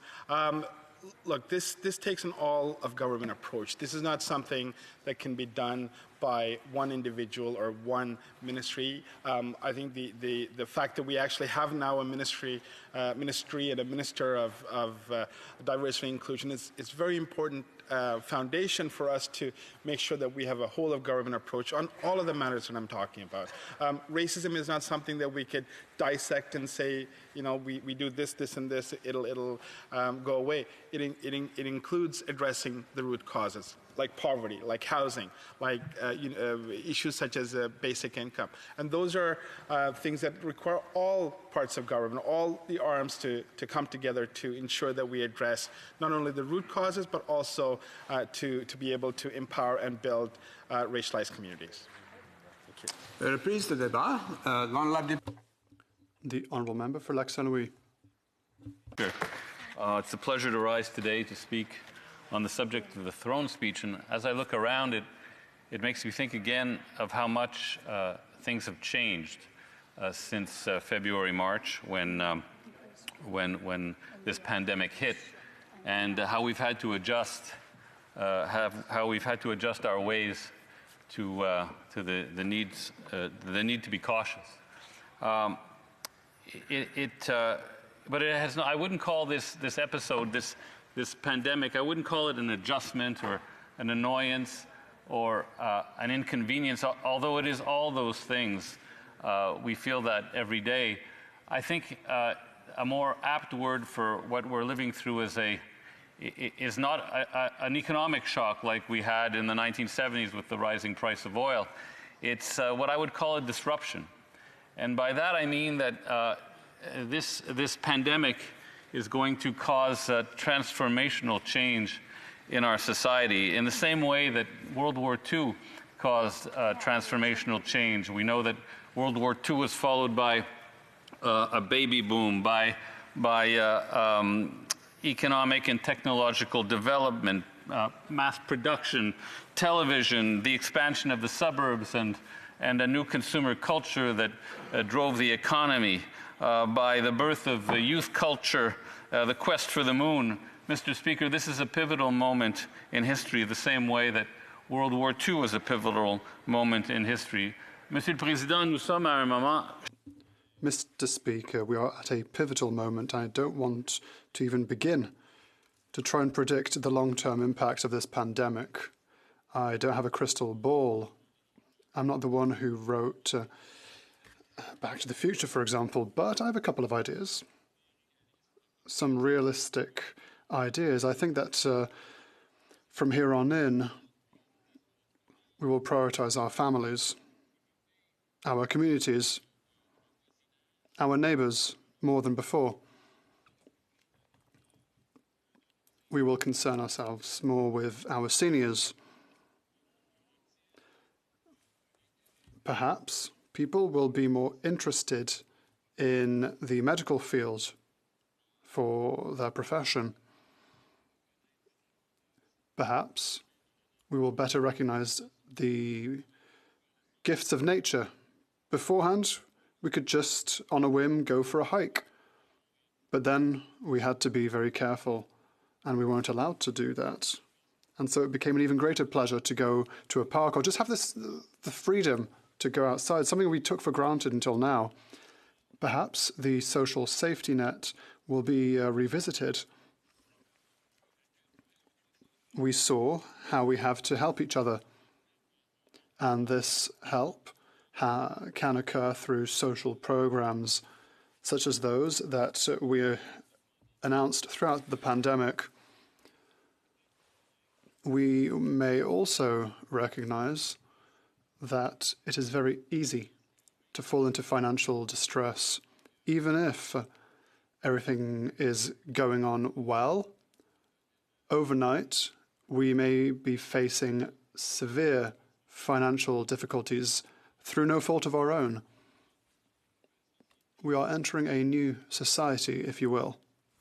The throne speech in Bill C-4 recognized that we are at a transformational moment, and it seeks to ensure that Canadians are not left behind by this transformation, that in fact Canada evolves with the transformation, with the support measures that are required to ensure that we can maintain our standard of living and that we can continue to have a productive economy through investments, for example, in the green technologies and including in the blue technologies, because the throne speech did mention water, Mr. Speaker, which is a topic that I've been interested in for quite a while. So this throne speech is visionary in the sense that there is a short-term component and there is a long-term component. And it has a series of goals, announced objectives that are intended to bring us into this new era with all the right policies in all the right areas. Mr. Speaker, World War II had grave fiscal consequences. In a similar way, this pandemic has changed the financial picture for governments, not only here in Canada, but around the world. And for sure, Canadians are concerned about the fiscal impacts of this pandemic. I speak to constituents who ask me about the deficit and the debt. But I think it's important that we put these things in perspective, not to minimize or discount them, but to ensure that we have an enlightened and informed discussion on the best path forward. For example, Mr. Speaker, yes, we will have a deficit, a projected deficit in 2021 of we said it was going to be $343 billion, but the PBO disagrees. He says it will be $328 billion. So you can't accuse the government of fudging numbers, Mr. Speaker. But coming out of World War II, the debt to GDP ratio was, Mr. Speaker, guess what? It was 100%. And the deficit to GDP ratio was 21%. Today, the PBO forecasts that the debt to GDP ratio will be under 50%. Under 50%. Now, what was the debt to GDP ratio at the end of the Mulroney Conservative era, Mr. Speaker? Do you know what it was, Mr. Speaker? It was 66%. No. Really? Yeah, it was 66%. So I think we need to put things in perspective. We absolutely need to put things in perspective. Now, Mr. Speaker, we know that we know there's a rule that has been taught to us by our Indigenous peoples, which is the 7-generation rule. And that generally applies to decisions that impact the environment. The rule says that when you pose an action that impacts the environment, you should think of the next 7 generations to see how that decision impacts the environment for the next 7 generations. I think we should apply this to financial decisions as well. How will the financial decisions we're making today impact future generations? Because we talk a lot about future generations in the context of the budget. Well, let's think for a moment, Mr. Speaker. What if we had not taken the measures that we took? What would that mean for future generations? What would that mean for the young person who couldn't get their career started, who couldn't find a job, who couldn't earn money to pay for their education? Those young people would form what we might call a lost generation. Now, Mr. Speaker, we're very fortunate that we're at a time in history when interest rates are very low. And if interest rates remain low and the growth rate exceeds interest rates, Mr. Speaker, we will be able to bring down the deficit. Now, I'd like to quote from Michael Smart in an article in the Globe and Mail, who talks about the relationship between growth rates, economic growth rates, and interest rates.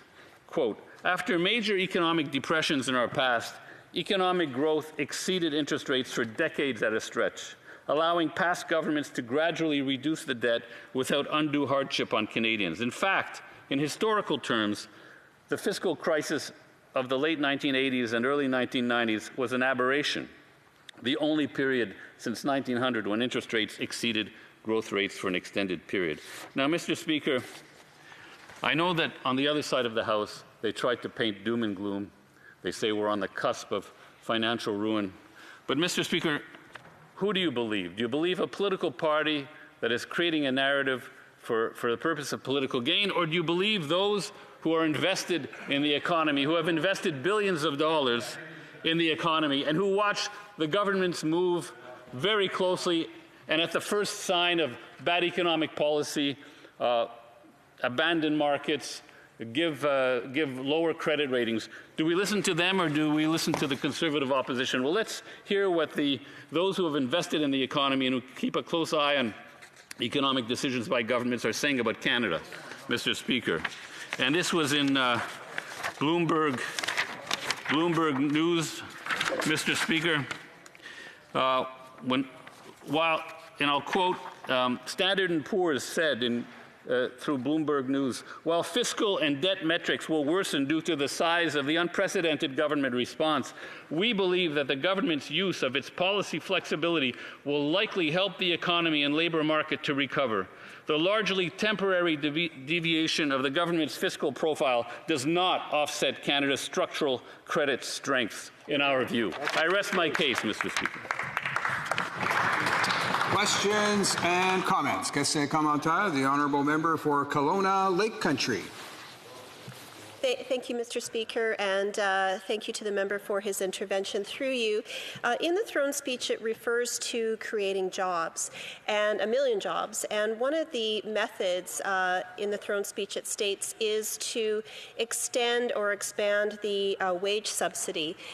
Now, and then it also goes on to say that it'll work with businesses to, meet the needs of business. So that assumes that there'll be some changes that will be happening.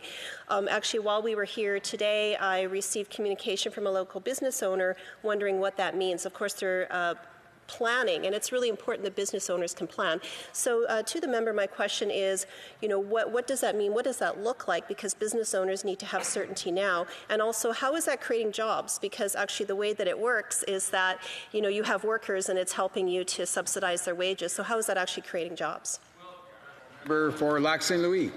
Speaker, 2 points here. This is a throne speech. There will be a budget, and these policy proposals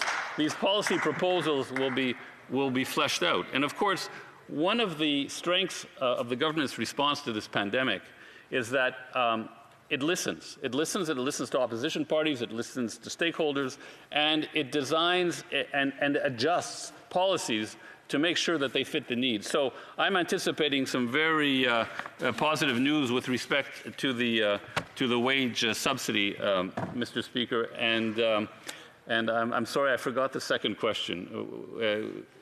If the member, how does it create? Well, the wage subsidy, what it does is it prevents employees from leaving. It prevents the break of that relationship between employers and employees and allows a company to be set for a resumption of economic activity. So it preserves jobs and it allows companies to then grow and create jobs whereas they might go bankrupt. Okay. We'll have to continue with questions and comments. Questions et observations? La députée La Pointe-Lille. The Honourable Member for La Pointe-Lille. Thank you very much. My colleague spoke about seniors. Recently, we've heard the Liberals say that seniors are a priority because they are the ones who have suffered the most during this crisis. But we are requesting for more help. We're requesting more help for seniors since at least the last elections. We've been asking OAS to be increased by $110 a month. In 1975, the pension was worth 20% of the average salary, and today it's only worth 13%. If this continues, the millennials will only get 8%. So if there was an increase of $110 a month, that would be a bit better. It would at least be 15%. So if seniors are really a priority for the Liberal government, why not increase pensions from 65? La députée Lac Saint-Louis. The Honourable Member for Lac Saint-Louis. Thank you very much, Mr. Speaker, and I'd like to thank my honourable colleague for his question.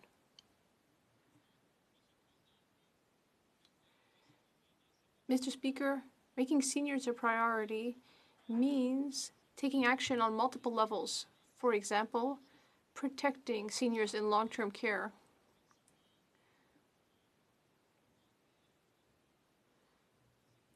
It means increasing old age security, absolutely.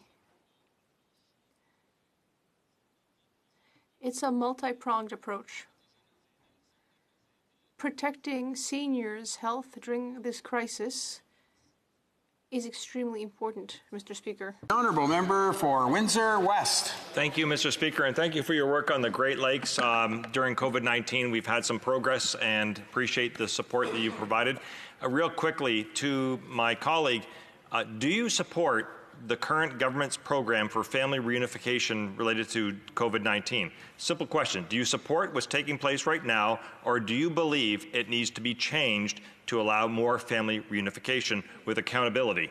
And I know the parliamentary secretary is now talking to the member and giving some coaching skills, but at any rate, I would ask the member, what do you think? Is it the actual policy right now, or should it be changed?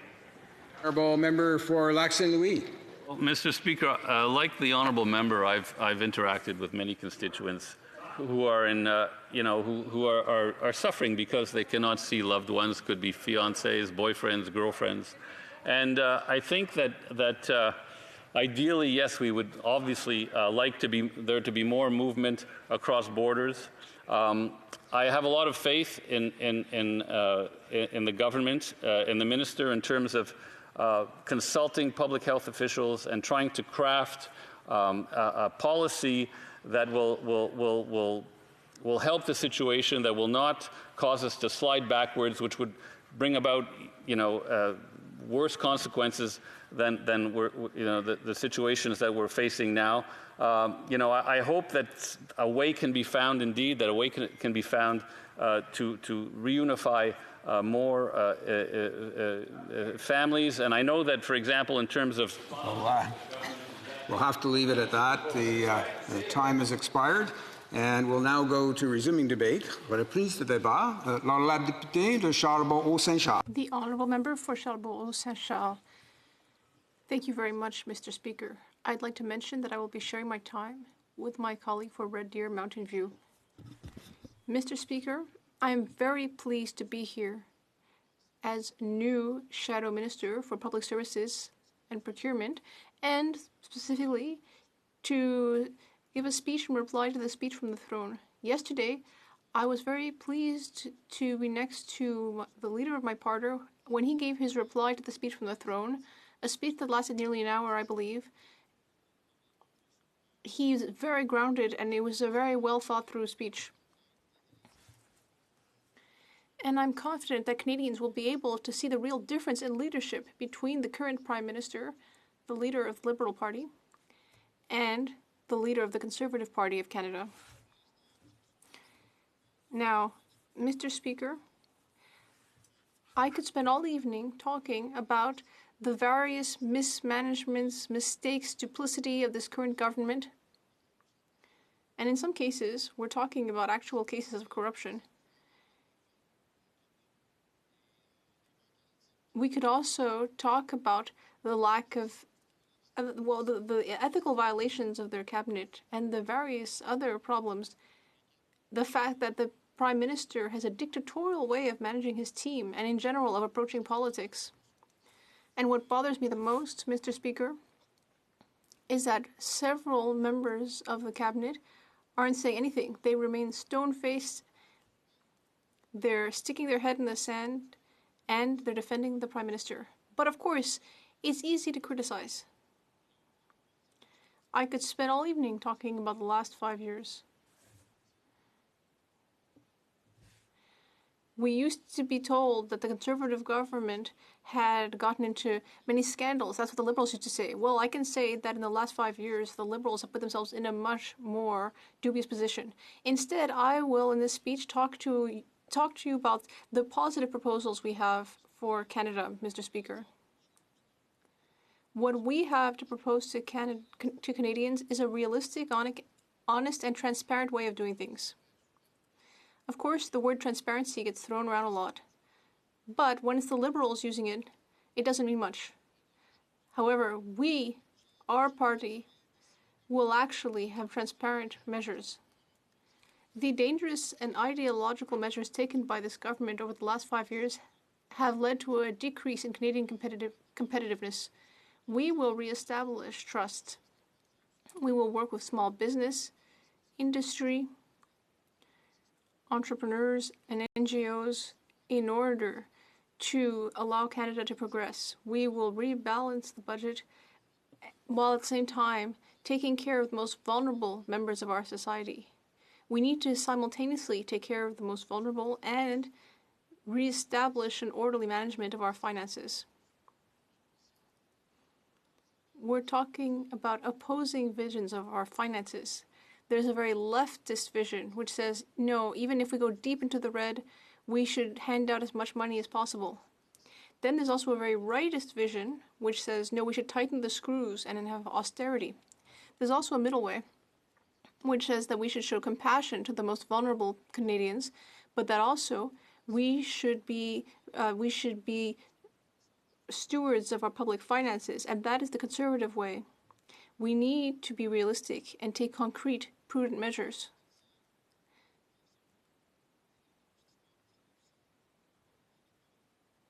Now, when it comes to COVID, our party supported the measures that had to be taken to help Canadians. But let's talk about what happened before COVID, because in January 2020, we already had 4 years of Liberal experience with $100 billion more in deficit. That's a problem. And who's going to pay for that? Money doesn't grow on trees. We're talking about the Canadian taxpayers who are going to end up paying taxes. They're the ones who are going to have to pay down the deficit. And then, of course, with the pandemic, now we have a much bigger deficit. So we need to show compassion to taxpayers. We need to remember that it is Canadians who are paying for the government's spending. And when I look at kids who are growing up today, my daughter, my son, when I imagine their future in 10 or 20 years, we need to think about that. That is our duty and responsibility. And that should be any government's daily priority, and it would certainly be the priority of a Conservative government. Our tax system is also way too complicated here in Canada.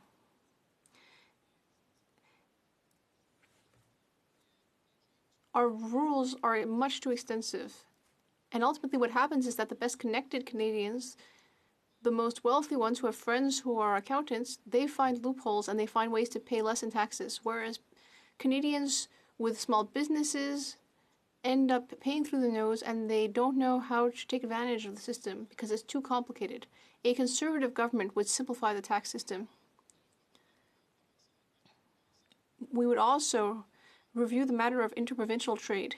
For too long, in our own country, we haven't been able to implement free trade.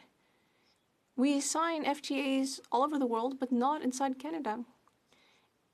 In Quebec, for example, it's hard to ship products to BC, vice versa. We need to eliminate interprovincial barriers.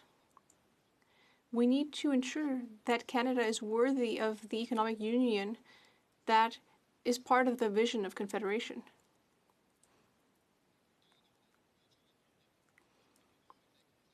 Canada should never be taken by surprise again like we were by the COVID pandemic. We need to have national capacity when it comes to key basic products, pharmaceuticals, and PPE. Canada must always be prepared. We need to remember that, Mr. Speaker. We need to make sure that we've paid attention to what happened, and a priority of a future Conservative government would be to make sure that we don't depend on other countries and that we have the capacity we need. We also need quick manufacturing capacities. We saw it with the quick saliva test. And then additionally, we need to be able to process these kinds of approvals quickly. Other countries were able to approve this test much more quickly than we did. There needs to be some soul searching at Health Canada or in other departments to speed up the process. We needed a rapid and immediate response. We should ensure that red tape isn't preventing Canada from reacting as quickly as other countries. We also need to protect our food supply. Canada is a cold country. For fruits and vegetables, when it's not summer, we often need to import those products. We need to find ways to develop the structures we need in order to make sure we have the greenhouses we need to produce all year. We need to find ways, as much as possible, to ensure that Canada can produce all the food it needs. Now, when it comes to foreign investment, Canada needs to protect itself. Some countries and corporations outside Canada are eyeing our mines, our technology, our businesses. We need to protect Canadian interests before all else. National security considerations are important so that we're not selling off Canada.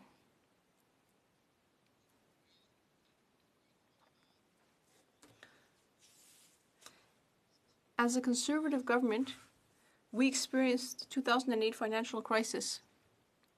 Our Conservative government faced that crisis and was able to get back on its feet after. Investments were made, and in some cases they went against basic Conservative values, but they were the right thing to do at the time. But then we brought these back into balance. During the 2015 election, we had a balanced budget. I would like to remind that. Thank you. Comments. The Honourable Member for London North Centre. Thank you, Mr. Speaker. I have great respect for the member opposite. Served with him in a previous session on the Committee for National Security and Public Safety. But I do want to ask him, considering the fact that hundreds, if not thousands, of his constituents received the support of the Canada Emergency Response Benefit, the CERB, what does he think of that particular initiative? Is he in favor of something like the CERB? Does he think it was a good idea? Merci à mon collègue pour sa question. Thank you very much for the question.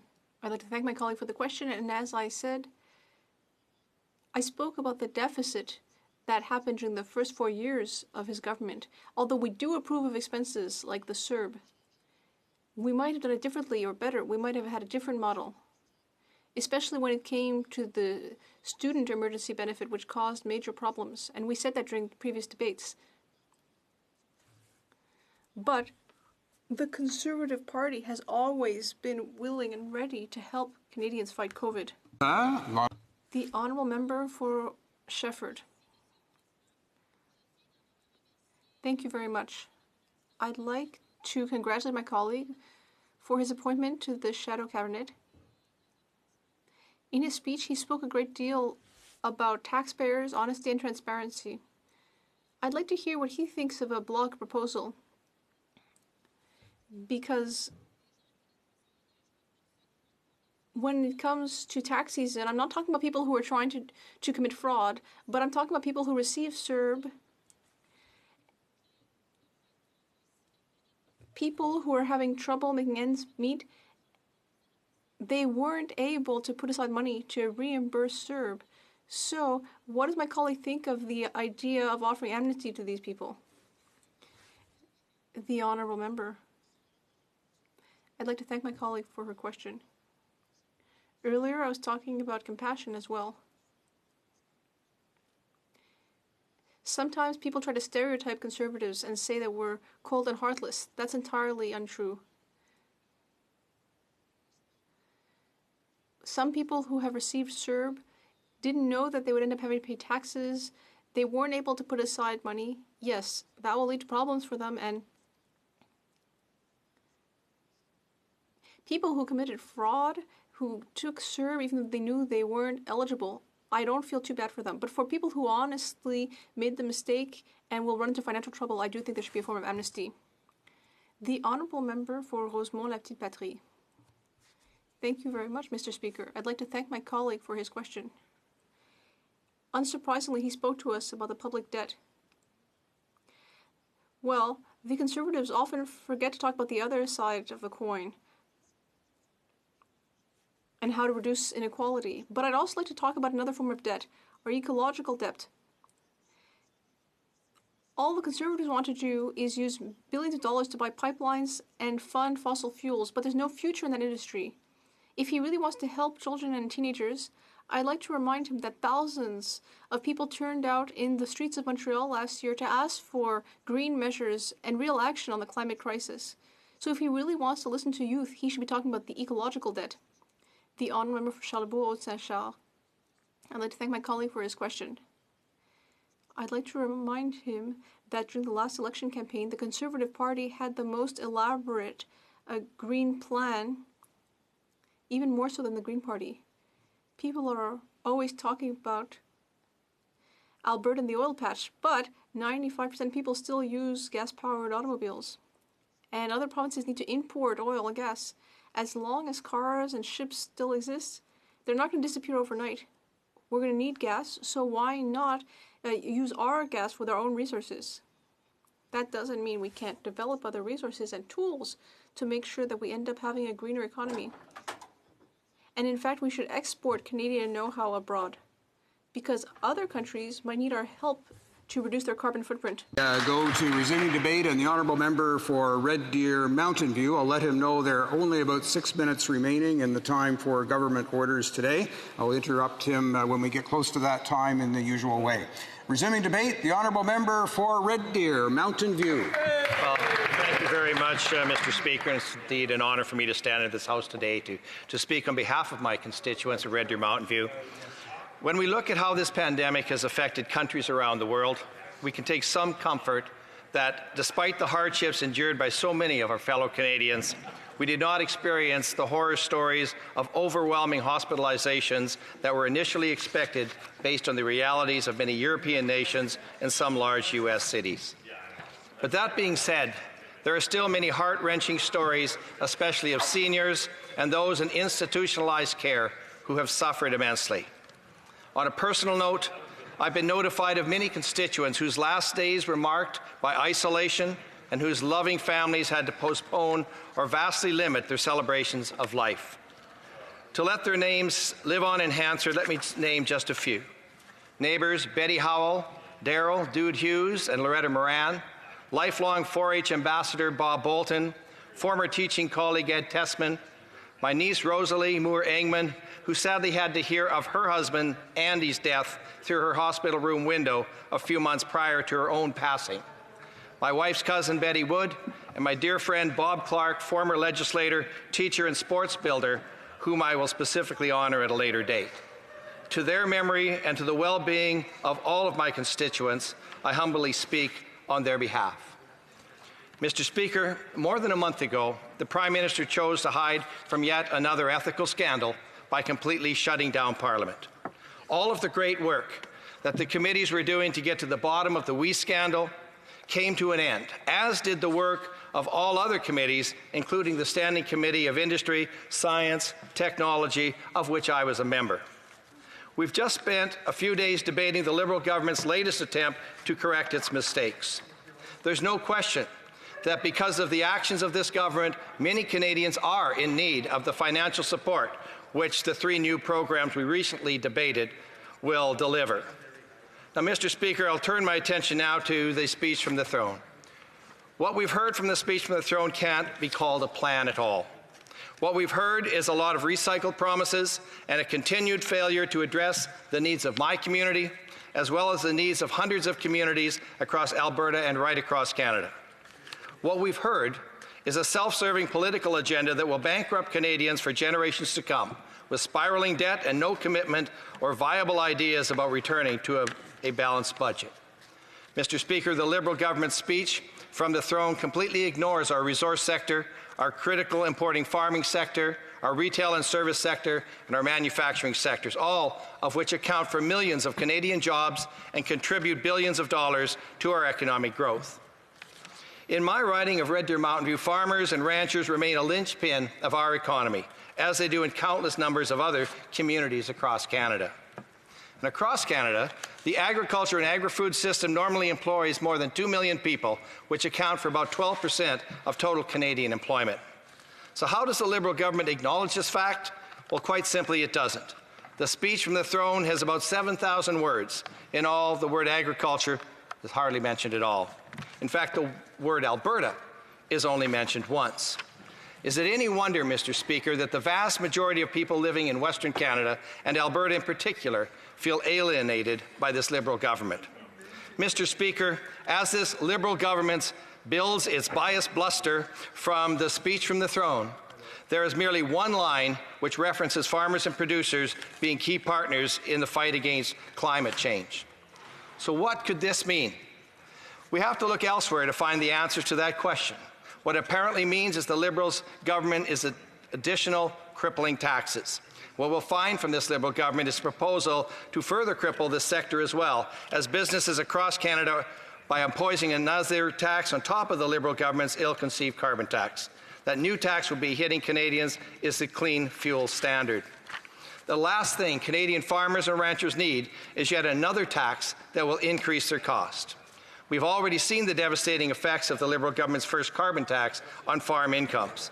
The truth is, Canada's farmers, ranchers, and processors have for years demonstrated an ability to deliver meaningful reductions in emissions and safeguards for the environment through adoption of new technologies, education, and innovative management practices. But the government ignores these efforts. They ignore the science and the facts in favor of pursuing an agenda to further their own political ambitions at the expense of hard-working Canadians. Conservatives know that the climate change needs to be addressed, but increasing taxes is no solution. The Liberal government's speech from the throne is silent on a number of other important topics as well. No mention of the important role of energy sectors playing to help reduce carbon emissions. In fact, there's no mention of the words oil and gas anywhere in the Liberal government's speech from the throne. This is despite the fact that oil and gas companies are normally responsible for more than 10% of Canada's GDP, are normally the largest private investor in the Canadian economy, and the largest investors in Canadians' clean technology to produce the most valuable export. Mr. Speaker, and I realize that my time is getting short, so in closing, I would like to note, as many economists and senior financial experts have also noted, the Liberal government has completely abandoned their fiscal anchors and Canada's economic shift is adrift. In fact, the Liberal government's sky-high taxes, wasteful spending and massive deficits put Canada in an increasingly weak position before the pandemic had arrived. Mr. Speaker, it's no wonder that friends and allies are watching this government perform, are wondering what has happened to this once responsible and respected nation. The truth is, Mr. Speaker, that Canada did not reach our current level of borrowing due solely to COVID-19 and the recession. It's a spending problem. If we're going to get Canada back on its feet, we need to put Liberal health crisis opportunism aside, eliminate the barriers to our wealth-building oil and gas industries, eliminate uncompetitive programs that make agriculture and manufacturing difficult, and unleash the power of true innovation in all sectors of our economy, not just for the chosen few.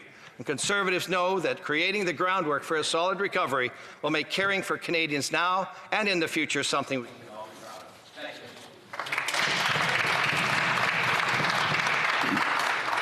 Thank you. It being 6:43 p.m., it's my duty to interrupt the proceedings and put forthwith every question necessary to dispose of the amendment now before the House. I see the honourable. Okay, we'll get to that spot. Mr. Dubourg, seconded by Ms. Zarowitz, moved that the following address be presented to Her Excellency the Governor-General. Shall I dispense?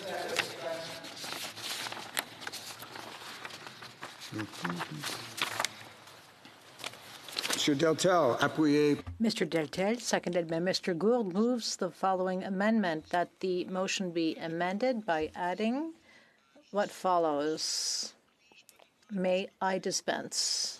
Yes. Is it the pleasure of the House to adopt the motion?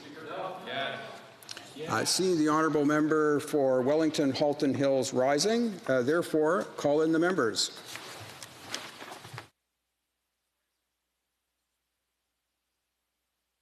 You're rising on a point of order. So I had begun the question on the vote. So we're at that point. Just stand by for a moment and let me get back to the honourable member.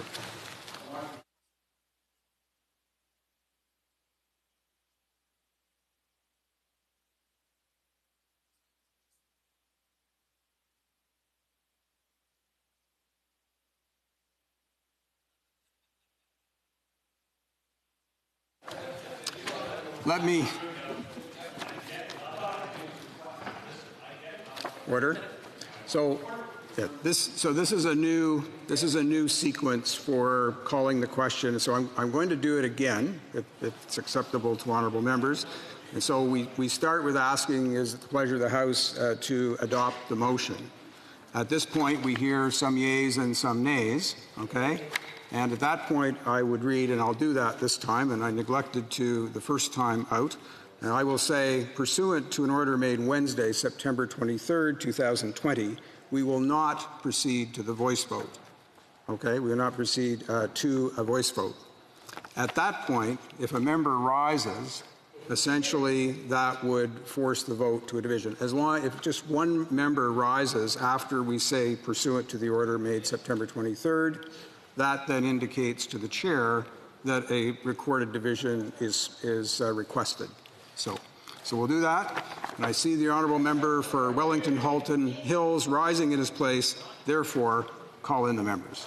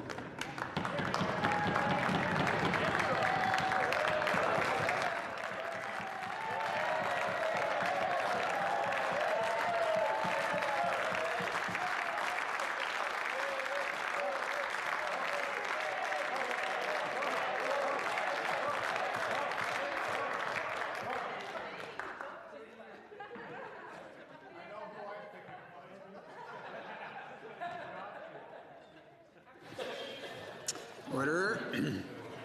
La liste des députés votant par vidéoconférence. The list of members appearing by video conference has now been made for use by the table. The question is the following. Mr. Dubourg, seconded by Ms. Zerowitz, moved that the following address be presented to Her Excellency the Government. May I dispense?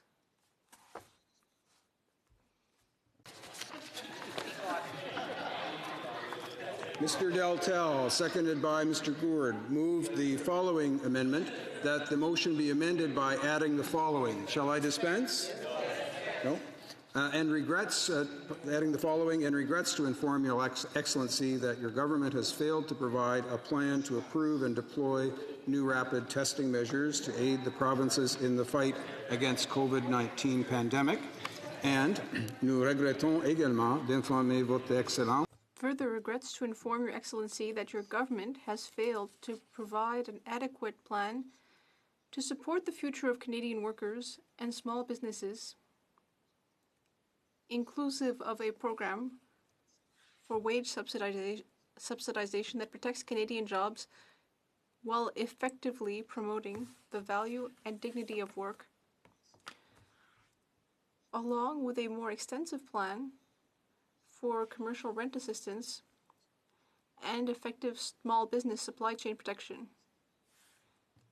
To inform Your Excellency that your government continues to neglect the unity problems that its policies have created in the Western provinces by undermining the role that resource workers and resource producing provinces have played in paying for quality public services across the Federation. And nous regrettons d'informer Votre Excellence. Further regrets to inform Your Excellency that your government has not acknowledged the need for a new policy regarding Communist China that reflects its responsibility for imposing a new police state-style security law on the over 300,000 Canadians in Hong Kong, as well as committing a campaign of ethnic cleansing against Uyghur Muslims in the Chinese area of Xinjiang. And so further regrets to inform Your Excellency that your government has failed to provide adequate transparency to the House with regards to the relationship between the organization known as the We Charity, the Prime Minister's family, the relevant government ministries, and outside organizations involved in the development of the Canada Student Services Grant Program. All those in favor of the amendment and participating in person will please rise. Mr. O'Toole. Mr. O'Toole. Mr. Follis. Mr. Follis.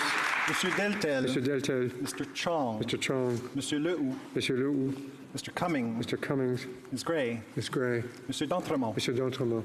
Mr. Albus. Mr. Albus. Mr. Zimmer. Mr. Zimmer. Mr. Ruff. Mr. Ruff. Mr. Kelly. Mr. Kelly. Mr. Dreeshen. Mr. Dreeshen. Mr. Kitchen.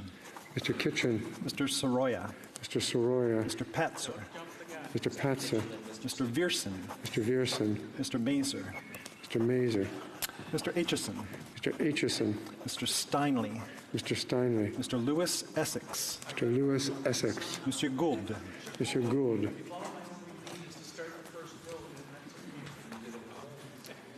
Que tous ceux qui s'opposent à l'amendement et that all those opposed and here in person please rise. Mr. Rodriguez. Mr. Sajan. Mr. Sajan. Ms. Qualtrough. Ms. Qualtrough. Ms. Freeland.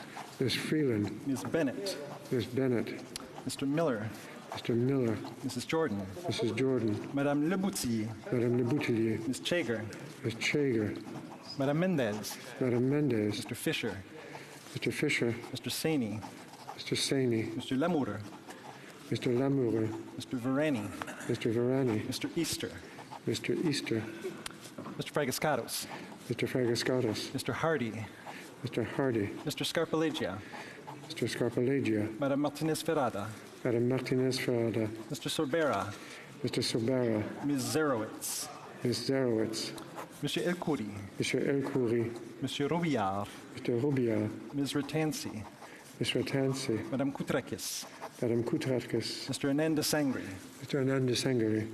Ms. Dillon. Ms. Dillon. Madame Normandin. Madame Normandin. Monsieur Beaulieu. Mr. Beaulieu. Madame Larouche. Madame Larouche. Monsieur Thériault. Monsieur Thériault. Monsieur Sainte-Marie. Mr. Sainte-Marie. Monsieur Simard. Mr. Simard. Madame Gill. Madame Gill. Mr. Julian. Mr. Julian. Mr. Duval. Mr. Duval. Monsieur Bouleris. Mr. Bouleris. Ms. Matheson. Miss Matheson. Mr. Massey. Mr. Massey. Mr. Davies. Mr. Davies. Ms. Atwin. Miss Atwin. We will now call members who are participating by video conference one by one in alphabetical order and by party based on the list at the table. After you have been called, indicate whether you vote for or against the motion. Please ensure your camera is turned on at all times and your microphone turned on only when voting. We'll begin with members of the Liberal Party. Monsieur Trudeau. Monsieur Trudeau. Je vote contre la motion. Monsieur Trudeau, contre, against. On l'a pas vu. Mr. Trudeau, we didn't get the video. If you could say again and trigger the video, we'll try that a second time. On essaiera. Je vote contre la motion. Monsieur Trudeau, contre, against.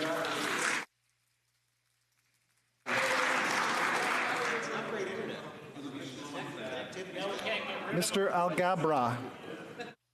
I vote against. Mr. Algabra, against, contre. Mr. Amos. Je vote contre la motion. Amos, against, contre. Ms. Anand.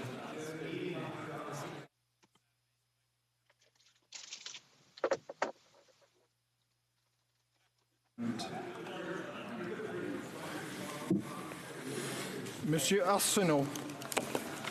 Je vote contre la motion. Monsieur Arsenault, contre, against. Mr. Aria. I vote against the motion. Mr. Aria, against, contre. Mr. Badaway. I vote against the motion. Mr. Badaway, against, contre. Mr. Bagnall. Je vote contre la motion. Mr. Bagnall, contre, against. Mr. Baines. I vote against the motion. Mr. Baines, against, contre. Mr. Baker. Je vote contre la motion. Mr. Baker, contre, against. Mr. Batiste. I vote against the motion. Mr. Baptiste, against, contre. Mr. Beach. I vote against. Mr. Beach, against, contre. Madame Bendayen. Je vote contre la motion, Monsieur le Président. Madame Bendayen, contre, against. Madame Bissett. Je vote contre la motion. Madame Bissett, contre, against. Madame Bibeau. Je vote contre la motion. Madame Bibeau, contre, against. Mr. Biddle. I vote against the motion. Mr. Biddle, against, contre. Mr. Blair. Je vote contre la motion. Mr. Blair, contre, against. Mr. Blois. Je vote contre la motion. Mr. Blois, contre, against. Mr. Bertina.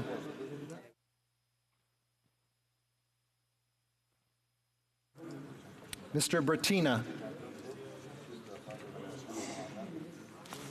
Madame Brière. Je vote contre la motion. Brière, contre, against.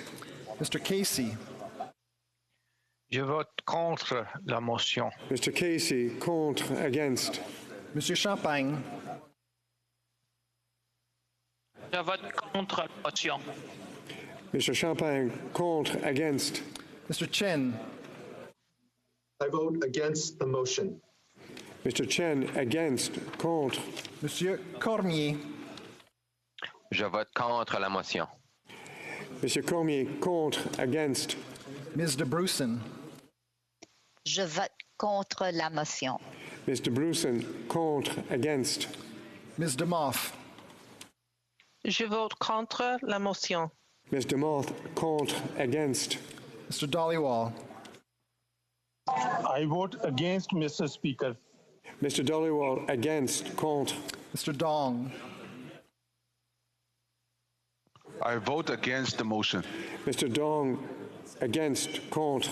Monsieur Drouin. Je vote contre la motion. Mr. Drouin, contre, against. Monsieur Dubourg. Je vote contre la motion. Monsieur Dubourg, contre, against. Monsieur Duclos. I vote against the motion. Monsieur Duclos, against, contre. Mr. Duguid. I vote against the motion. Mr. Duguid, against, contre. Ms. Duncan, Etobicoke North. Je vote contre la motion. Ms. Duncan, Etobicoke North, contre, against. Mr. Assassi. I vote against the motion. Mr. Assassi, against, contre. Mr. Ellis. I vote against the motion. Mr. Ellis, against, contre. Mr. Erskine Smith. I vote against the motion. Mr. Erskine Smith, against, contre. Monsieur Fergus. Je vote contre la motion. Mr. Fergus, contre, against. Mr. Fillmore. I vote against the motion. Mr. Fillmore, against, contre. Mr. Finnegan. Je vote contre la motion. Mr. Finnegan, contre, against. Mr. Fonseca. Je vote contre la motion. Mr. Fonseca, against, contre. Madame Fortier. Je vote contre la motion. Madame Fortier, contre, against. Mr. Fraser. I vote against the motion. Fraser, against, contre. Ms. Fry. Je vote contre la motion. Ms. Fry, contre, against. Monsieur Garneau. Je vote contre la motion. Mr. Garneau, contre, against. Mr. Gerritsen. I vote against the motion. Mr. Gerritsen, against, contre. Ms. Gould. I vote against the motion. Ms. Gould, against, contre. Monsieur Guilbeault.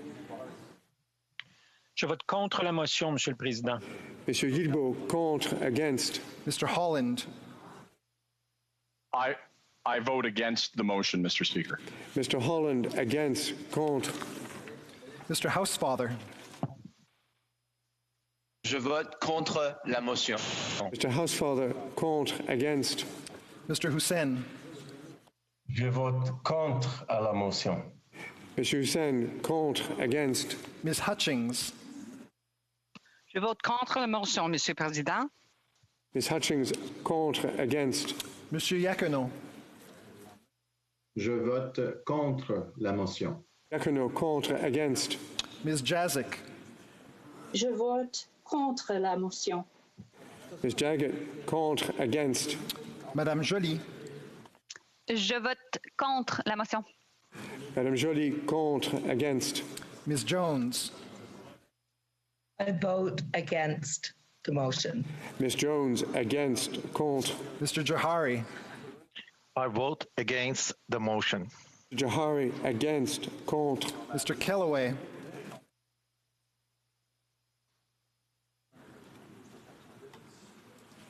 Mr. Kellaway. Ms. Khalid. I vote against the motion. Mr. Kellaway. Mr. Kellaway, against, contre. Ms. Khalid. I vote against the motion. Ms. Khalid, against, contre. Ms. Kara. I vote against the motion. Ms. Kara, if you could just try that again, activate your mic and say again to trigger the video. I vote against the motion. Ms. Kara, against, contre. Mr. Kuzmerichik. I vote against the motion. Mr. Kuzmerichik, against, contre. Madame Lalonde. Je vote contre la motion. Madame Lalonde, contre, against. Madame Lambropoulos. Je vote contre la motion. Madame Lambropoulos, contre, against. Monsieur Lemetti. Je vote contre la motion. Monsieur Lemetti, contre, against. Madame Latenzio. Je vote contre la motion.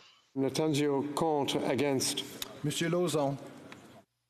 Je vote contre la motion. Monsieur Lauzon, contre, against. Monsieur Leblanc. Je vote contre la motion. Monsieur Leblanc, contre, against. Monsieur Lefebvre. Je vote contre la motion. Monsieur Lefebvre, contre, against. Monsieur Lightbound. Je vote contre la motion. Monsieur Lightbound, contre, against. Mr. Long. Monsieur le Président, je vote contre la motion. Monsieur Long, contre, against. Mr. Longfield. I vote against the motion. Longfield, against, contre. Mr. Lewis Kitchener-Conestoga. I vote against the motion.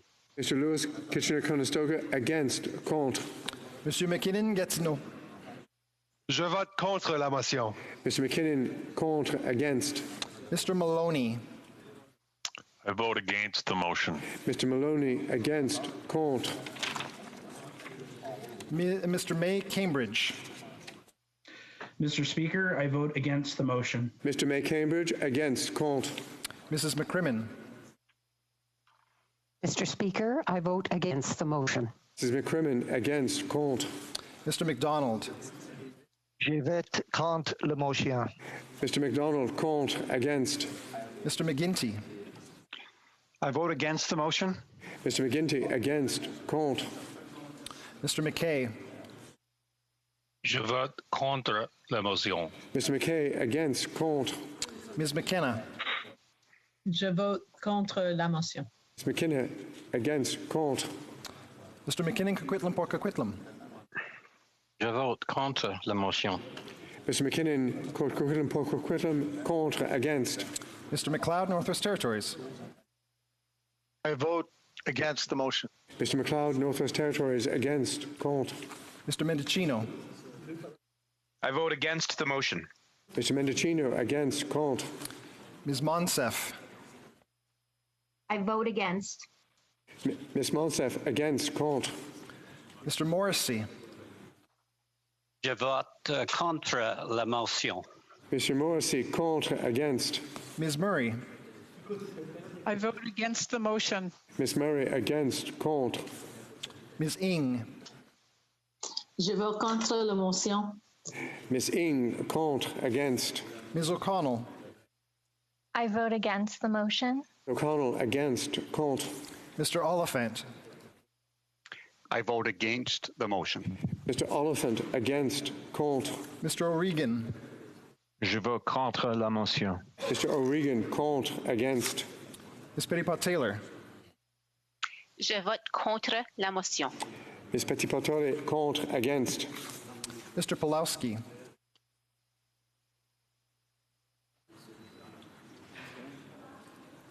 Mr. Pulowski. I vote against the motion. Mr. Pulowski, against, contre. Mr. Regan. I vote against the motion. Mr. Regan, against, contre. Mr. Rogers. I vote against the motion. Mr. Rogers, against, contre. Mrs. Romanato.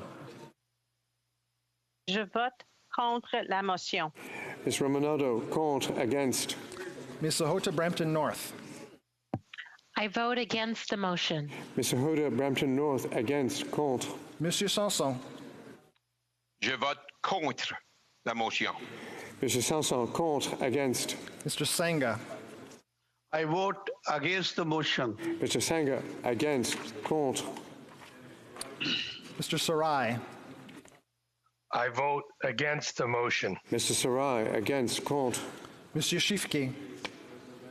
Je vote contre la motion. Mr. Shifke, contre, against. Mrs. Schultz. Je vote contre la motion. Mrs. Schultz, contre, against. Monsieur Seri. J'avais perdu la connexion Internet, mais je vote contre la motion. Mr. Serre, contre, against. Ms. Scrow. I vote against the motion. Ms. Scrow, against, contre. Madame Shanahan. Je vote contre la motion. Shanahan, contre, against. Mr. Sheehan. Je vote contre de la motion. Mr. Sheehan, contre, against. Mr. Sidhu, Brampton East. Mr. Speaker, I vote against the motion. Mr. Sidhu, Brampton East, against, contre. Ms. Sidhu, Brampton South. I vote against the motion. Brampton South, against, contre. Mr. Sims. I vote against the motion. Sims, against, contre. Mr. Spengeman. I vote against the motion. Mr. Spengeman, against, contre. Ms. Tassi. I vote against the motion. Ms. Tassi, against, contre. Mr. Turnbull. Je vote contre la motion. Mr. Turnbull, against, contre. Mr. Van Bynen. Je vote contre la motion. Mr. Van Bynen, contre, against. Mr. Van Couverden. I vote against the motion. Mr. Van Couverden, against, contre. Monsieur Vandal. I vote against the motion. Vandal, against, contre. Ms. Vandenbeld. Je vote contre la motion. Ms. Vandenberg, contre, against. Mr. Vaughan. I vote against the motion. Mr. Vaughan, against, contre. Mr. Weiler. I vote against the motion. Mr. Weiler, against, contre. Mr. Wilkinson. Je vote contre la motion. Mr. Wilkinson, contre, against. Ms. Yip. I vote against the motion. Ms. Yip, against, contre. Ms. Young. I vote against the motion. Ms. Young, against, contre. Ms. Zaid. I vote against the motion. Mrs. Zaid, against, contre. Ms. Zan. Je vote contre la motion. Ms. Zan, contre, against. Monsieur Zuberi. Je vote contre la motion. I'm against the motion. Monsieur Zuberi, contre, against. Les députés. Members of the Conservative Party. Mr. Abul Taif. I vote in favor of the motion. We have 4 pour. Ms. Alislav. I vote in favor of the motion. Ms. Alislav, 4 pour. Mr. Allison. I vote in favor of the motion. Mr. Allison, 4 pour. Mr. Arnold. I vote in favor of the motion. Mr. Arnold. I vote in favor of the motion. Mr. Arnold, I'm going to ask you to try that again. Maybe just we need a little bit more sound to trigger the video. We'll try that again. I vote in favor of the motion. Mr. Arnold, 4 pour. Mr. Barlow. I vote in favor of the motion. Mr. Barlow, 4 pour. Mr. Barrett. I vote yea in favor. Mr. Barrett, 4 pour. Mr. Benzin. I vote for the motion. Mr. Benzin, 4 pour. Ms. Bergen. I vote for the motion. Ms. Bergen, 4 pour. Monsieur Berthold.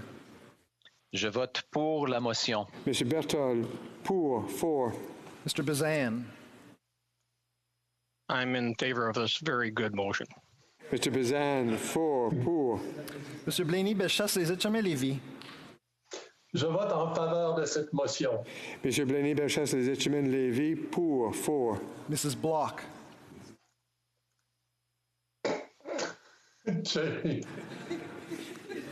Mrs. Block. I vote yea. Block, 4 pour. Mr. Bragdon. I vote in favor of the motion. 4 pour. Mr. Brassard. Je vote en faveur de cette motion. Monsieur Brassard, pour, 4. Mr. Calkins. I vote in favor of the motion. Mr. Calkins, 4 pour. Mr. Carey. Je vote en faveur. Monsieur Carey, pour, 4. Mr. Chu. I support this great motion. Mr. Chu, 4 pour. Mr. Cooper. I vote for the motion. Mr. Cooper, 4 pour. Mr. Dalton. Je vote pour la motion. Mr. Dalton, pour. Ms. Dancho. I vote in favor of the motion. Ms. Dancho, pour. Mr. Davidson. I vote in favor of the motion. Mr. Davidson, pour. Mr. Diot. I vote for the motion.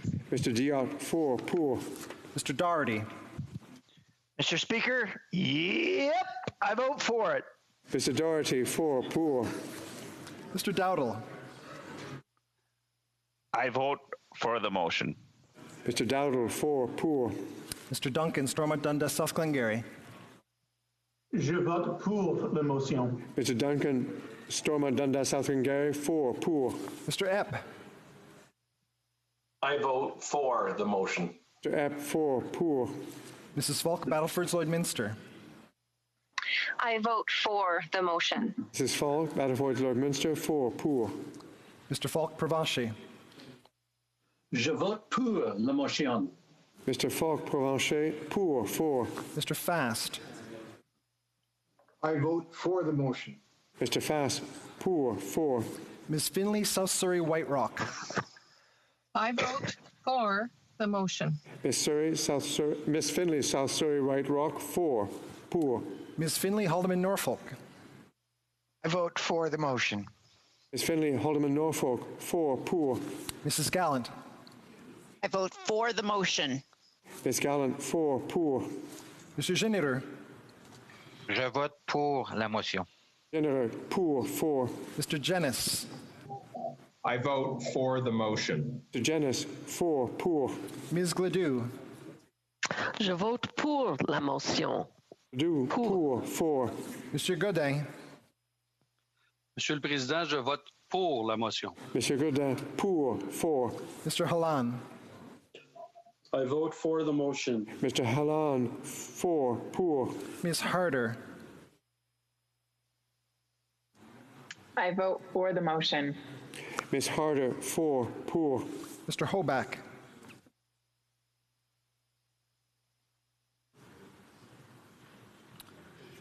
Mr. Hoback.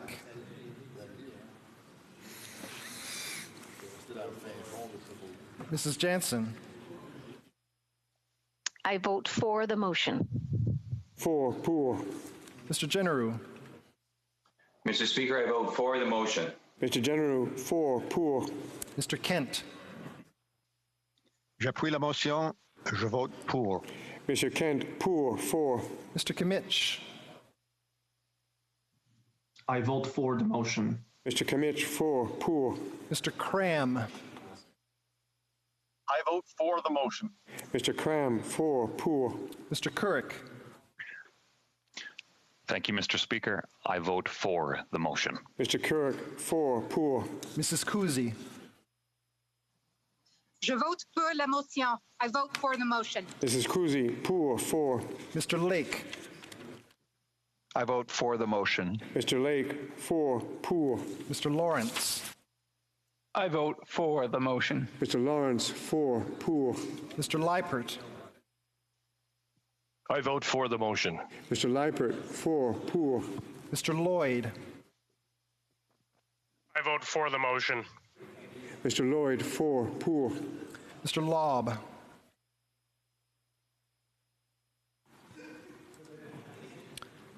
Mr. Lobb.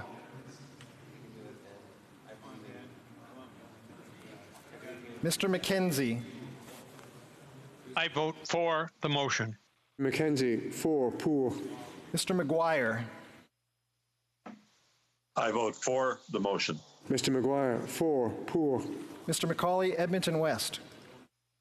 Mr. Speaker, I vote for the motion. Mr. McCauley, Edmonton West, pour. Mr. McColman. I vote for the motion. Mr. McColman, pour. Mr. McLean. Je vote pour la motion. Mr. McLean, we're going to see if we could try that one more time. Needed just a bit more sound to get the video. Go ahead. Je vote pour la motion. Mr. McCain, pour. Mr. McLean, pour. Mrs. McLeod, Kamloops, Thompson, Caribou. I vote for the motion. Mrs. McLeod, Kamloops, Thompson, Caribou, 4, poor. Mr. Malillo. I vote for the motion. Mr. Malillo, 4, poor. Mr. Moore. I vote for the motion. Mr. Moore, 4, poor. Mr. Morantz. I vote for the motion. Morantz, 4, poor. Mr. Morrison. I vote for the motion. Mr. Morrison, 4, poor. Mr. Motts. I vote for the motion. Mr. Mott, 4, poor. Mr. Nader. I vote for the motion. Mr. Nader, 4, poor. Mr. Reyes. I'll put my time and I. Je vote en faveur de cette motion. Reyes, poor, 4. Mr. Redekop. I vote for the motion. Mr. Redekop, 4, poor. Mr. Reed. I support the motion, Mr. Speaker. Reed, 4, poor. Ms. Rempel Garner. I vote in favor of the motion. Ms. Rempel Garner, 4, poor. Ms. Rude. I vote for the motion. Ms. Rude, 4, poor. Ms. Sahota Calgary Skyview. I vote for the motion. Ms. Sahota Calgary Skyview, 4, poor. Mr. Schmale. I vote for the motion. Mr. Schmale, 4, poor. Mr. Seaback. I vote for the motion. Seaback, 4, poor. Mr. Shields. I vote for the motion. Mr. Shields, 4, poor. Ms. Shin. I vote for the motion. Ms. Shin, 4, poor. Mr. Shipley. I vote for the motion. Mr. Shipley, 4, poor. Mr. Sloan. I vote for the motion. Mr. Sloan, 4, poor. Mr. Soroka. I vote in favor of the motion. Soroka, 4, poor. Mr. Strahl. I vote for the motion. Mr. Strahl, 4, poor. Mrs. Stubbs. I vote for the motion. Mrs. Stubbs. I vote for the motion. Mrs. Stubbs, 4, poor. Mr. Sweet. I vote for the motion. Mr. Sweet, 4, poor. Mr. Talker. Mr. Tucker votes for the motion. Mr. Tucker, 4, poor. Mr. Upal.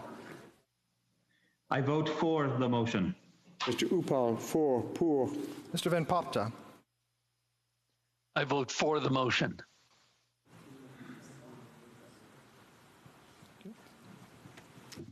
Mr. Van Popta, pardon me, could you just try that again? We didn't get the video coming up there. Say again. Mr. Speaker, I vote in favor of the motion. Mr. Van Popta, 4, poor. Mrs. Vecchio. I vote for the motion. Vecchio, 4, poor.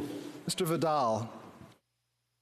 I vote in favor of the motion. Mr. Vidal, 4, poor. Mr. Viss. I vote in favor of the motion. Thank you. Mr. Viss, could we just try that one more time? And there's others that just make sure your microphone is on mute. Mr. Viss, go ahead. I vote in favor of the motion. Mr. Viss, 4, poor. Mrs. Wagenthal. Oui, je vote pour la motion. Mrs. Wagenthal, poor, 4. Mr. Workington. I vote in support of the motion. Mr. Workington, 4, poor. Mr. Waugh. I vote for the motion. Mr. Waugh, 4, poor. Mr. Weber. I vote for the motion. Mr. Weber, 4, poor. Mr. Williamson. MP Williamson votes in favor of the motion. Mr. Williamson, 4, poor. Mrs. Wong. I vote in favor of the motion. Mrs. Wong, 4, poor. Mr. Yerdega. I vote for the motion. Mr. Yerdega, 4, poor. Le député de Bloc. The members for the Bloc Québécois. Monsieur Barcelou-Duval. Je vote contre la motion. Monsieur Barcelou-Duval, contre, against. Monsieur Bergeron. Now there's a surprise. Je vote contre cette motion. Monsieur Bergeron, contre, against. Madame Bérubé. Je vote contre la motion. Madame Bérubé, contre, against. Monsieur Blanchette-Jonca. Je vote contre la motion. Monsieur Blanchette-Jonca, contre, against. Monsieur Boudria. Je vote contre la motion. Monsieur Boudria, contre, against. Monsieur Brunel-Duceppe. Surprenamment, je vote contre la motion.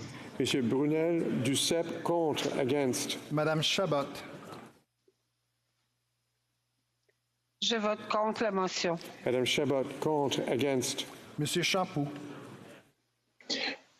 Je vote contre la motion. Champoux, contre, against.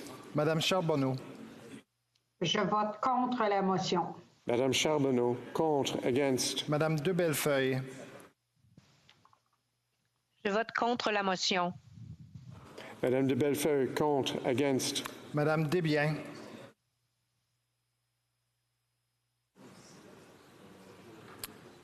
Madame Desbiens. Je vote contre la motion. Bien, contre, against. Monsieur Désilet. Je vote contre la motion. Monsieur Désilé, contre, against. Monsieur Fortin. Je vote contre la motion. Monsieur Fortin, contre, against. Madame Gaudreau. Je vote contre la motion. Madame Gaudreau, contre, against. Monsieur Lemire. Je vote contre la motion. Monsieur Lemire, contre, against. Madame Michaud. Je vote contre la motion. Madame Michaud, contre, against. Madame Posé. Contre la motion.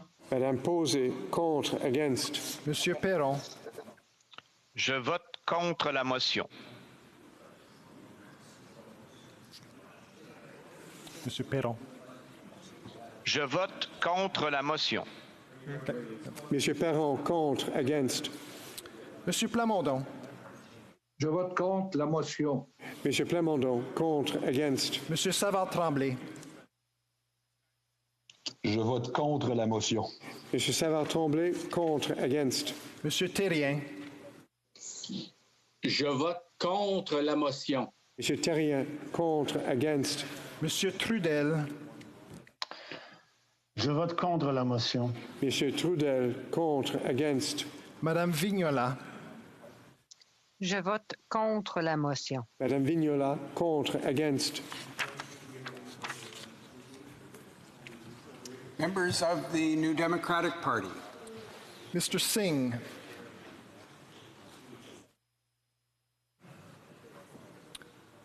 I Mr. vote Singh. against the motion.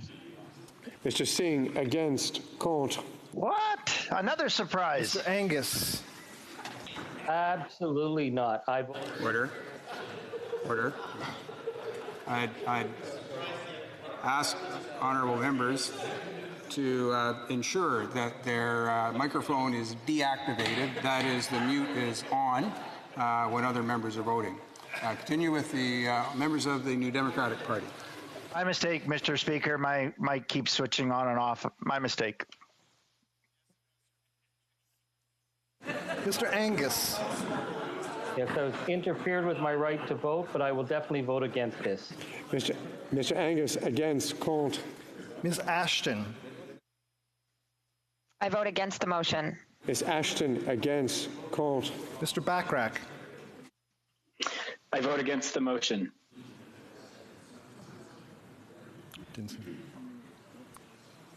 Mr. Backrack, could we just try that a second time? The video did not get triggered that time. One more time. Go ahead. Sure. Mr. Speaker, I vote against the motion. Backrack, against, contre. Mr. Blakey. I vote against, contre. Mr. Blakey, against, contre. Ms. Blaney, North Island, Powell River. Mr. Speaker, I vote against the motion. Ms. Blaney, North Island, Powell River, against, contre. Mr. Cannings. I vote against the motion. Mr. Cannings, against, contre. Ms. Collins. Je vote contre la motion. Ms. Collins, contre, against. Mr. Garrison. I vote against the motion. Mr. Garrison, against, contre. Ms. Gazan. Je vote contre la motion. Ms. Gazan, contre, against. Mr. Green. Monsieur le Président, je vote contre la motion. Mr. Green, contre, against. Mr. Harris. Mr. Speaker, I vote against the motion. Mr. Harris, against, contre. Madame Hughes. Je vote contre la motion. Madame Hughes, contre, against. Mr. Johns. Mr. Speaker, I vote against the motion. Mr. Johns, against, contre. Ms. Kwan. I vote against the motion. Ms. Kwan, against, contre. Mr. McGregor. Je vote contre la motion. Mr. McGregor, contre, against. Ms. McPherson. I vote against the motion. Ms. McPherson, against, contre. Ms. Kakak. Je vote contre la motion. Ms. Kakak, contre, against. Les députés du Parti vert. Mr. Manley. I vote against the motion. Mr. Manley, against, contre. Ms. May Sanishko-Filans. Thank you, Mr. Speaker. Ms. May, against, contre. And independent members. Mr. Tabera. I vote against the motion. Mr. Tabera, against, contre. Ms. Wilson-Raybould. I vote against the motion. Ms. Wilson-Raybould, against, contre. And as mentioned in my statement in the House on Wednesday, September 23rd, 2020, and assuming that you did hear the question, if you wish to register your vote and were not able to do so due to technical difficulties that are now resolved, I ask that you use the raised hand function on your screen, and the chair will recognize you. We'll first go to Ms. Anand.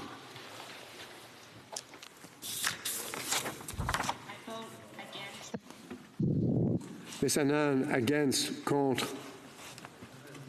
Mr. Scheer. I vote in favor of the motion. Mr. Scheer, for, pour. Mr. Lobb. Thank you, Mr. Speaker. I vote in support of the motion. Mr. Lobb. Attaboy, Lobb. For, pour. Mr. Bratina. I vote against the motion. Mr. Bertina, against, contre. Monsieur Poliev. I vote in favor of the motion. Mr. Poliev, for, pour.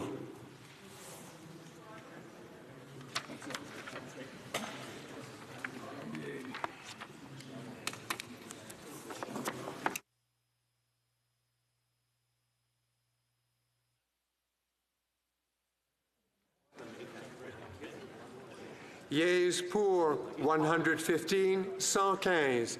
Nays contre 208, 208. I declare the amendment defeated.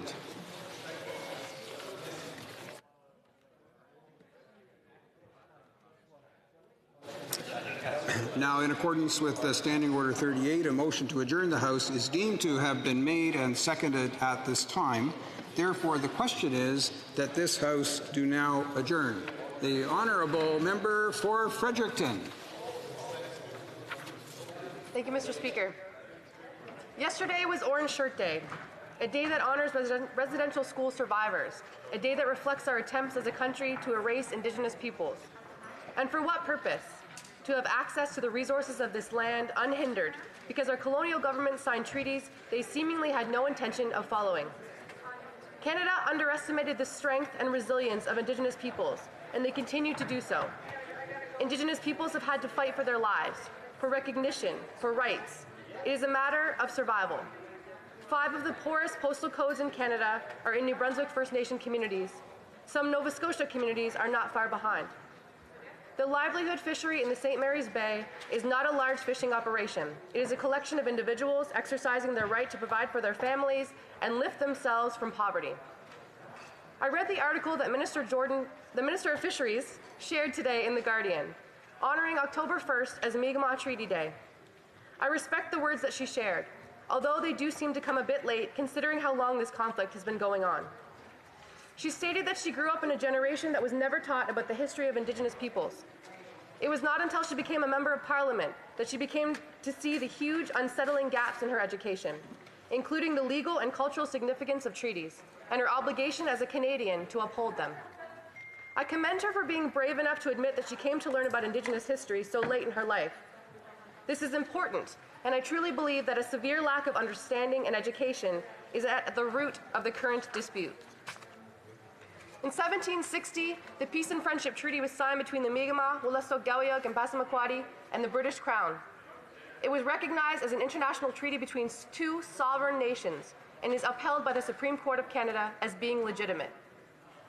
On September 17, 1999, the Supreme Court of Canada acquitted Mi'kmaq Donald Marshall Jr. of 3 charges relating to federal fishing regulations.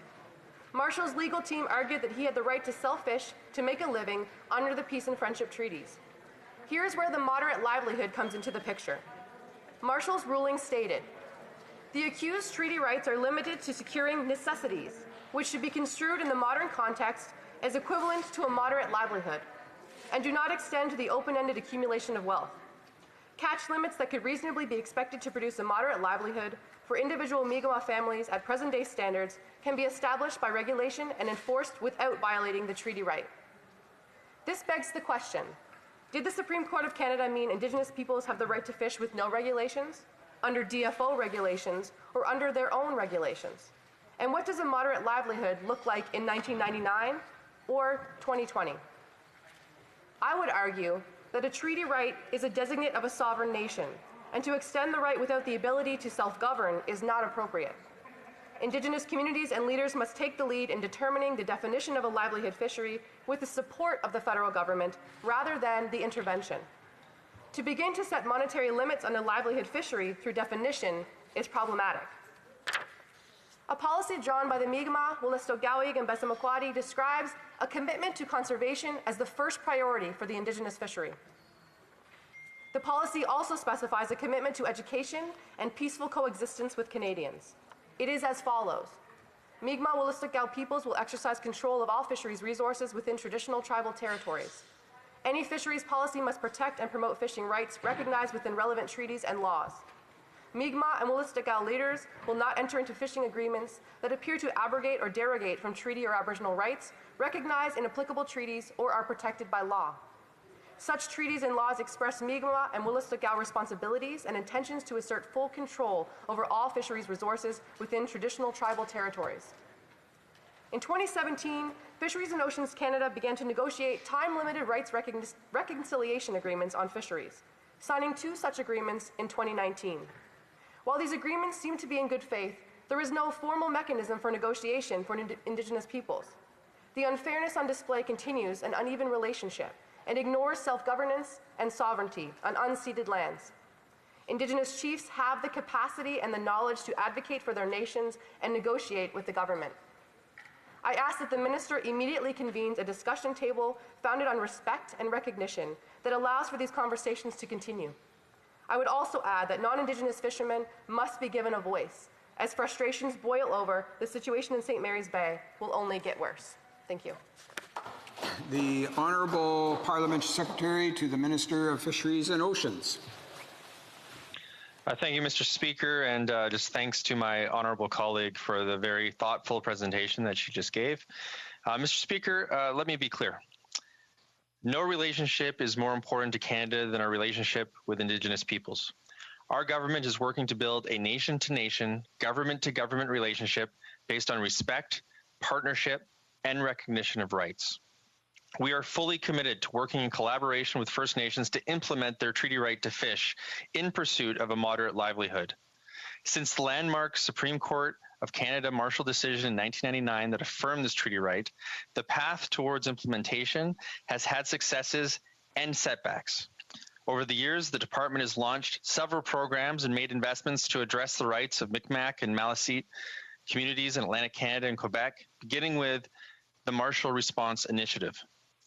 Subsequent programs like the Atlantic Integrated Commercial Fisheries Initiative that continues to this day provide funding and support to Marshall communities to build the capacity of their communal commercial fishing enterprises and to strengthen community economic self-sufficiency.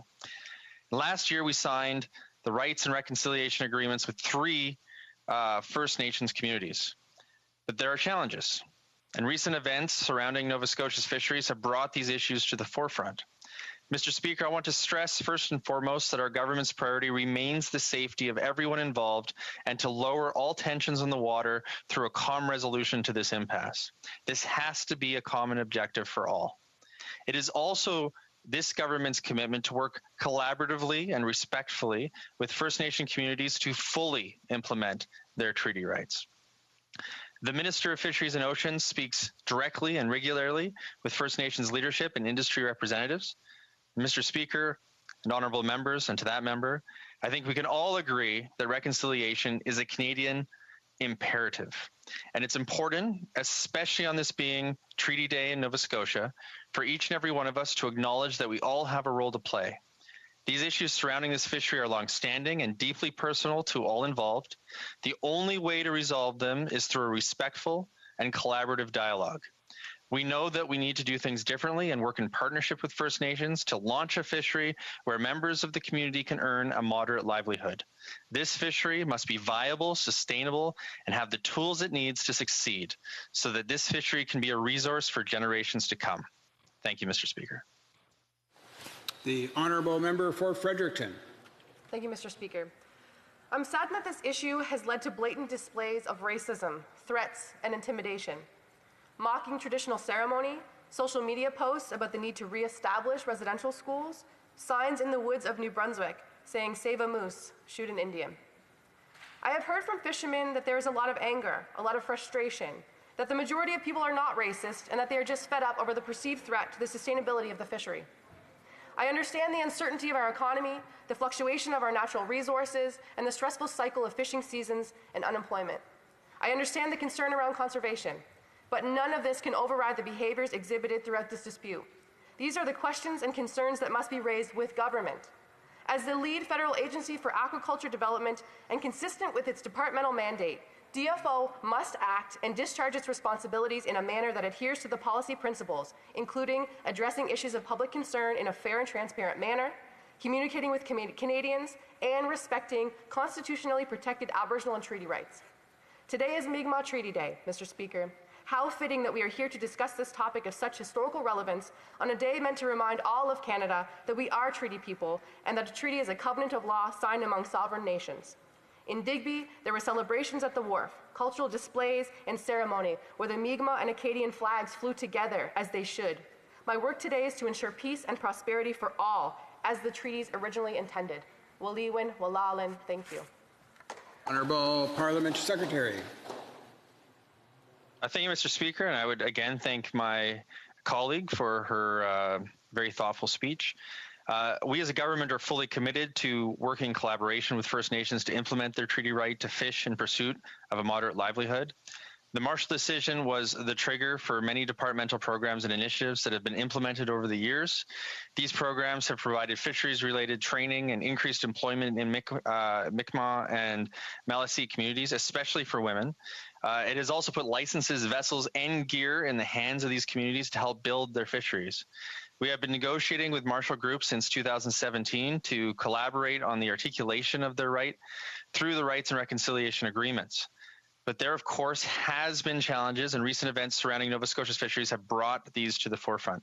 We remain strongly committed to working collaboratively and respectfully with First Nation communities to implement treaty rights.